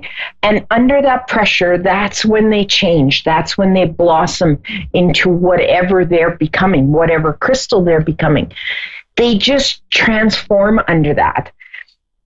We as humans, we get frustrated or uncomfortable. Know that that's our way of being under the pressure. and know that the change is coming our way, that we're going to just blossom into something bigger and better. You just have to bide the time and enjoy the ride and know that this too shall pass. Okay? And always know that we go to sleep and we wake up in the morning. That's a new day. It's a new life. It's a new beginning. It's a new experience. It's a new way of expressing ourselves. Try not to bring yesterday, which was the past, into today, which is the future. Okay? So just learn to breathe, taking deep, slow breaths. Okay? And let the healing take its place. This brings a new you, a new us, a new sense. We recognize where we belong, that we can truly let go of the old. We are so loved, and the conscious universe is so proud of us, okay? We didn't come here to fix things that are broken or know things we didn't know. We came here because we are in love with life. We are here. We are in love with who we are. We are here because we are in love with the beginnings and the beings in love with life. So just know that when we chose to come to Earth, we came here because we wanted the new experiences. We loved the new. We loved the challenge. But as we have been going through life and we pick up on other people's beliefs and other people's energies, we just kind of get stuck in a rut. And we have to get out of the rut, and we have to move ourselves forward, knowing that there's bigger and better things coming in 2020. I mean, I'm getting lots of downloads at nights. I'm getting lots of downloads during the day. My ears are ringing off the wall. It's like, hello, I can hear you. Just know that there's so much coming. I'm so excited to see what's going to be coming forward for a lot of people. So just hang in there. We're almost there. All right, so let's go to our first caller, which is Keisha. Yeah. Are you there? Hi, how are you? I'm doing pretty good. All right. So we got your card, okay, which is the magic of manifesting. So this card tells me that you're really good at getting what you want when you want it, when you truly settle down and you truly ask yourself, what is it that you truly want, that you can create it and make it happen. Does that make sense to you? Yeah. It does? Okay. So what would you like to know tonight, or do you want me to just go in general? You could just go in general. I do want to know one thing, though. Like, I've been in a relationship for 9 years, and I'm really ready. I'm getting older, and I'm ready to get married and settle down. I think he's ready also, but he's still working on some things. But I just wanted to know, like, if you see it happening, like, this year or soon. Well, it won't be 2019. Okay? You do have major changes coming in 2020, and I do see a celebration of sorts, whether it's a wedding or whether it's a commitment ceremony. I do see that there is that coming in 2020, but they're telling me that you guys need to get a little more communication going. Like, yes, you guys are on the same page, but you guys have been together for that 9-year mark where you're comfortable. It's like old shoes. You know what I mean? Yeah. Where you guys need to take the time to actually communicate and be heard. So you guys need to listen to what each other is saying. A lot of your disagreements, I don't want to say fights or arguments, but a lot of your disagreements are because you're not listening to each other. Does that make sense? A lot of sense. So That's a lot of sense. He's a truck driver, and he's very stubborn. Like, he's just head straight on to like working and making a lot of money. So I'm open to listen and communicate, but he doesn't listen and communicate to me because he's comfortable. He knows that he can go to work and everything is okay, and when he's ready. But I do need communication with that. You're going to start having to communicate with him through trucker language, so you better brush up on your trucker language. Okay. So you get his attention. Get it? Breaker, breaker. Yeah. 10-4 big buddy. So you're going to have to learn to meet him because he's so fixated on giving you the life that you deserve and that he wants you to have that he's not taking the time to step back and smell the flowers. So you're going to kind of have to meet him where he's at. Okay. Okay. Now, do you guys have a dog? He does. Okay. Is it a smaller dog? Does he take it on the road with him? Yes. It's a medium-sized dog. He's kind of big, and he does take him on the road with him.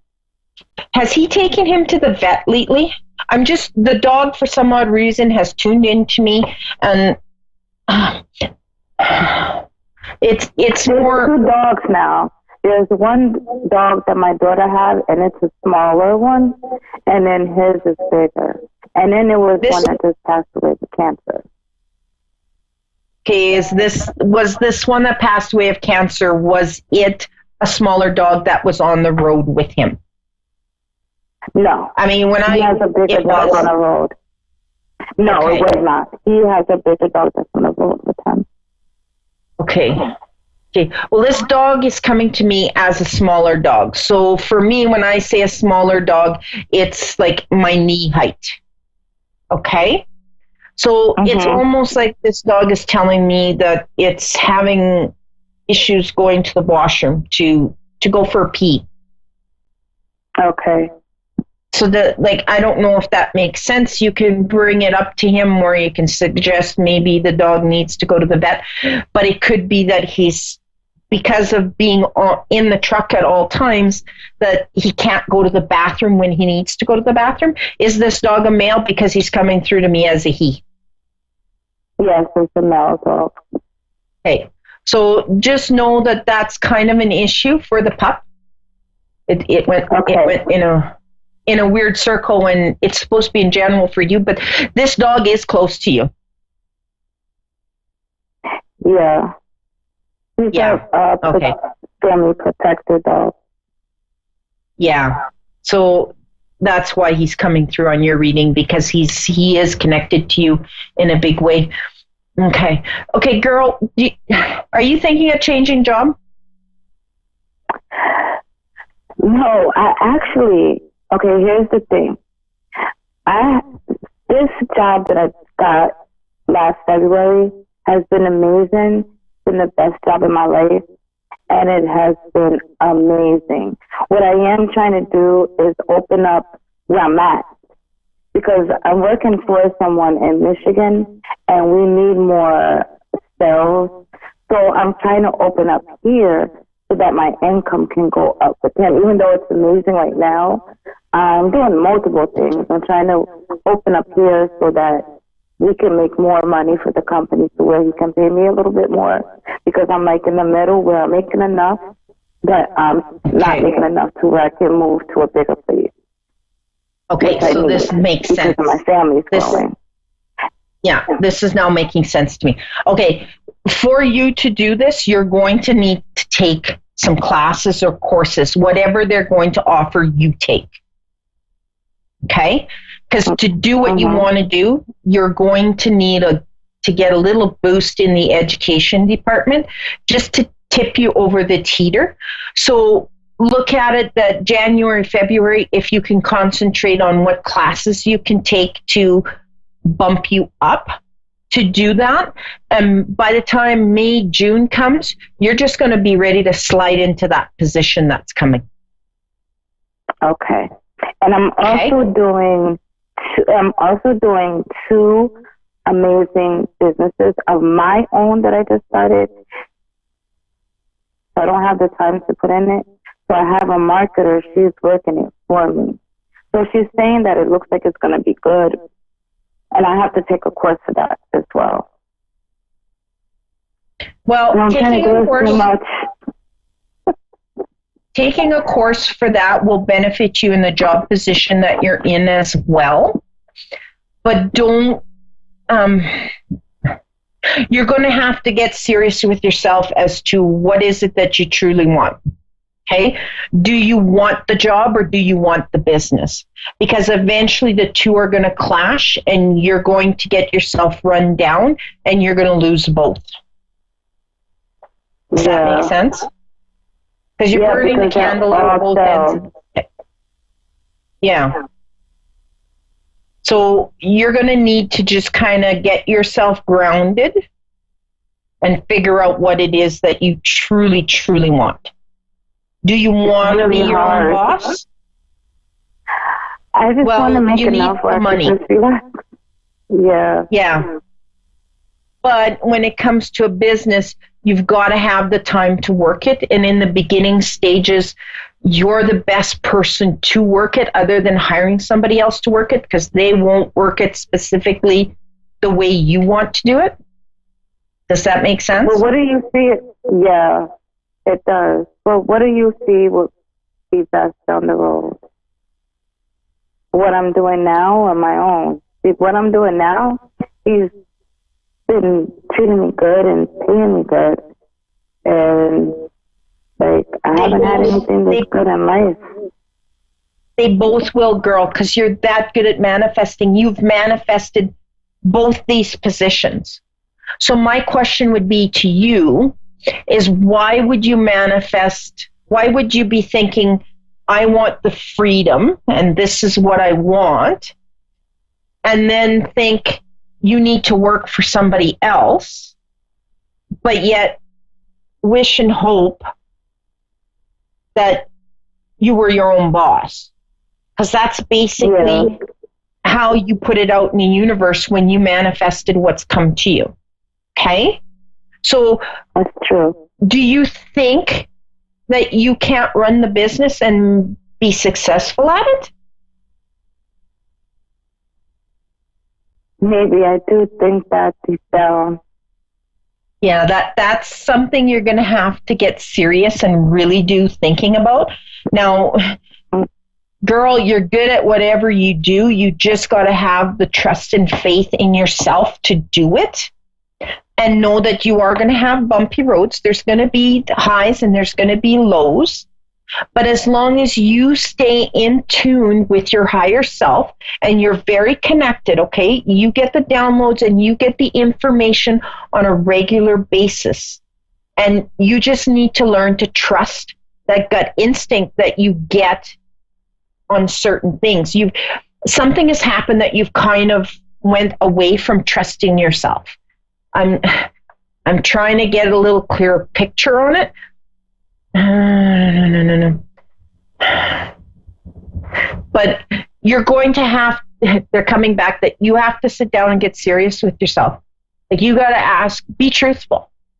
So not only do you need to get a little more better communication with your partner, you need to get into a better communication state with yourself. So you have to meditate. I don't know what I want. I don't. But you know what happened? I'm gonna tell you what happened. My kids grew up. My kids are now grown.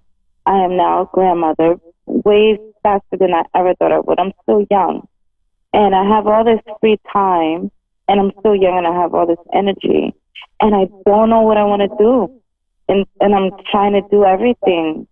Because I don't know what I want. I know that I need to make money, and I know that I can manifest. But trust the money will. Trust that the money's always going to show up when you need it. Okay, and here's a little secret: we never know what we're going to be when we grow up. We all hit that stage that you're in. Okay? Yeah. So just know you've got to start meditating and getting a little more connected with yourself. Okay? Okay. Just so that you can tune in. Okay? So I want you to meditate and I want you to start communicating with yourself, and all your answers will come true. And look out for 2020, because it's going to be just a kicking world for you. All right? So you have a great week and a great weekend, and I need to move on to my second caller. Thank you very much. You're welcome. All right, Danielle. Yes, ma'am. Are you with us? Hi, how are you? All right, so I've got your card. All right, which is the Master Buddha. Woohoo. That tells me that you are truly connected with your inner voice. So you listen to your higher self quite a bit. Does that make sense? Yes, ma'am. And you follow it right to the T?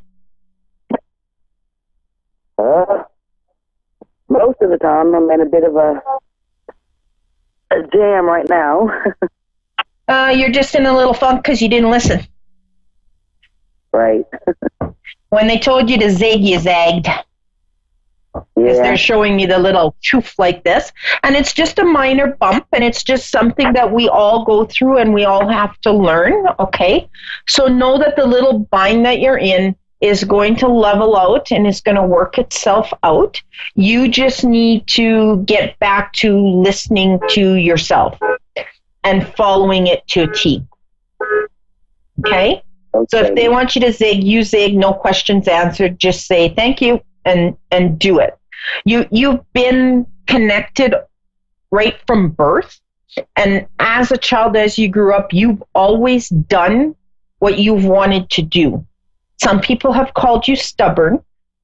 I don't believe in that. I just believe in you believed in yourself, you still believe in yourself, and you do what you know is best for you no matter what anybody else thinks. Does that make sense? Yes, it does. Yeah. And this little predicament is you started listening to other people. You were taking other people's opinions into consideration. Okay? But remember, you can take other people's opinions, which is really none of our business because that's their fears and their opinions. It's about them more than it is about us. But it's okay to take those things and put them into account. But in the end, you have to sit and you have to ask yourself, is this what I truly want? Will this make me happy? Right. Okay? No matter what. Yeah, you're not right now. You need to shift that. You need to change that. And nobody can do that but you. Okay? So I guess tonight's little spiel will be on meditation. So I need you to start meditating, and I need you to get back grounded and connected with yourself. And I need you to use yourself as your pendulum, which you've always done. You've always asked the question, should I do this? And you've always went with your yes or your no on how it made you feel energetically. Okay? So you need to do that again. All right? Now, just know that there's no guilt for you to end the predicament that you're in and change the direction you're going, okay? Because we all make decisions based on the information and what we know at that time. But as the days go on and as the seconds go on, we learn more and more, okay? So now we have more information. So the decision that we made 2 hours ago might not be the right decision for us right now. And I can use the example. You can get up in the morning and say, okay, I'm having a nice big juicy steak for supper. And your mouth waters for that juicy steak. And you get home and it's time to cook that juicy steak, and you open up the fridge and you go, nope, I want a hamburger. And you cook the hamburger. And that's okay. Because all of a sudden your body told you, no, I don't want the steak, I want the hamburger. I wanted the steak this morning, but I want the hamburger now. And that's the same thing when we make choices in our lives. We make it based on the information we have at the time that we made it. But as the days and time goes by, we learn more and what we want changes. Does that make sense to you? Yes.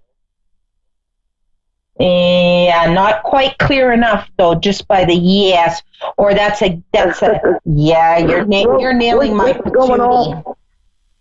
What's going on with me is, I had a friend that got murdered 20 years ago, and I was in the driveway when it happened, and I just told that.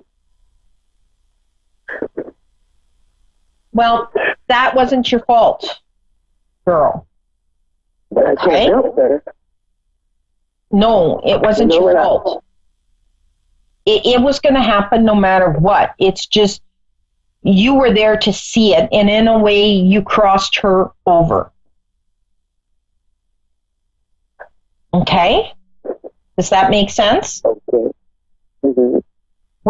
When this happened to her, she wasn't alone. You were meant to be there, so she wasn't alone when this happened. It was going to happen no matter what. It's just one of those things that we have no control over in life. But there's no guilt, and she doesn't want you to have the guilt either, okay? She wants you to be happy, and she wants you to go on with your life and know that she's always with you when you think about her. And I know that the holidays are really hard because you spent a lot of time with her, but just know she's still with you, and she wants you to be happy, and she wants you to go forward. Okay? Okay. Does that make sense? It does. Yeah. There was nothing you could have done, because if you tried to intervene, girl, you would have been right next to her. Right. And she doesn't want that. Everybody tells me. No, don't worry about what. It's easy for everybody else to tell you what you should have done. They weren't there. You were done. You were there. Had you done anything that they were telling you to do, girl, you'd be right next to her. So no, you were protected in ways, and there's no guilt, okay? No guilt. Now, my girl, get a hold of me. Get on my Facebook page and message me, and I can work a little more with you because there's only 30 seconds left, so I'm going to be faded out on this. But I know that there's a lot more that you need to discuss on this subject. So please message me through Facebook, and I will continue to walk you through this, okay? Yes, ma'am. Thank you so much. No, that's my Christmas gift to you, because she's here right now, and she has a lot to tell you. Okay? And it's okay to cry. So just let it out, and no guilt. She doesn't want you to be guilty. Okay? Okay. All right? I'm sorry, I'm so emotional. Yeah, I'm going to send you lots of energy your way. Okay? And I don't know why she made me do this. So there's something about the hands being crossed because she made me do it. So that's basically a hug from her. So just know that, okay? Okay. All right. So you have a great week and a great weekend, and have a wonderful holiday.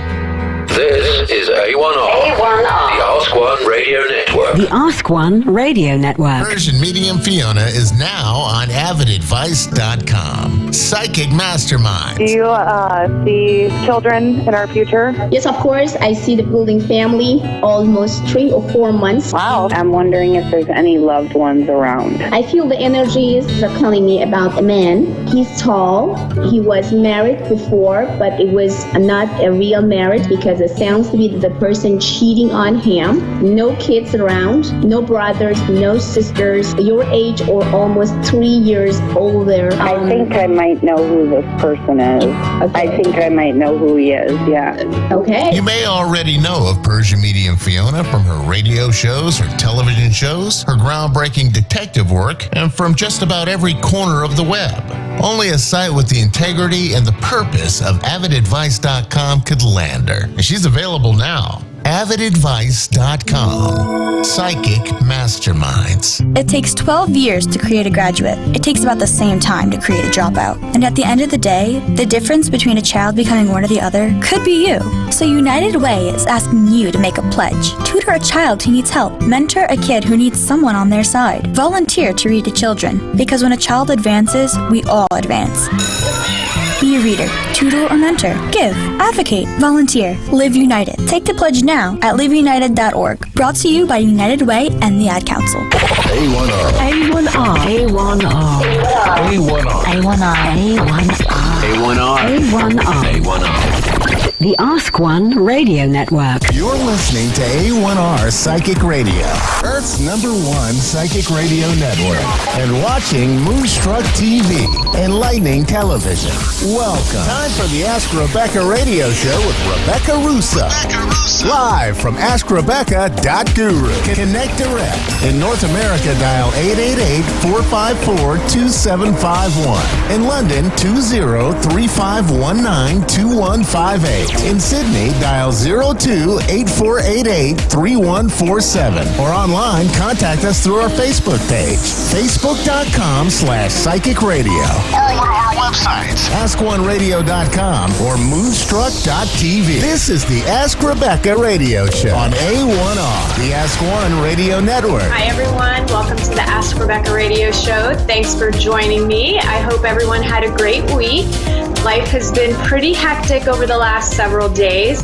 You may have felt like you were super busy the whole time and at the same time felt like you didn't get much accomplished at all. So there may have been periods where you felt time was going by extremely quickly, while other times it felt like time wasn't moving at all. And you may have even experienced this within the same day. Maybe in the morning, things felt like they were flying by, and then by the time you hit the afternoon, it's just creeping. For me, myself, there were a couple of times where I would look at the clock and I felt like at least a half an hour or more went by and 2 minutes went by. So it was kind of a weird week for me with that weird time stuff. But let's see. You may have even experienced a feeling of magic, right? It just also had times and moments throughout the week where it just kind of felt like there was this magical energy around. You may have seen some wonderful manifestations in your life, lots of intense energies, good or bad, around relationships of all kinds, money and self-esteem. You may have even been making some important decisions. Maybe you were launching new projects, maybe you launched a business, or you were taking action steps towards goals that you've set for yourself. You may have had periods of optimism, courage, support, changing your mind, taking some risks. Maybe there were some surprise opportunities that popped up as well, new pursuits and hobbies that maybe you started getting into as well. Physically, you may have had periods of high energy and then periods of really low energy, or it could have all again simultaneously happened in the same day where you wake up, you're feeling really awesome, you're feeling super great, you've got a lot of physical energy, and then within a couple of hours, you're just like, I got to take a nap. Or it could be the other way where you just really felt like you didn't get much sleep at all, and you wake up in the morning and you're feeling groggy, lethargic. And then by the time you get up, then things start to get going, and then you have high energy. Some of the other physical things that you could have experienced were a ringing in the ears, night sweats, very vivid dreams, just very, very vivid. And so vivid to the point where maybe you were feeling almost like you were aware that you were in a dream and dreaming. So it felt like you didn't get any sleep. Because you were aware of the fact that you were in a dream. Maybe you also had some bouts of nerve pain mixed in with cold body aches as well. Emotionally, you may have experienced peace, happiness, excitement, anticipation, sadness, grief, frustration, guilt, shame, anger, and annoyance. So lots of different things going on this last week. We began a new 28-day moon cycle on December 13th. That lasts until January 9th. This is the rhythmic moon of equality. The descriptive words are organize, balance, and equality. And I'm going to read to you the description of this energy that's in the galactic calendar created by SkyTime. I didn't forget this time like I did last week. So let me just read this to you really, really quickly. And just look how pretty this calendar is. It's super neat. It's probably upside down. But okay, so the rhythmic moon, and what it says is, all life on Earth, including the rhythms of our body, are influenced by the rhythms of ever-changing combinations of celestial movements. Daytime, for example, offers high energy of the sun for outward exertion and communication. Nighttime, conversely, welcomes the deepening of intuition, supporting expansive internal processes. By noticing the fluctuations of nature, we can receive the support of its cycles to enhance our endeavors. As we give attention to our personal rhythms, we can actualize deeper levels of organic balance, both physically and emotionally. A sense of balance can be achieved by accepting that life is a process, an ongoing motion requiring dynamic organization and reorganization, a sacred juggling act. When we organize the elements of our life, we invite efficiency and functionality into our reality. Organization assists us to streamline and coordinate, producing greater ease and equilibrium. May we respect the various aspects of maintenance as the foundation which supports the art of our life. Through the eyes of equality, all moments equally contribute to the sacred balance of our lives.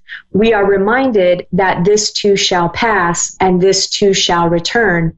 May we see all beings in the light of equality, finding innovative ways to enact ever greater balance with the web of life.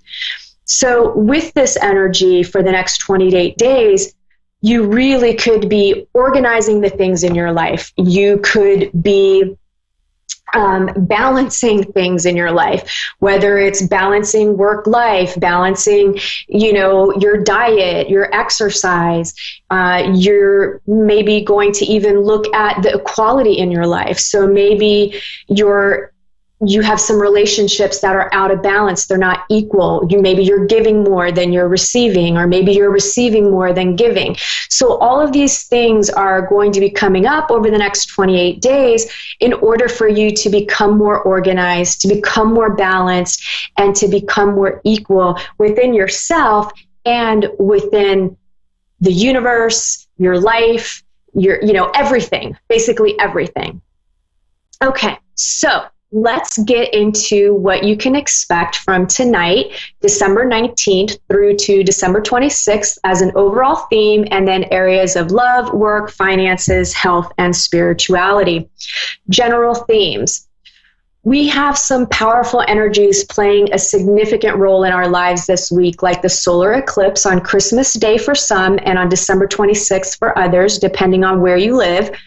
We are still in the energies of the portal activations, especially the 12-12, which will be accelerated on 12-21, with those energies finally subsiding around December 31st.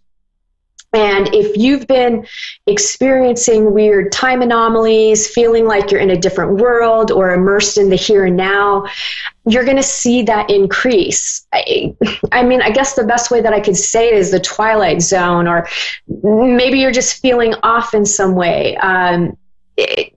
What is happening is timelines are merging into oneness, meaning all the aspects of your soul living parallel lives in other dimensions and realities, past, present, and future, are all becoming one. So you can awaken to who you really are, and it takes time to realize the big picture of what is happening to you. But with each passing day, you will understand more clearly what exactly is going on with you, why you're having to maybe purge and face all the things from your life leading up to this point that might have been challenging and difficult. So it's a lot of emotional purging. It's a lot of things being cleared away out of our lives that no longer serve us for our highest good. And it's really about making a choice to follow the path of the light and service to others, or follow the path of the dark to service to self. And ultimately, you will know the truth of what is going on in our solar system that has been hidden from you for your entire lifetime. So there's lots of revelations that are going to be coming forth over the next several years.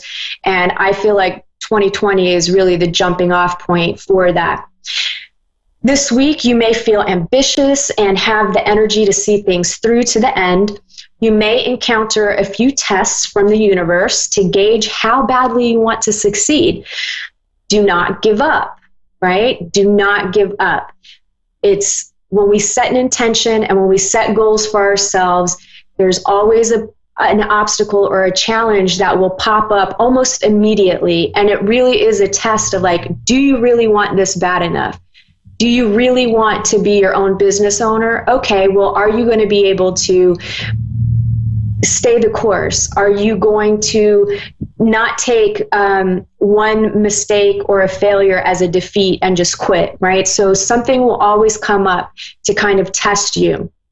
And I feel like this is going to be coming up this week, especially if you are forging ahead with plans and ideas. And I'm getting for some of you that there is a strong need to allow yourself new adventures, new ideas, and new approaches to life. You just need new. Some of you have been so stuck in stagnant energy and just isolated yourselves, and you're not living, you're afraid to try things. I mean, even something simple as a new restaurant, right? So really take a look at those things and allow something new. Take one action step into the direction of something new. Just one little one, and that will carry a huge momentum for you in 2020.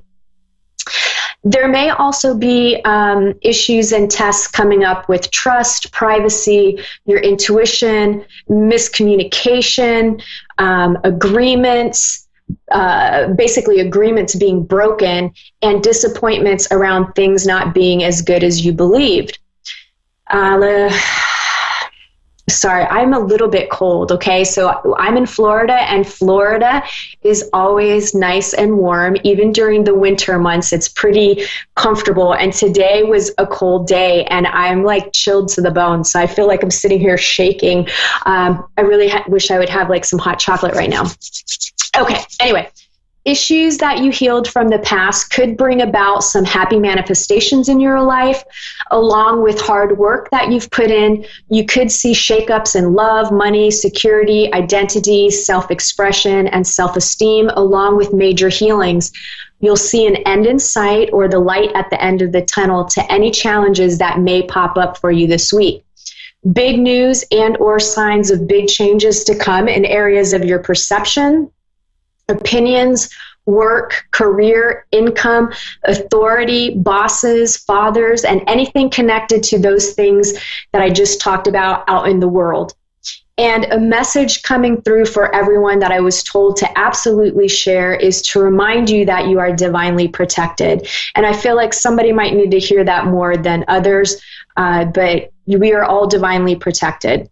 Work, for those of you employed, it's a combination energy here this week of receiving lots of support at work from coworkers or your boss, while at the same time dealing with frustrations because there may be someone throwing up obstacles and making the workflow more challenging.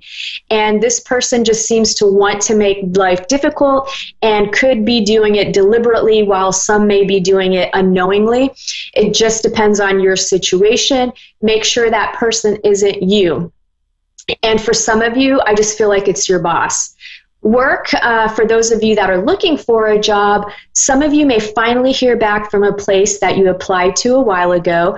I feel like a few companies will be doing callbacks right before Christmas as a way to give you hope, right? It's just a way to give hope. And there will be a few of you dealing with delays and obstacles due to the interviewer or person in charge of hiring throwing up obstacles, and it's going to be that person that's a pain at work, right? Stay calm, cool, and collected, giving rational reasons as to why you should be hired. And I feel like that will work in your favor and you will get hired.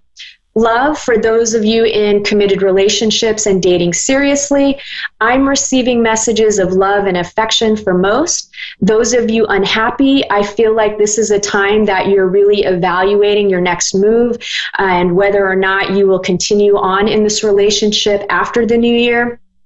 I do feel some of you are making plans to leave once you are in the new year. I feel like you're waiting for the holidays to pass. And some of you may be dealing with a mother-in-law who is getting too involved or pushy in your relationship. Feel like maybe the mother-in-law is stirring up some drama there. And then others could be dealing with a third party, possibly a child, or maybe even like a secret affair or something. Those of you that are single and looking for love, I feel some of you need to let the women in your life know that you're single and looking. I feel some will be meeting someone new and very interesting, possibly through an older woman. And lastly, I feel someone new bursting into your life who is full of life, full of adventure, and that you have a lot in common with. So make sure that you're still actively out there. If you get some invites with friends to Christmas parties, go. You never know who you're going to meet. Finances, I feel increase for some, while others are working through issues of overspending or penny pinching. Practice moderation and balance, right? Because that's what we're going to be doing the next 28 days. Health, overall, I feel like everything is going well for most everyone. And then some of you need to take action to improve your health. Take control of your health through a lifestyle change.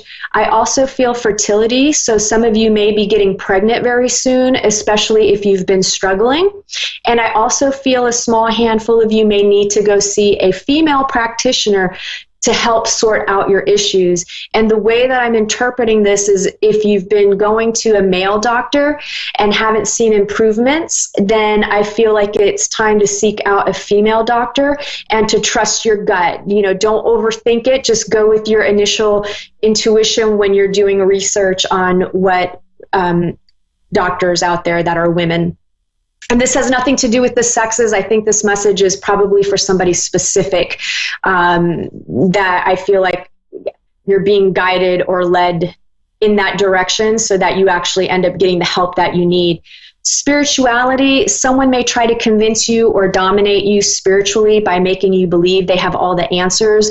Lots of creative energy flowing through you this week to help you create. Remember that you are part of creation itself, the creator, and you are powerful in love and creation, and you can do anything that you set your mind to. Anything, anything, anything. So just pursue whatever is in your heart. That wraps up this week's intuitive messages. Let me get to tonight's caller. I have Sue in Jacksonville, North Carolina. Hi, how are you? Hi, Rebecca. I'm wonderful. How are you? I'm doing all right. I think I got to turn up my volume. Hopefully it doesn't give too much feedback. How can I help you tonight, Sue? I don't even know how to say it. I have had a rocky situation happen, and I'm bettering it. I'm in the process of bettering it. But I've had some spiritual things go on in the middle of this, and I was wondering if you could help me with that. So I heard everything up to the last thing I could hear you was in the middle of you're getting yourself out of whatever issue you're dealing with, and there's something else that you're in the middle of. Right. There is some. There was a death involved with the situation. And I was just wondering if you could tell me anything about that. You're just wondering what? I just came out of a rocky relationship, and there was a death involved in the relationship turning rocky and ending. And I was wondering if you could tell me anything to do with that. With the death, or with the? With that being involved in the situation.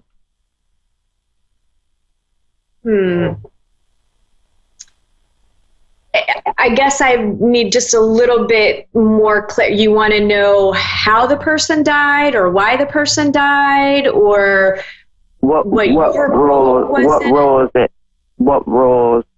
strong roles that it played in the ending of the relationship. What role the death played in the ending of the relationship with this person? Okay. Right. Well, I think to me it feels like this was to set you free. I feel like it's all about movement and change for you internally and externally. And I feel a connection to travel, and I feel like maybe this is supposed to get you moving, and now there's going to be less strain and less stress and less, like, it just feels like there was this dark cloud connected to that relationship. The person, if you can you tell me what the person's first name is? Because I just want to kind of see if I can connect with that person and pick up on more information. Tyler. Tyler? Right. Okay.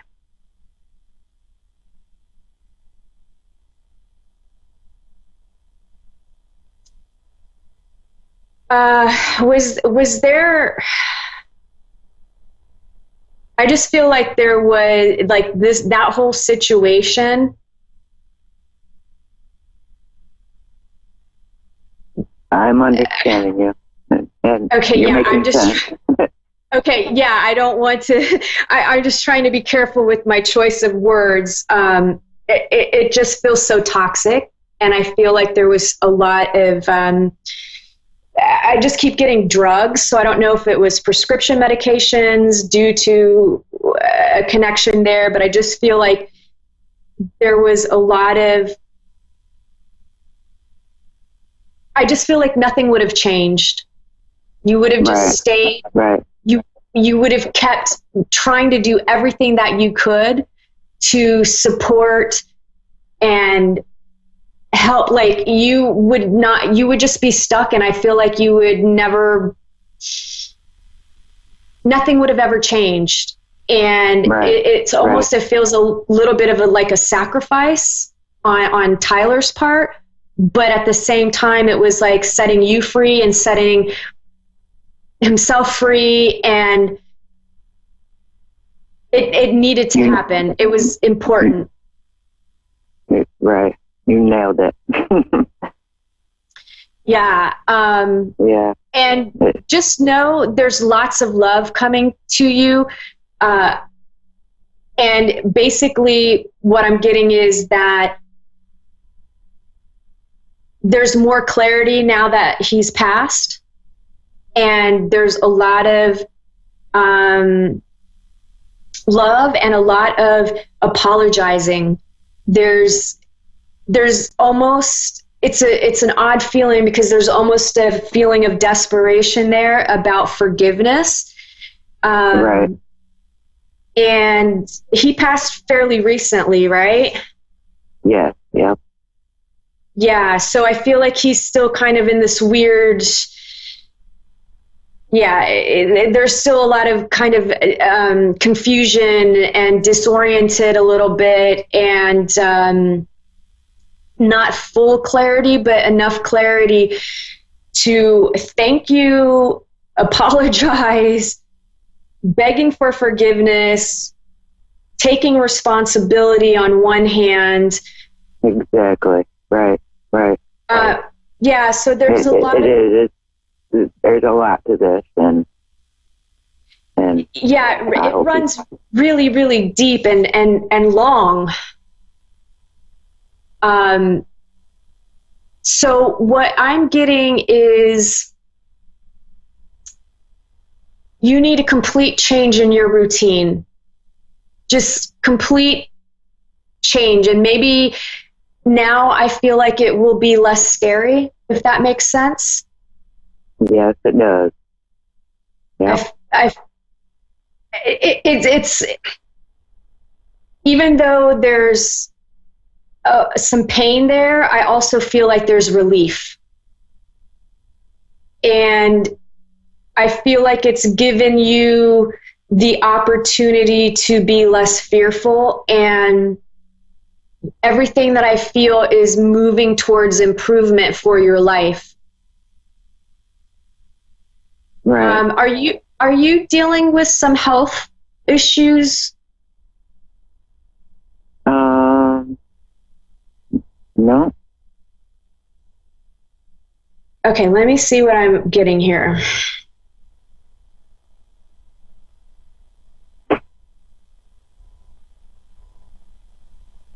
I just feel like I'm just feeling something almost in your chest and your lung area. So I don't know, have you been dealing with a cold or anything? No, not yet. Okay. That time of year, though, I have allergies. Maybe. I have allergies very, very bad. Oh, I think it's connected to your allergies, because what I kept getting is I feel like you need to find a different, maybe a different doctor that can help you with some of the symptoms. I just kept getting like you need to go outside of your local area, and for you to pay attention to your dreams, because I feel like there's going to be messages in your dreams for you. And I don't feel like you're sick, but there's something with the allergies that I feel like if you go out of town, out of your local area, you might find some sort of relief. And I don't know if maybe where you're living is causing part of the allergies. Maybe there's some mold or something where you live. I don't know. I feel like you need to check into that. And I've got 60 seconds left. Do you have any last question for me at all that I can answer very quickly? Anything new coming toward me in the good? I feel like a new job, and I feel like move. I don't know if you're traveling somewhere or moving out of the area that you're in, but I feel like there's going to be a change with some sort of job as well, and a change in your routine, and your finances are moving towards improvement as well. And you'll see all of that start happening once we get into 2020, from the beginning through to the summer. Well, I gotta go, Sue. Thank you so much for calling in. Thanks everybody for tuning in. I hope that you all have a Merry Christmas Christmas, and I will see you the day after. Bye. This is A1R, the S1 Radio Network. Persian Medium Fiona is now on avidadvice.com. Psychic Mastermind. Do you see children in our future? Yes, of course. I see the building family almost 3 or 4 months. Wow. I'm wondering if there's any loved ones around. I feel the energies are calling me about a man. He's tall. He was married before, but it was not a real marriage because it sounds to be the person cheating on him. No kids around, no brothers, no sisters. Your age or almost 3 years older. I think I might know who this person is. Okay. I think I might know who he is, yeah.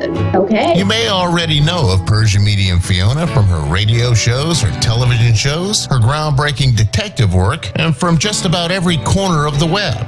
Only a site with the integrity and the purpose of avidadvice.com could land her. She's available now. avidadvice.com. Psychic Masterminds. I don't believe it. My savings are gone. Okay, think. Where'd you have them last? I was home, then I spent them on that vacation in this tiny suit of armor. Now they're gone. Weird. Weird? Not really. Not saving now means no money later. Put away a few bucks, feel like $1,000,000. For free ideas on ways to save, go to feedthepig.org. That's feedthepig.org. Oh, I broke his little gauntlet. Oh no. This message brought to you by the American Institute of Certified Public Accountants and the Ad Council. Sure, humans can be a little weird at times, but take it from me, I'm a dog. And a person is about the best thing that can happen to a shelter pet. So if you want to learn how you can be that person, get down to your local pet shelter or visit theshelterpetproject.org. Brought to you by the Ad Council. A1R, Lifestyle, Healing and Wellness Radio. A breath of fresh air. This is A1R, a product of Positive Peak. You're listening to A1R Psychic Radio, Earth's #1 psychic radio network, and watching Moonstruck TV, Enlightening Television. Welcome. Time for Soul Star Radio with Jacqueline Close. Live from soulstar.media. Connect direct. In North America, dial 888-454-2751. In London, 20-3519-2158. In Sydney, dial 02-8488-3147. Or online, contact us through our Facebook page, facebook.com/psychic radio. Or one of our websites, AskOneRadio.com or Moonstruck.tv. This is Soul Star Radio on A1R, the Ask One Radio Network. Hello and welcome to the show. This is Soul Star Radio. I'm Jacqueline Cosmore. We're coming to you live from the Mind Body Spirit Festival in Melbourne, Australia. And I'm joined today by a very special guest, wonderful Francis Bevan, who is a psychic medium, astrologer and author. So welcome to the show, Francis. Thank you very much. Awesome to be back. Absolutely. So now, tell us a little bit about your journey. You once were in the police force. That's right. I first began doing clairvoyant readings at the age of 10. Then when I turned 18, I joined the Australian Federal Police Force. I left the Australian Federal Police Force in 1984, and then I became a psychic. Yep.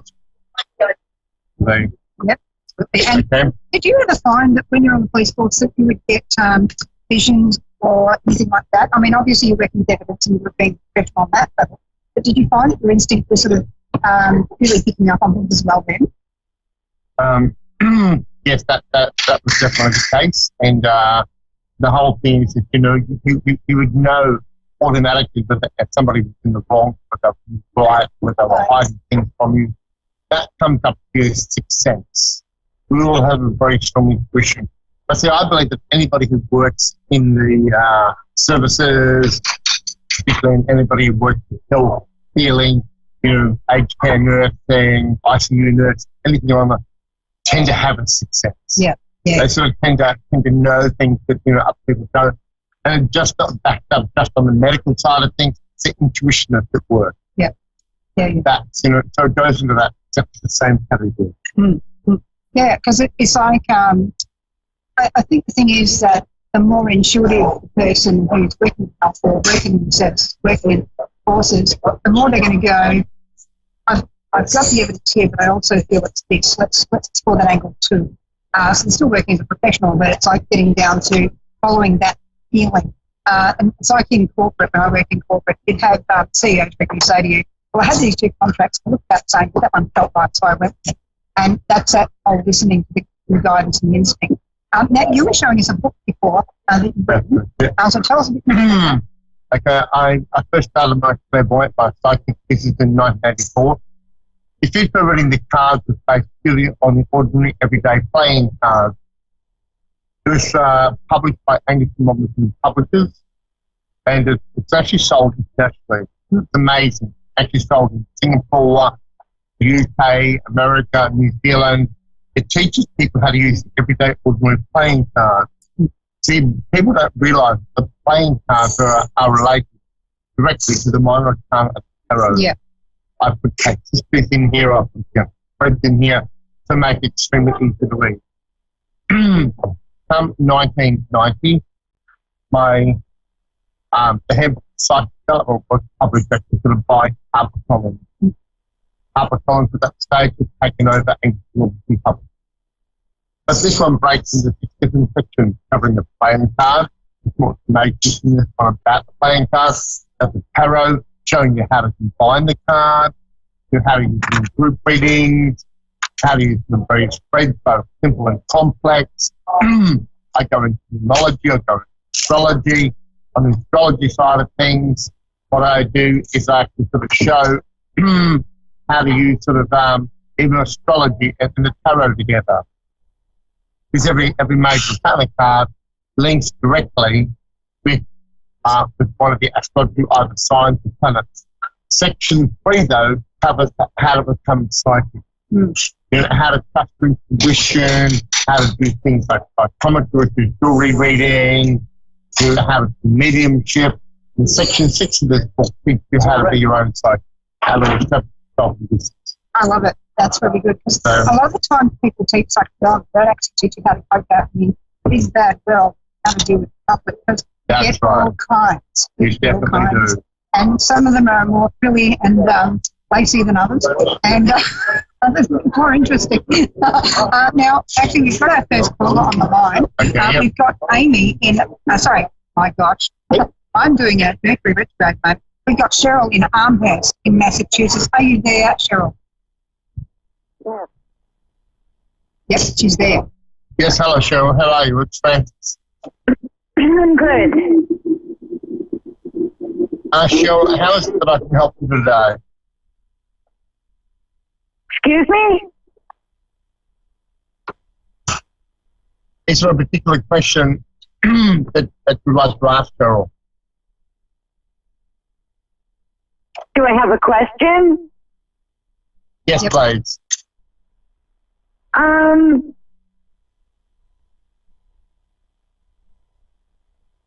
Yes, I think so.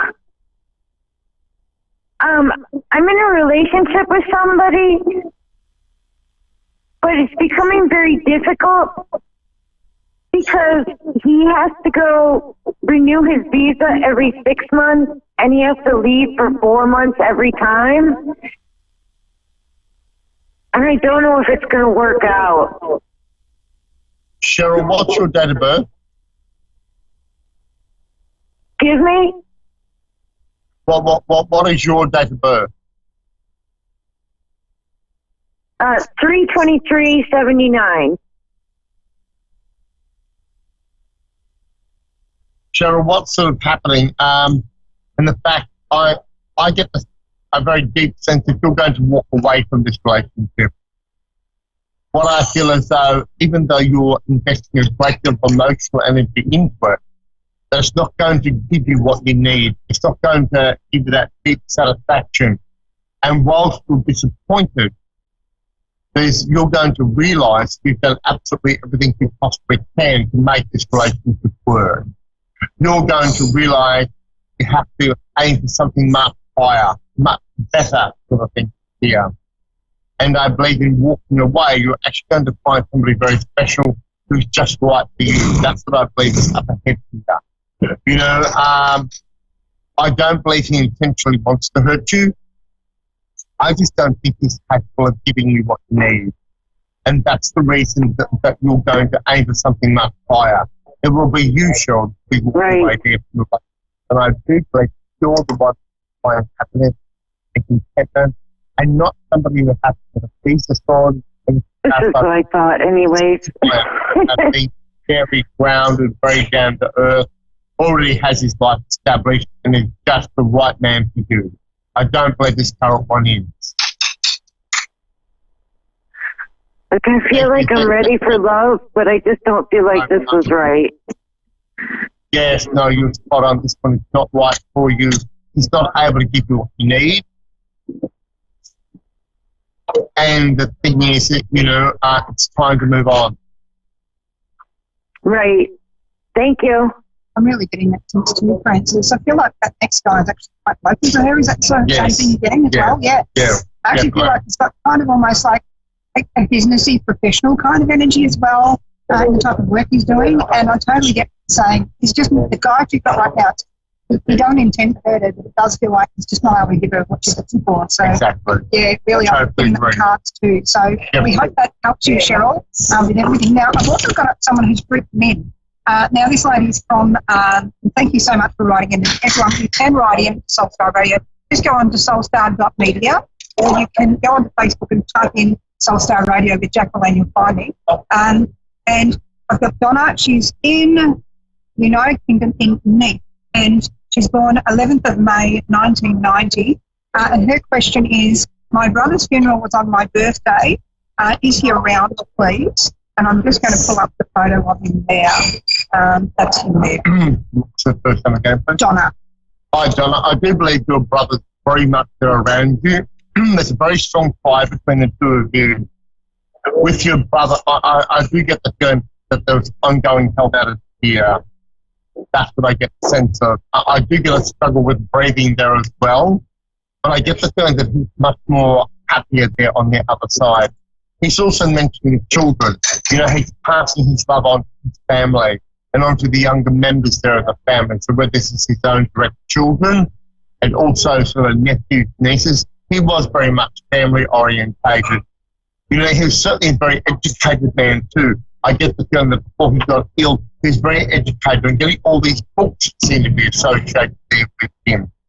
He was a man who sort of, certainly was sort of highly intelligent. He's somebody who would have taught people, either through his working life or his day-to-day life. I just get that energy directly there from him. He's certainly very much there with you. You and him had a soulmate relationship. You had a sister-brother soulmate relationship, and that's always going to be there. He's wanting you to become fired up about new projects. There's something about writing here as well. So I don't know whether you or your brother were involved in writing, or you're looking at doing something on a written basis here. But he's wanting you to go forward with that and saying move forward there with your written projects, move forward there with your work projects, because you're certainly going to achieve great there for yourself. Thank you very much, Donna. Also, that's really good, Francis. I also got there, it's like she's quite hard on herself in some way. And it's like just to highlight, you are worthy, you're doing a really good job. It's really important for you to press ahead. So I really like that, picking up on that new project and all that sorts of things. Now, we're currently at the Mind Body Spirit Festival in the Melbourne Convention Centre in Melbourne, just got the lovely Yarra River, which that's swinging. It's there. Behind us is actually the entry to the Mind Body Spirit Festival. So you're all going to be there today, and how long is it going until? Yeah? It's going to run from today. It starts and the whole of the weekend. We've got the Saturday and the Sunday here. It starts at 10 a.m. finishes at 7 p.m. each night. So I'm located stand C36. I also have my team with me today. I have my team of readers. They're at B10. We've got sort of several different people. We have Paulus Verstappen, who sort of specialises in rooms. They're all fascinating all by themselves. Ron Kelly specialises there for psychometry and the medical intuitive side of things. We've got Leon at my stand, who's sort of she's also one of our colleagues in Psych TV, so she's quite amazing. With her experience.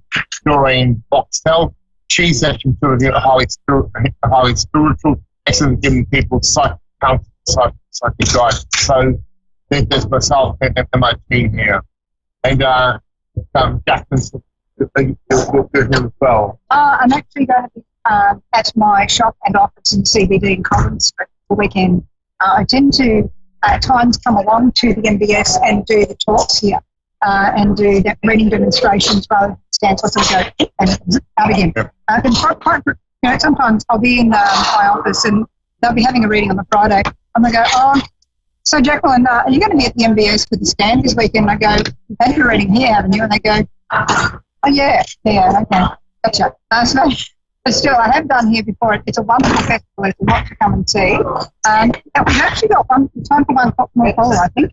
We've got Danielle in Boston, Massachusetts, in the US. Hello, Danielle, are you there?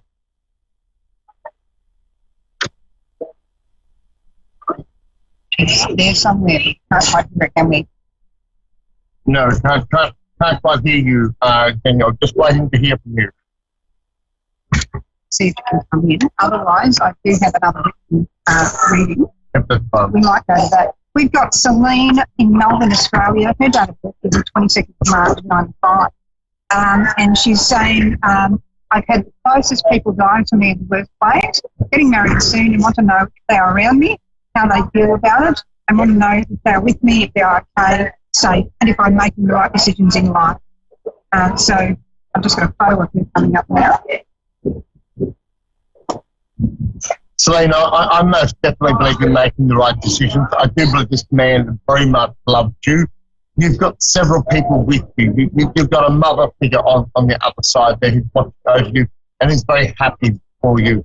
There's a woman here who sort of would have either passed from cancer as well, something connected either with the breast or the chest. That's what I'm picking up on very strongly that's there. But she's certainly there watching over you, that's for sure. And we also have a male figure that's there as well. You've got a few people that's there around you as well. But most definitely you are making the right decision. It is time to go forward, that's for sure. And the good thing about your man is that he's not going to only just wipe your tears. He's going to give you the power to go forward there with things. He's a very strong-minded man. He will give you that wise advice, that strength when you need it. It shows us here in his working front that he's extremely professional at whatever he may do. He's very well known here for his mind, whether he works in law, medicine, or something on a professional basis. He's known for his mind. He's highly intelligent, highly respected. But the thing is, he's drawn to you because you're opposite to him in a way. Because you complement him, this sort of thing. That you're more, that thing that goes to that game, that Juliet that goes with Romeo sort of thing. You've got that strong connection. Always going to be there. Sure, you two may not always see everything the same, but Celine, I don't believe you want a yes man. I believe you want somebody who's going to be himself, and that's definitely what you're getting with this man, and it's genuine and positive. So go ahead with it. You're doing the right thing. Just learn to trust yourself. Does feel that way. Absolutely. Now we might try Danielle again in Boston. Are you there, Danielle? Yeah. Yes, I'm here. I'm feeling her. I'm not hearing her. Yep, she's there. Hello? Okay, we still can't quite hear her. Did you want to try help and even though we can't hear it? And see where... Danielle, you've got some awesome things coming up ahead career-wise. Things are really going to go forward for you in a good way. You've learned to be very independent. You've achieved a lot for your life through your independence.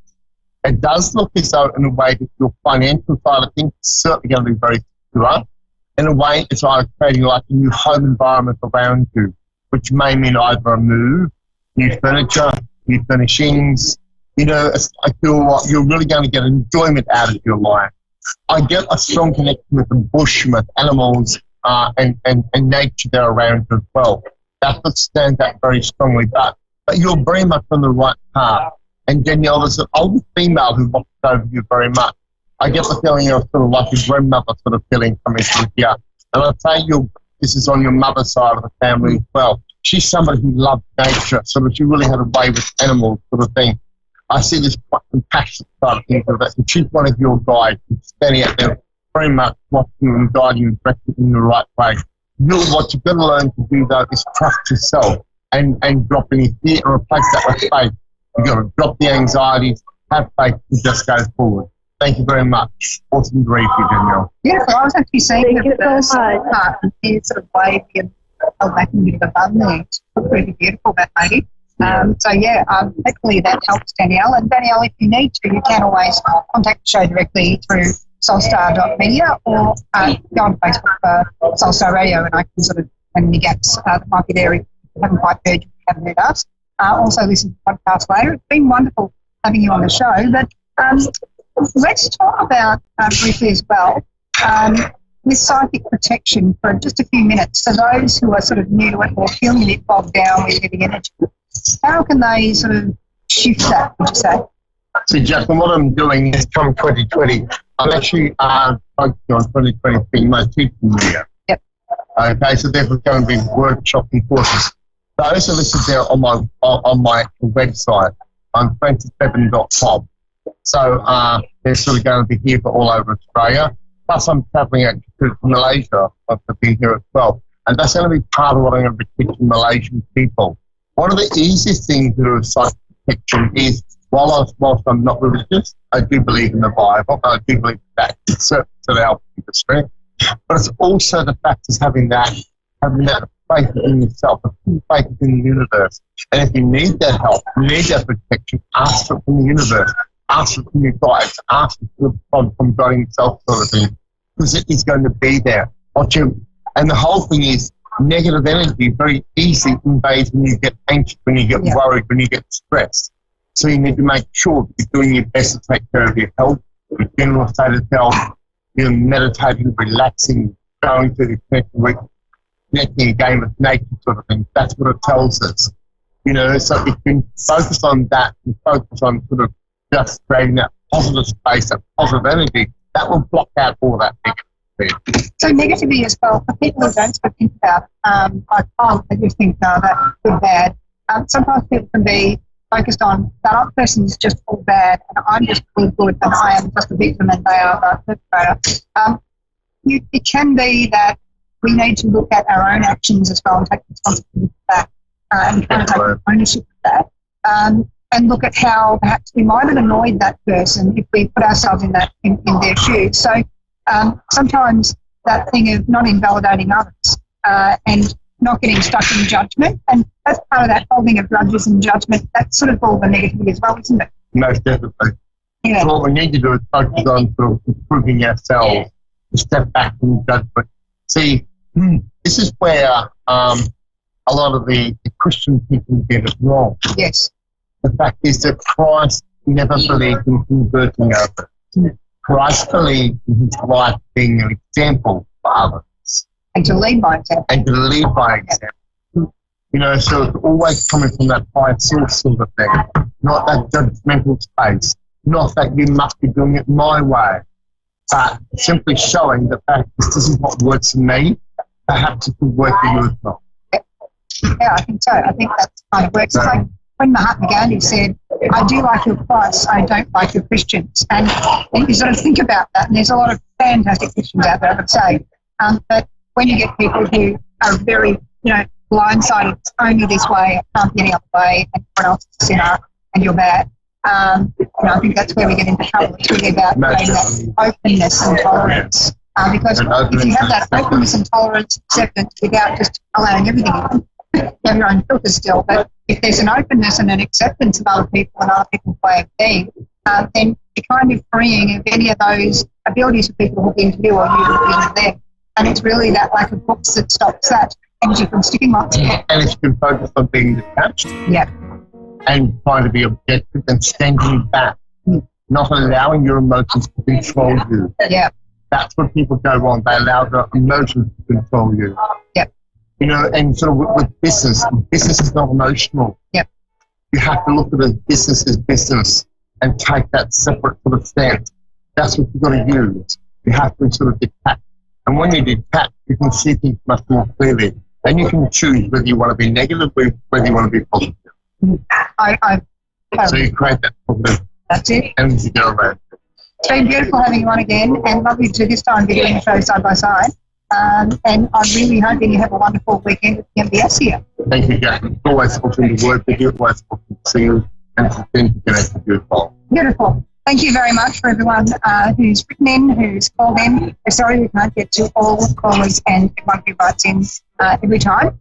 We do our best, and so we'll be back same bat time, same bat channel next week on Soul Sound Radio. In the meantime, we've got a lot of shows coming up tonight on A1R Psychic Radio and Moonstruck TV. Stay tuned for more. In the meantime, I'm going to send lots of love. Bye. This is A1R. The Ask One Radio Network. Persian Medium Fiona is now on avidadvice.com. Psychic Mastermind. Do you see children in our future? Yes, of course. I see the building family almost 3 or 4 months. Wow. I'm wondering if there's any loved ones around. I feel the energies are telling me about a man. He's tall. He was married before, but it was not a real marriage because it sounds to be the person cheating on him. No kids around, no brothers, no sisters. Your age or almost 3 years older. I think I might know who this person is. Okay. I think I might know who he is, yeah. Okay. You may already know of Persian Medium Fiona from her radio shows, her television shows, her groundbreaking detective work, and from just about every corner of the web. Only a site with the integrity and the purpose of avidadvice.com could land her. She's available now. avidadvice.com. Psychic Masterminds. I'm going to the hardware store. Oh, will you pick up 800 lumen bulbs? 800 more flowers? The neighbors will think we're wacky. Not flower bulbs, light bulbs. Come on, Dad. Lumens tell you how bright the bulb is. We can replace our 60-watt bulbs with energy-saving bulbs that give off about 800 lumens. So, we'll save money. Right. Got it. 800 lumens and more savings. Lumens, the new way to shop for light. Learn more at energysavers.gov. Dwayne Johnson here. The earthquakes you see in movies are one thing, but real life is a completely different animal. Just because you can't predict an earthquake doesn't mean that you can't prepare for one. In the event of a real earthquake, you should drop, cover, and hold on. Visit ready.gov/earthquake and practice what to do to keep you and your family safe in the event of a real earthquake. And you'll be seen as a hero by your family and your loved ones. Brought to you by FEMA and the Ad Council. So when you get to the corner of Smith and Orchard, you're going to want to take a left. You are not going to Then what believe you're going to this. do is turn onto Marcy Marcy and Brad just Avenue broke up, and go past the first apparently 3 she's lights happy and then about take it. the next left. I don't really Then think drive 5 she's more happy, blocks but and you should be who there. am I to judge, right? Park on the Anyway, right. That's I'll what see I you heard later last tonight. night. It's hard to concentrate on 2 things at once, like texting and driving. Stop the text, stop the wrecks. How will you stop texting and driving? Tell us at stoptextstopwrecks.org. Brought to you by the National Highway Traffic Safety Administration and the Ad Council. Me, a cat, moving in with a new human. It took a little getting used to. She has these weird games she likes to play, like this giant feather. She sticks it in my face. I swat it away. She sticks it in my face. I swat it away. It's almost like she thinks I enjoy it. But seeing how much fun she gets out of it, well, I guess it makes it all worth it. Humans. A person is the best thing to happen to a shelter pet. Be that person. Adopt. Brought to you by the Ad Council and the ShelterPetProject.org. So, I'm a dog, and I'm kind of new to this family, but I've noticed a trend. My humans do this thing where they go around and get all my toys and hide them in this basket, but it's always the same basket, and it's always the same place, and then they act so surprised when I find them, but I'm like, hello, that's where you put it last time. Humans are the worst at hide and go seek. A person is the best thing to happen to a shelter pet. Be that person. Adopt. Brought to you by the Ad Council and the ShelterPetProject.org. Confessions of a Potentially Perfect Parent, brought to you by AdoptUsKids.org. I don't know how to talk like a parent. Don't make me come back there. You see what I mean? It's pretty awful. Try it again. Don't make me come back there. Now that's pretty good. That one kind of sounded like my dad. Weird. You don't have to be perfect to be a perfect parent. There are thousands of teens in foster care who would love to put up with you. Call 1-888-200-4005 or visit AdoptUsKids.org for more information. A message from the U.S. Department of Health and Human Services, Adopt Us Kids, and the Ad Council. My name is Ruth Rusi, and this is how I live United. I read to children as part of United Way's education program. It helps them create links between language and literacy and prepares them for a better academic future. I figure I have the time and they have the need. My name is Ruth Rusi. I help kids prepare to succeed in school. So I don't just wear the shirt, I live it. Give, advocate, volunteer, Live United. Go to liveunited.org. Brought to you by United Way and the Ad Council. My name is Tom Thornton. And my name is Cindy Thornton. We're retired, and this is how we live united. We decided to volunteer with United Way at our community free health clinic. United Way is how we contribute, because we know our time and money are going to the right places. Judging by the thank yous we get at the clinic, I'd say we're doing the right thing with our retirement, too. We're Tom and Cindy Thornton. We volunteer at our community free health clinic. We don't just wear the shirt. We live it. Give, advocate, volunteer, Live United. Go to liveunited.org. Brought to you by United Way and the Ad Council. Welcome back to The Cat Show. Up next, we have Nico. Nico is a member of the Shelter Pet Group. That's right. A group known especially for their sunspot sleeping, ball chasing, leg rubbing, and of course, companionship. Just look how she struts. It's like she owns the place. And see how she curls up and cuddles her person. The pitch on her purring is simply perfect. Nice one. Fantastic cat. But really the best way to know an amazing shelter pet like Nico is to meet one. Visit theshelterpetproject.org today. Adopt. Brought to you by Maddie's Fund, the Humane Society of the United States, and the Ad Council. You wanted to be a teacher when you were little. But as you grew up, things changed. Teaching just didn't seem like the best option anymore. So you decided to become something else. But what would your 12-year-old self say? Interesting and innovative things are happening in teaching today. So it's time to put it back on your list. Don't try to convince yourself otherwise. You had it right the first time. Find out how you can make more at teach.org. Make more. Teach. Brought to you by Teach and the Ad Council. Hi, I'm Dustin Lynch. You don't have to listen to country music to know that life can be full of drama. Some of it you just can't control, like your girlfriend running out on you with your best friend. But there's some drama you can skip. Skip the drama that comes with not having your high school diploma or equivalency. Find free adult education classes near you and finish your diploma. Visit finishyourdiploma.org. That's finishyourdiploma.org. You just need to take that first step and find free classes near you and start moving towards a brighter future and even your college degree. Brought to you by the Dollar General Literacy Foundation and the Ad Council. So I'm a cat, and I just moved in with this new human, and she's got this little toy she's always playing with, all day long. Tap, tap, tap, tap, bloop, bloop. She can't put it down. There it is. Oh, and get this. She even talks to it. Last week, she asked it for Chinese, and guess what? Egg rolls showed up. Like magic. Humans have cool toys. A person is the best thing to happen to a shelter pet. Be that person. Adopt. Brought to you by the Ad Council and the shelterpetproject.org. A1R, psychic, metaphysical, and wellness radio. A breath of fresh air. This is A1R, a product of Positive Peak. You're listening to A1R Psychic Radio, Earth's #1 psychic radio network, and watching Moonstruck TV, enlightening television.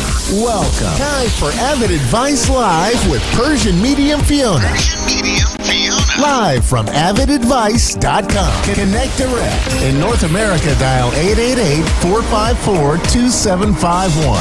In London, 20-3519-2158. In Sydney, dial 02-8488-3147. Or online, contact us through our Facebook page, facebook.com/psychic radio. Or one of our websites, askoneradio.com or moonstruck.tv. This is Avid Advice Live on A1R, the Ask One Radio Network. Hello everyone, this is me, Fiona, Persian medium, and you guys know me as a subconscious mind surgeon and also know me as Fiona. So I am in Miami and I am in Channel 4 CBS television. Here we go, guys.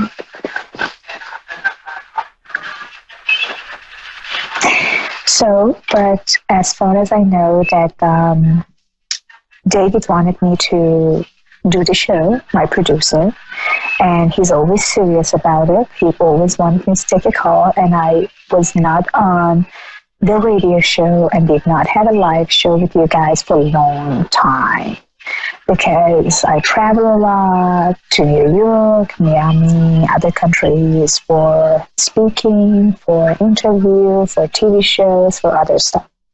So after the Forbes magazine and Wall Street Journal, when they published my article, so everything just got crazy in a good way. So that's why I got a lot of interviews back to back, and that's why it was very hard for me to catch my schedule. I know my producer is going to kill me now because I do a lot of stuff with my camera. I'm sorry, but I have it in my hand right now. That's why I can control it. Hope you guys doing great. So I'm here. That's why I'm not screaming, or I can be loud because I'm sitting here and waiting. Anytime they're going to take me in for that show. But if it's going to be that case, then you guys going to follow with me inside for the moment. So let's talk about energies, and let's talk about like how we can change our energies and how we can make everything be possible.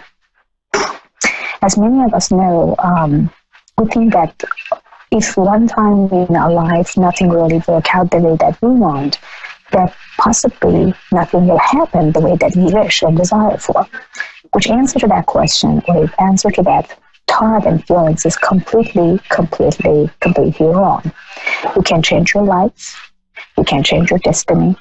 You can change everything in your life in a second. Wherever you are the only person that could really change your life. You're powerful, and you are nothing than just your thought. So if you feel miserable, it's because you do have a bad thought. And if you really feel strong, then because you know what you want, but you are not sure about what you want. Because basically you are living in your past. Because you do not understand about your future. Because you have all over the place the situation. Let me just move myself. Maybe better for my producer because he's telling me that I'm not really doing good. Okay. So what I'm trying to say is that, I'm sorry, but what I'm trying to say is that you guys can't really make everything work out.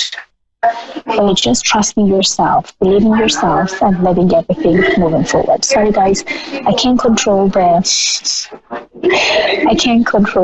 voice here, or sounds, and a lot of other stuff that coming. But I do have one person that calling right now, so let's just talk about the one caller that's calling right now. I'm sorry. Hello, Travis. How are you doing? Travis, can you hear me? Hello, hi, how are you? Hi, Travis. I'm doing very well. Thank you so much. Sorry, honey, if I talk kind of not that loud and kind of a little bit quiet because I am right now in CBS Channel 4, so waiting for my interview. That's why I can't scream.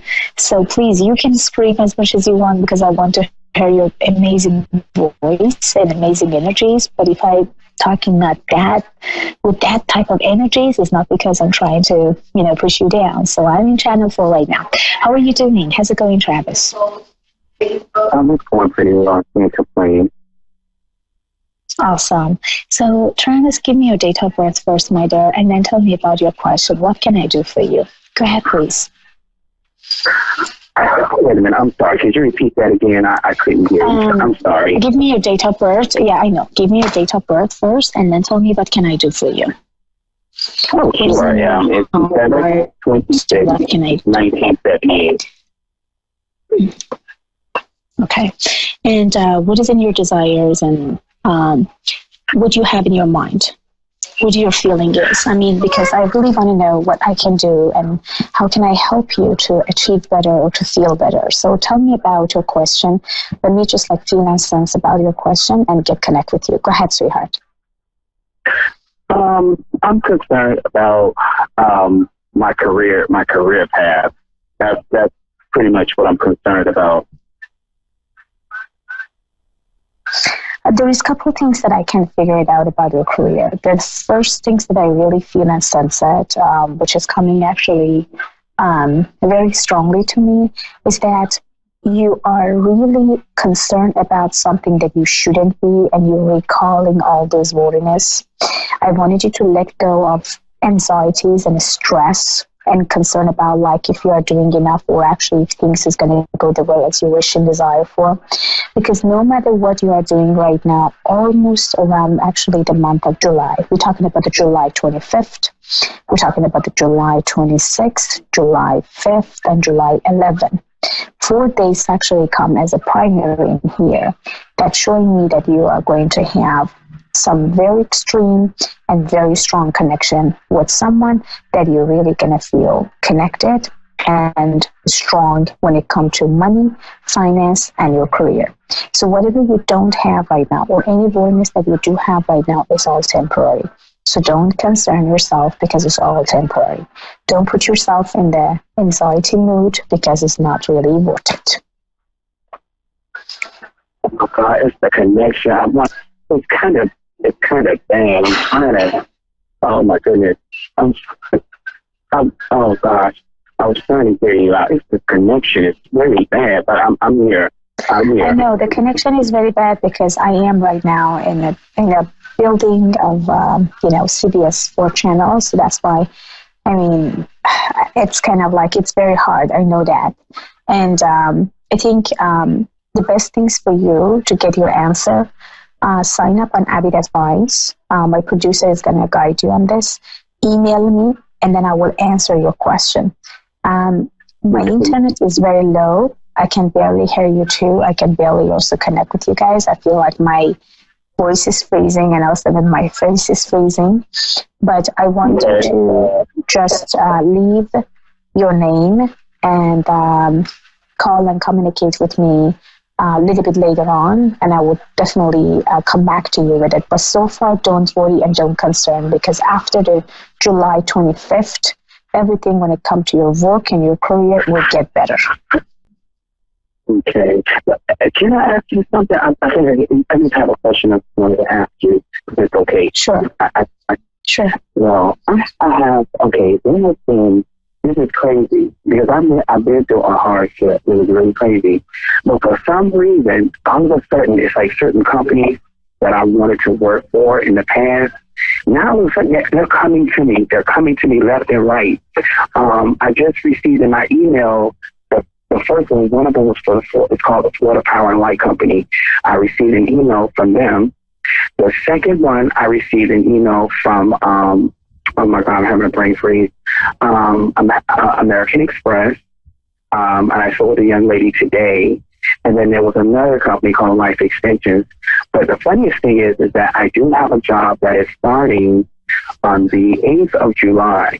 It's with this other company I'll be starting with. But my thing is, what I want to do is I want to be able to make sure I'm going in the right direction, because let me tell you something. There has been times I've been looking for work, and I've been going to the wrong places. My spirit knows I don't belong. I don't fit in. It's a place where there's no connection for me, and I've been tuning into the wrong area. And it's just that I'm trying to figure out how would I be able to identify and know exactly what is for me, and that I know I have that connection, that strong connection of saying, oh, you know what, Travis, in your spirit, man, you know that this is for you. You can feel it in your spirit. You'll automatically know, because I've been in places where I've met people with bad spirits, and it's not the physical appearance of them, but it's internally with them. Their spirit man's where there's no connection. It's as if my spirit and their spirit is battling, like there's a war going on. And I always end up saying, you know what, Travis, why don't you just leave? Just leave. Just go away. Just go away. And that's what I found myself doing in the past. And I'm tired of doing that. Oh, yeah. My advice to you is something that name or kind of like connected with the light, something with the light, white light. That's going to be the company that you're going to really feel good about. They are going to approach, or they may already approach, and you are going to say yes to it. So I'm not concerned about that. So basically, no matter what you are doing right now, this company will come around. So everything is going to be okay.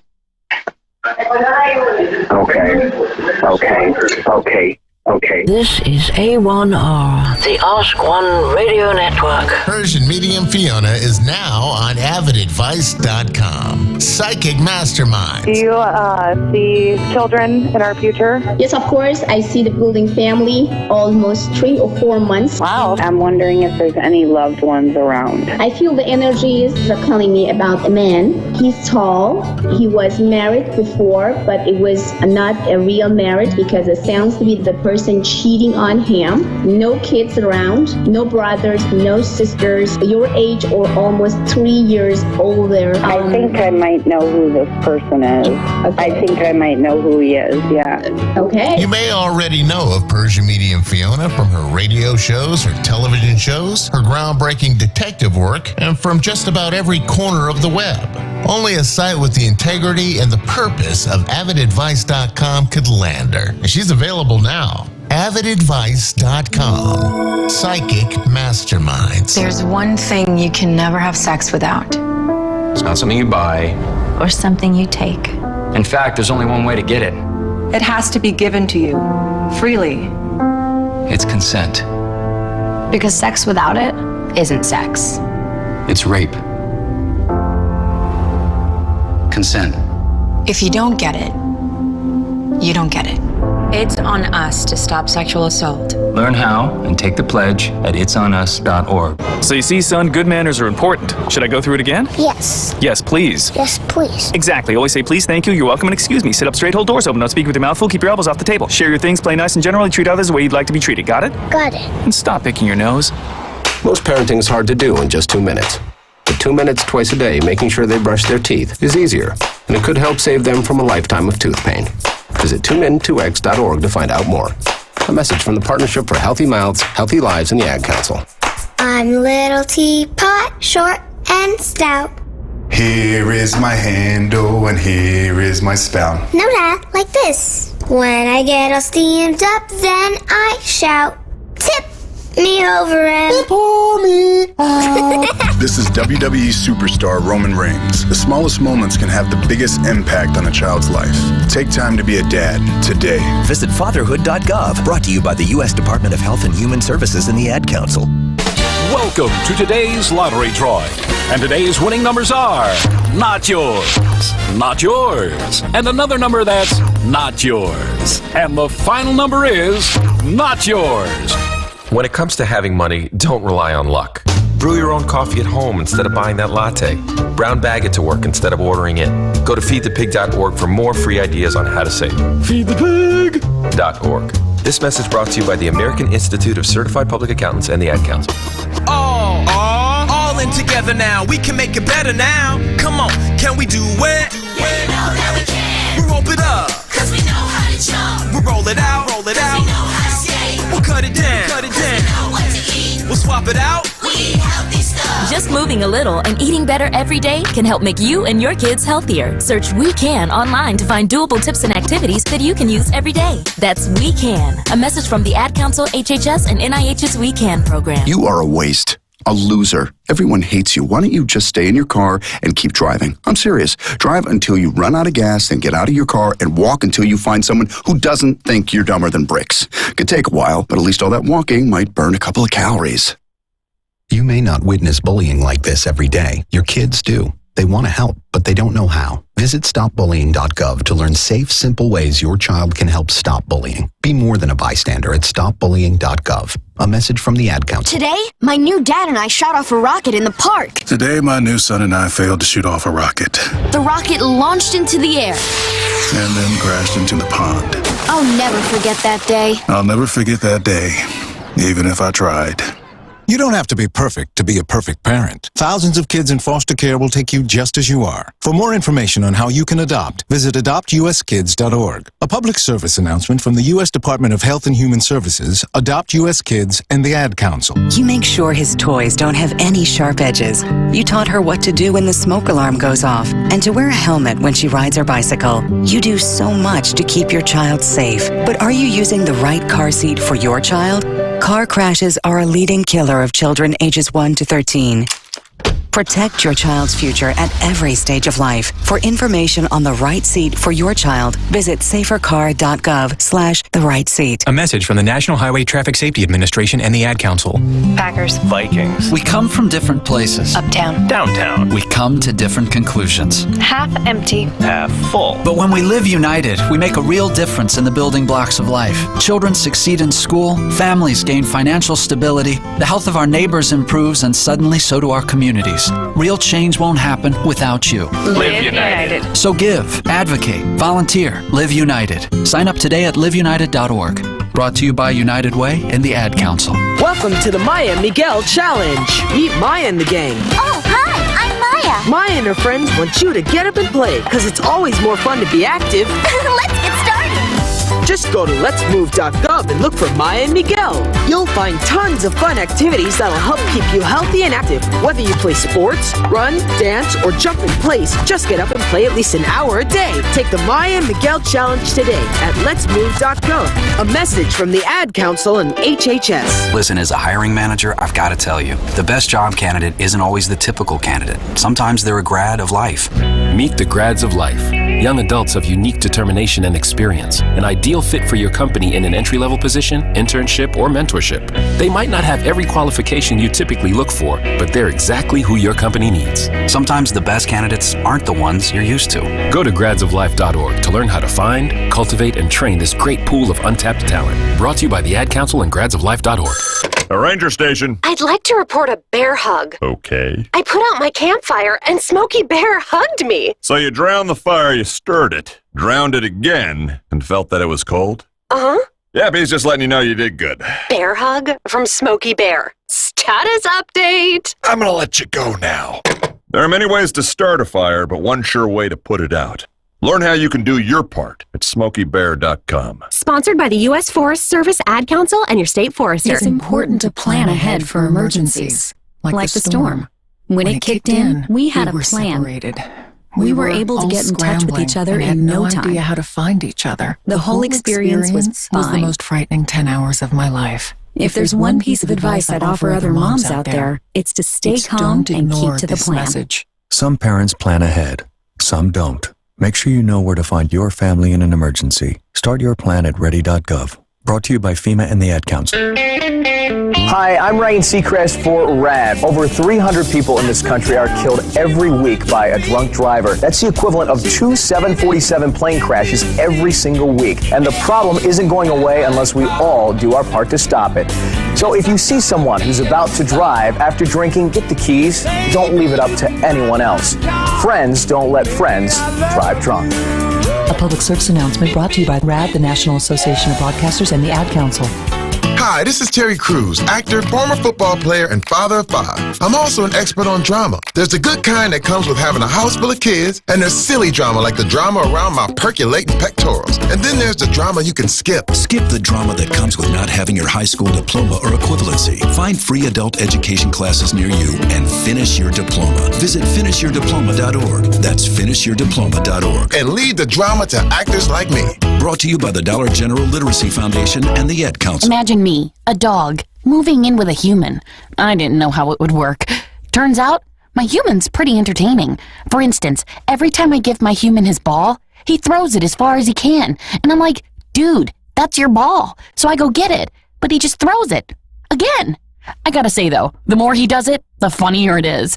I love my human. A person is the best thing to happen to a shelter pet. Be that person. Adopt. Brought to you by the Ad Council and the ShelterPetProject.org. Hello, I'm Allie McGraw for People for the Ethical Treatment of Animals. Our animal companions rely on us, especially during wildfire season when disaster can strike with almost no warning. If wildfires force you to evacuate your home, do not leave your animals behind. Animals left to fend for themselves often burn to death or die from smoke inhalation. If you must leave your home, take your animals with you. For more information, visit PETA.org or call 757-622-PETA. Dave, what are you doing? Just sending a gift to Dave 2037.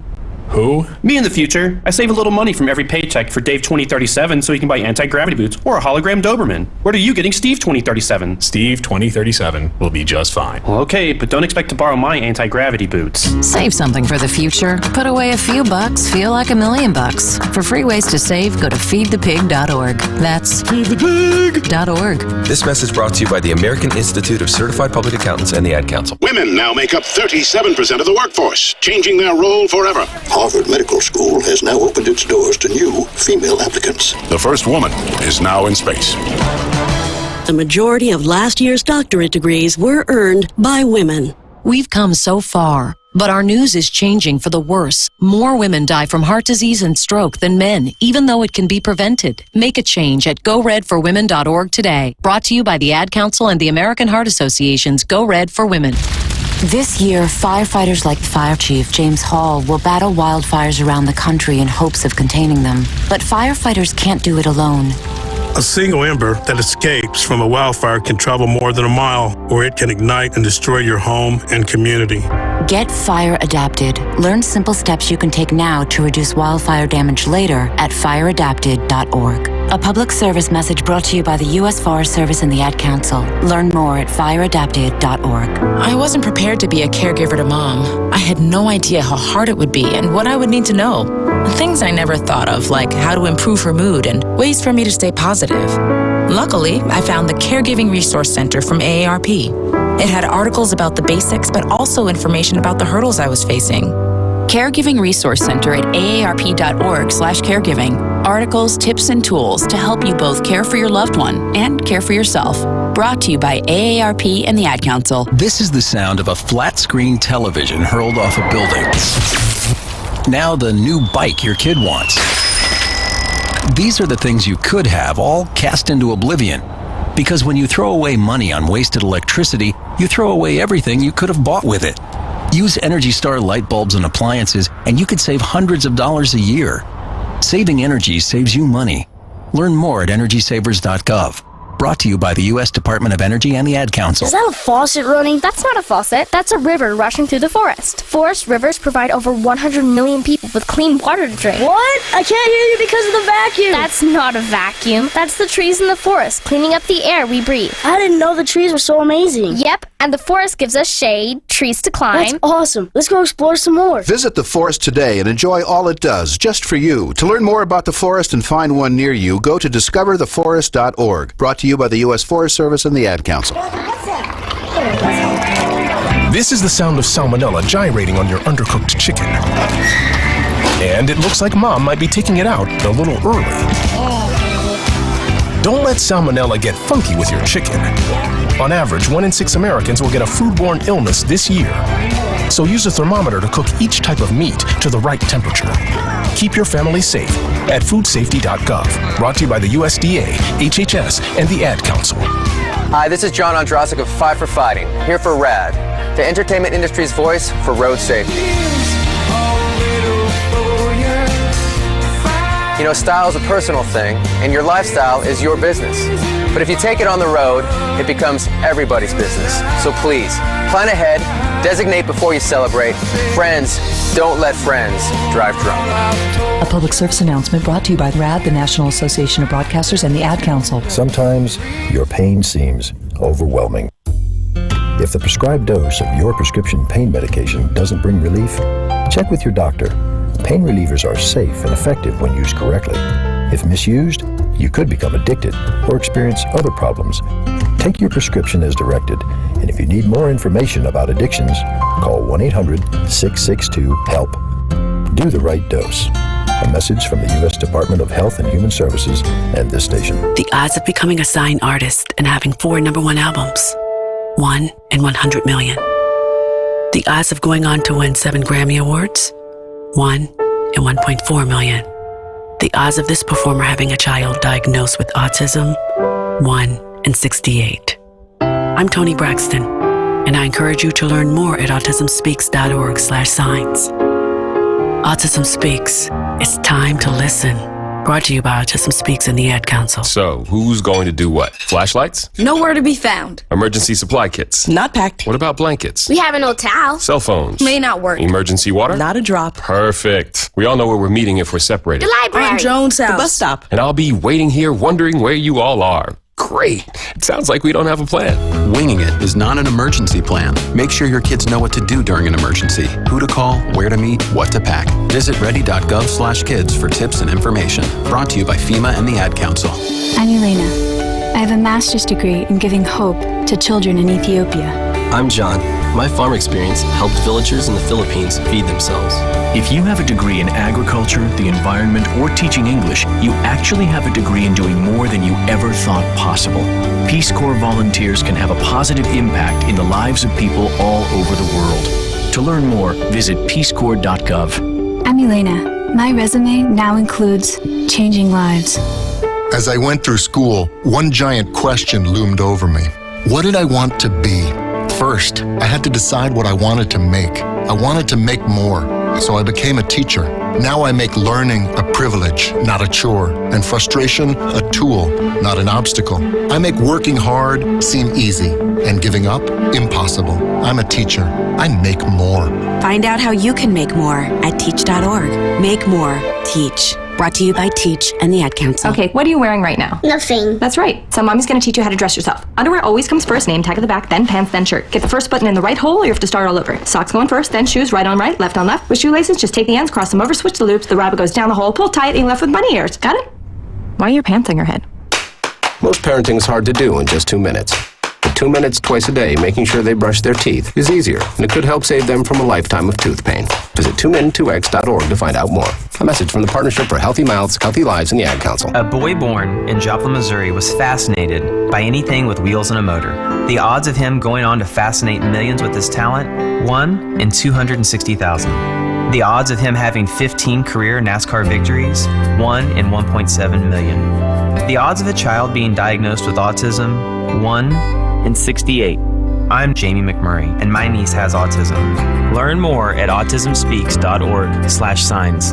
Brought to you by Autism Speaks and the Ad Council. Well, I finally improved my credit score. What? The band is about to be discovered. Rock gods don't need to worry about credit scores. We're supposed to think about how many guitars we've smashed, make ridiculous on-tour requests, tragically break up and blame creative differences. Yeah, I'm not banking my retirement on a band that's never left your garage. When it comes to financial stability, don't get left behind. Get tools and tips for saving at feedthepig.org.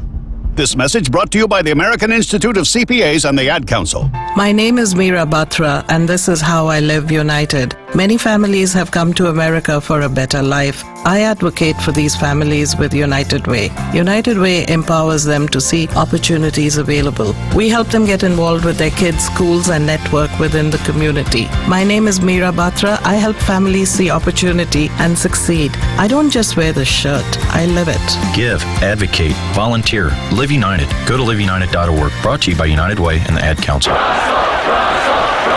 Hey, Russell Wilson here, and I know how important exercise is. It's essential. It's essential. With Play 60, United Way and the NFL are helping kids stay active and play at least 60 minutes a day. Healthy kids. Healthy kids. But what this place needs is you. To donate or volunteer, go to unitedway.org/play60 because great things happen when we live united. Donate, donate. Are you guys going to do that every time? Yes, of course. Yes, of course. Brought to you by United Way and the Ad Council.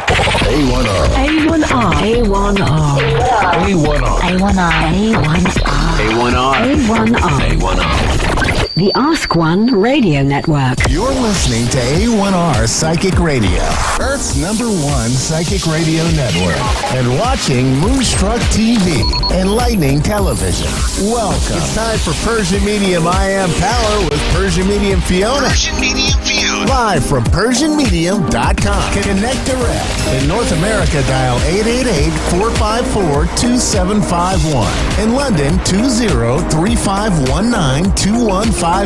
In Sydney, dial 02-8488-3147. Or online, contact us through our Facebook page, facebook.com/psychic radio. Or one of our websites, askoneradio.com or moonstruck.tv. This is Persian Medium I Am Power on A1R, the Ask One Radio Network. Hello everyone, this is me, Fiona. Persian medium, your subconscious mind surgeon, and I'm sitting in the car. I'm not driving, I promise. So, and I'm in the passenger side, but my producer wanted me to do the show no matter what. That means discipline, and I love discipline. And that means that you can't just say, I can't. You have to. And I know you guys are actually looking forward to see and talk to me and communicate with me on the phone, because my rate is $35 per minute. You guys just not really feeling good to pay that, some of you guys, and that's why the radio shows and A1R is always actually helping you guys to connect with me, to communicate with me then. But I had a good news. Now Added Advice platform offering free 3 minutes to just talk to Persian me. So, and 5 minutes for any other advisors around. So basically that would be great if you can sign up right now. So you do have the abilities and you do have this amazing offer. 3 minutes for Persian Medium and 5 minutes for any other advisors on Added Advice side to have a conversation and communication with us. So, discipline always means two ways. Number one, it will give you a lot of opportunities to connect with successful people, because when you discipline yourself about some project or something that you have in your mind and you're trying to get one step closer almost every day, then you can achieve faster. So, but if you do not have any discipline and you just want to have something and you don't know how to give, that means that you're all over the place. You have many options and many things which is not good. And that's why it's super important to know and actually to have discipline in what you have in your mind in your project. So this is actually very important. So my advice to you guys, if you do have some ideas in your mind, write it down, discipline yourself. It could be weight loss, it could be a new job, it could be a company, or actually become a company on your own and doing a lot of stuff. So no matter what you are doing, no matter what you have in your mind, but write it down and connect yourself with every almost pieces of that project and discipline yourself daily, you can get what you want. And believe me, after 21 days, discipline yourself about anything that you want, you will see the miracle right after. So just use the 21 days of the cycle to see, feel, and sense about what you desire, together with disciplining yourself about that specific matter. So now back to the studio, and you guys listening to Persian Medium, your subconscious mind surgeon. Write it down exactly what you want to achieve in 21 days. Discipline yourself and hypnotize or hijack your subconscious to get closer to that desire that you have in your heart and in your mind. As I said, it could be weight loss, it could be any type, but what that matter right now is that you see your daily movement, that you're getting closer and closer to your desires. This is super important that you guys connect it to the desire and believe that you can achieve it. When you do have some new project, my recommendation to each of you, just let go of all negative people who may let you down or not leading you. When people trying to basically tell you that, oh, it's not for you, you're not good on this, you're just wasting your time, you can't do it, it's almost impossible. Please cut the cord with those who may not really believe in things that will go in a positive way, because they are the energy sucker and they're going to actually take away all your passion and motivation in your mind and your body. So at least if they are a close people around, it could be actually your wife, it could be your husband, it could be actually your mom, dad, even sister, brother, it could be a very close family member. At least don't engage them.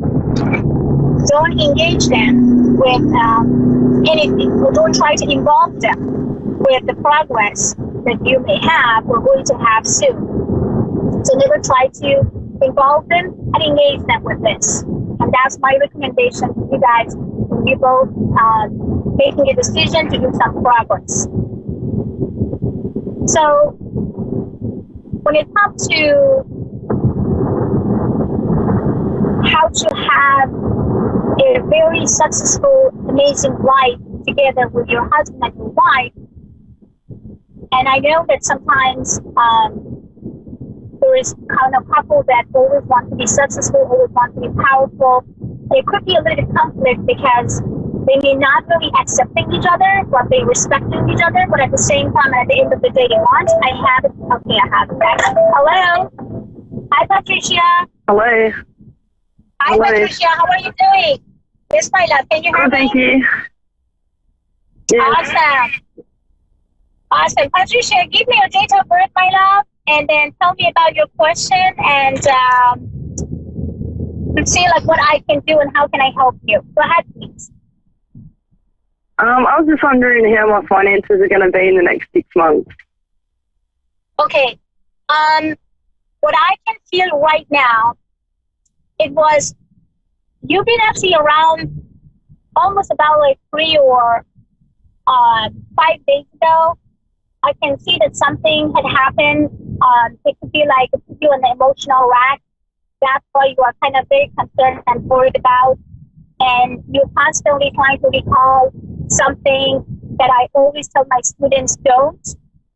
Don't recall worriness, don't recall sadness from your past, and don't recall anything that could stop you to make money.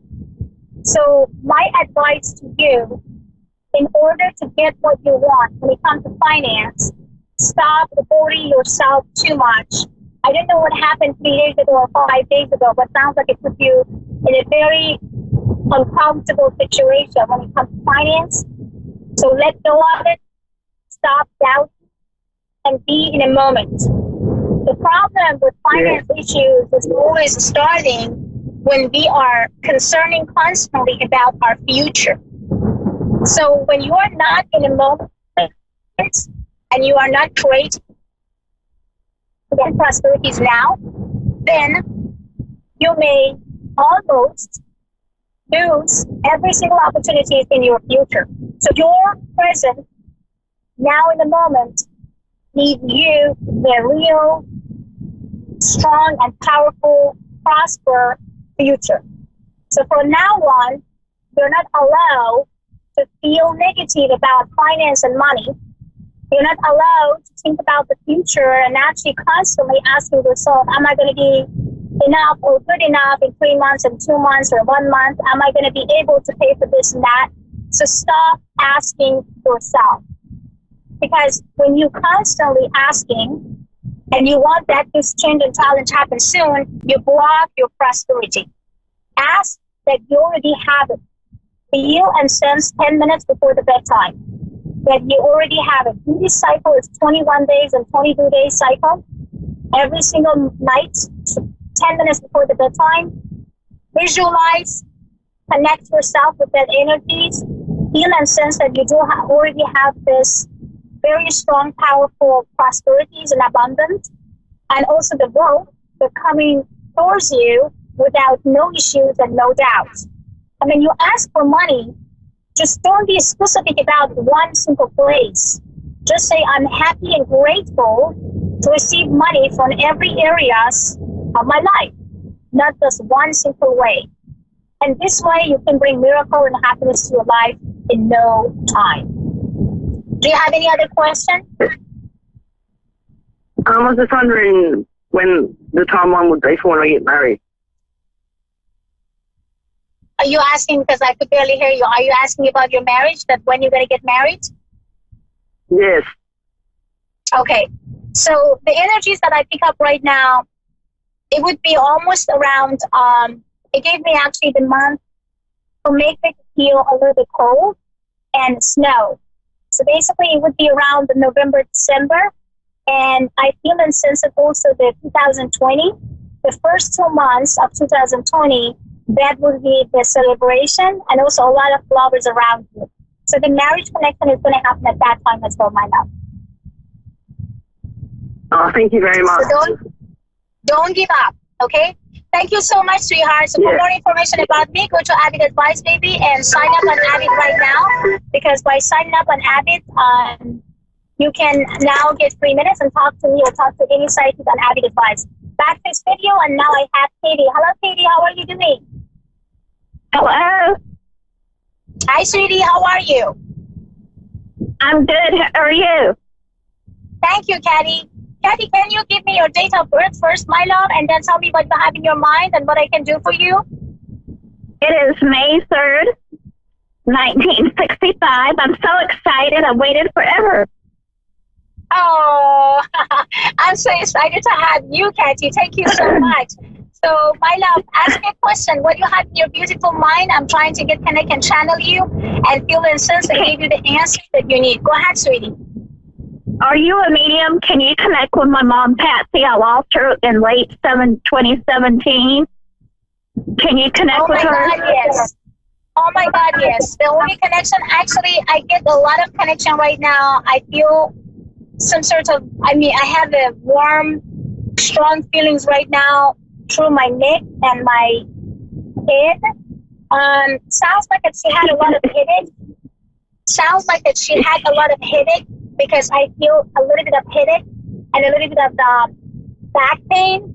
I don't know what type of pain maybe she had in the past, but headache and back pain, I can feel and sense it. She's also trying to give me some sign, and this sign is all about cooking and some food, something that she basically always wanted or loved it, or something that actually she was always connected to. Okay? Yeah, cooking. So, she cooked. She was a really good cook. I loved her cooking, and I miss it now. Awesome. So that's exactly how I pick up on her right now. But also, I feel the headache and look at the back pain. How she passed and what happened to her. She died of brain cancer. She had tumors in the back of her head. Oh, wow. That was the brain cancer. That's why I got headache. Okay? Yeah. So I could feel the pressure, and I could feel the not feeling good in the head. Okay. Yeah. That explains. So your mom is connected to me then? Because can you ask her if my house will be put in I moved into a new home, and I speak to her spirit all the time. I'm clairvoyant myself, and I have my pendulums that I know when she's present in my new home. Can you ask her if my sister will put my house will my house become my own? Will it be, she told a friend of mine a while back that my new home will be secure. Do I need to worry about moving? My inheritance paid for half of it. My sister took a loan on it, and she's a homeowner. Can you ask my mom if my house will be mine? She said yes. She actually gave you two answers. She said actually 2 times yes to you. So that means that everything will go the way as you wish. So you are doing great. Tell my mom that I miss her and I love her. I love her so much. She's so proud of you, Kathy. She's so proud of you. She's super proud of you, my love. Does she know what my sister did to the family home? Yes. Is she happy about that? I saw the pictures of it today. Our family home is 60-something years, got like a makeover. Yes. And my sister bought our family home, and then I got what they call like a condo, a townhome. Yes, she knows everything. She felt everything and she knew everything. That's why she said that she's so proud of you. And actually, a couple times she's telling me right now, I actually see repeatedly some word that says sorry. It sounds like she's apologizing. And she's apologizing in behalf of someone else. And again, she said sorry. Sounds like she's concerned. You tell her she doesn't need to be sorry about anything. What is she apologizing for? I know, but she is. And she told me that I have to deliver her message. She said that she's so proud of you and you know the best. And she also telling me about your health, that you have to take care of yourself a little bit because you forgot yourself and you always sacrifice yourself for other people. I'm behind. My sister is like my landlord, and I'm kind of like behind in my rent, and that's why I told my mom I've been worried about it. I've been worried that my sister's we had problems when she was ill, and my mom kind of knew, but she was getting so ill she couldn't help. But that's why I worry about I'm worried about that my sister's going to say, oh, well, you got to get out, or I'm just worried about family drama. You know what I mean? Don't concern. She told you you don't need to be concerned. She didn't actually show me any red flags for you, and especially for your future. That's why your mom wants that you have to focus on yourself and also stop worrying too much, and then just focus on yourself. Don't try to be a mom for everybody, okay? You're trying to be a mom for everyone, and you can't do it. Can you ask you can't my mom hold if everybody my help? together. Will you ask my mom if my health will get better? I've had almost all the major stuff checked out, but I have minor issues. Can you ask my mom, when I get stuff done, will I be okay? I've been worried about that too.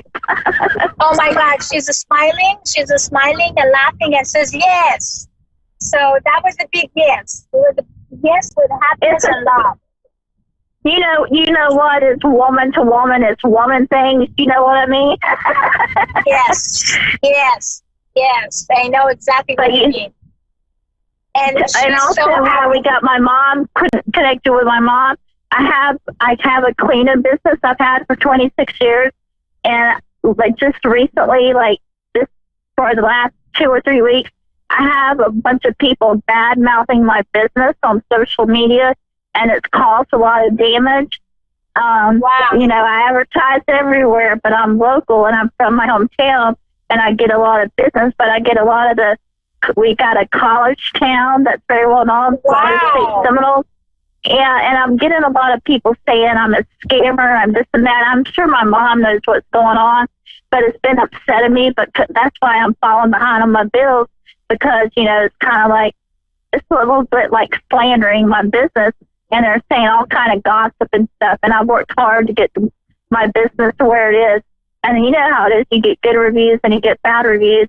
Yeah, but I'm happy for you. Number one, happy for you because now she's the most proudest person ever. And number two, she's sending a lot of blessings, because those blessings is actually including money and better finance. And number three, I feel that she wanted you to have your main focus on yourself and on your wealth again, and start thinking about yourself and love yourself more than anybody else. She misses you too. She would mind me also about some necklace or maybe some jewelry that maybe belong to her.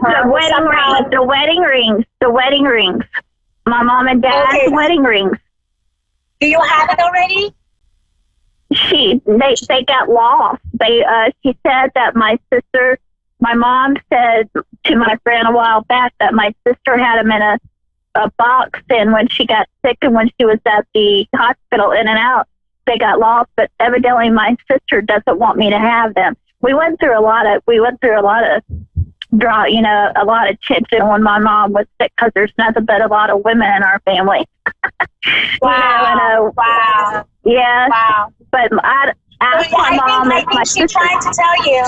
Yeah, I think she tried to tell you that this ring belonged to you. So basically, if somebody took that ring, or just not really felt good to have that ring, your mom trying to confirm that this ring belonged to you, and she wanted to give it to you. So basically, this jewelry also is a symbol.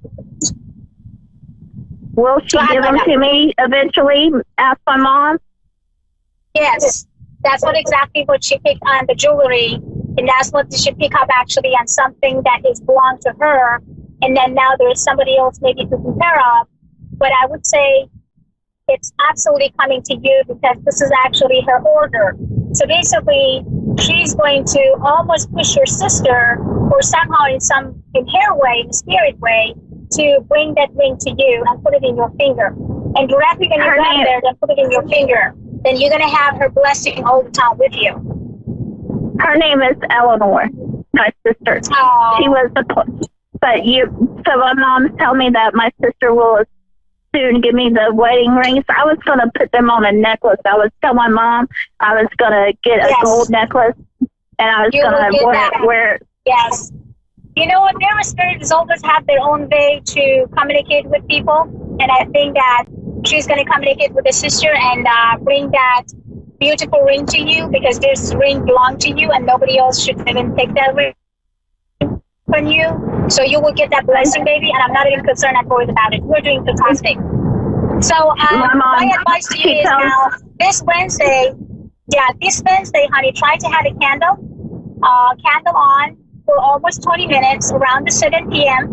and do it in your kitchen and try to cook the food that maybe she loved and she felt good about, and pray for her. She's going to be around you. She's going to listen to you and connect to you.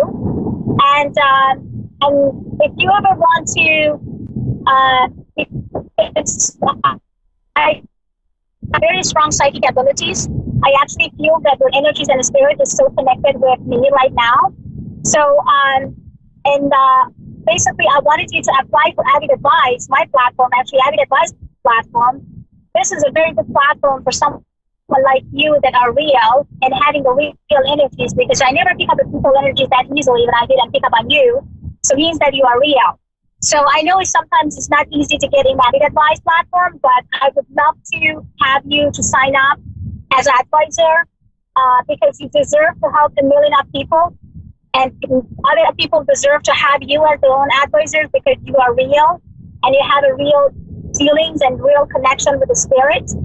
And this is a blessing that comes from your mom, and I'm happy that I connect with your mom. I'm happy to help out.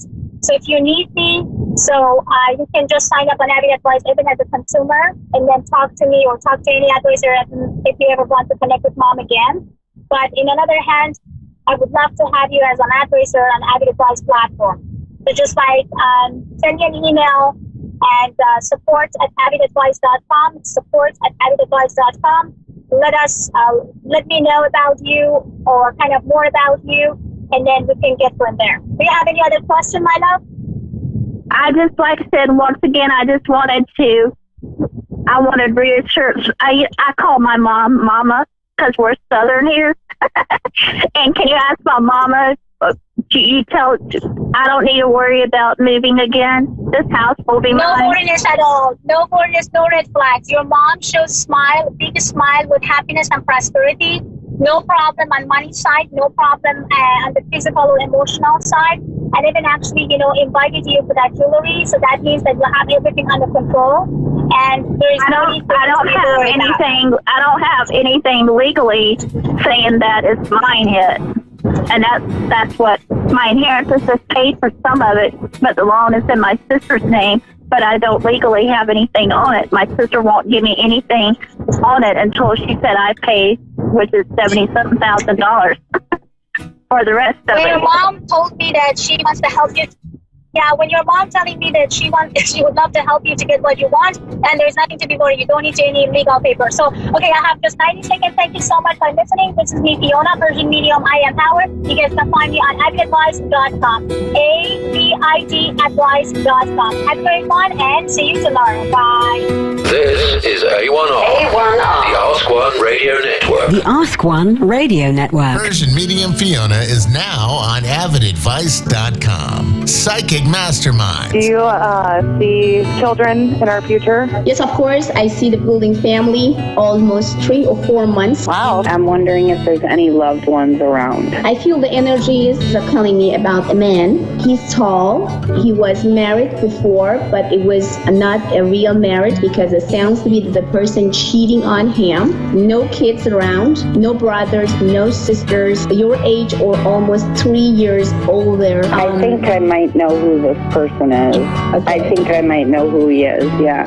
Okay. You may already know of Persian Medium Fiona from her radio shows, her television shows, her groundbreaking detective work, and from just about every corner of the web. Only a site with the integrity and the purpose of avidadvice.com could land her. And she's available now. avidadvice.com. Psychic Masterminds. This is a test to find out if you know it all when it comes to children. Name one of the leading killers of U.S. children age 1 to 13. What's the best way to protect children in a car crash? At what age and size should a child start using a booster seat? Don't assume you know it all when it comes to car seats for your child. Go to safercar.gov/the-right-seat and know for sure.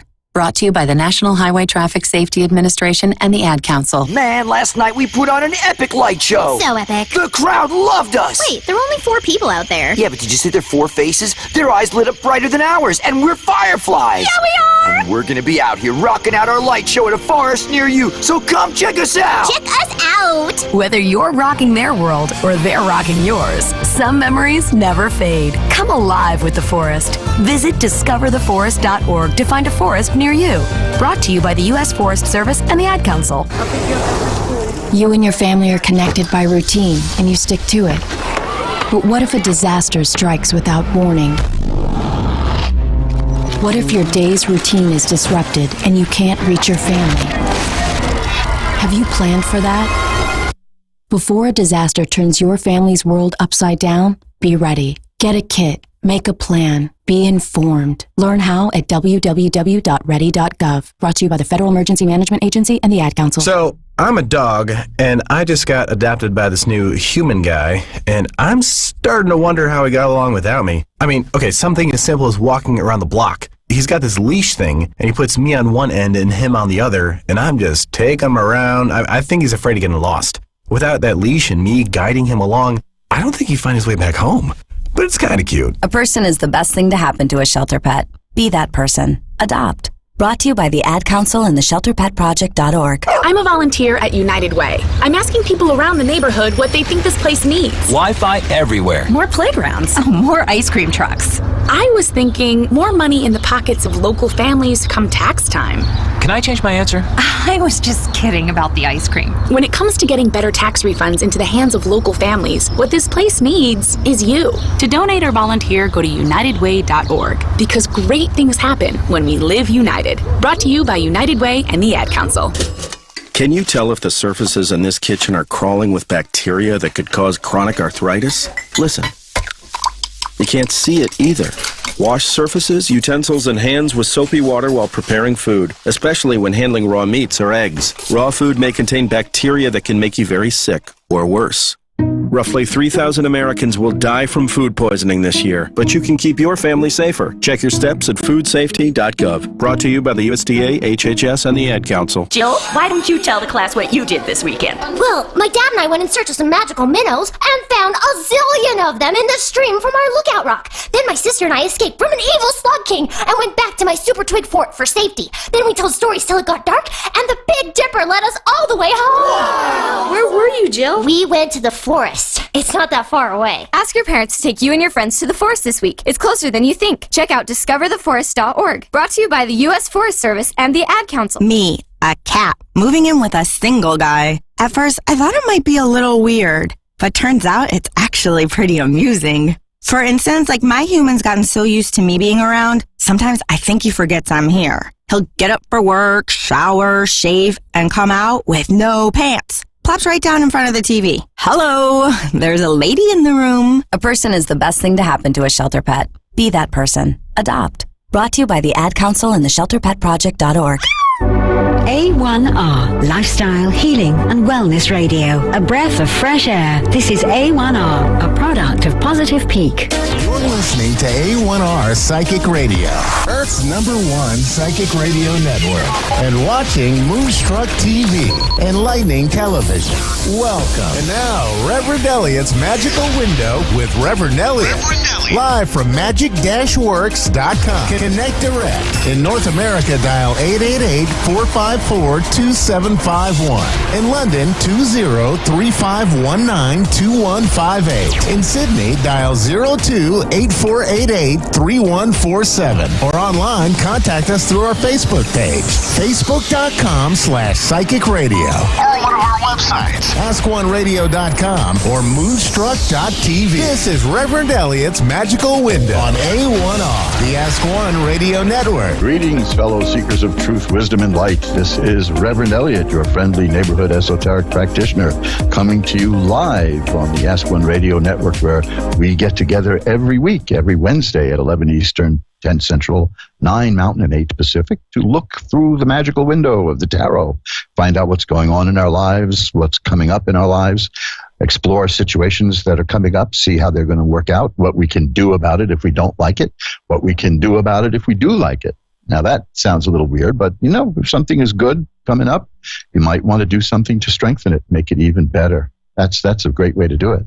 The tarot has been used by people for hundreds upon hundreds of years in order to get a look beyond the space-time continuum. In fact, they used terms like that even before Einstein decided there was no such thing as time and space, called it space-time. And who am I to argue with Einstein?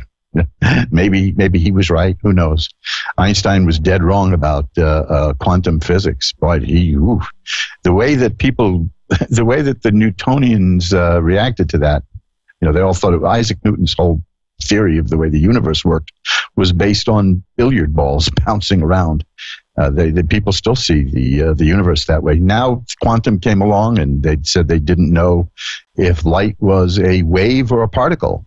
Turned out that if you looked at it one way, it was a wave. If you looked at it another way, it was a particle. I think they called it a wavicle after a while. That's that's the way to live life. If you don't know what the heck you're talking about, just coin a new word.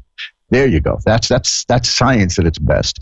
But Carl Jung, another wonderful scientist, he was really into the idea of tarot as something that broke our concept of time, since that's imposed on us. No other animal does this kind of stuff. And that's kind of important because we are what is referred to as time-binding creatures. And that is a wonderful concept. A perfect example of that is just last week we had Thanksgiving. No other creatures on the planet that we know of have traditions. And it's through tradition that we pass on the things that we know, the things that we do, so that each next generation, each new generation coming along can build on what the previous generation did, or tear it all down, which that's happened too. But eventually, even tearing it down is building on it in a way, because we wouldn't have what we like to call progress. I'm not so sure I'm into progress, but you can't stop the march of time. Time-binding creatures. That's an interesting. So I would love to talk to you about time-binding. There are two reasons that I can't do that, really. One is that it would take me hours to talk about it, and we wouldn't get any readings done. And the second most important reason is I'm not entirely clear what the heck that means. So I'll just invent a new word for it. There you go. Maybe you can help me come up with a new word for something. This is perfect. There was once a list in the Farmer's Almanac of how to fake knowledge. I loved that. For instance, if somebody asks you if you have read Dante's Inferno, the correct answer to that would be not in English. Well, they'll just assume that you read it in Italian. But of course, I never read it. That's a good answer. Or if somebody asks you if you if you like the works of Chaucer, you just say, well, I prefer his earlier works. They're more pristine. Now, that's a good one. Always say that about an artist, a writer, a performer of some. Just say, I always prefer his or her early work. It's more pristine. Very few people understand that pristine means earlier work. So when we say that something is in pristine condition, we don't really mean, although that's what it's taken for, that it is clean. What we mean is that it's in its earlier state. So that's a good one to remember. That's a good way to do it. I prefer. Try it out. What do you think of F. Scott Fitzgerald's writing? So I prefer his earlier work. It's more pristine. Now, who's going to argue with that? They're going to look at you in awe. But we're here to do other than that. We're here to look for truth and light. But being evasive can be fun sometimes.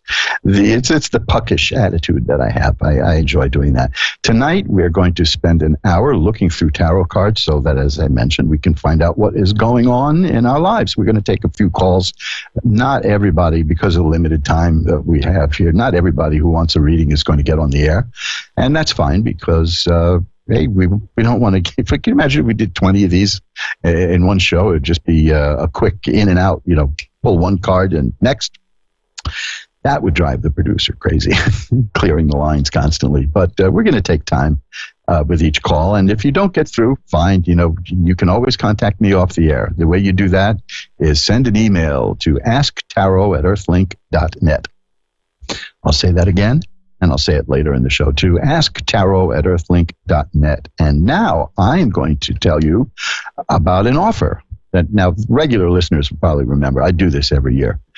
The whole thing about the end of one year and the beginning of the next is a wonderful time to get a tarot reading and take a look at the coming year and see what it's going to be like. And a lot of people do that. Many people only get one tarot reading a year, and that's just at the switch, in December, when we're getting ready to start another year. And that's just, there's several people for whom I do that every year, and I only hear from them once a year, and it's a lot of fun.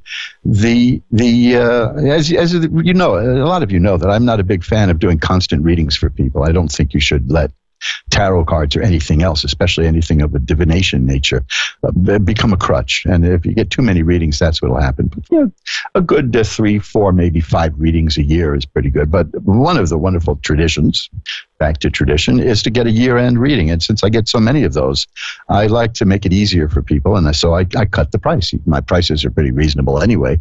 But you can see them at magic-works.com, magick-works.com. But, as I said, for this time of year, they're 15% off. You take 15% off the cost of a reading, and it's a good incentive to just do it. It's a nice little discount, and since the prices aren't so high anyway, it's a nice incentive. So do that. You can mention that when you send me an email at asktarot@earthlink.net if you'd like to have a year-end reading or a year beginning reading. I'm going to be doing this. Sometimes I started earlier than December, but since I waited until early in December, I think I'll push that and keep that sale going into the end of January or so. We'll see how it goes. I'm very flexible. So we're going to do some readings now. We're going to get into the cards, and I'm going to first light some incense here. There it goes. And I've got a candle going. I'm now going to ring a bell 3 times to put us into sacred space, meaning we're going to dedicate this space to reading, and I'll do more chattering later. And now we'll draw back the curtain on the magical window for Mattie in North Carolina. Hi, Mattie. You're on with Reverend Elliot. Hi, how you doing? I'm doing well. How are you tonight? I'm okay. Well, let's see what we can do to make that a little better. How does that sound? That sounds reasonable. Okay. Is there anything in particular you want to look at? My younger son, he's locked up, incarcerated, and I was wondering, is he going to be okay, or how many, is he going to be on house arrest, probation? Well, these are some interesting cards I'm getting here, and they're major cards. So this is telling me it's an important, these very important readings. It means it's an important issue. The first card I've got is a card that indicates that this is a life-changing event. This is going to change him. Now, the question is, is it going to be for the better or not? And I think it's going to be good, because the card after that is the Hermit. And the Hermit card is about somebody who gets a mentor, who finds advice, somebody who helps a person out. The next card is the Nine of Swords. That's a card of great sadness and sorrow. That's followed by the Nine of Rods, another 9, and that's very significant. The Nine of Rods is about a person who has been through hard times in life, but used the setbacks to be prepared. The meaning of the card is a person who is well prepared, but there's another level to that, because most decks show that card. The person who is prepared has a bandage on his head. And that means this is a person who has been kicked around in life a bit, but has learned and is prepared for what's coming. Now, the next card I have is the Six of Swords, and that's about a person who gets from where he is to where he wants to be through his own mental powers. So I think what I'm seeing here is that this is a person who is really thinking of changing. He doesn't want to have this happen again, because the next 2 cards are very happy cards. The Four of Rods and the Ace of Cups. The Four of Rods is a card of a happy home, And an Ace of Cups is, the aces are beginnings, and the cups are about emotion and happiness. So I'm seeing that this is a life-changing event for your son. He's going to learn. That's what you got in that Hermit card. There's still sadness, though, but he's going to change that. That's the Six of Swords, is he's going to make things better. And then the Nine of Rods tells me that he's going to learn from this experience. And the Four of Rods and the Ace of Cups are cards of happiness. So I see a person who's going to be working on improving himself in this time period. That's a tough thing in terms of incarceration. I've known people who have done it. I can't say too much about who they are or what they went through, because that, as you know, is intensely personal and private. But I've seen many people who have turned around. You know, that is a true wake-up call, being incarcerated. So I think that he's going to make something out of himself with that. That's what I see. See the kind of person who can bounce back? Yeah. So you've seen the Nine of Swords and the Nine of Rods and the Six of Swords and the Ace of Cups. Right, and then there's the Four of Rods, which is also it's a sign of happiness and contentment. And it's about a happy home, because you asked about house arrest, didn't you? Right, yes. So there's an indication in that card. I would say that card is answering the question that it's a very strong possibility. Oh, okay. So it is a hell of a difficult time, but I see him as learning and learning the right lessons. You know, you can learn things out of an experience like that aren't very helpful, but I see it going the other way. Like I said, I see this as a life-changing experience. Now, I pulled one more card, and it's another major card, and it's the Sun. And the Sun card is about healing and health and growth. So I think we can leave it at that. That's going to. This is an opportunity for him. Okay. Is there anything else you want to look at? About me. Yes, about me. I just want a general reading about me. Okay. Well, let me see. I have. Well, this is a card that is easy to see coming. It's the Three of Swords, and that's about sadness in the family. So that's obvious based on what you said you're going through.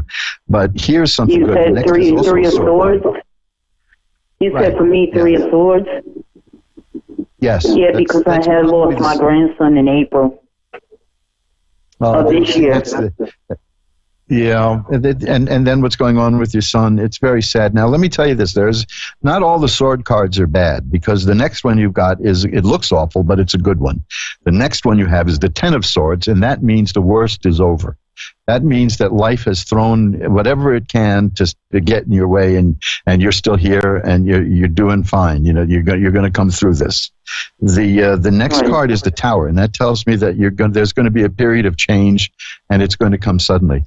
The main message that I'm getting out of the three cards I pulled for you is that while this is a very sad time, the worst is over.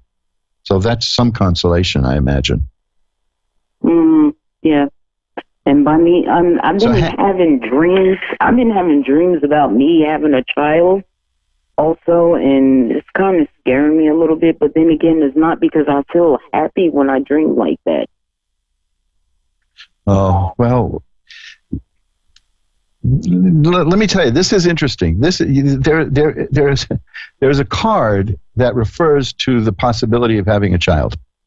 And that card is the Star. In a lot of decks, it shows a woman at a lake or a stream, but in the background, there's something that a lot of people don't pay attention to in the card. There's a tree, and in the tree is a bird. And that is taken to symbolize the soul of a child waiting to be born. And that's the card that I just got while you were telling me this, the Star. Now, that doesn't mean it's going to happen. That's just telling me that it's on your mind, and you know that. So, I'm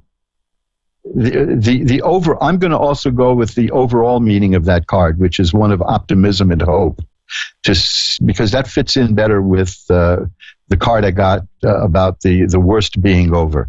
I just got it again, the Ten of Swords. The worst is over. So that's pretty good. The cards are really reinforcing that. So keep, I'm not seeing one way or the other about a child, but I am seeing that it is on your mind. So that's good. You might want to keep a record of your dreams, which is easy to do. We forget our dreams so soon after we wake up. The thing to, unless they're really weird, but the thing to do is keep a blank book or a notepad by your bed, and as soon as you wake up, write your dreams. Even if you just write the key points from the dream, you don't have to write a novel. You just write, things you saw, just random observations, and that'll help you retain them, because maybe there's something that your unconscious or a spirit is trying to tell you. Because I'm one of the people who believes that the spirits reach us in dreams. There's a Kabbalistic belief that I don't remember the number, but it's something like sleep is like 1/72nd part of death. I think that's the number. 72 plays an important number in there. And now, as we're discussing this, I shuffled up the cards and pulled out another, and that's the High Priestess, which is a person who gets contact from behind the veil. So I think somebody on the other side of the veil is trying to reach you. So keep track of those dreams, okay? Mm-hmm. And I think things, if you do that, will start to become clear. If you have any other questions at some point, drop me a line, send me an email. I'll be happy to pull a few cards for you, because there's a lot going on in your life right now, an awful lot. So if you want a couple of additional cards. What is your email address? Yes. So what is your email address? The email is asktarot, one word, ASKTAROT, at earthlink.net. Also, I can be found. You could just Google Reverend Elliot's Magical Window, and you can find me that way, or you can find me at AskOneRadio.com, and my website, magic-works.com, MAGICK-works.com. There's a contact form there. I'm very easy to get in touch with. So if you want, just do that. Okay, I'll go with the AskRadio.com. So I'll do that one. Okay, because there's a link there to me at AskOneRadio.com. Okay? So take care. Okay. And maybe I'll hear from you. I'll hear from you soon. Bye-bye now. And we'll shuffle up the cards. You're listening to Reverend Elliot's Magical Window. Reverend Elliot, that's me, your friendly neighborhood esoteric practitioner. Let's shuffle up these cards. And there they go. And now that email, by the way, anybody drop me a line there. That's the first thing I do every day when I get up, is I check that email, because I love hearing from the Ask One Radio audience. And I know that there are a lot of people who aren't going to get through. And there are people who don't want to get through here live on the show. People don't want a few million people listening to what's going on in their lives. That's why I salute all the callers, because it takes courage. Public speaking is the number one fear. And this is a form of public speaking. Maybe I shouldn't have said that. I don't want to scare anyone out of calling.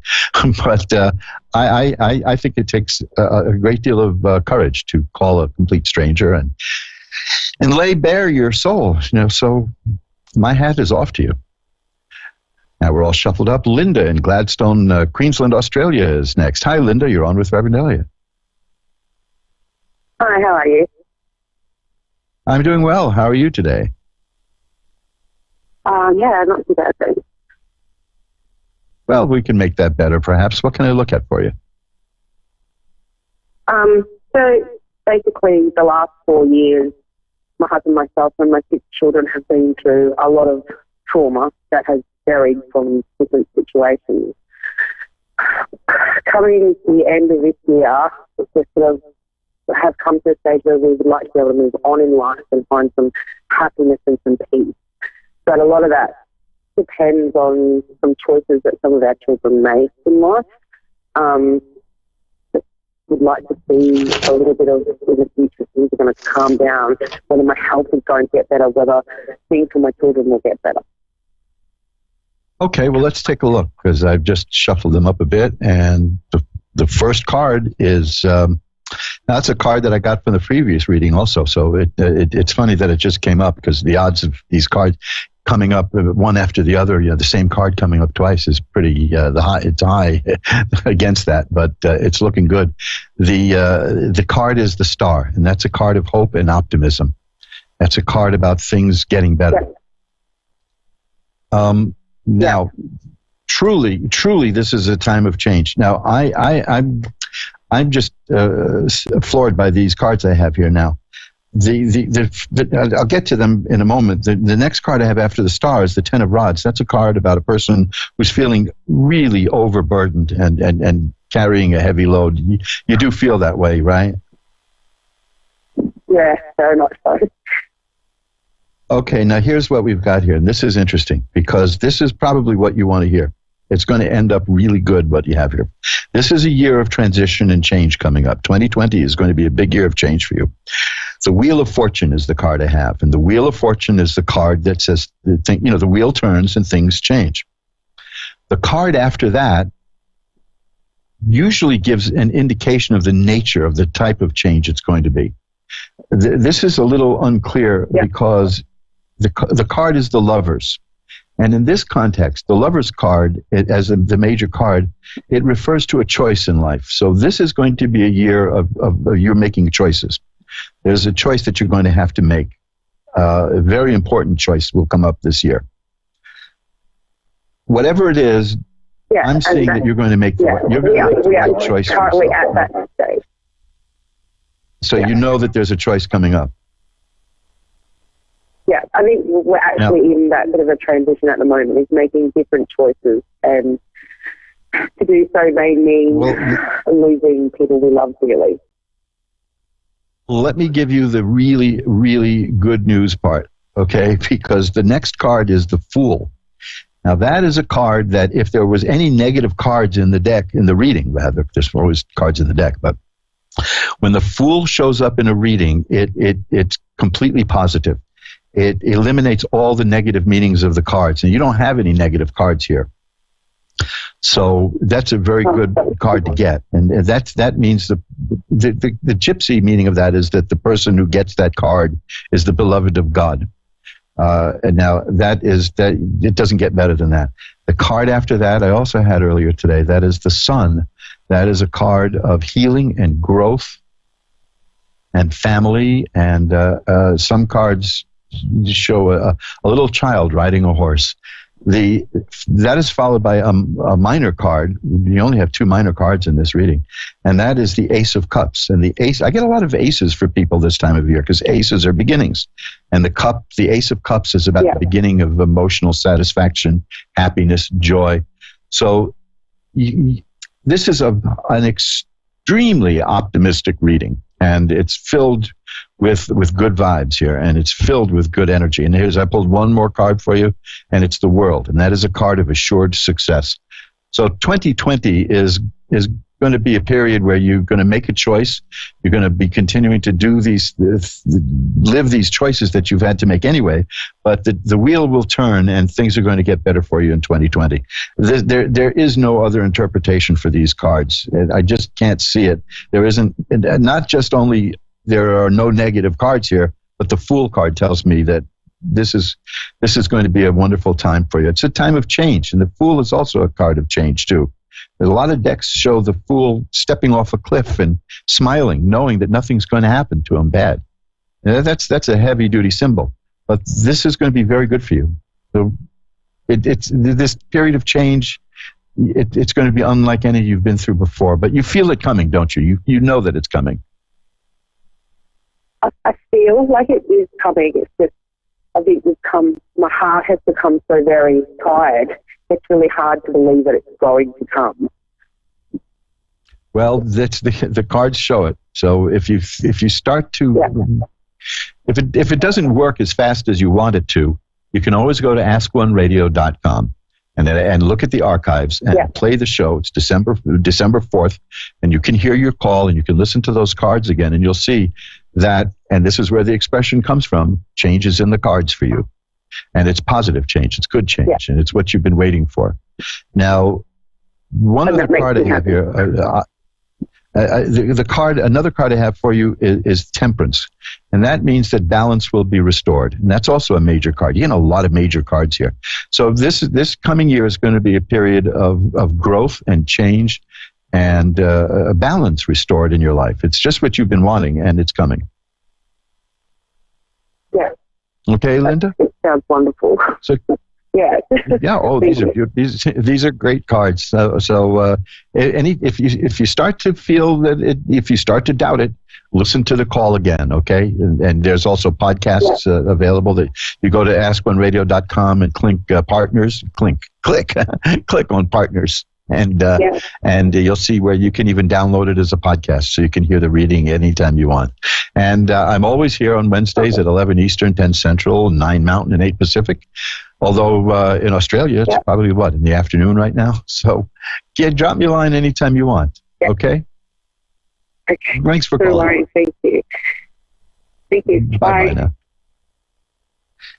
And we'll shuffle the cards up again. You're listening to Reverend Elliot's Magical Window. We come to you every Wednesday live from New York City at 11 Eastern, 10 Central, 9 Mountain, and 8 Pacific, as I said, or whatever time you're in around the world. I've gotten calls from Asia. I've got many calls from Australia. So I get calls from all over the world, the Ask One Radio audience. It's marvelous. Now, if you don't get through, remember, you can drop me an email at asktarot@earthlink.net. And if you want a reading off the air, a private reading, a reading that will take, we can go anywhere from 15 minutes to an hour or longer, whatever you'd like. You can see the rates at magic-works.com, magic-works.com. And I mentioned the rates because, like I mentioned, if you tuned in late, you didn't hear it probably. The readings are now 15% off as a year-end special because this is when a lot of people want to know what's coming up in the year. And I've already had a couple of calls about that tonight, so it's in the air. We're all shuffled up, and Donna in Philadelphia is on. Hi, Donna. You're on with Reverend Elliot. Hello, Reverend Elliot. How are you? I'm doing well. How are you, Donna? Good. Thank you for taking my call. That's what I'm here for. What can I look at for you? I'd like to see what's coming up in the year ahead. Yep, there you go. That's my favorite time of year for that because I think it's fun to get a look. Yeah. No, I think it's fun to get a look at what's coming up. So that's the reason I offer the 15% sale on tarot readings for people who only get a reading once a year, maybe. This is the time to do it. So we'll shuffle them up and see what we've got.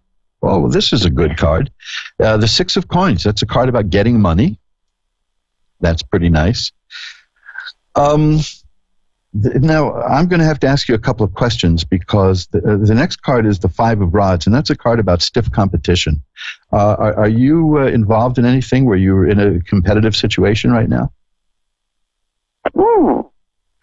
I work just a few hours a week, and the lady that I care for, they're saying she's in a place that she needs more care. So they have people that work for them where she stays, but they want to keep me for the days that I'm there. So that's the only thing I could think of. Oh, well, would that be it? It's not. It's possible. That's why I said I wanted to ask you if there's anything in your life that's a competitive situation, because it's not like fighting. It's not a heavy duty thing. It's just that there's some competition going on. The next cards are pretty good though in terms of that because there's the Seven of Cups, which is a card of a lot of ideas and finding ways of doing things. They're unfocused ideas, but you can pick one or two and focus on them, and you'll come up with a plan. That's a lot of people don't like that card. It's one of my favorites. I'd rather have a few unfocused ideas than no ideas at all. But that's telling me that since it's coming right after the card about some stiff competition, that's telling me that you're going to find a way around it and get what you want by using your own imagination. And you are a very imaginative person if you get that card, and that's good. You'll find a way to get. You'll find a way to get what you want. The next is the Magician. Now, that's a practical card. That's a person who has all the tools to get the job done and to do what needs to be done. There's an added bonus in that because the Magician knows how to just use spiritual power also and to draw power from down from above. So I'm seeing a very powerful spiritual person with an active imagination and a way to overcome any competitive situation. So now remember, the first card I got was the Six of Coins was the first card I got, and that's a card of getting money. So I think you're in a situation this year. I think you're going to find ways to do that this coming year. partly because of that, mainly because of the two cards here, the Seven of Cups and the Magician. Those are two cards that together show a person who can get things done on the mundane level and the spiritual level. So I think you're going to do well there. In fact, I pulled one more card for you, and it's the King of Coins. We began with the Six of Coins, and now it's the King of Coins. And then I want to tell you something that you can do to enhance all this. The King of Coins is a person. The king is, that's the appearance of money. Also, that's just before the money comes. You know what I mean? The court cards go from vague to real. The knight is the one where there's a theoretical possibility.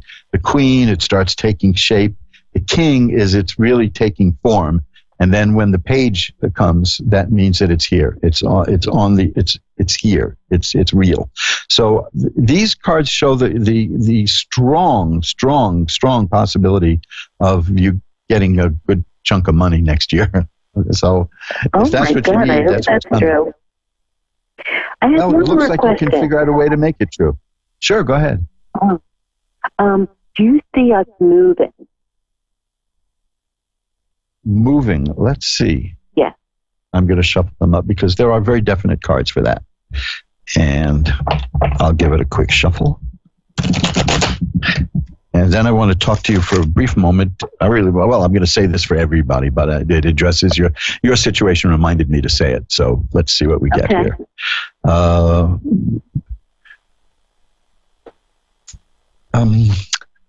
The cards that I'm getting are pretty static. So I'm not seeing much in the way of moving right now. The Eight of Swords shows a person tied and not moving. Temperance is a card that there's balance. No, I'm not seeing, not at this moment, no, I'm not seeing any of that. Well, there you go again. I got the card again. The Seven of Cups. That's your That's telling me that while I'm not seeing it now, you're a person of great imagination and you can figure out how to do things.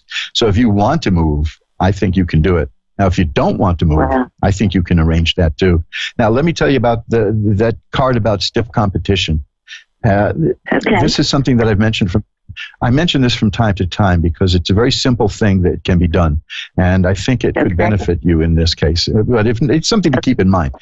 There's something in American Southern magical tradition called a road opener kit. It opens the road. It gets rid of obstacles. It's something that I'm very big on. And you can find these at any of the various occult stores if you happen to have a New Age or occult store in your neighborhood. Philadelphia used to have, what was it called? Harry's or Frank's? Geez, I don't remember. I'm so ashamed that I don't remember because it had been around for 50 or 60 years. It was one of the best of all of them. But there are stores online that have been around for over 30 years, like Azure Green or Wisdom Products or the Luck Shop in Chicago. You take a look at the road opener kits because they range in price depending on what you want, from $5 to about $25. They're very inexpensive, but it's a good little ritual. It's something that's nice to do at the end of the year to prepare for the coming year, and I recommend that to a lot of people to get obstacles out of the way in the coming year. So check that out, okay? It might be something I will definitely do that. Beautiful, but you've got a good year coming up. You've got a really it shows wonderful stuff. I'm just not seeing anything now in terms of moving, but everything looks like, in terms of money and getting what you want, it looks good. Maybe you'll keep me updated sometime. Well, those are your cards. That's what they say. Elliot, thank you. Thank you so much, pleasure. and have a wonderful Christmas and a great New Year. Thank you. Merry Christmas to you, too. Bye-bye now. And we'll shuffle the cards up. New Year is an interesting time for me because my birthday is just a few days later. So it's like a double celebration. Get all those holidays in there. And remember that road opener kit for everybody listening. I'm a big fan of the road opener kit. I've done it myself, and the results are beautiful. And now magic. What is magic about anyway? Now that's the question. I mean, is it real?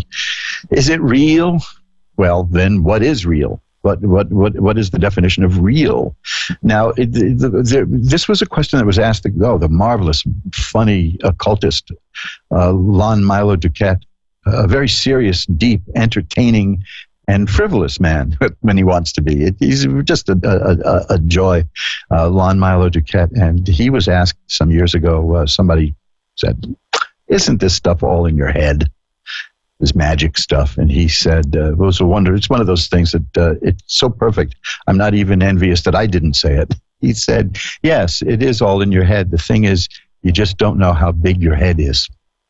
Now, that's a beautiful way to look at it, because as I discuss in my book, Reverend Elliot Explains It All, see how I slipped a plug in there, the book, Reverend Elliot Explains It All, everything is in our head. I mean, the things that we see on the street, the things that we hear, the things we smell, they're all in our central nervous system. They all pass through our brain.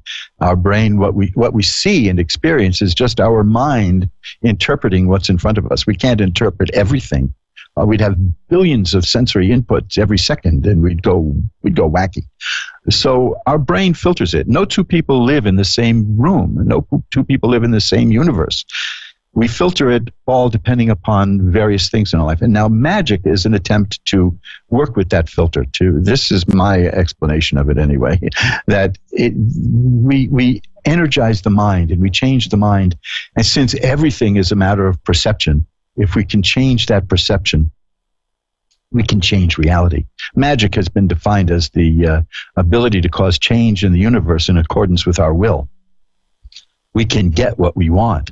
We can make the world in our own image in that sense. Check it out if you're really interested in this. There's nothing evil about it. There's nothing satanic. It's tradition. It's something that human beings have done. Some anthropologists believe that magical work is what made us human beings. That's what separated us from the animals, when we started taking a look at the moon and judging the phases of the moon and doing moon magic. I'll discuss that another time. I want to get as many calls in as I can. But check out over at mojoacademy.org, Amazon.com. You can check out books that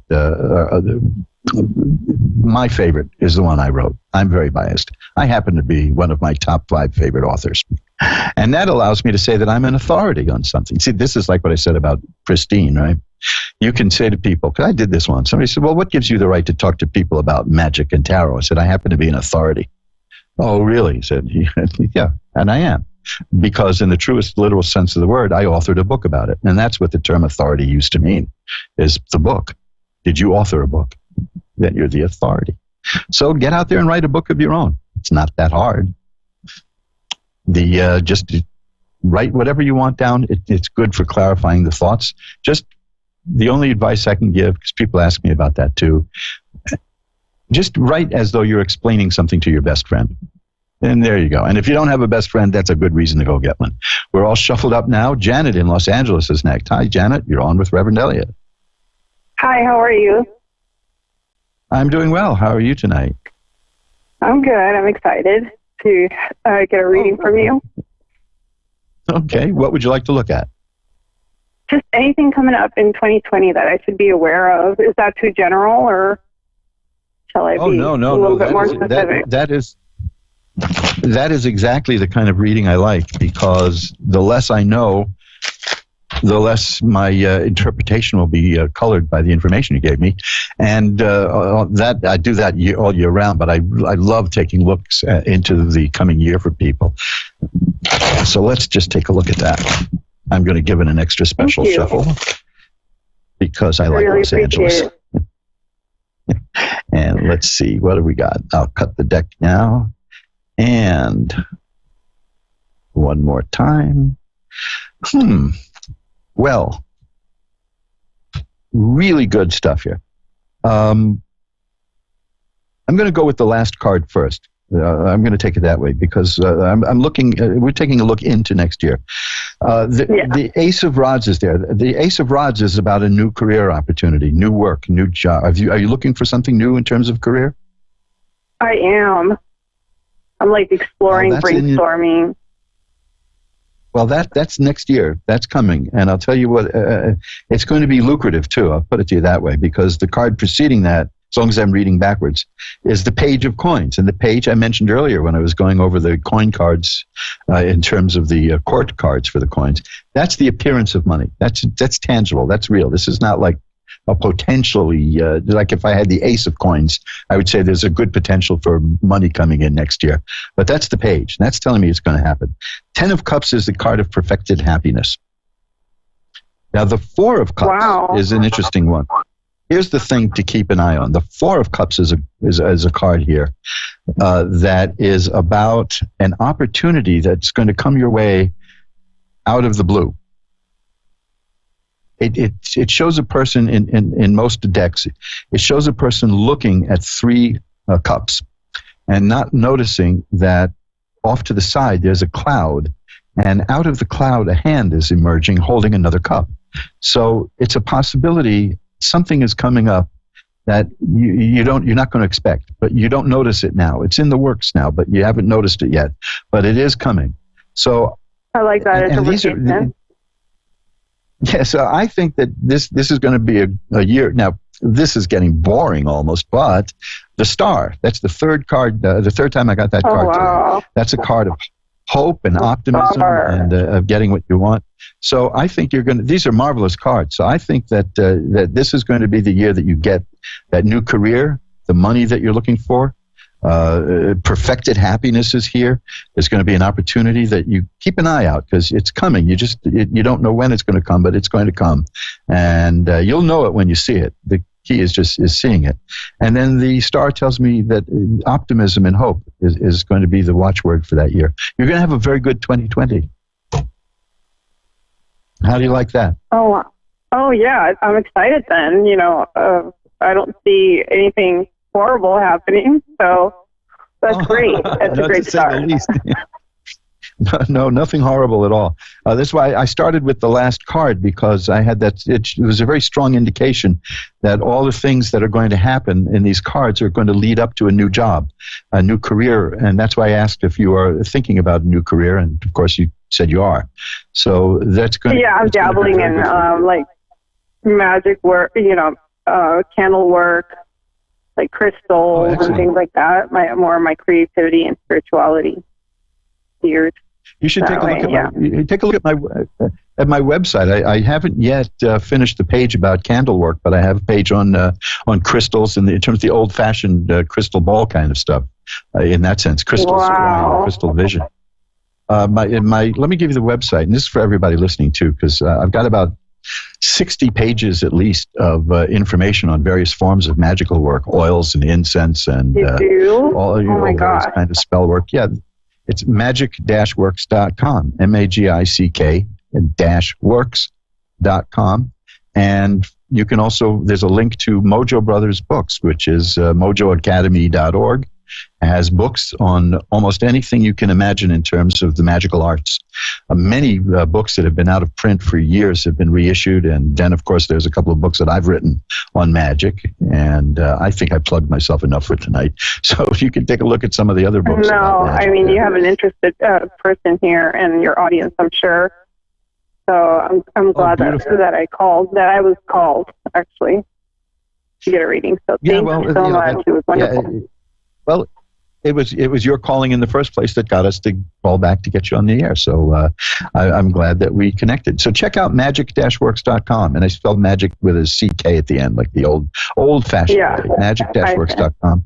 I have easily by now I think I've got about 65 pages of things that you can click. There's loads of stuff up there, even a couple of magical movies that you can watch I've linked to. So check it out. I'm going to see if I can get another call in. I sure will. So thanks for calling in again, and you got a year coming up, 2020. Oh, well, listen, I pulled one more card, and this is right in keeping with where we were. The 8 of Coins. That's about a person starting a new job and working diligently at it and getting ahead, and leads to other things and great opportunities. So that's very good. That's money again. Great, like planting the so there's definitely. Yeah, it's definite. You got a new career opportunity coming this coming year.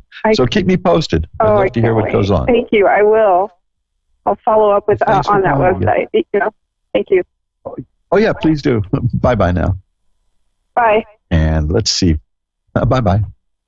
We're getting so many wonderful positive readings about the coming year. It's marvelous. And hey, Hey, that's the way it goes. The end of the year is like a period of change and growth, and it's one of my favorite times of year. I always had an affinity for this time of year. Even as a little child, I was nuts about everything that started in autumn. I have no idea why. I like pumpkins. I still make a wicked pumpkin pie. I think, in addition to all the magical stuff at magic-works.com, I think I should put up my pumpkin pie recipe. It goes back to the time of the American Revolution. I do have an eggnog recipe. Well, we've got a few minutes left, so let me just get one more call in. Janelle in Victoria, Australia is on. Hi, Janelle. You're on with Reverend Elliot.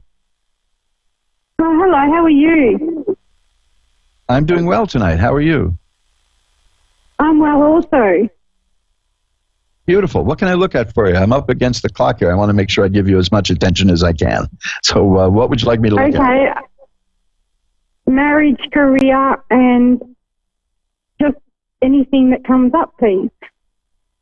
Okay, well, I'll give them a shuffle now, since you mentioned that. Let's see what shows up. I think we're going to get one. Yeah, just see what the cards get up. Okay, let's just see which one we get. Oh, look at that. A card came out of the deck. That means we have to pay special attention to that. This is an interesting card. It's the Seven of Rods. That's a person who can sweep away all obstacles. The Nine of Cups is here. That's a good card, too. That's a card of sensual pleasure and enjoyment, and a person who is really into the good things in life. There's a funny little warning in that, because it means that you know how to enjoy life to such a degree that there are people who are jealous of you. So yes, I agree with that. There is a lot of people that are. Okay, so now this is good too, because this is what happens this time of year. There's no escaping it. It's the Wheel of Fortune, because this is a period of change, and the Wheel of Fortune is about change coming, and it's going to be a good change. The nature of the change will be good, because once again, maybe this is the fourth time tonight, the card is the Star, and the Star is a card of hope and optimism, and that's followed by the Sun, which is a card of healing and health and growth and happiness, and that's followed by the Justice card. If somebody did you wrong, it's going to work out better for you. You're going to, if you got justice coming your way, and you're going to get justice for something that somebody may have done to you that they shouldn't have done. Do you have any idea what? You don't have to tell me any details, but does that relate to what's going on in your life? It can mean from childhood. Mm-hmm. Yeah, it could. It's definitely something that somebody did at some point. We don't have time, because this is a short reading and I'm up against the clock. We don't have that much time. But yeah, at some point, this is going to be the year that you'll be receiving justice for something that happened, and it's good because it's going to work out well. It's going to work out well. It's not like you're going to be in trouble, because that's followed by the Judgment card, which is another card about like rebirth, but getting what you deserve. This is working out well for you. Now, I'm putting a positive spin on those cards because of the Star, which is a card of optimism and hope. One more card is the Ten of Swords. We had that earlier today, too. That is a card that says the worst is over. Am I going to develop more spiritually? Let's see, I'll answer that question. Let me shuffle up the cards and see if you're going to get more spiritual development. Marriage and a career. Well, I'm not getting anything, and I wish I had a little more time for you. I'm not getting anything specific about that, but I can tell you this. The changes that are coming are going to come fast, because it's the Eight of Rods, and that's a card that tells me that the things that are happening are in the works now. So it is happening now. What else do I have here? No. Will I have any children in my care? Let's see. Well, like I mentioned to the caller earlier, the Star card is a card about children. There's a possibility of being involved with children just in that card of the Star. So it's possible. But I've got to run, though. So let me just pull one more card and see what I get. And what I've got is... Oh, that's a good one. You asked about the spiritual growth. Boy, I wish I had a little more time. This is the Four of Swords. That's about taking some time out to let things percolate, to let things gestate, to let things, that's an interesting word to use after speaking about children. But there's going to be a period of growth. It's not like a time out of punishment. It's a time out to let things develop and grow. So something is going to be developing and growing in your life. Look, I hate to leave it this way, but if you want to drop me a line at asktarot@earthlink.net, I'll be happy to pull a few more cards for you. But I do think that there's some good stuff coming your way. Two of Cups, that's a card of a new romantic situation or a romantic situation you're in that is going to deepen and grow. So this is going to, these are the things that you're looking for, and they're coming. I've got to run, though, so hang in there, and if you need some more information, drop me a line off the air, okay? Okay, thank you so much for your time. My pleasure. You're going to have a very exciting year, and remember, justice. You're going to get something that you've deserved for a long time that's coming your way. So, folks, that's it. We've come to the end of another edition of Reverend Elliot's Magical Window. It's funny how fast it goes by, but if you want to contact me off the air, magic-works.com. That's the email, magic-works. I mean, the email. That's my website, magic-works.com, magic-works.com. You can see a whole lot of stuff there about the services I offer, the things I can do with you and for you, and show you how to do yourself. And that is also has a contact form if you want to contact me. The email is asktarot@earthlink.net. Ask Tarot, one word, at earthlink.net, and we can maybe we'll chat off the air. Maybe we will do a reading together. Like I said, it's at this time of year because you notice how many of the callers wanted to take a glimpse into next year. Oh, I love doing that stuff, and that's why I have a 15% sale at the end of the year, so that we can make it a little easier to take a deeper look into the time that's coming up. So remember, I'll give you a couple of more websites here, mojoacademy.org. That's for the best of esoteric books and audio and video. There's some new stuff coming up shortly.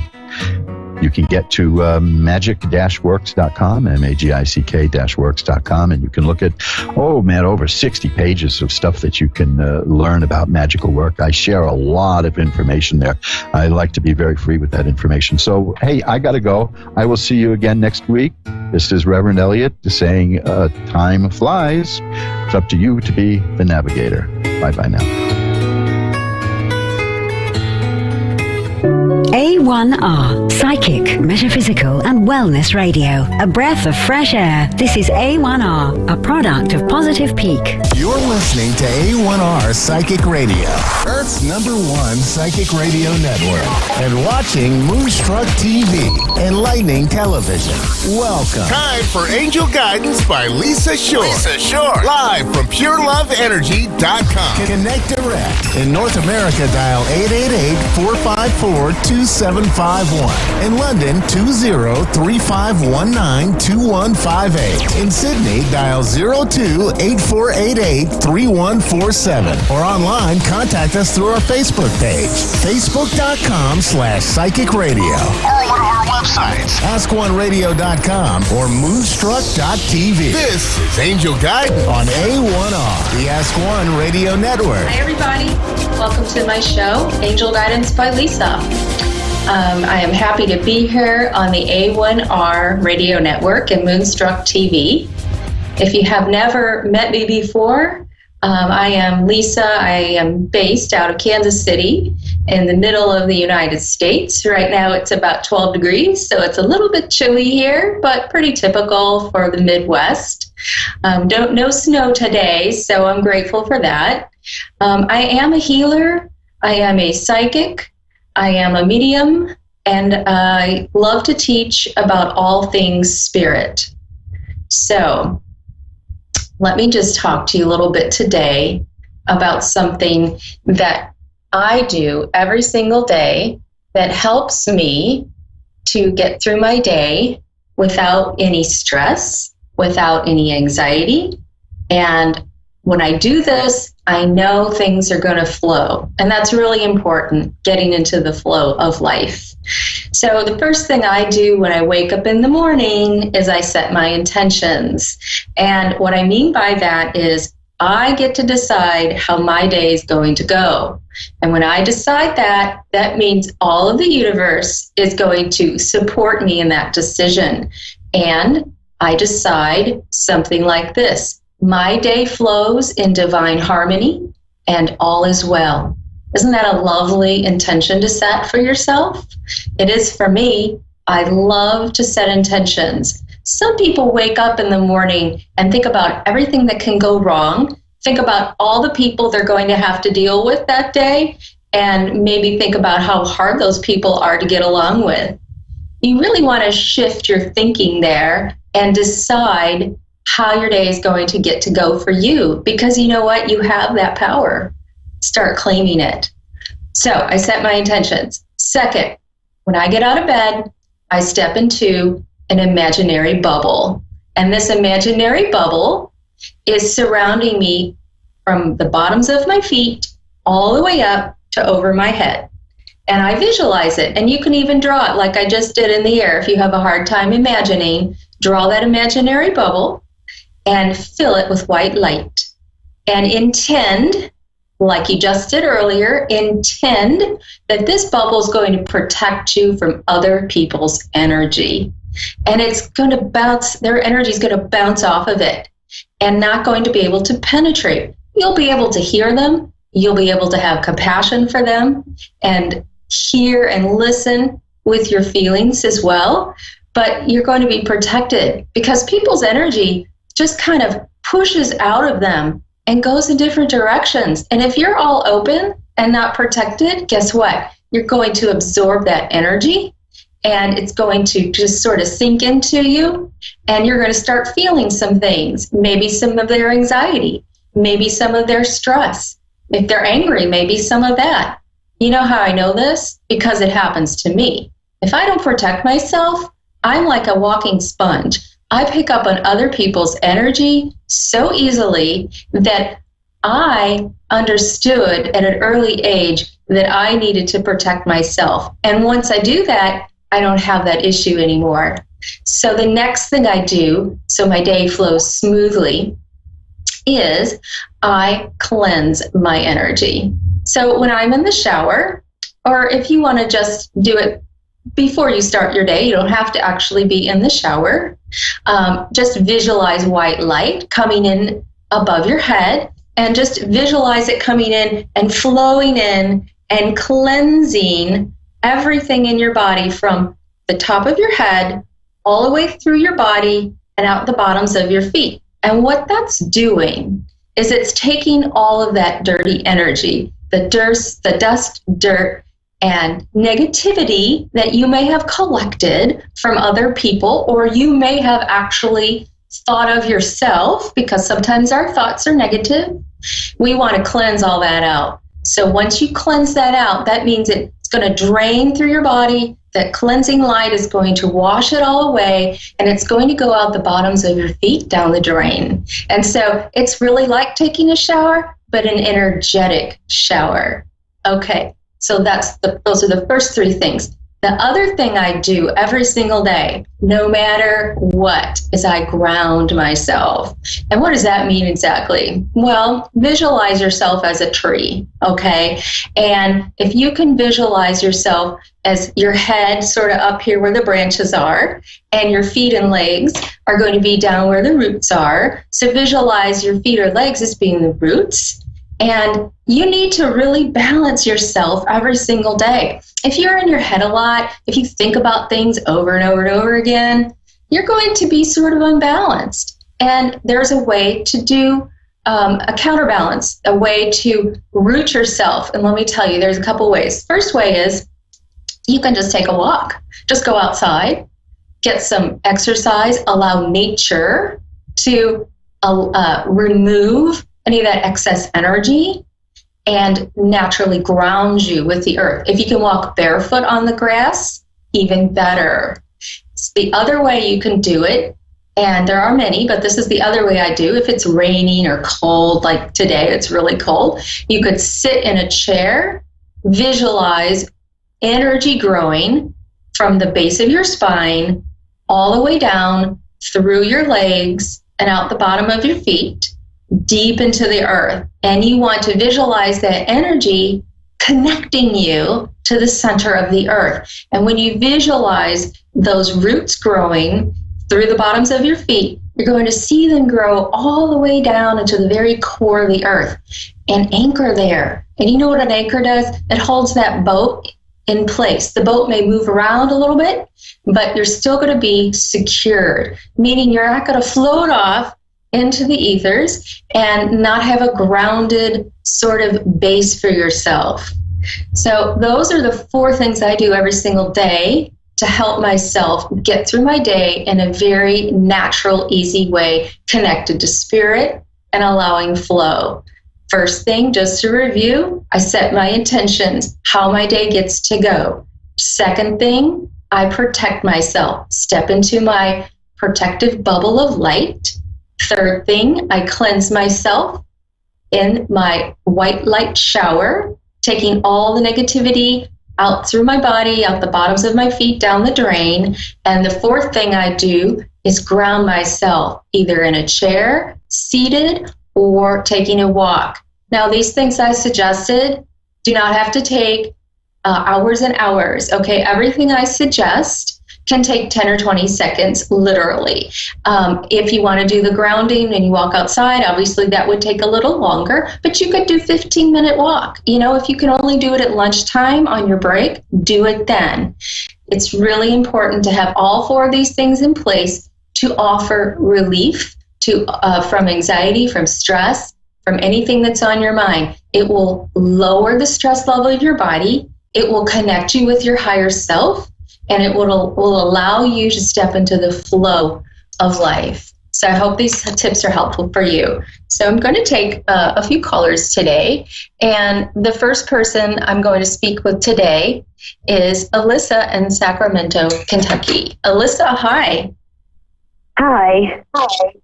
How are you? Good, I guess. Good. Okay. Well, good. Welcome to my show, Angel Guidance by Lisa. Alyssa, what can I help you with today? What's your question? I'm just wondering if my husband will take me back, let me come back home, either now or for Christmas.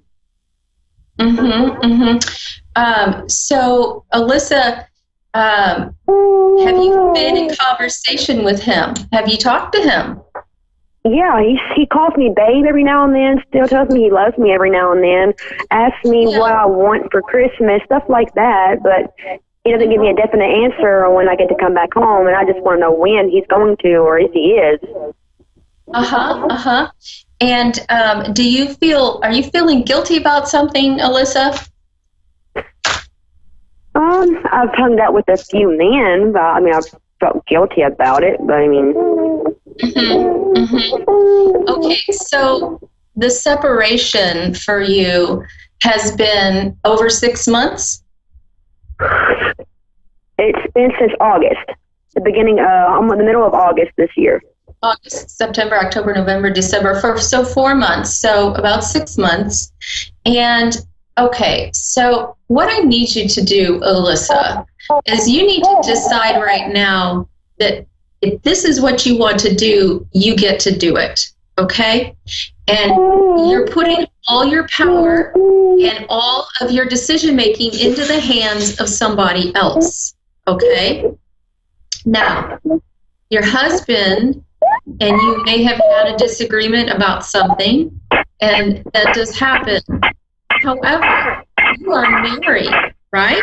This is a marriage. Yes. So this marriage means you have need to have balance in your relationship, which means you need to talk about what you are feeling, okay, and where you want to be. Have you told him you want to be back home? Yes, many times. Okay, many times. Okay, good. And his response is sort of iffy to you, like he says, yes. No, okay. So what I need you to do then is set a date where you're going to know either way if you're going to go back home or not. So have you set a date where you said to him, I need to be back home by December 25th, for example, Christmas. Have you said that to him? No, I had not said that to him because he doesn't do ultimatums. He would get very angry with me. Uh-huh. Angry with you. Okay. Well, this anger to me feels like there's something unresolved between the two of you, and that's not discussed, that hasn't been talked about, that needs to be brought up. It also sounds like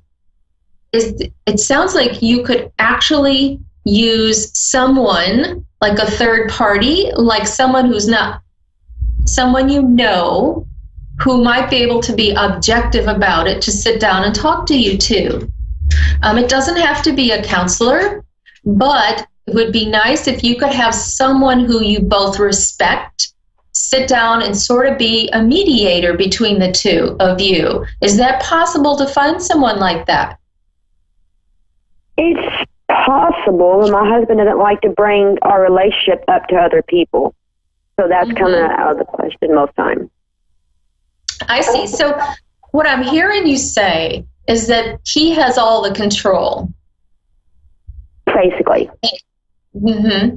And so with this, have you looked at this separation as an opportunity or as something that is negative?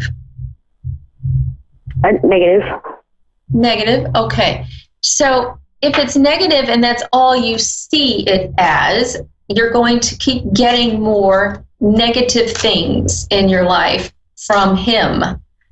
Did you think, or have you thought about looking at it from a different view? Looking at it is, this is an opportunity for you to release what doesn't serve you. Right now, it looks like you'd be going back into an angry person's home who doesn't really support you and give you the love that you deserve. Does that sound right? Do you want to go back to an angry person's home? Why do you feel? I want it to be better. Mm-hmm. Mm-hmm. Well, yeah, you want it to be better. Do you feel like he's suddenly going to change overnight? I have no idea. I don't know. I don't know with him. Mm-hmm. Right. There's a lot of unpredictability with him. And because he's so unpredictable, he keeps you on the fence. And that's where he wants to keep you. It feels like he's not willing to allow you back into your home with him. If that's the case, if someone doesn't want you, do you really want to be with them? Ask yourself that hard question. I know it's not something that you really want to hear, but sometimes we have to really decide who to let into our life. Now, if you allow him to continue to treat this way, I don't feel like, my guides are saying he's not going to change. He's not going to change how he's treating you. He's going to keep you on the fence because that's where he wants you. Do you understand that? He wants you on the fence. He's not going to let me back home, is he? It doesn't feel like that way to me. It feels like he wants to keep you on the fence. He wants to keep you under his control, but still not completely free you. Do you understand that? He doesn't want to completely let you go. And that is you letting him have power over you, okay? And maybe he did have power over you while you've been married, and maybe that's been the circumstance, but it doesn't have to be that way forever, okay? So you get to decide if you're going to change and go your own way, or you're going to continue this power struggle with him. Because honestly, Alyssa, I don't see it changing for him and how he treats you and allowing you back into your home. And I'm so sorry to tell you that, but it feels very, there's a lot of pushback from him. There's a lot of resistance from him. And you're not honoring yourself. Love yourself enough to recognize that you need to set a date when you're going to decide it's him or someone else, okay? It's him or you giving yourself the honor and the path out, okay? I'm so sorry to tell you that, but I really don't see this changing, okay? So if I go back home, he's still going to be the same. Yes, ma'am. Yes, do you see him even let me come back home at all? I feel like it would only be temporary. I don't feel like it would be a permanent situation. I feel like there's a possibility in the springtime that he would allow you back in, but I don't feel like it's going to go back to the same way you had before, which I know is sad because we don't like to let go of things that have been sort of comfortable, but sometimes we have to in order to grow, right? And sometimes we have to do that for the benefit of not just us, but our children, our family, etc. So I'm not seeing this happen, and I'm very sorry to tell you. Okay? All right. I'm so sorry. All right? Please know that you deserve the best. And if he's not going to give it to you, you will find someone who can. Okay? Consider that there's someone else out there for you, and it's not him. All right? Look at him as giving you an opportunity to find that person. All right, Alyssa? Okay, well, thank you for your time. Sure. Thank you, Alyssa. Have a good day. Bye-bye. Okay. Tiffany in Delavan, Illinois. Hi. Hi. How are you today? I've seen better days. Oh, I'm sorry to hear that. Tiffany, tell me what's going on. I'm going through a financial situation right now. Also, too, I've been dealing with somebody off and on for 14 years, and I really don't know where it's heading, and I would like if something in the future can let me know if I need to keep going or let that go. Okay. And it's been going on for too long, too. Okay. So, all right. So repeat to me what's been happening for 14 years. What were you letting go or deciding? I need to know if I need to decide to let it go or not. It's a relationship that I had for 14 years. Your relationship, but it's also financially connected. Is that what you're telling me? No, I haven't. Separate from that, I have financial problems right now. Okay.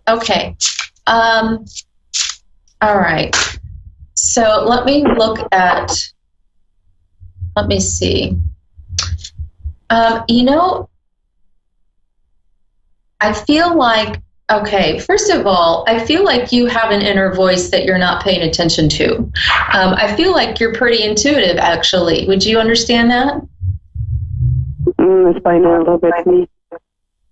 Yeah, it feels like you're intuitive and you're not really allowing that intuitive information, which is our higher guidance, to come through and to guide you. And so when that higher guidance is not in place, we kind of react to our circumstances versus moving forward with intent and purpose. Okay? I feel like there is, with your relationship, it feels like there's a large imbalance there. And it feels like you really need to decide and get off the fence, because what you're doing is, I feel like you've been debating this for quite some time. Like in your heart, you know there's something not quite right for yourself, for how you get to move through life, what makes you happy. It feels like you've been debating this and been on this fence for a long time. I feel like when you reach 16 years, okay, and I know this is going out a couple years, but I feel like at 16 years, that's when it's going to be completed. That's what I feel. There will be completion in 16 years.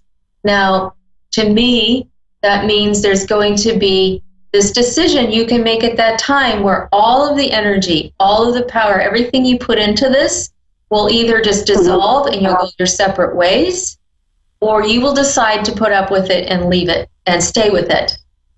All right? I don't know what's going on in 16 years total. That would be 2 more years from now. But I feel like at 16 years, that's where it's going to go away. It will be a point in your life where it's like we have these points in our life where there are milestones where we can, on our soul path, we can walk on our soul path and like it's like a highway and we get off at exits, okay, and take another turn. Or we can decide, because we have free will, to stay on that same highway and keep doing things the old way. In 2 more years, it's like I always feel like a rebound, and everything I wanted always was given to other females. Right. And it's like some things that he has taken from me that have made me feel less of a woman to myself. Yeah. You know what I think also in 2 more years from now, it's going to be so painful and it's going to be so apparent that you need to stop what you're doing. You need to change directions. And, I don't know how that's going to look at that time, but it's going to be very obvious to you that that's the direction you need to go to move on. Now, knowing this allows you to get your house in order, meaning decide, get your ducks in a row. If you were to leave at that time, in 2 years, if you were to leave, then you could prepare and decide how to take care of yourself the best, financially, physically, emotionally, spiritually, in all those ways, okay? So if you're going to decide that, you need to act on it. You need to see into the future how you want your life to look. All right? What's it going to look like for that? Because my biggest thing is to move away from here. That's funny you said that. You need to definitely see how that will look. This is the thing. So many people feel like we don't have our own power, like we have no control over the circumstance or the situation, but we really do. It's a lot of times we are picking up on other people's energy and they kind of manipulate us. They manipulate us into believing this and believing one way when in your heart it's really not, but you allow that. And it's not a bad thing, and it's not anything that you should beat yourself up over. But it's also deciding where you draw the line. What do you put up with? Where are you going to stop? Where are you going to stop for yourself? Where are you going to give yourself the love and support that you deserve? If you move on, I'm telling you there's someone else for you, and it's not doing you any favors to stay. All right? Decide, you're talking about moving away, decide how that's going to look. Visualize how you would see yourself in a year or 2 years. It may come faster if you work on it now. So understand that if you decide that you want to see yourself in a loving, mutually beneficial, supportive relationship, put it out there that that's how it's going to be for you. And start seeing yourself. And how do you feel when you're in that relationship? How does it look? How does it feel? Do the same thing for your finances. If you're feeling like your finances and your money situation and your job or however that's all connected is not supporting you, how does it get to be for you? Start setting intentions. Start deciding how it's going to get to go for you. You have more power than you realize. I feel like you sell yourself short. Does that sound right? Because start deciding how things are going to get to go for you, because my dear, you have the power. Okay? I really, really do wish you all the best. I'm sorry I don't have any more time right now, but I do want to let you know, if you have any questions, message me on my Facebook page at Pure Love Energy. I am going to be starting up a Facebook group in 2020, helping people with situations like this. Okay? Tiffany, thank you so much. I wish you all the best. You're welcome. Stay. Thank you. Bye-bye. Bye-bye. So we had a couple questions today about relationships, and you know what I heard is that I hear people who aren't claiming their power. And that's nothing to be ashamed about, and I'm not beating anyone up for it, because I've been there, I've done that, not claim my own power. But I will tell you this, you can do it, and I will teach you how, and I'm going to start doing that in 2020. So pay attention and listen for details surrounding that opportunity for everybody, okay? Thank you so much for joining me today on my show, Angel Guidance by Lisa. I hope everyone has a great day. Bye-bye. A1R. A1R. A1R. A1R. A1R. A1R. The Ask One Radio Network. You're listening to A1R Psychic Radio, Earth's #1 psychic radio network, and watching Moonstruck TV, Enlightening Television.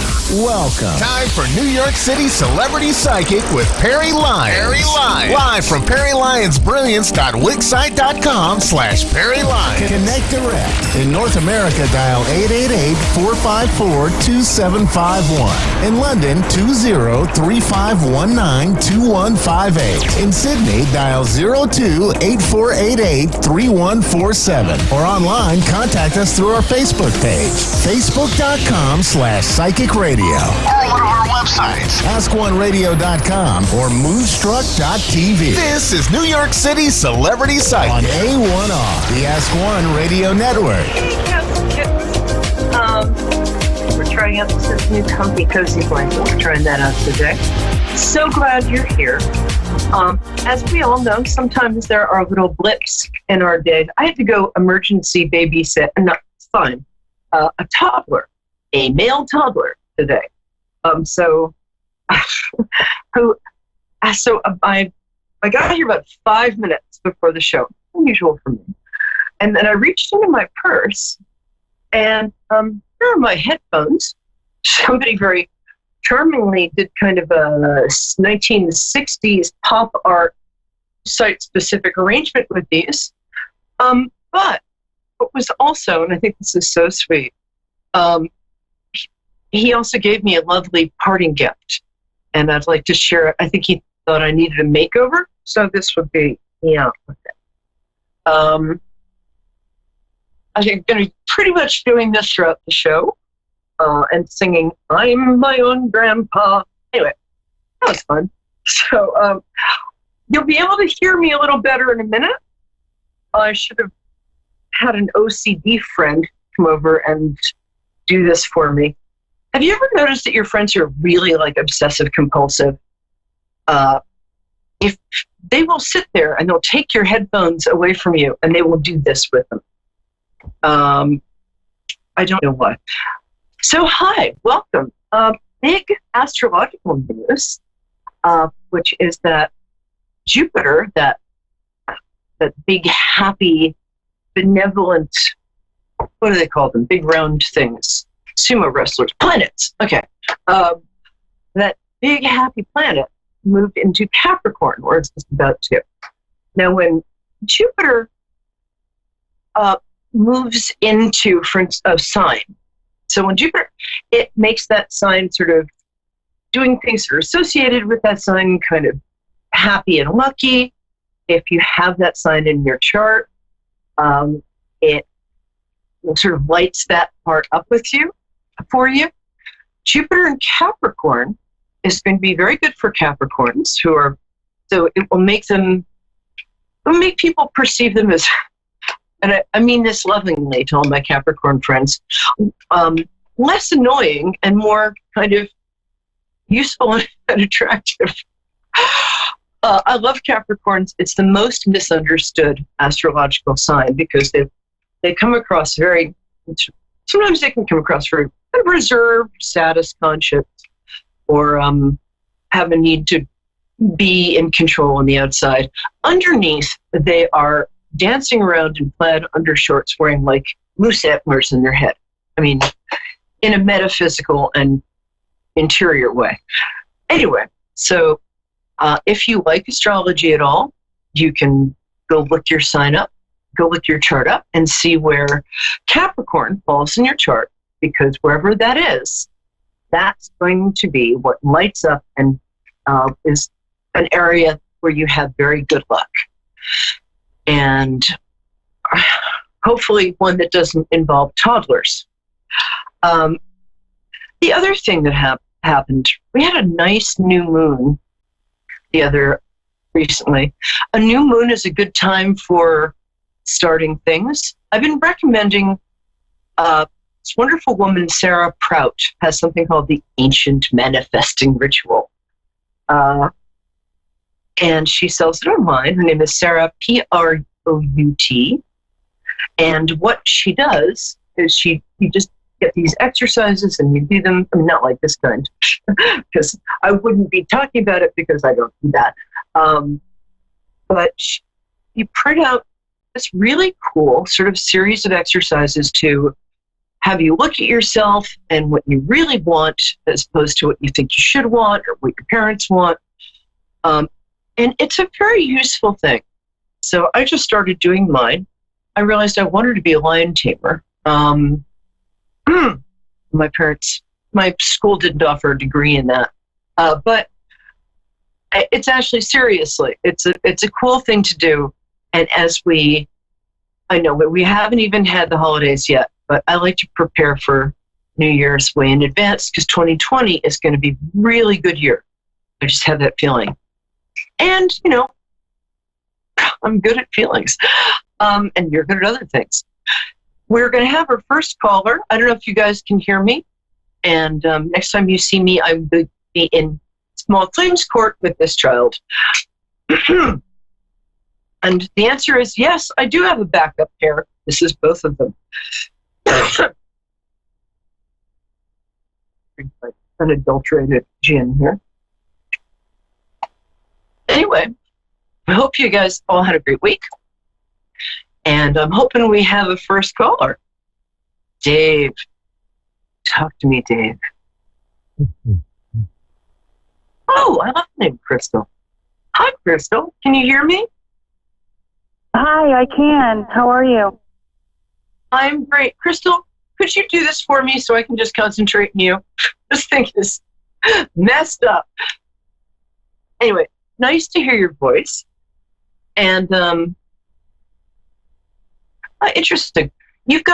Tell me your birthday first. You have what? You just sighed. What was that? It's okay, you don't have to tell me the date. I just asked people to tell me their birthday so I can tune in on them. So just the day and month. February 29th. Hello, fellow Pisces. Oh, you're a leap year baby. That's so cool. Wow, that's so magic.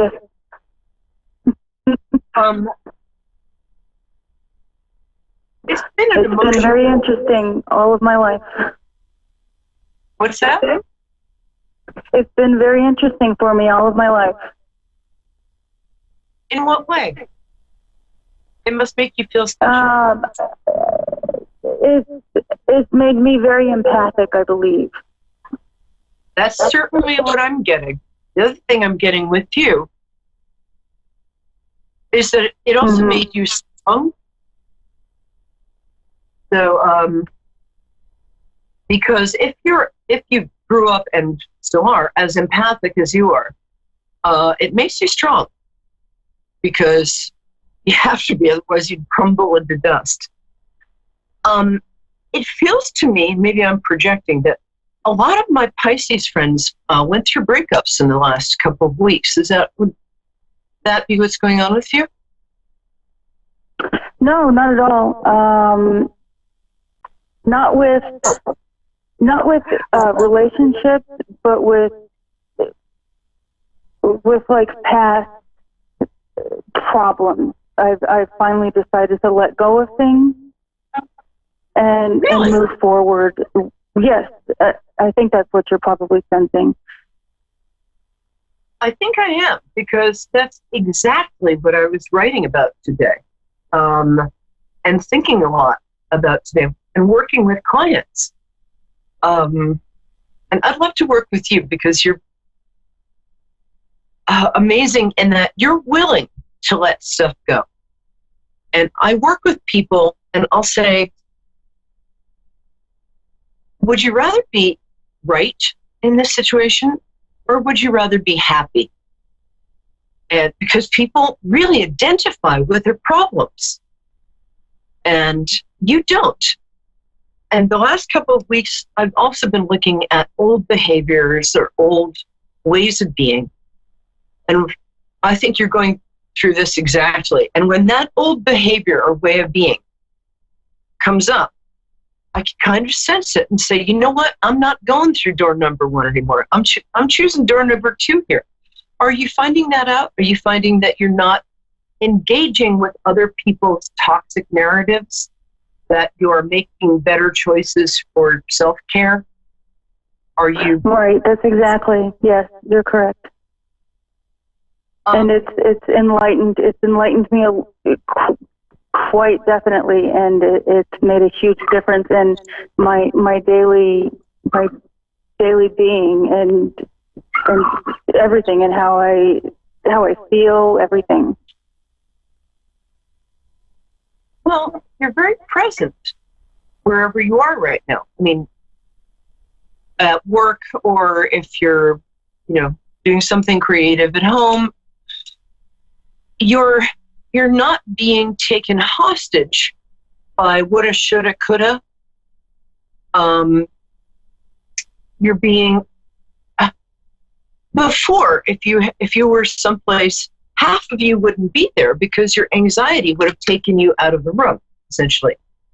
And there's a really beautiful thing about not letting anxiety yank you out of your being in the moment. It's a beautiful thing when you can just be at work pouring a cup of tea, and that's what you're doing. You're at work pouring a cup of tea.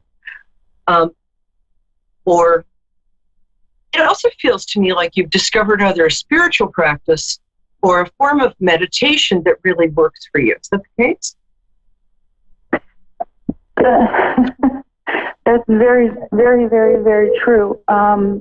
That's my question for you. Is I'm also discovering that I have some psychic abilities that I'm unsure about, and I kind of want to know where to go from here. All right, let's see what kind of psychic ability you have. I've never done this in the show before. And this is not about me, although it's kind of fun. But off the top of your head, do not think without pausing. Say 3 words, tune into my energy, say 3 words about me or something that's going on in my life. Hit it. I'm seeing purple. Mm-hmm. I'm just seeing light and happy. That's very good. And thank you. That's very good. I work a lot with, aside from just sheer prayer, I like to work with some saints and ascended masters. I work a lot with Archangel Raphael, whose color is purple. And you're picking up, I do an angelic meditation before the show. So you're very good. Now, somebody who's, for me, I think you're a clairvoyant and an empath. And there's a little bit of shamanism in there. I'm going to recommend a book right now. It's not actually about magic. It's sort of about, it's called Practical Magic. It's not a fiction book. It was way before that. And what it is just how to get into certain states that will, and then shield yourself and then do a deep listening to yourself and to other people. That's the kind of, you're a psychic who, by shamanistic, I mean that you have a connection to the physical earth. By clairvoyant, I mean that you get information, you see information. An empath and clairsentient are sort of the same thing. You just feel stuff in your body. Those are good places to start. My name is Perry Lyons, P-E-R-I, and then Lyons, L-Y-O-N-S. Drop me a line on my Facebook page, and I'll recommend a couple of books and give you a couple minutes of direction. That's something you should start studying. Don't quit your day job yet, but when it's time, I think you'll be a part of the community, somebody in the community we really, really value. And does that work for you? Anything else? No, I appreciate everything, and thank you so much for your time. Oh, such a pleasure. And please do get in touch. You have a real gift. And if you've ever seen the show before, you know, I don't fit. Unless you ask me my way. Absolutely. No, I've been watching for a little bit. Oh, thank you. I'll send you a check. All right. Thanks, love. Okay, now we have, Take care. That was wonderful. What a great session. Now we have Jane from Kent in England. Are you in Canterbury? I love Kent. Darling, are you there? Jane? Hello. Hi. Hello there. Hello there. I used to date a lot of men from Kent, and it would just drive me crazy because they'd spend the first part of the date explaining the difference between a Kentish man or a man of Kent. And then I'd have to hit them. How are you today? I'm not sure. Good. I'm glad you called then. I feel really worried about something slightly physical that might be affecting your self-esteem. But first of all, tell me your birthday. What day is it? Sorry? I'm sorry. Oh, look. These are almost ready. Tell me what day your birthday is. That's how I connect with you and jump into you. Oh, 28th of August. I'm sorry, what? The what?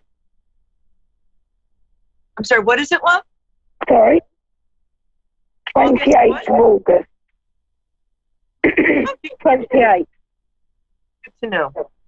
Have you, I'm very glad you called. Have you, and now we can use these. Woo! Oh, August 28th. God. No, that's really interesting. Wait, hold on 1 second. I'm just fixing the, stand by, folks.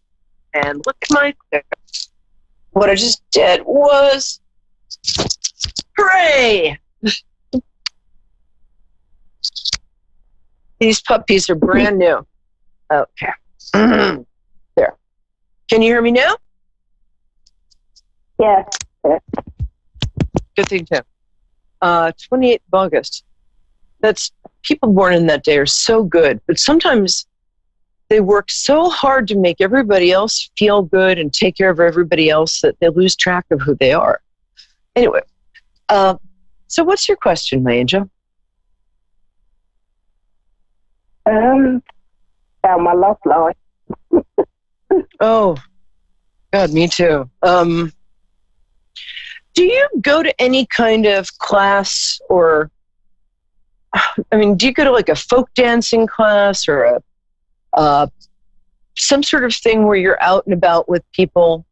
I'm not sure going down to the pub really counts. But do you do anything like that right now? No.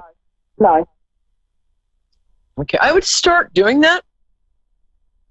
Any kind of class you take. Are you a good gardener? Or do you enjoy it? Gardening. If you want to take a garden, that's your job?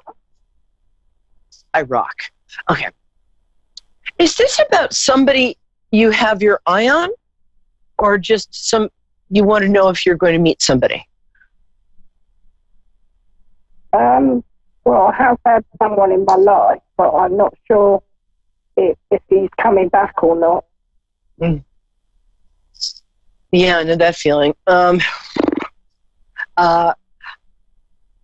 I think he is. I don't think he is until January or maybe late December. Did he kind of get a crush on somebody? Or did he just choose? Him, I don't know. Can I ask you kind of a personal question? Does he have a drinking problem? Yeah. Okay. I'm not 100%. He's never tried one of me. Can we just? I'm just gonna tell you. He's an alcoholic, and it's progressive disease. Doesn't get better. It's a physical disease that affects the emotions. So when he's sober, he's a really, really nice guy. When he's had a few, he is kind of abusive and puts you down. I'm not physically abusive. You wouldn't stand for that. But he's just kind of mean. And I think what's happened is not that he's left you for somebody else. I think he's left you because he wants to be sort of left alone to drink, if that makes sense. I also think that he's just realized either today or he might do it tomorrow that was the worst damn mistake of his life, was breaking up with you. Nobody has ever taken care of him, loved him, seen him, or been kinder to him than you, and you have great physical connection. And I mean, look at those eyes. You're so pretty. And that little nose. You had a cute little nose. This is me seeing you psychically, but I'm absolutely sure. You know I'm right? So I think you'll probably get very lonely around the holidays. But it's not so much about him being lonely as it is about him realizing that, damn, there's nobody better than you. Did you guys have really good laughs together? Sometimes, yes. Sometimes. Well, I'm going through a similar thing. I'm not sure I'm going to take him back, but I've noticed that when I'm not kind of like, oh, I hope things work out. When I'm like, hey, good to see you. Well, I can't remember your name, but it's nice to see you. And, I'd love to talk, but I'm taking a scuba diving class. The best way to, quote, get somebody back is to get yourself back. And that's what I'm looking at with you. That's why I'm saying I want you to have you have a lot of talents. I want you to do something that you just enjoy. And you're so much fun to be around. Girl, I'm calling you next time I'm in Canterbury. You listen to that laugh. That is the laugh of a woman who is fun to be around. I would totally be mates with you. Next time I'm in England, I'm taking you for a beer. Because also you'll do, at first, I was going to say you'll do anything. But then at first you'd be like, oh, I don't know. I don't know if I want to do that. Oh, okay. I mean, if it's like Skittles or swimming or bowling or whatever. And then your mates will be like, look at her. She's on fire. So, 4 words, get out of the house. 5 words. I'm a Pisces. We don't count. Well, we do count. But so also there's somebody lurking in the distance who has kind of a crush on you, baby. And yeah. Where's your local? Sorry? Is there someplace? Do you have a local, or you tell I lived in England for a long time? Do you have a local, or is there someplace, some restaurant or some pub you go to occasionally? There's somebody at one of those places who. What? No, I don't go out. I don't go out. Okay. What are we going to do after we hang up the phone today?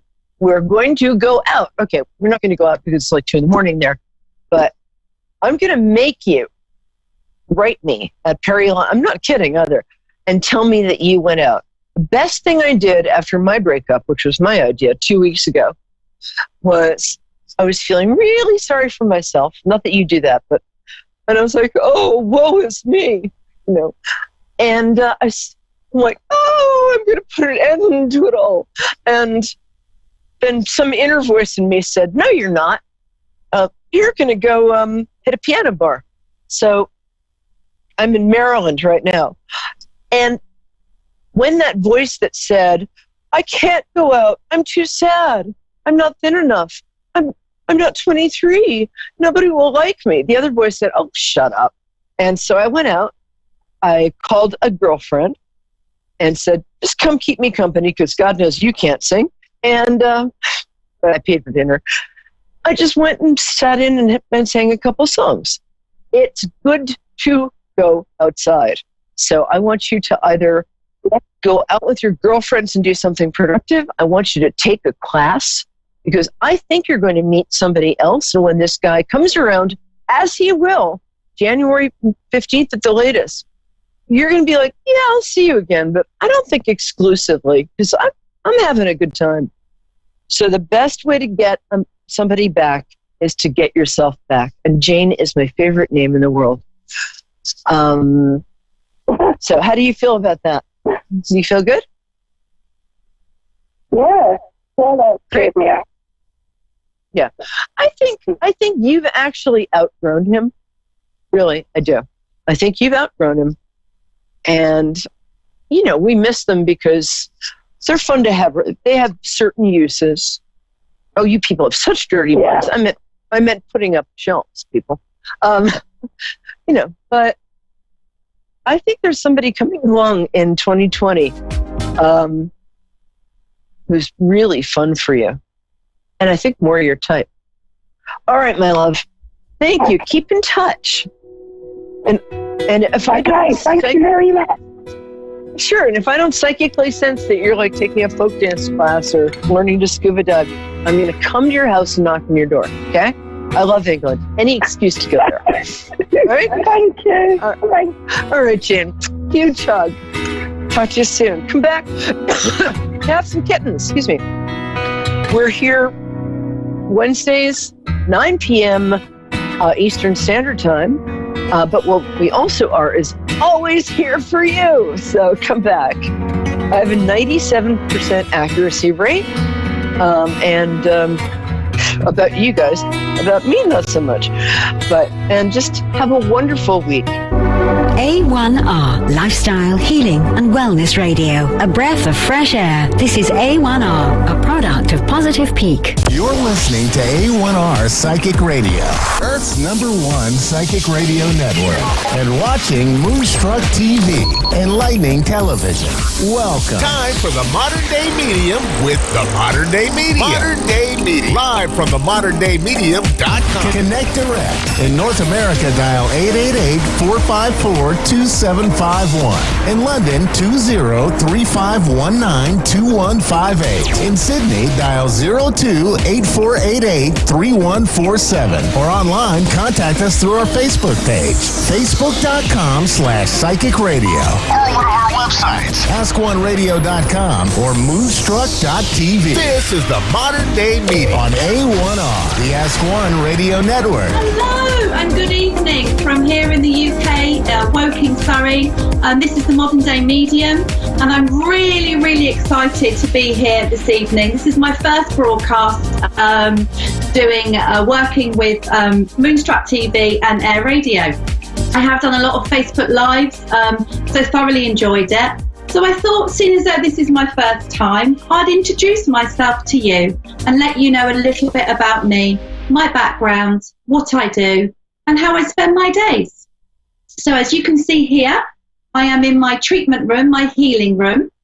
This is where I see my clients, where I do my psychic mediumship readings and all of my healing as well. It's absolutely got a lovely, beautiful, calming energy in here. My guides are always in here with me, always ready and eager to work. So I absolutely love it in here. And it really is my own little healing sanctuary, which so many of my clients, the minute they come in here, They just say, oh my goodness, Michelle, this is so cozy, it's so comfy, and just emotions start coming out. And then I know that we're ready to work and start doing some healing. So I'm the modern day medium, and I'm just going to chat a little bit about me. When I was 12 years old, I first saw spirit standing in the corner of my room. I was lying in bed, couldn't get to sleep. And there was what looked to me like a 6 or 7 foot figure wearing a black cape stood in the corner of my bedroom. Well, you can imagine, I was absolutely petrified. I didn't know what to do, where to look. Immediately ran to mum and dad after I could move. I felt absolutely frozen. It was just absolutely crazy. Went into mum and dad, told them what happened. Obviously thought I was barking mad. And then so that was the beginning for me. And then many years later, I lived in Asia, in Malaysia. And that's where I first started my true healing and spiritual journey as an adult, where I started with Reiki, the beautiful energy of Reiki, that beautiful earthbound energy. And I took my first Reiki there in Asia, which I just absolutely loved. And that was the beginning for me in 2005. Then I went on to continue with the rest of my Reiki. Since then, I have become a qualified psychic medium. I teach chakra courses. I teach kinesiology, touch for health, as an instructor and a teacher. I'm a reflexologist. Goodness me, shamanic practices. What else do I do? Rohani teacher. I do a lot, and I just absolutely love it and love the changes that healing can bring in for us all. And indeed, the healing that we can do for ourselves as well, let's not forget. We all have that capability within us. So let's not forget that. Let's not forget we are all energy. That's really and truly what we are. Energy. It looks like Gabriella something's going on there. Gabriella, somebody's ready to go. I don't know. I'm going to carry on chatting for a minute. This is my first broadcast, and I'm sure when I've done my second, third, and fourth, I will just ease into it and look like a total professional. And but what I wanted to say is just for us all to know that we have the ability to help ourselves, to help heal ourselves. We just have to believe it in our hearts. And as the 4 bodies that we have emotionally, physically, mentally, and spiritually, we do have that ability to allow things to go, to allow emotions to go, meditations, connecting with ourselves, connecting with our higher selves, and just really take a look and feel what it is that's blocking me. What's this repeated behavior? Why am I not moving forward? Why am I not getting what it is that I need? You know, is this my stuff? Is it other people's stuff I'm carrying? So as a healer and a psychic medium, being able to combine all this beautiful energy and work this way is just, for me, an absolute treat. I absolutely love it. It's my full-time job and profession. I've also been in a national newspaper as well with my sisters. Both my sisters are psychic mediums and healers as well, so it runs in the family. And we've also been in quite a few magazines and written several articles as well, which has just been an amazing journey. And here I am now on the lovely Moonstruck TV and Air Radio, going live to you wherever you may be watching. And I honestly, from my heart to all of your hearts, I wish you much love and health and wellness. And as we now come into the festive season, the wonderful season of sharing love and being charitable for as many people as we possibly can be, I would just say, just not to forget, please, that the people that are less fortunate, the people that don't have what we have, family, and just loved ones around us, so just to spare a thought for those as well. Now, I believe I've got a caller coming through for me. Gabriella, is it from Tennessee? Yes, ma'am. Hi, honey. How are you, my darling? How lovely. Good, how are you? I'm good, my darling. I'm good. It's late evening here, and it must be daytime over there for you, my lovely. Yeah, it's getting dark, but it's still daytime. So how can I help you? If you can just speak up a little bit, my sweetheart, just a tiny bit, and then I can hear you a little bit better.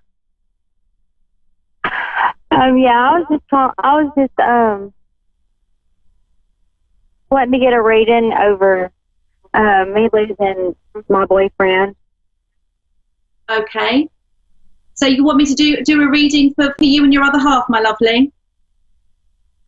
Yes. Okay, that's fine. Right, now, as immediately as I first come into you, the first feeling I would get is a little bit like you've been out of sync with each other. You're not quite in rhythm. You've lost that boom and that little bit of spark at the moment, if you can understand that, my love. I need to say to you that it feels there's a lot of stress and a lot of pressure around the both of you at the moment. Can you understand that, my love? Yes. Perfect. Now, I feel with you, you're so sensitive, and you come from such a good place. You've got a really lovely heart, a very, very caring heart. I also feel with you that you are very spiritual yourself. I know you're on here, but I feel you have a very strong spiritual following and belief as well, please, my darling. And that sometimes I feel that with you, the world can be just a little bit confusing, a little bit hard, and a little bit too much pressure on you.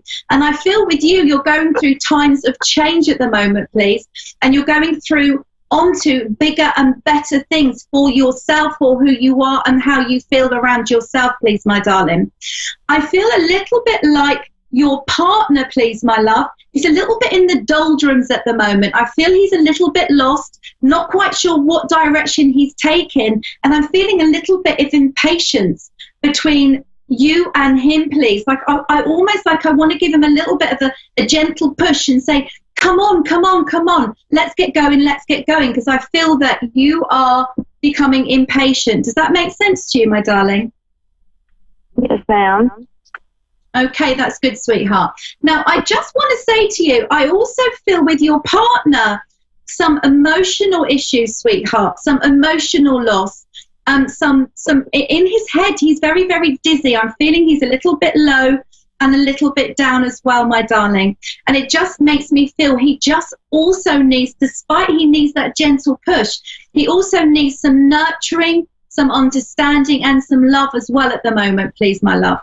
Now, I've got somebody that's wanting to connect with me from the spirit world, please, my darling. Can I ask, is your mum in the world of spirit, please, sweetheart? I'm sorry, what did you say? Is your mum, I've got a mother-like figure connecting with me here for you, please, my darling. No, I don't know. Okay, can we go with grandmother, please, darling? Can you get what? With grandmother, your grandmother, darling? Yes. Okay, that's fine. Now, this lady comes in and connects with you. This is on mum's side, please, sweetheart, you can understand. Now, she is a very, she feels like a biggish lady, a big personality, and she wants you to know that she's very much around you at the moment and supporting you. And the reason that she's coming forward is for you to draw on her strength and her support, please. I feel things between you and your partner are going to improve. There's going to be that reconnection, and things are going to get a lot better for both of you.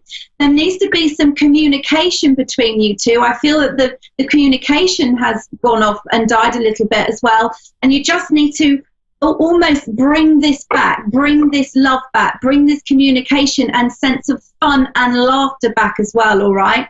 Now, I have to say that I feel coming into Christmas and after Christmas, things will be feeling better for you, and you'll be feeling more stable and secure within yourself and your relationship as well. Are you still there, darling? Yes, ma'am. Okay, and is there anything else you want to ask me, my lovely? No, just, is there anything, any more connections you're giving? Also, can I ask, who has the lower back problems, please, my love? Lower back, coming into lower back, is a bit achy, it's a bit sore. Is this with you, my darling? I'm sorry, what did you say? Do you have lower back issues, sweetheart? Yes, ma'am. Yeah, I'm just being aware that you need to get this looked at and just have some attention paid to this, please. All right, so don't neglect yourself, darling, because I know you've got such a sweet, kind heart. You worry about everyone else around you. But please, please, darling, can you make sure you get this looked at and take care of yourself? I've got a gentleman coming in here from the world of spirit, please, darling. It feels very much like a fatherly figure. Can you understand that, darling? My uncle, yeah. It's a gentleman that would have gone with issues with the heart. I feel that salt was a problem for him. This gentleman would have had a high blood pressure, please, darling. He makes me feel before he went back to the world of spirit, he was incredibly thirsty, almost a bit like how diabetes or diabetics are. He's very big energy. He's got a wonderful personality, very, very funny. He stands, despite the fact I'm sat down, my sweetheart, he stands quite above me. He feels quite tall and quite a powerhouse. But this gentleman connects with you and your partner. For both of you, please, okay? He's bringing in lots of love around you and for you both. And again, he's reassuring me that, hey, girl, you know, it's like there's the ups and downs and the bumps in life, and this is just where you are at the moment. You're just in a bump, and then there's going to be some nice, smooth road for you as well, please, my darling. This gentleman enjoyed his food a lot. He really, really did. And he was a funny guy who'd have liked jokes, told jokes, and a great sense of humour as well. He's telling me before, in his later years, he got a little bit grumpy, a little bit moody, and a little bit short. That's because he really wasn't feeling great. And he wishes to apologise for that as well, and apologise to you and the family. He sends a huge amount of love to all of you. And I also want to say that he makes me feel he was a great organizer as well, this gentleman. And I feel that that flows through within you as well, my love. All right? Yes, ma'am. You've got a lot of spirit around you. You really have. You whether you meditate or link in or talk to spirit yourself a lot, you have a lot of support around you. So please, please, please don't underestimate that link that you have. I don't know whether you do cards or angel cards, but I really, really want to recommend this for you to do this. Okay. Yeah, I'm serious. For you to get some cards or some angel cards, something for you to use, because it is there for you, okay? You're quite aware when spirit are around you, and things with your partner are going to get better. I feel this gentleman that's here in the world of spirit has just started tickling you. Like he's saying he wants you to laugh more. He wants you to enjoy your life more. And the laughing and joking is all free. It doesn't cost anything.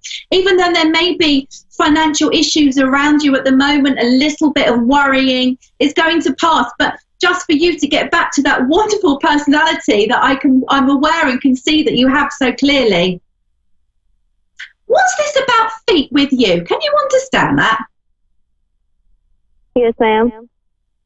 Is it either you love them or you hate them? But I'm just being shown feet, and then being tickled and played with and tickled, and you just really roaring with laughter. It's just lovely.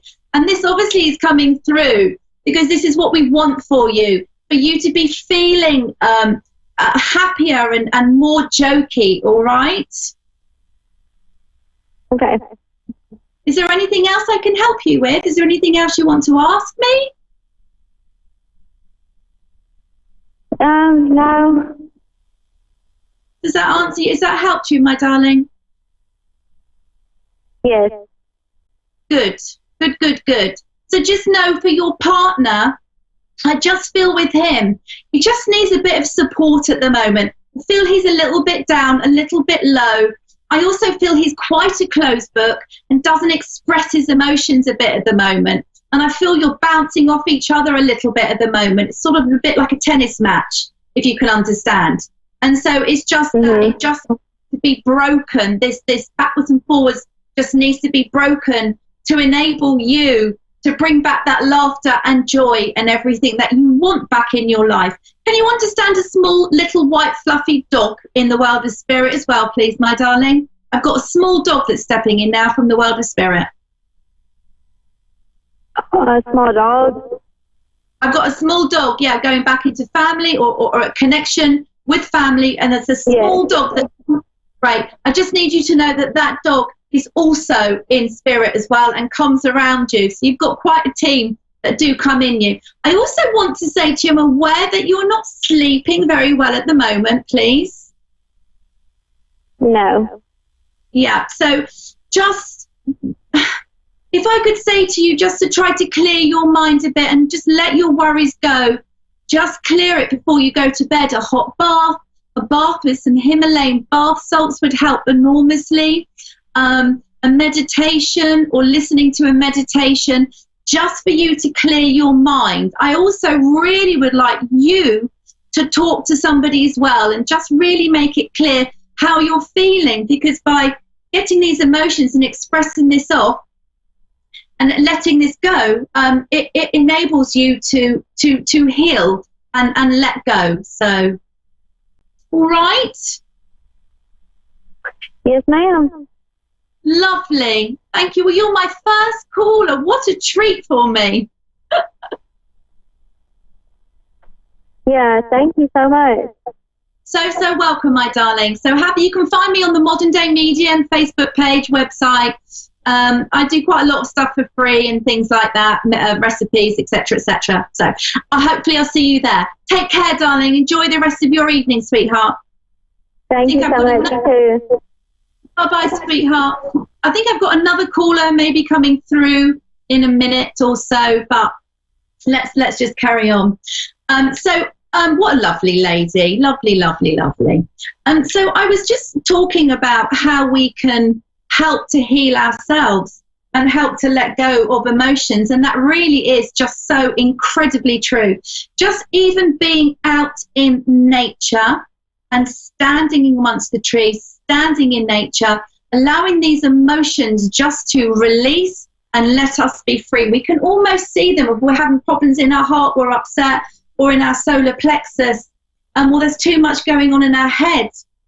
Just going for a walk with intention of, okay, look, I know I'm overloaded. I need to release this. I need to let this go. I need to get a breath of fresh air, and I need just to relax, just connect with myself and listen to what my higher self is saying.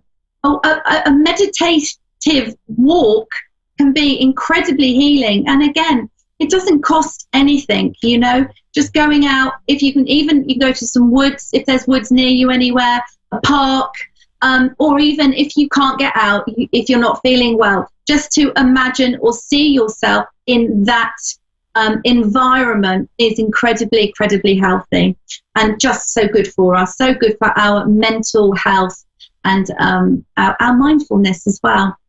So that's a really, really good thing to do. So well, here I am, the Modern Day Medium. You can find me on my Facebook page. Also, I'm on Instagram, I'm on Twitter, and I have a beautiful website, the Modern Day Medium. I've been doing so much the last couple of weeks. It's been crazy. I run a couple of circles where I'm teaching psychic mediums. One is here at home, one is at a lovely yurt that I go to. It's just absolutely beautiful. And I've been writing some lovely courses as well for next year, which have written by my own fair hand from all my years of experience and training. I've combined it all together for a true spiritual intervention. It's a 6-week course, which is just lovely, just to help so many people, whether you be practitioners or not, or just really looking forward to stepping into and going into a spiritual journey or finding out more about your energy. It could just be you want to know about your auras, your chakras, your meridians, and how does that all work? How can you help clear that? Or how do you clear energy in your home? I mean, let's face it, we all sit in our homes, we all have down days, we all have arguments, and we all have children that might drive us a bit mad, or don't have children, might have pets that drive us mad, or feel angry, or feel tearful. And all of these energies literally do stay in our home. They do, because we're all vibration, right? So as we're giving out these vibrations, it's just staying in our home. So there's food for thought there, isn't it?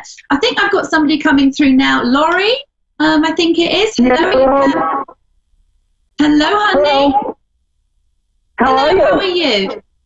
How lovely. Could be better, could be worse. Can you hear me okay? Yes, can you hear me all right? I can hear you just beautifully, thank you. Good evening from England. Whereabouts are you in America? I'm Gerardville, Pennsylvania. Oh, wow, amazing. Lovely, lovely. How can I help you this evening, my darling? I'd like some advice about how to make sure I end up doing the right things to make sure my future goes right. To make sure your future goes right? Yes. Okay, fine. All right, my darling. So this is independent future for you, just you on your own, standing in your own strength and in your own power, correct? Yeah, or if there's anybody in my, pictured in my future with me, that'd be fine too. Okay. I can't hear you that well. You're kind of coming in and out. The work as I work. Okay. The spirit will give you what I'm being given. Hold on, let me see if I can find a better spot in the house to sit. Can you hear me better now? I can hear you better now. That's lovely. Thank you, darling. So as I come in immediately, I'm aware of lots of broken past, broken promises. I feel a lot of heartache with you and quite a lot of loss, if you can understand, please, my darling. I'm feeling with you at the moment. You've grabbed your life and you're going, right, this is not going to happen to me again. I am not doing all of this again. Does that make sense to you, please? Yes. Right. I absolutely see you moving forward in your own life with you independently. I want to say to you that I need you to either do some meditations, but definitely for you to let go of repeated thought patterns, okay? I do need to say to you, I don't know whether you know anybody where you can get a little bit of healing just for you to lift some stuff that I feel very strongly in your solar plexus and in your heart chakra, where we just need to let go of past hurt and pain so it's not repeat. Does that make sense to you, please? Like, I want to give you a spring clean. Yeah? Okay. Now, you are an intelligent woman. You're a force to be reckoned with. And I also know you're a really good laugh as well, and an absolute scream, okay? But I feel with you that there's been a little bit lost, a little bit not too sure where you're going. And I have to say, I'm being told a little bit of insecurity and a little bit kind of looking at the biological clock. Does that make sense to you, sweetheart? I didn't hear the last 3 words. And then a little bit like you're looking at your biological clock. You're kind of thinking, right, I'm going to grab life now before. Yeah, okay, fine. Now, I feel that you've been isolating yourself a little bit. You haven't been going out and socializing quite as much as you used to. You just haven't quite been feeling it, not quite been up to it. But that is absolutely what I need you to start doing. Going out, enjoying yourself, having some fun, and really, really having a wonderful time, okay? Making yourself known, making yourself lifting your vibration up, making you feel happier and happier and happier. I have to say that I'm aware of a move coming in for you as well, please, my darling. I'm just being told that there's going to be a move for you as well, whether that's just come, but I am being told an upheaval within the home for the better. For the better. Oh, my God. What? You're so on.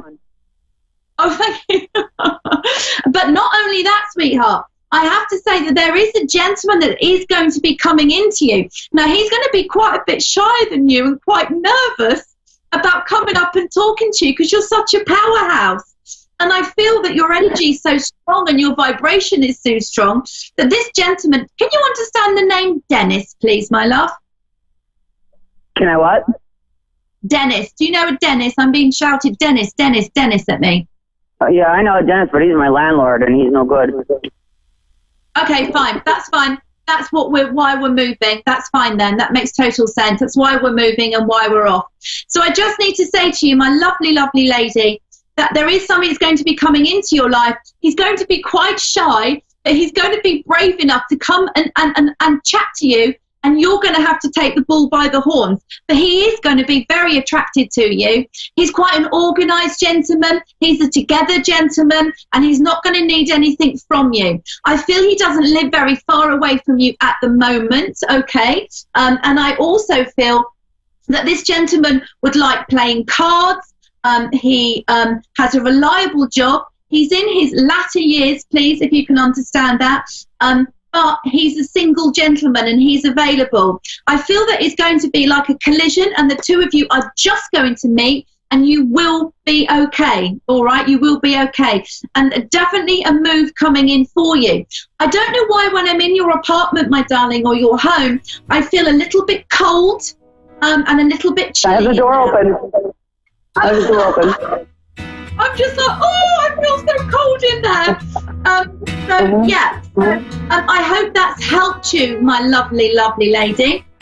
And just hold that in your heart and have faith that you are held and that your parents are around you and that there's a lot of love around you and that you will be fine. Just have faith and be buoyant and wonderful, all right? Okay, thank you so much. Welcome. God bless you. Thank you too. So this has been wonderful. What can I say? Here on Moonstruck TV, I will be looking forward to my next live show where I will find many, many, many things to talk about next time. So you can find me, The Modern Day Medium, like I said, on my website, themoderndaymedium.com, Facebook, Instagram, and Twitter.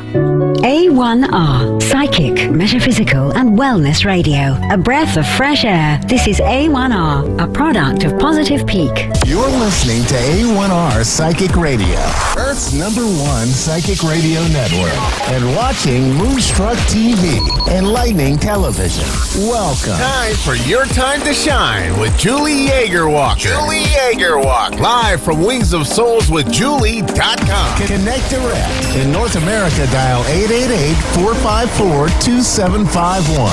In London, 20-3519-2158. In Sydney, dial 02-8488-3147. Or online, contact us through our Facebook page, facebook.com/psychic radio. Or one of our websites, askoneradio.com or moonstruck.tv. This is Your Time to Shine on A1R, the Ask One Radio Network. Good evening, everyone, and welcome to Your Time to Shine, a radio show designed to help you explore your own divine gifts.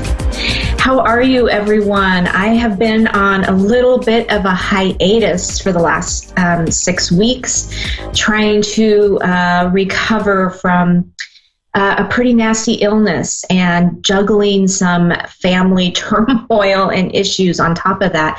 So it's been a really interesting few weeks, but I am back and I am ready to talk with you and hear what you all have to say.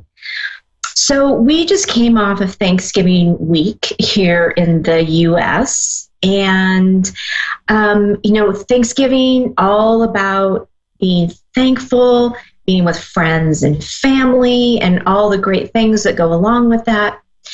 And, that brought me to kind of not only what I've been dealing with in my personal life, but then Thanksgiving on top of that made just this great topic to talk about tonight. So as we go through life, we're going to hit bumps and hiccups along the way. Some of them are going to be a little more extreme than others.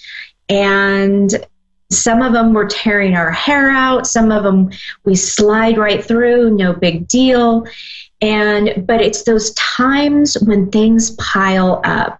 It's like, it seems to be like one thing after another, after another, after another. And pretty soon you feel like you have the weight of the world on your shoulders and you don't know how to crawl out from all of this, what seems to be bad luck and negativity. And I personally pride myself on being a very positive person in life. And it takes a lot to get me down. And so when I get to that point, it makes me stop and think about how I need to find more things to be grateful in life. Now that, when you're that kind of far down, is so much easier said than done. I will be the first one to tell you, so much easier said than done. So what do when you find yourself in that spot? Because sometime during that peak of your life, you're going to find that. There's just going to be things that go on. How do you cope with that? How do you find the gratitude? How do you come back to that space? And I have to tell you, I had to dig really, really, really deep. Probably deeper than I have ever had to dig in my life. And so it really made me aware of some of the things that helped me get through that. Now, what are some of those things, you ask? So, I did a lot of meditation when I could. Now, granted, I was sick a good portion of that time, so trying to meditate was not my thing. But once I kind of got out of that and I was feeling a little bit better, meditation really helped, really helped me get to a different level. Leaning on my friends and family and those trusted ones around us. We all have those people. We all have those trusted people that we would just hold so close and know that they are with us through thick and thin. So lean on those people. And, maybe you don't need anybody to give you any answers. You're just looking for someone to hear you out, just to let it all out so that it's not in you anymore. It's not in your body. You're releasing it and letting that go. And so I relied a lot on my friends, my very close friends, to help me get through that. And I also tried to do what I call, and I've talked a little bit about this on some past shows, ramblings of gratitude. And what is that? So ramblings of gratitude are picking either one thing or a multitude of things that you're thankful and grateful for. They could be as simple as the shoes on your feet. So it can be super simple. You can, you could go into something and you just have to carry the thought for 17 seconds. And if you carry that thought for 17 seconds, you kind of feel a little bit of a lift. If you can carry that thought, or even if you can carry that through your voice and continue to talk about it for a minute, you raise even higher in your vibration. If you can talk about it or think about it and visualize it for 3 minutes, that's when all the manifestation, all the good things that come to you, that's where all that yummy juiciness comes from. So what does this look like? So I'm going to take the example of my car. And you just start by saying, I love my car. I am so happy and grateful for my car. I know when I get in my car, it's going to take me from point A to point B because it's so reliable. I'm so grateful and thankful for my car. I get in it and it's nice and toasty warm after it's been running. And I know that I'm safe and I'm warm and I'm going to get from point A to point B. And I'm so happy and grateful and thankful for my car. I love my car. I love the way the seats feel when you get inside of it and you sit down and you start going down the road. It's so comfortable. It's so plush. I absolutely love my car. I love how I can go put gas in it and it runs just perfectly. I am so grateful and so thankful for my car. I'm so grateful for what it can do. In the summer, when it's hot, I can stay cool. In the winter, when it's warm or cold, I can stay warm. I'm so grateful and thankful for my car. So that's just an example. You always want to start off with, I am so thankful for. You always want to end with, I am so thankful for. Now, some of you are really great visualizers, so you can visualize things in your head. You can see yourself sitting in the car. You can see how it feels. You can see it going down the road. You can see it driving from your house to your office. And that works great. for those of you who don't have that great of, the imagination, that's a hard one for you, you can talk it out just like I did. You can talk it out silently, or you can talk it out aloud. Now, voice projection is going to be way more powerful in the universe than just saying it inside and keeping it inside. But it doesn't mean that it doesn't work the same way. You can even write it out. You could write it out on a piece of paper, why you're so grateful and thankful for something. Now, again, I just focused on my car. You don't have to do that. You can be thankful for the shoes on your feet. You can be thankful for your car. You can be thankful for your job. And you can just keep going and going and going. Whatever makes the most sense for you, whatever it takes to raise your vibration and get you out of that space that is not good for you and no fun, because you don't want to stay there for very long. You want to bounce right back out of that. So try that, the ramblings of gratitude. See how long you can keep it going, because as you work with it and as you practice it, 3 minutes, believe me, 3 minutes will go just like that, and you'll see how easy it really is. So if you have any questions about the ramblings of gratitude, how to do it, what it looks like, feel free to reach out to me on Facebook at Julie Yeager Walker Medium, or you can catch me over on, my other Facebook page is Your Time to Shine, or my website is www.wingsofsoulswithjulie.com, and I'd be happy to help you get through that process. So now we are going to head to the phone lines. We have Kura in New Wales, Australia. Oh, Lynn, pardon me, I read that wrong. Lynn, good evening and welcome to Your Time to Shine. Good evening. How are you? Yes, I'm good, thank you. Excellent. So what can we do for you this evening? I would just like to know what's ahead in the next 6 months, please. I'm sorry, can you repeat that last part again? I would just like to know what's ahead for me in the next 6 months, please. Okay. Perfect. So let me just tune into your guides and see what they have for you. There's going to be a little bit of silence while I tune in here, but be assured that I haven't gone anywhere and I'll be right back with you, okay? Thank you.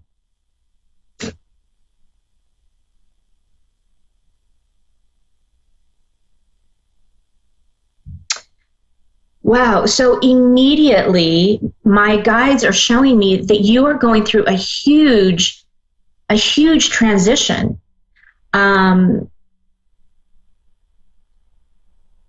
It's a very big transition. Hang on, let me see if they can show me exactly what that transition is.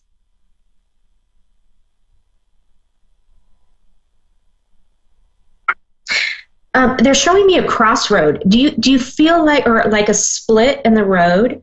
Are you feeling like you've come to this crossroad and you don't know where you're headed?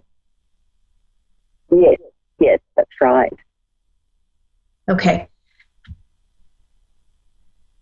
So what they're telling me is that either direction you take at this crossroad is going to be okay. They said what you need to decide is you really need to drop down into your heart and think about what it is that's really going to fulfill you in that journey. Because they're showing me that no matter which way you go, it will be okay. One is probably going to be a little bit more fulfilling for you than going the other direction.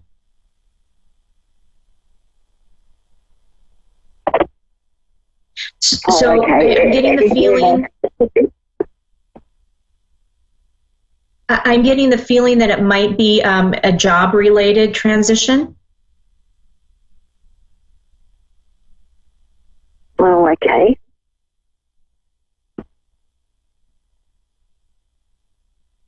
that there is, have you been thinking about changing jobs, or has that been kind of swirling around, or has something been catching your attention and making you stop and think, and you think, I wonder?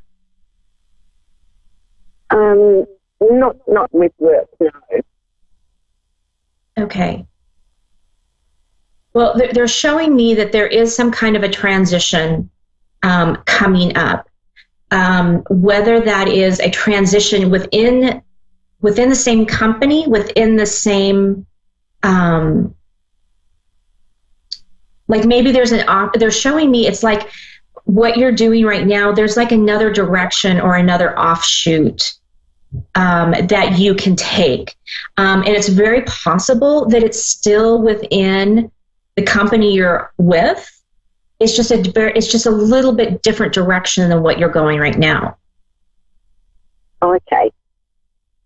Thank you for that. Yeah, you're welcome. I'm just looking to see if there's anything else that they want to show me here. So one moment.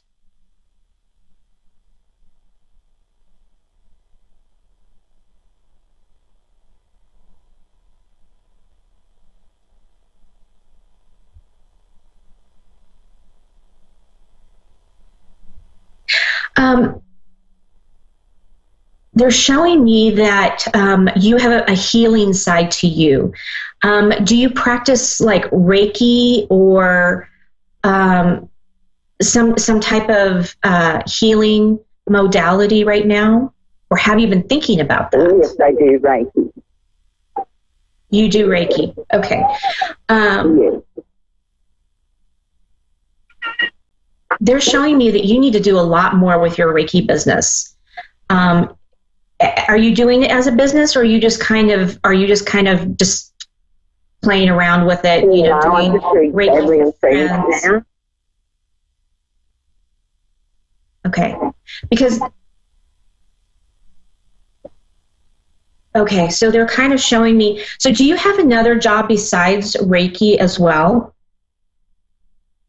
I'm not working at the moment, but I usually do pet work, making the pets for hospital. Okay. Because what they're showing me is that you can take your Reiki to there's like a whole nother level that it's almost like you're holding back a little bit on your Reiki. And they're saying that you need to get out there. People need you. People are waiting for you to come. But you need to be able to get out there and put yourself out there. They're showing me that you've been a little bit hesitant to put yourself out there and be that vulnerable person with your business and with Reiki. Right. Yes. Yeah. Yes, they said that. Right. Okay. They're just showing me that you can be so much more with that than what you're allowing yourself to be. Yes, I work with animals. Okay. They're showing me like you and connecting to different people around your community. They're showing me that it's almost like you need to get like a networking group, or you need to find common people who can work with you and kind of pass your name out there. I'm also being shown that your guides are saying, ask for help. Don't do this on your own. Ask for help. Write down what it is that you want your business to look like. And then give it to your guides. Give it to your guides and say, here's my outline for my business. Show me and help me get through this. Because they say you're trying to take this on your own, and they could help you with this. Right. Okay. Thank you.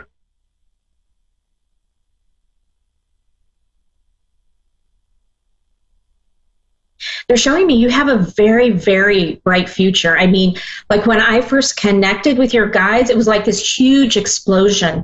And it wasn't an explosion that's like a devastating explosion. It was like an explosion of bursting out, of, you know, connecting and getting out there. 2020 is going to be a really powerful year. And so I'm seeing that, I'm kind of seeing that with you and what's transpiring. And it's like right now, this month, and probably into January, they're showing me is when you need to start looking at your business, start creating what that looks like. You know, write down how many people am I going to see during the week, and actually start putting them down like on a calendar, like you have those people there signed up, and you say on Saturday from 12 to 1, I'm going to be seeing a customer. I'm going to be seeing a client. And from 3 to 4, I'm going to see another client. So get like a calendar and a schedule and just have fun with it, play with it. Say, this is where I want my people to come. This is where I want my customers. Yes, okay, that sounds like a good idea. Yeah. I mean, it's very high, powerful, exciting energy around you and around the Reiki. And I can see how the animals really, really, they just take to you. I mean, it's like they're butter in your hands. I mean, they just melt.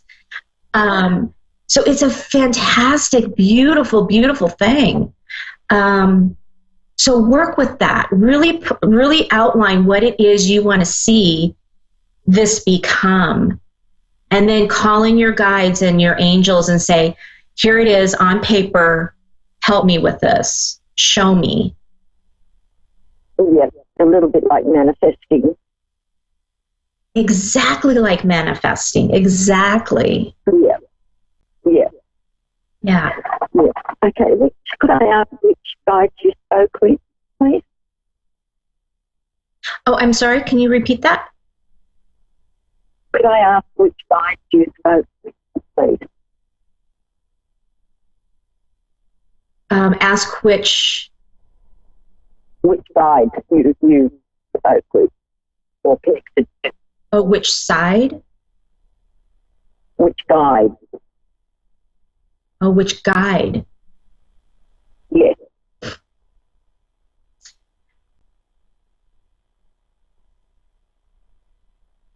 You have many of them.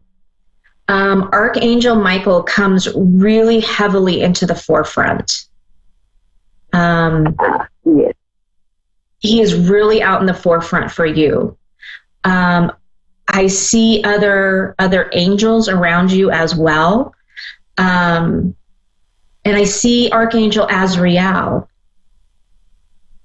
around you as well. So, you know, you can call on them, or if there's somebody else, if there's another guide, if there's a loved one that you know of, you know, feel free to call on them. It doesn't have to be Archangel Michael or, you know, anyone like that. But I can feel their presence around you very much. Okay, great. Thank you. You're very welcome. Is there anything else that I can help you with tonight? Oh, yes, there is actually. I was applying for a housing allocation. Just wondering how will that go? So for a new place to live, okay. For a public housing.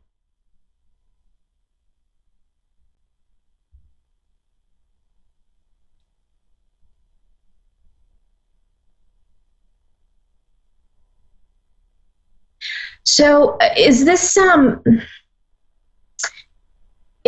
place that you've been looking at for quite some time, or that you've been going back and forth with it for a while? I've been going back and forth with the application. They just keep sending more and more details that they need. Okay. Yes. They're showing me you haven't found it yet. There's one coming up. Coming up, though, there is, yes. Is there a length of time, or long or short, or?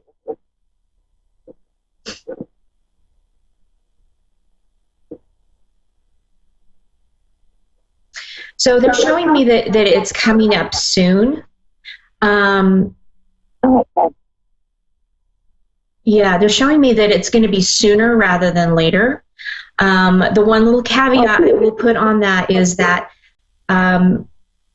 their time frame and our human time frame don't always coincide. But I'm feeling like that it's probably within the next 6 months that something is going to come up. Yeah. Wonderful. Thank you so much. Yeah, you are very welcome. Is there anything else I can help you with tonight? No, I think that was all I wanted to know. Thank you so much. Okay. I'm really being shown that a lot is going to be happening in the next 6 months for you. So it feels very, very exciting. So do a lot of manifesting, a lot of reflection, a lot of writing, and of course, ask your guides for help. Okay, wonderful. Okay, well, thank you so much. You're so welcome, Lynn. Have a wonderful evening. Yes, you too. Thank you again. Okay, bye-bye. Bye. Well, that almost wraps it up here for us tonight. Again, if you want to get a hold of me, you can reach me over at my website at www.wingsofsoulswithjulie.com. I can also be reached on my Facebook page at Julie Yeager Walker Medium, or Your Time to Shine. And I have been very lackadaisical about posting any new and exciting things coming up, but I will have some new upcoming classes coming up in the first of the year. And so be on the lookout for that. I'm going to be changing things up a little bit for all of you who have been following me so diligently. And I want to just put a shout out there to those who have reached out to me during these last 6 weeks with encouragement and prayers and all the wonderful, wonderful things that you have all done to support me during this time. And remember, ramblings of gratitude, huge, huge. And don't be afraid to sit down and work with it. And sit down with a friend or a partner and do it. Because it's very, very powerful when you do it with somebody else, when you sit down and you have to look them in the eye and talk about these ramblings of gratitude. It can be very, very powerful. So don't be afraid to get out there, raise your vibration, explore all the great things that you are so grateful and thankful for. And as we're going into the holiday season, things are going to get crazy and people could be cranky. But just remember, we're all made of the same fabric. We're all going through something. Be patient with each other, love each other through it, and remember your gratitude, and remember your I can't even say it, ramblings of gratitude.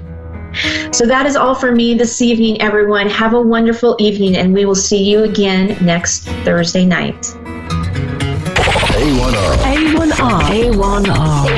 A1R. A1R. A1R. A1R. A1R. A1R. the Ask One Radio Network. You're listening to A1R Psychic Radio, Earth's #1 psychic radio network, and watching Moonstruck TV and Lightning Television. Welcome. Time for the Aussie Goddess. Live from theausiegoddess.com. Connect direct. In North America, dial 888-454-2751. In London, 20-3519-2158. In Sydney, dial 02-8488-3147. Or online, contact us through our Facebook page, facebook.com/psychic radio. Or one of our websites, askoneradio.com or moonstruck.tv. This is the Aussie Goddess on A1R, the Ask One Radio Network. Good morning, everyone. Welcome to the Aussie Goddess Show. I just want to say a quick shout out this morning because we've been undergoing some really severe bushfire stuff here in Australia. Where I live, we've been inundated with, we've had quite a few fires close, but it's been very smoky, and I know that there's a lot of people who've had to be evacuated and a lot of animals at the moment that need some help from us. I understand that probably it's happening in the States as well. It's been a very dry, hot year this year. So I just want to send my love out to those people who've had to leave their homes or, leave their pets or whatever they've had to do. It's very difficult. And I know that the other day the smoke was so bad where we live, and we're some 30 kilometres away from the fires. So please, my heart goes out to all of you. I hope that, you stay safe, and we see some rain soon. It's been a long time since we got good rain. So anyway, on to the show. So first off, I want to say thank you to all the people coming over from my YouTube channel to support me. And it's been lovely to have all your comments. I have a couple of people on some of the other social medias that say it's lovely to see me. And I think I'm not so comfortable about seeing myself, but that's okay. That's why you just don't see me much on YouTube. It's only my hands doing the readings. So I'm going to do a quick reading, and then we'll take a couple of callers this morning. So, okay. So let's see what's happening today. Let's have a little look. There's a lot of planetary movement at the moment. If you're a Capricorn, you're going to probably feel it most. I think that most of the planets are in Capricorn around our birthday. I think I've got a couple of planets returning on my birthday, so lots of changes.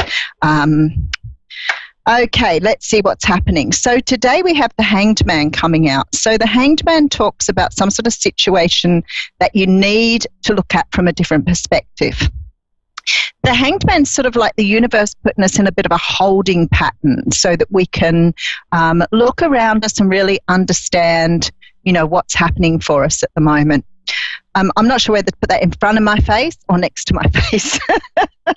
So, but the Hanged Man's a really good card because this has given us the opportunity to take a different perspective on something, which is so important sometimes. Okay, behind that I have the Star coming out. So this is really beautiful. This is something with the Hanged Man and the Star that talks to me about, understanding that you have a destiny, understanding that there are things on your pathway, but maybe at the moment you're going through some sort of healing process to move forward. This can be around, perhaps some sort of grief and loss that you've been through, can be some sort of situation where you need to take time out to really understand that things are on your path to help you grow, help you move in a different direction, but also to help you to open yourself up. Okay, so this is what we're doing today. I do have the Queen of Swords coming out behind that. So the Queen of Swords can represent that you're dealing with an air sign, a Libra, Gemini, or Aquarius. But this is often about our energy. This is, our strengths here, being able to see things clearly, move ahead with clarity, and certainly cut things out if they're not bringing us in what we need here, and not being afraid to say, I don't need that in my life anymore, being able to move forward, especially if you're trying to understand here with these other cards what direction you're going in and how you want to live your life. I do have the Four of Swords coming out next. So of course, the Four of Swords is about taking time out, meditation, and really sort of recuperating, giving yourself the time to really really get deep inside yourself to understand what you want. This is your time at the moment. This is your time to really decide what you want in your life, what you don't want in your life. You're coming to some sort of crossroads here, coming to some sort of decision on how you move forward. I do have the beautiful card of Temperance coming out next. So this is about bringing balance back in. So maybe your life has been a bit unpredictable, a bit unstable at the moment, and that sort of means that you're trying to sort of bring something into you that you feel more comfortable, more stable with. So definitely changes happening around you. We do have the Tower card coming out here as well. So there's a bit of an upheaval. Now, I know a lot of people look at the Tower and they get a bit freaked out by it, but this is a chance for us to rebuild our foundations. This is a chance for us to, rebuild what we want in our lives. So very much today about being self-focused, understanding what you want to bring in, whether that's love, a job, but trying to work with the universe, trying to create with the universe something that's going to bring you a lot more balance and joy. I feel like this year's been a very tough year for many people. I've had many people say that they'd be glad to see the back of this year. It's been a big year of loss for people, a lot of transitioning, and a lot more sort of spiritual understanding. So people are becoming a lot more aware of the power they have to co-create with the universe. So today is a day of self-reflection, going inside, having an understanding, being prepared to cut things out and move forward in a way you want to. Okay, so we have Dorothy in Pikeville, Kentucky, USA, ready to talk with us. So are you there, Dorothy? Yes, ma'am. How are you? I'm very well, thank you. How are you? I'm doing okay. Excellent. Okay, so what do you have a question for me, or can I help you with something today? I guess I just need some spiritual guidance. I don't, it's what I'm seeking. I don't know how to ask necessarily what I'm asking. Okay, so what would you like some help with? You tell me what's been going on for you. Relationship's been tough lately for a while due to some family issues. Once the family I was part of, now I'm not allowed around due to some circumstances. And made things really tough and strenuous between the two of us because it's caused a lot of anger between the two of us. So, and then I've had to lay back off school for a little while due to some health issues, and plus this as well. It caused the moving, it caused a change of everything. Everything changed. Yeah, and this is a time for change. It seems that the universe is trying to shuffle us all back to our destined paths at the moment. So a lot of people experiencing quite a lot of change in their lives at the moment, which is emotionally very difficult to cope with. I do see things changing for you, probably coming up in February. There seems to be a bit of a time in between. So I'd say the universe is giving you a bit of time to sort of you're in a bit of a sort of a quiet space at the moment. Let's call it that. Because you're trying to, it's like you're trying to process. So you may be very much a processor, but it feels to me like you're trying to go through things to understand. Sometimes the energy is better if we just let it go and we just go with the flow rather than trying to fight it. But it's natural instinct to fight against things, which is very, very difficult, and that would make you very emotionally tired. So I would say, you need to sort of tackle one thing at a time at the moment. You're beautiful. I can see you trying to do too many things at once. So trying to perhaps sort out what is the most draining or straining for you and just work with that energy first. Otherwise you become very scattered, and that can bring you down a little bit and make you feel a bit sad. I feel like I'm really sad. You're sad, yeah, I can feel that energy. So maybe just picking out one of those things and just focus on one rather than trying to tackle too many. And I know that's your nature to do that, but you're spreading yourself too thinly and it's going to wear you out. Yeah, it's an exhaustion. I'm not able to sleep off. Yeah, and I can hear it in your voice, but I can feel it in your energy.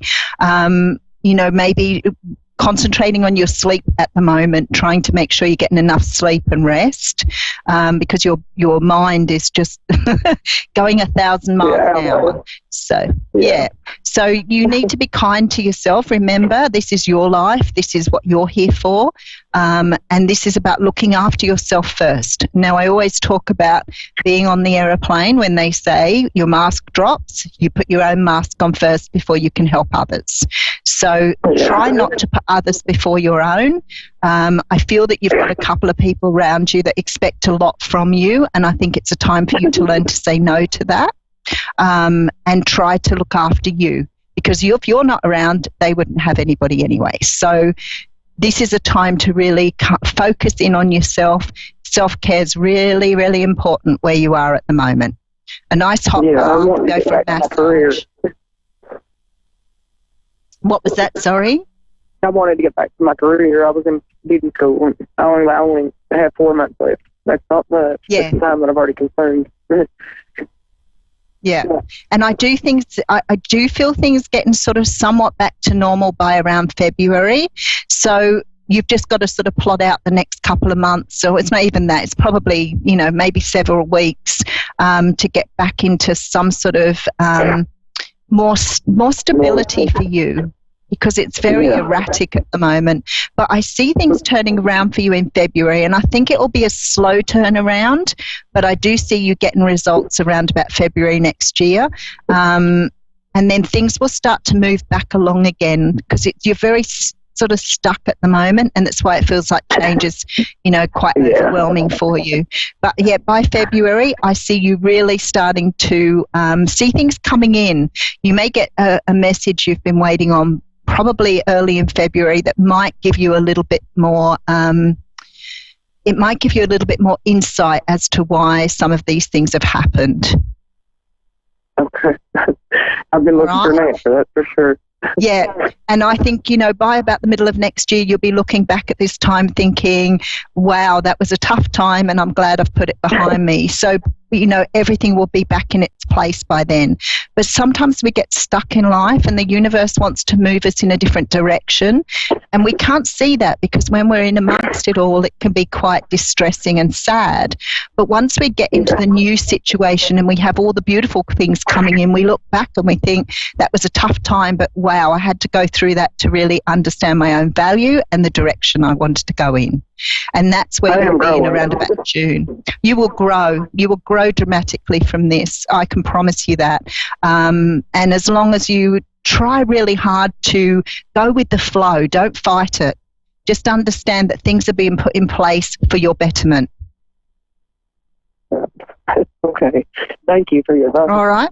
You're very welcome. And honestly, by about February, you'll be starting to see the changes. I'm looking forward to it. No worries. Much love, Dorothy. Take care of you. Thank you so much, sweetheart. You're very welcome. Thank you. Yeah, it's a bit tough sometimes, isn't it? Sort of sitting waiting for things to happen in your life when you're going through tough times. I do have, Vanita in Birmingham, England, United Kingdom. Hello, Vanita. Hi. Are you Hello. there? Hi, how are you going? Hello. Hi, I'm good, thank you. Oh, good. So Hello? you're speaking to someone who was born in Brighton, so it's been a long time since so you're a fellow person. Vanita, what can I do for you today? I think I would just like a general reading, please, whatever you think like I need to know. Okay. I've been speaking to a lot of people at the moment who are going through lots of changes. There seems to be a real stripping back by the universe at the moment to get us moving or get us a little bit more focused on what we want in life. And I think up until now, we've been very, going along with life and not realizing how important we are. And there's this real focus at the moment on getting us to understand how to move our lives forward. And I think this is the point you're at here too, where you're sort of standing, questioning, is this enough? Is it what I want? Do I need to move forward? Do I need to manage my life differently? So I feel this sort of like it's almost an excited energy with you, so you know good things are coming. I can feel it. And I have a lovely sort of warm feeling in my tummy. So I know that you know good things are coming to you. But it's like you want to sort of really sort of throw caution to the wind and get out there and bring new things in. So I want to say to you, don't try to do too much at once.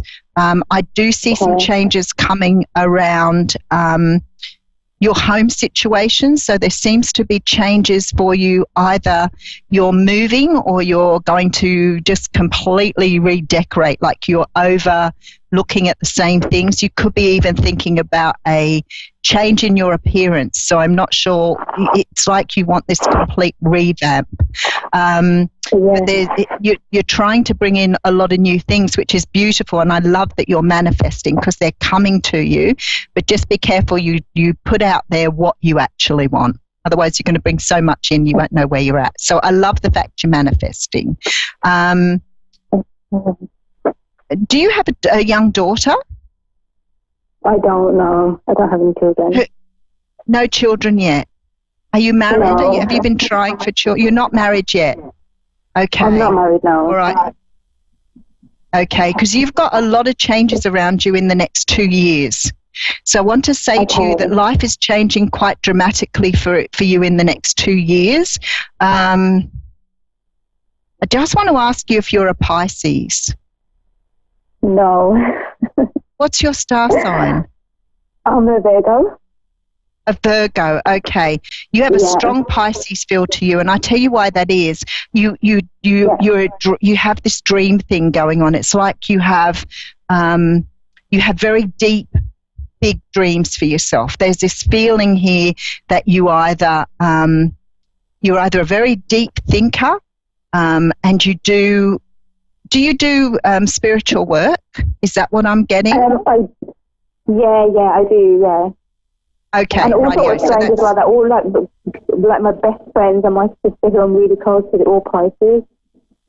Like women that I'm really close to are always Pisces, which is quite strange.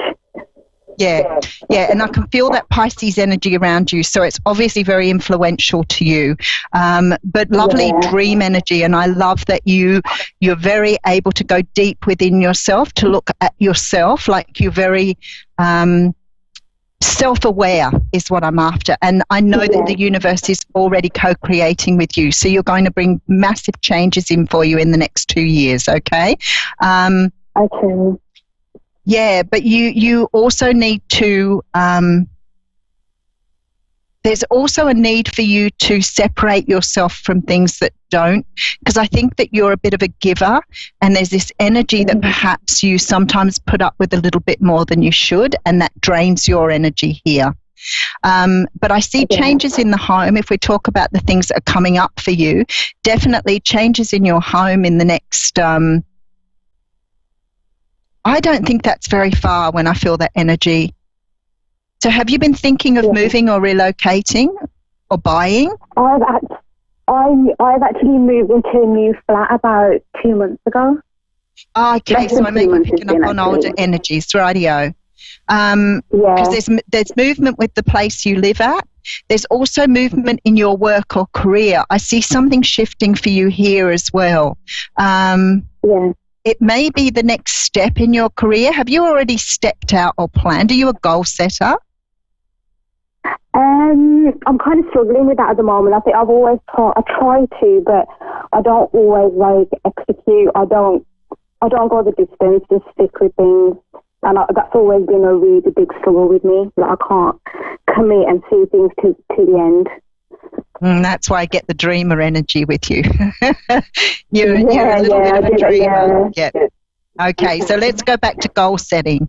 If you're if you're a person who finds it difficult to finish things off, then I would say to you, goal setting is so important for you. Being able to look ahead and decide what you want and set yourself dates. I know that there was a study done with Harvard where the people who had set goals often achieved them so much more than people who didn't. So for you, maybe it's getting out of that dreamer energy a little bit and trying to do something practical. Vision boards. They're showing me vision boards here.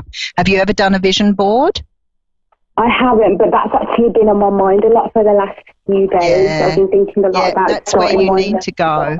Yeah, because otherwise you have this beautiful, lovely energy of being, always dreaming about things, but you're not achieving. So move to a vision board, set yourself some goals, understand that, you can bring in what you want, but you have to be clear because when you're in that dreamer energy, you're sort of going to the universe and saying, I'd like this, but then I think I'd like that. And maybe that would be nice. And how about that? And the universe is going, wow, Benita, you need to be clear about what you want from us, because how are we going to give it to you when you're scattered like that? So vision boards are really, really good for you. But having a clear idea of where you want to go. Now, if you're not sure of the destination of where you want to end up, then possibly have a good do you meditate? It's something I want to start doing. I don't at the moment, no. I do yoga. Yeah, no, but, vision board. See, I want to, but I don't know where to start. Okay. If you're not sure about meditations, then go on YouTube and get a guided meditation. Find someone whose voice you can resonate with, someone who has a very pleasant voice. I listen to Joe Treacy. He's very easy to listen to. And if you do guided meditations, then you learn to focus on the person's voice and you don't get so caught up in your own feelings. The other thing you can try, which is really good for getting your focus, is EFT or tapping. Very, very good. Oh, yeah, I do EFT. Beautiful, beautiful. So what I would suggest to you is work on those two first. Get yourself a vision board. Have some goals, because life will be so much more fulfilling. And I see so much change for you in the next 2 years. So all around you have change, and maybe that's why, because you're starting off by understanding the direction you want to go in. So there's changes to come in your career probably in the next 12 months. I do see some studies, so I don't know if you've been thinking of taking up some sort of college or university stuff, but I do see you aiming higher in your education, and I do see changes coming in your romance or your life in general. So lots of things to look forward to. It's sort of starting to understand what you want. And once you've got that in your head, then you can start to proceed. Okay, thank you so much. All of it is so perfect. Everything you said is just so perfect. That's exactly where I am right now. There's a bit of habit that I have, and I'm just got to this point where I know it's stopping me from going forward and stopping me from doing things I want. And today I have actually decided that I'm just going to change my habits. So you have the most beautiful energy. Don't lose your energy, though. You have the most loveliest, lightest. It's almost like flowers. You have this beautiful energy, so don't lose that. But just find that part of you that you can work with rather than sort of getting scattered, because then you get a little bit irritated and frustrated that you're not going in the right direction. So keep focused. Try and find a couple of those things to do, to put in place, and you will bring in everything you want in the next 2 years. Oh, brilliant. Thank you so much. You're very welcome, Vanita. Exactly what I wanted to hear. Thank you. No worries. Thank you. Thank you so much. No What's your name again? Bye-bye. Sorry. Yvonne. Hello. I'm the Aussie Yvonne. Goddess. Yeah, okay, my business is the Aussie Goddess. Thank you. Thank you so much. Thank you. Bye. You're very welcome. Bye-bye. Okay, so before we go today, I just want to, because somebody wants to know where I'm from, so I'll give you a little bit of a background and a few places you can find me. So in my day-to-day work, I work for the government. I work in disabilities. I've been working in disabilities for, I don't even know how long. I started off in youth homelessness, youth work. I moved. I kept trying to find what this thing was that I had, and I kept studying, and I got myself a bunch of degrees and a bunch of certificates, and I tried lots of different things, and all the time not realizing that my calling was around this type of work. So I got into life coaching. I also am a certified life coach. I have a stack of qualifications, but actually all I was doing was trying to find myself, and trying to understand this gift that I'd been given, that I'd had from a young child, and never really understood what it was about.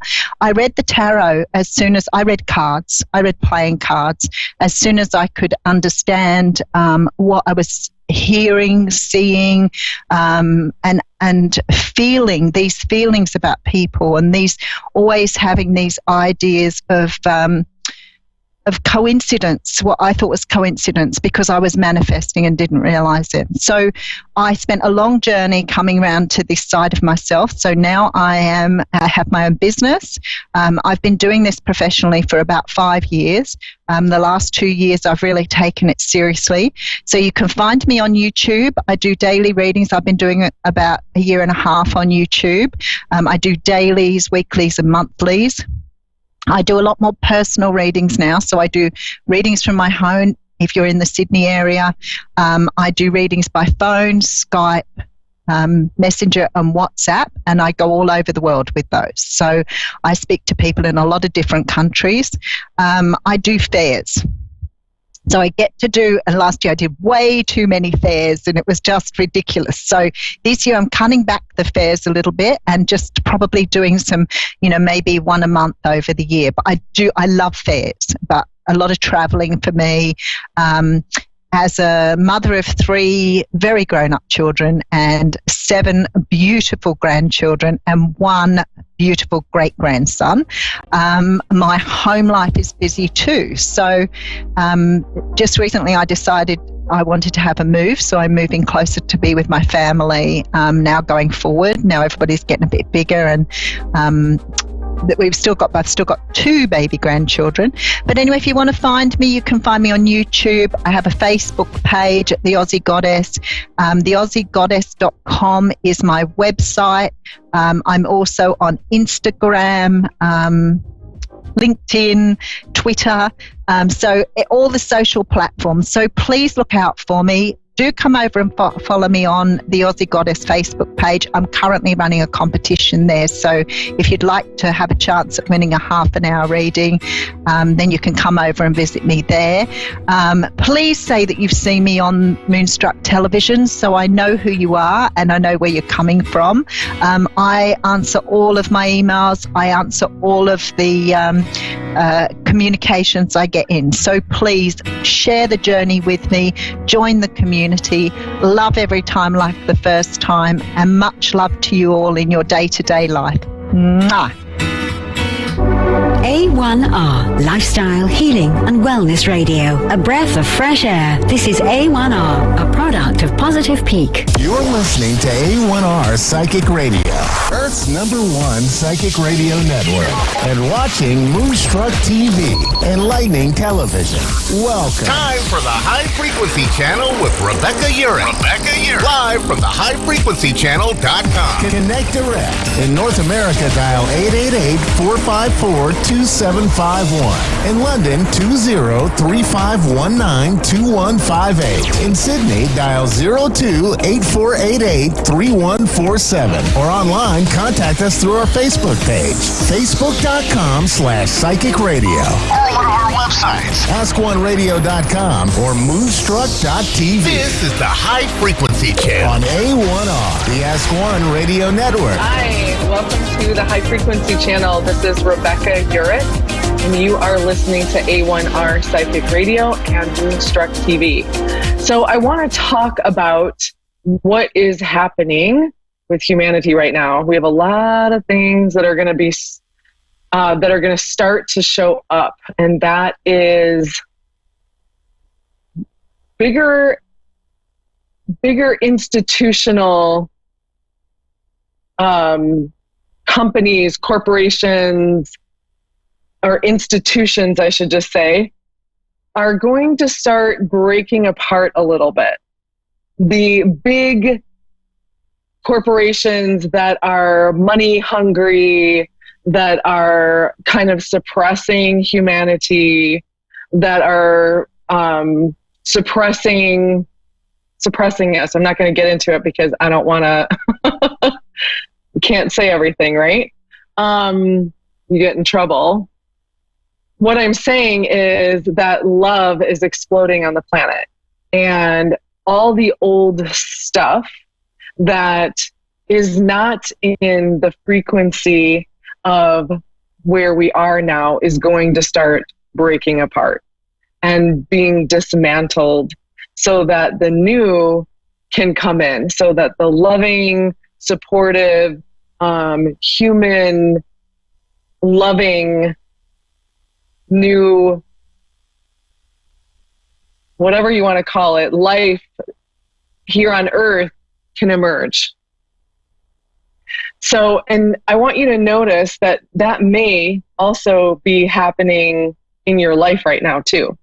So it takes a couple of generations for our earth to move into a new dimension. But right now we are being forced into another dimension of love. Okay. And you may say, it does not feel like that at all. And I hear you.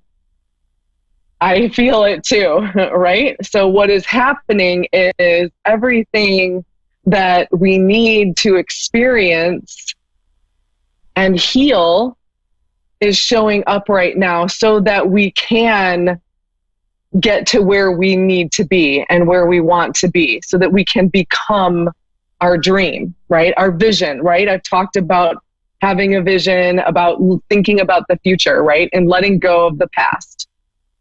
I know that's hard, but it's time to recognize that the past, I love that phrase, the past has made me who I am now. And I like to say, okay, you're stuck, you're paralyzed in your life, you are sad, depressed, right? Is that what we want? Not really. So we have to clear that stuff from our past. And you don't even need to know where it comes from. You just need to know that in this moment right now is a fresh new moment. It is a fresh, this breath. We are moving into a new decade, 2020. So that is pretty cool, but it is time to let go of the past. It is time to let go of the things that are holding us back from who we want to be, who we would love to be, who we need to be, right? So these things are showing up right now in service. So things may feel chaotic and nuts. And the reason that is because all of that old stuff needs to show up in order to be released so that you can become the person that you want to become, that you need to be, that you are here to be on this planet. Okay? Does that make sense? So, love is emerging even though we don't feel like it's emerging, right? But I always celebrate the obstacles.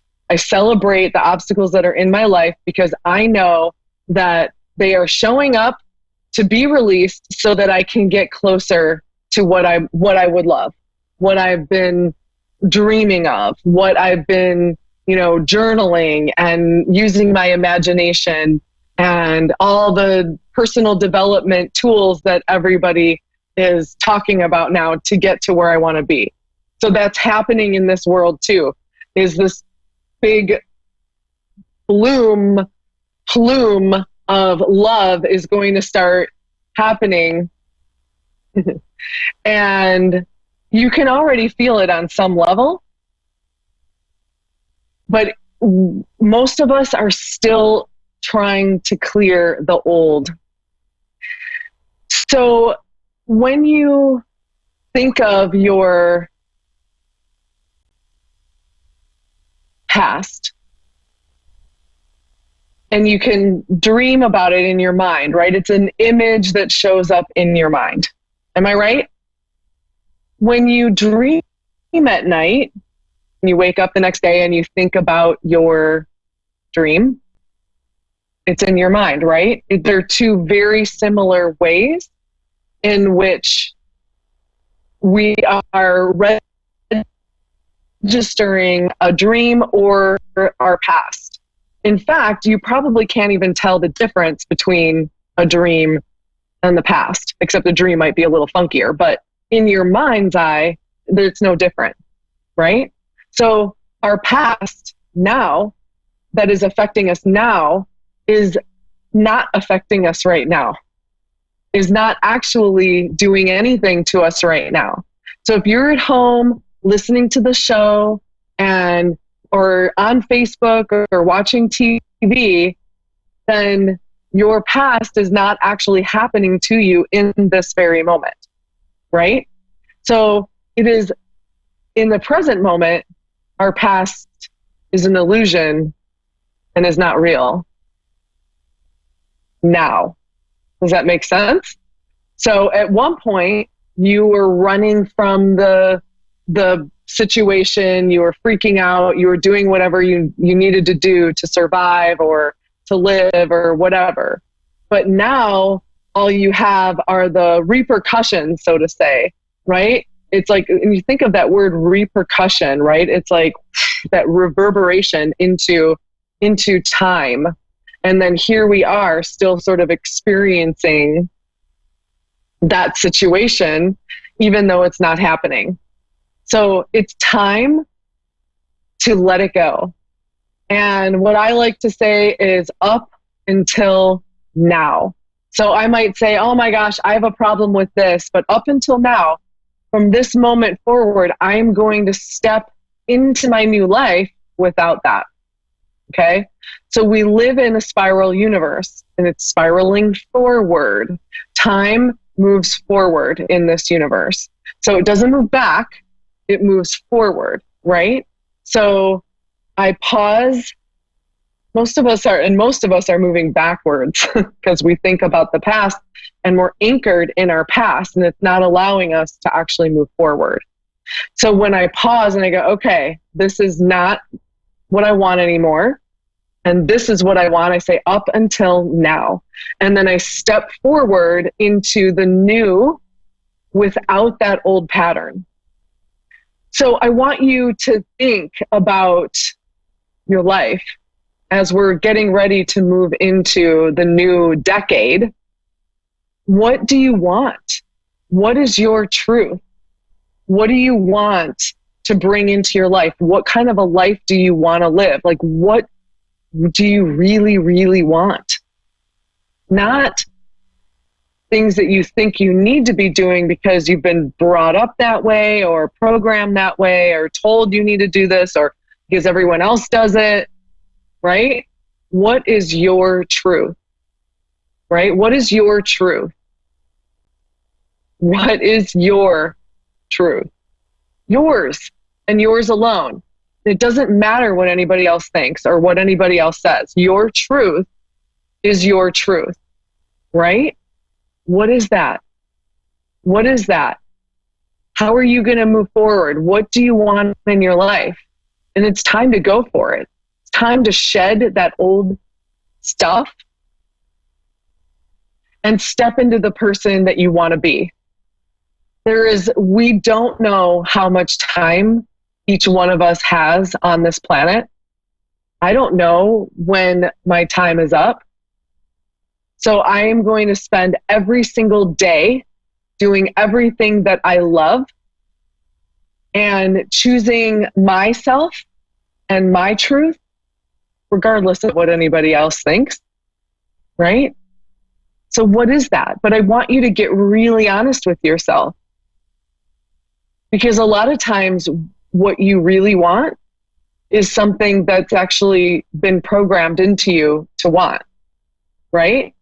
Here's the thing, that all the money, like more money, isn't going to make you happy. That perfect relationship isn't going to make you happy. The things, the car, the house, the clothes, the whatever, those things are not going to make you happy. You have to begin with yourself. What makes you happy?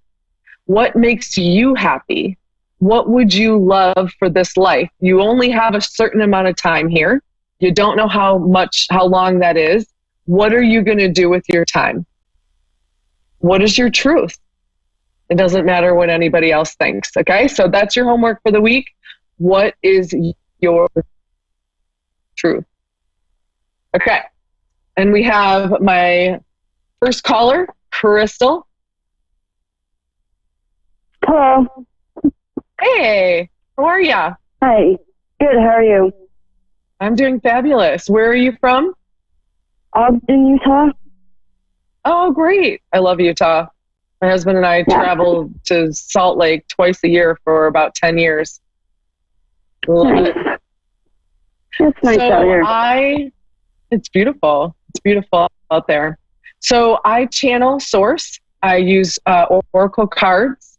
I'm also a dream builder life coach and a life mastery consultant. So I sort of blend all of those together. How can I help you today? You say you do tarot. Can you just pull some cards? Yeah, I do.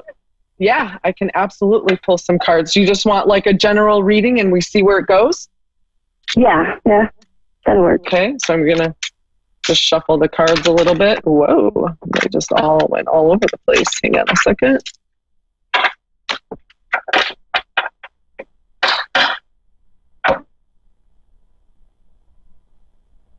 All right. So, have you been doing work on yourself lately? Have you been doing your... Trying to do self-help. Oh, great. Woo, awesome. Well, it's working. It's working. So tell me what you're doing. Just trying to figure out like who I am. Love it. Did you figure it out? No, I'm still working on that. I know. I think we're always sort of working on that, so don't feel bad about it. It'll be a never-ending process. Yes, it's a lifelong experience, right? Yeah. Just when we think we figure it out, it changes. Exactly. So you're good. So, well, anyway, all of the good work that you're doing, it's opening the doors for you. So you have support, more support, and solutions. So whatever you're looking to do, they should be dropping in. If they haven't already, they will soon. Those ideas, the guidance. So when we do self-care, we connect more deeply, obviously, with ourselves, right?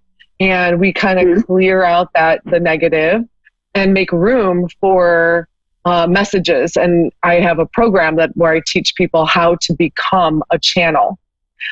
So what happens is when you start doing the self-help and taking care of yourself is like I said, you start clearing stuff out, which allows the universe to begin a relationship with you and to begin to download information that you'll need in the form of ideas, or you might hear a song and the lyrics are, have a message for you.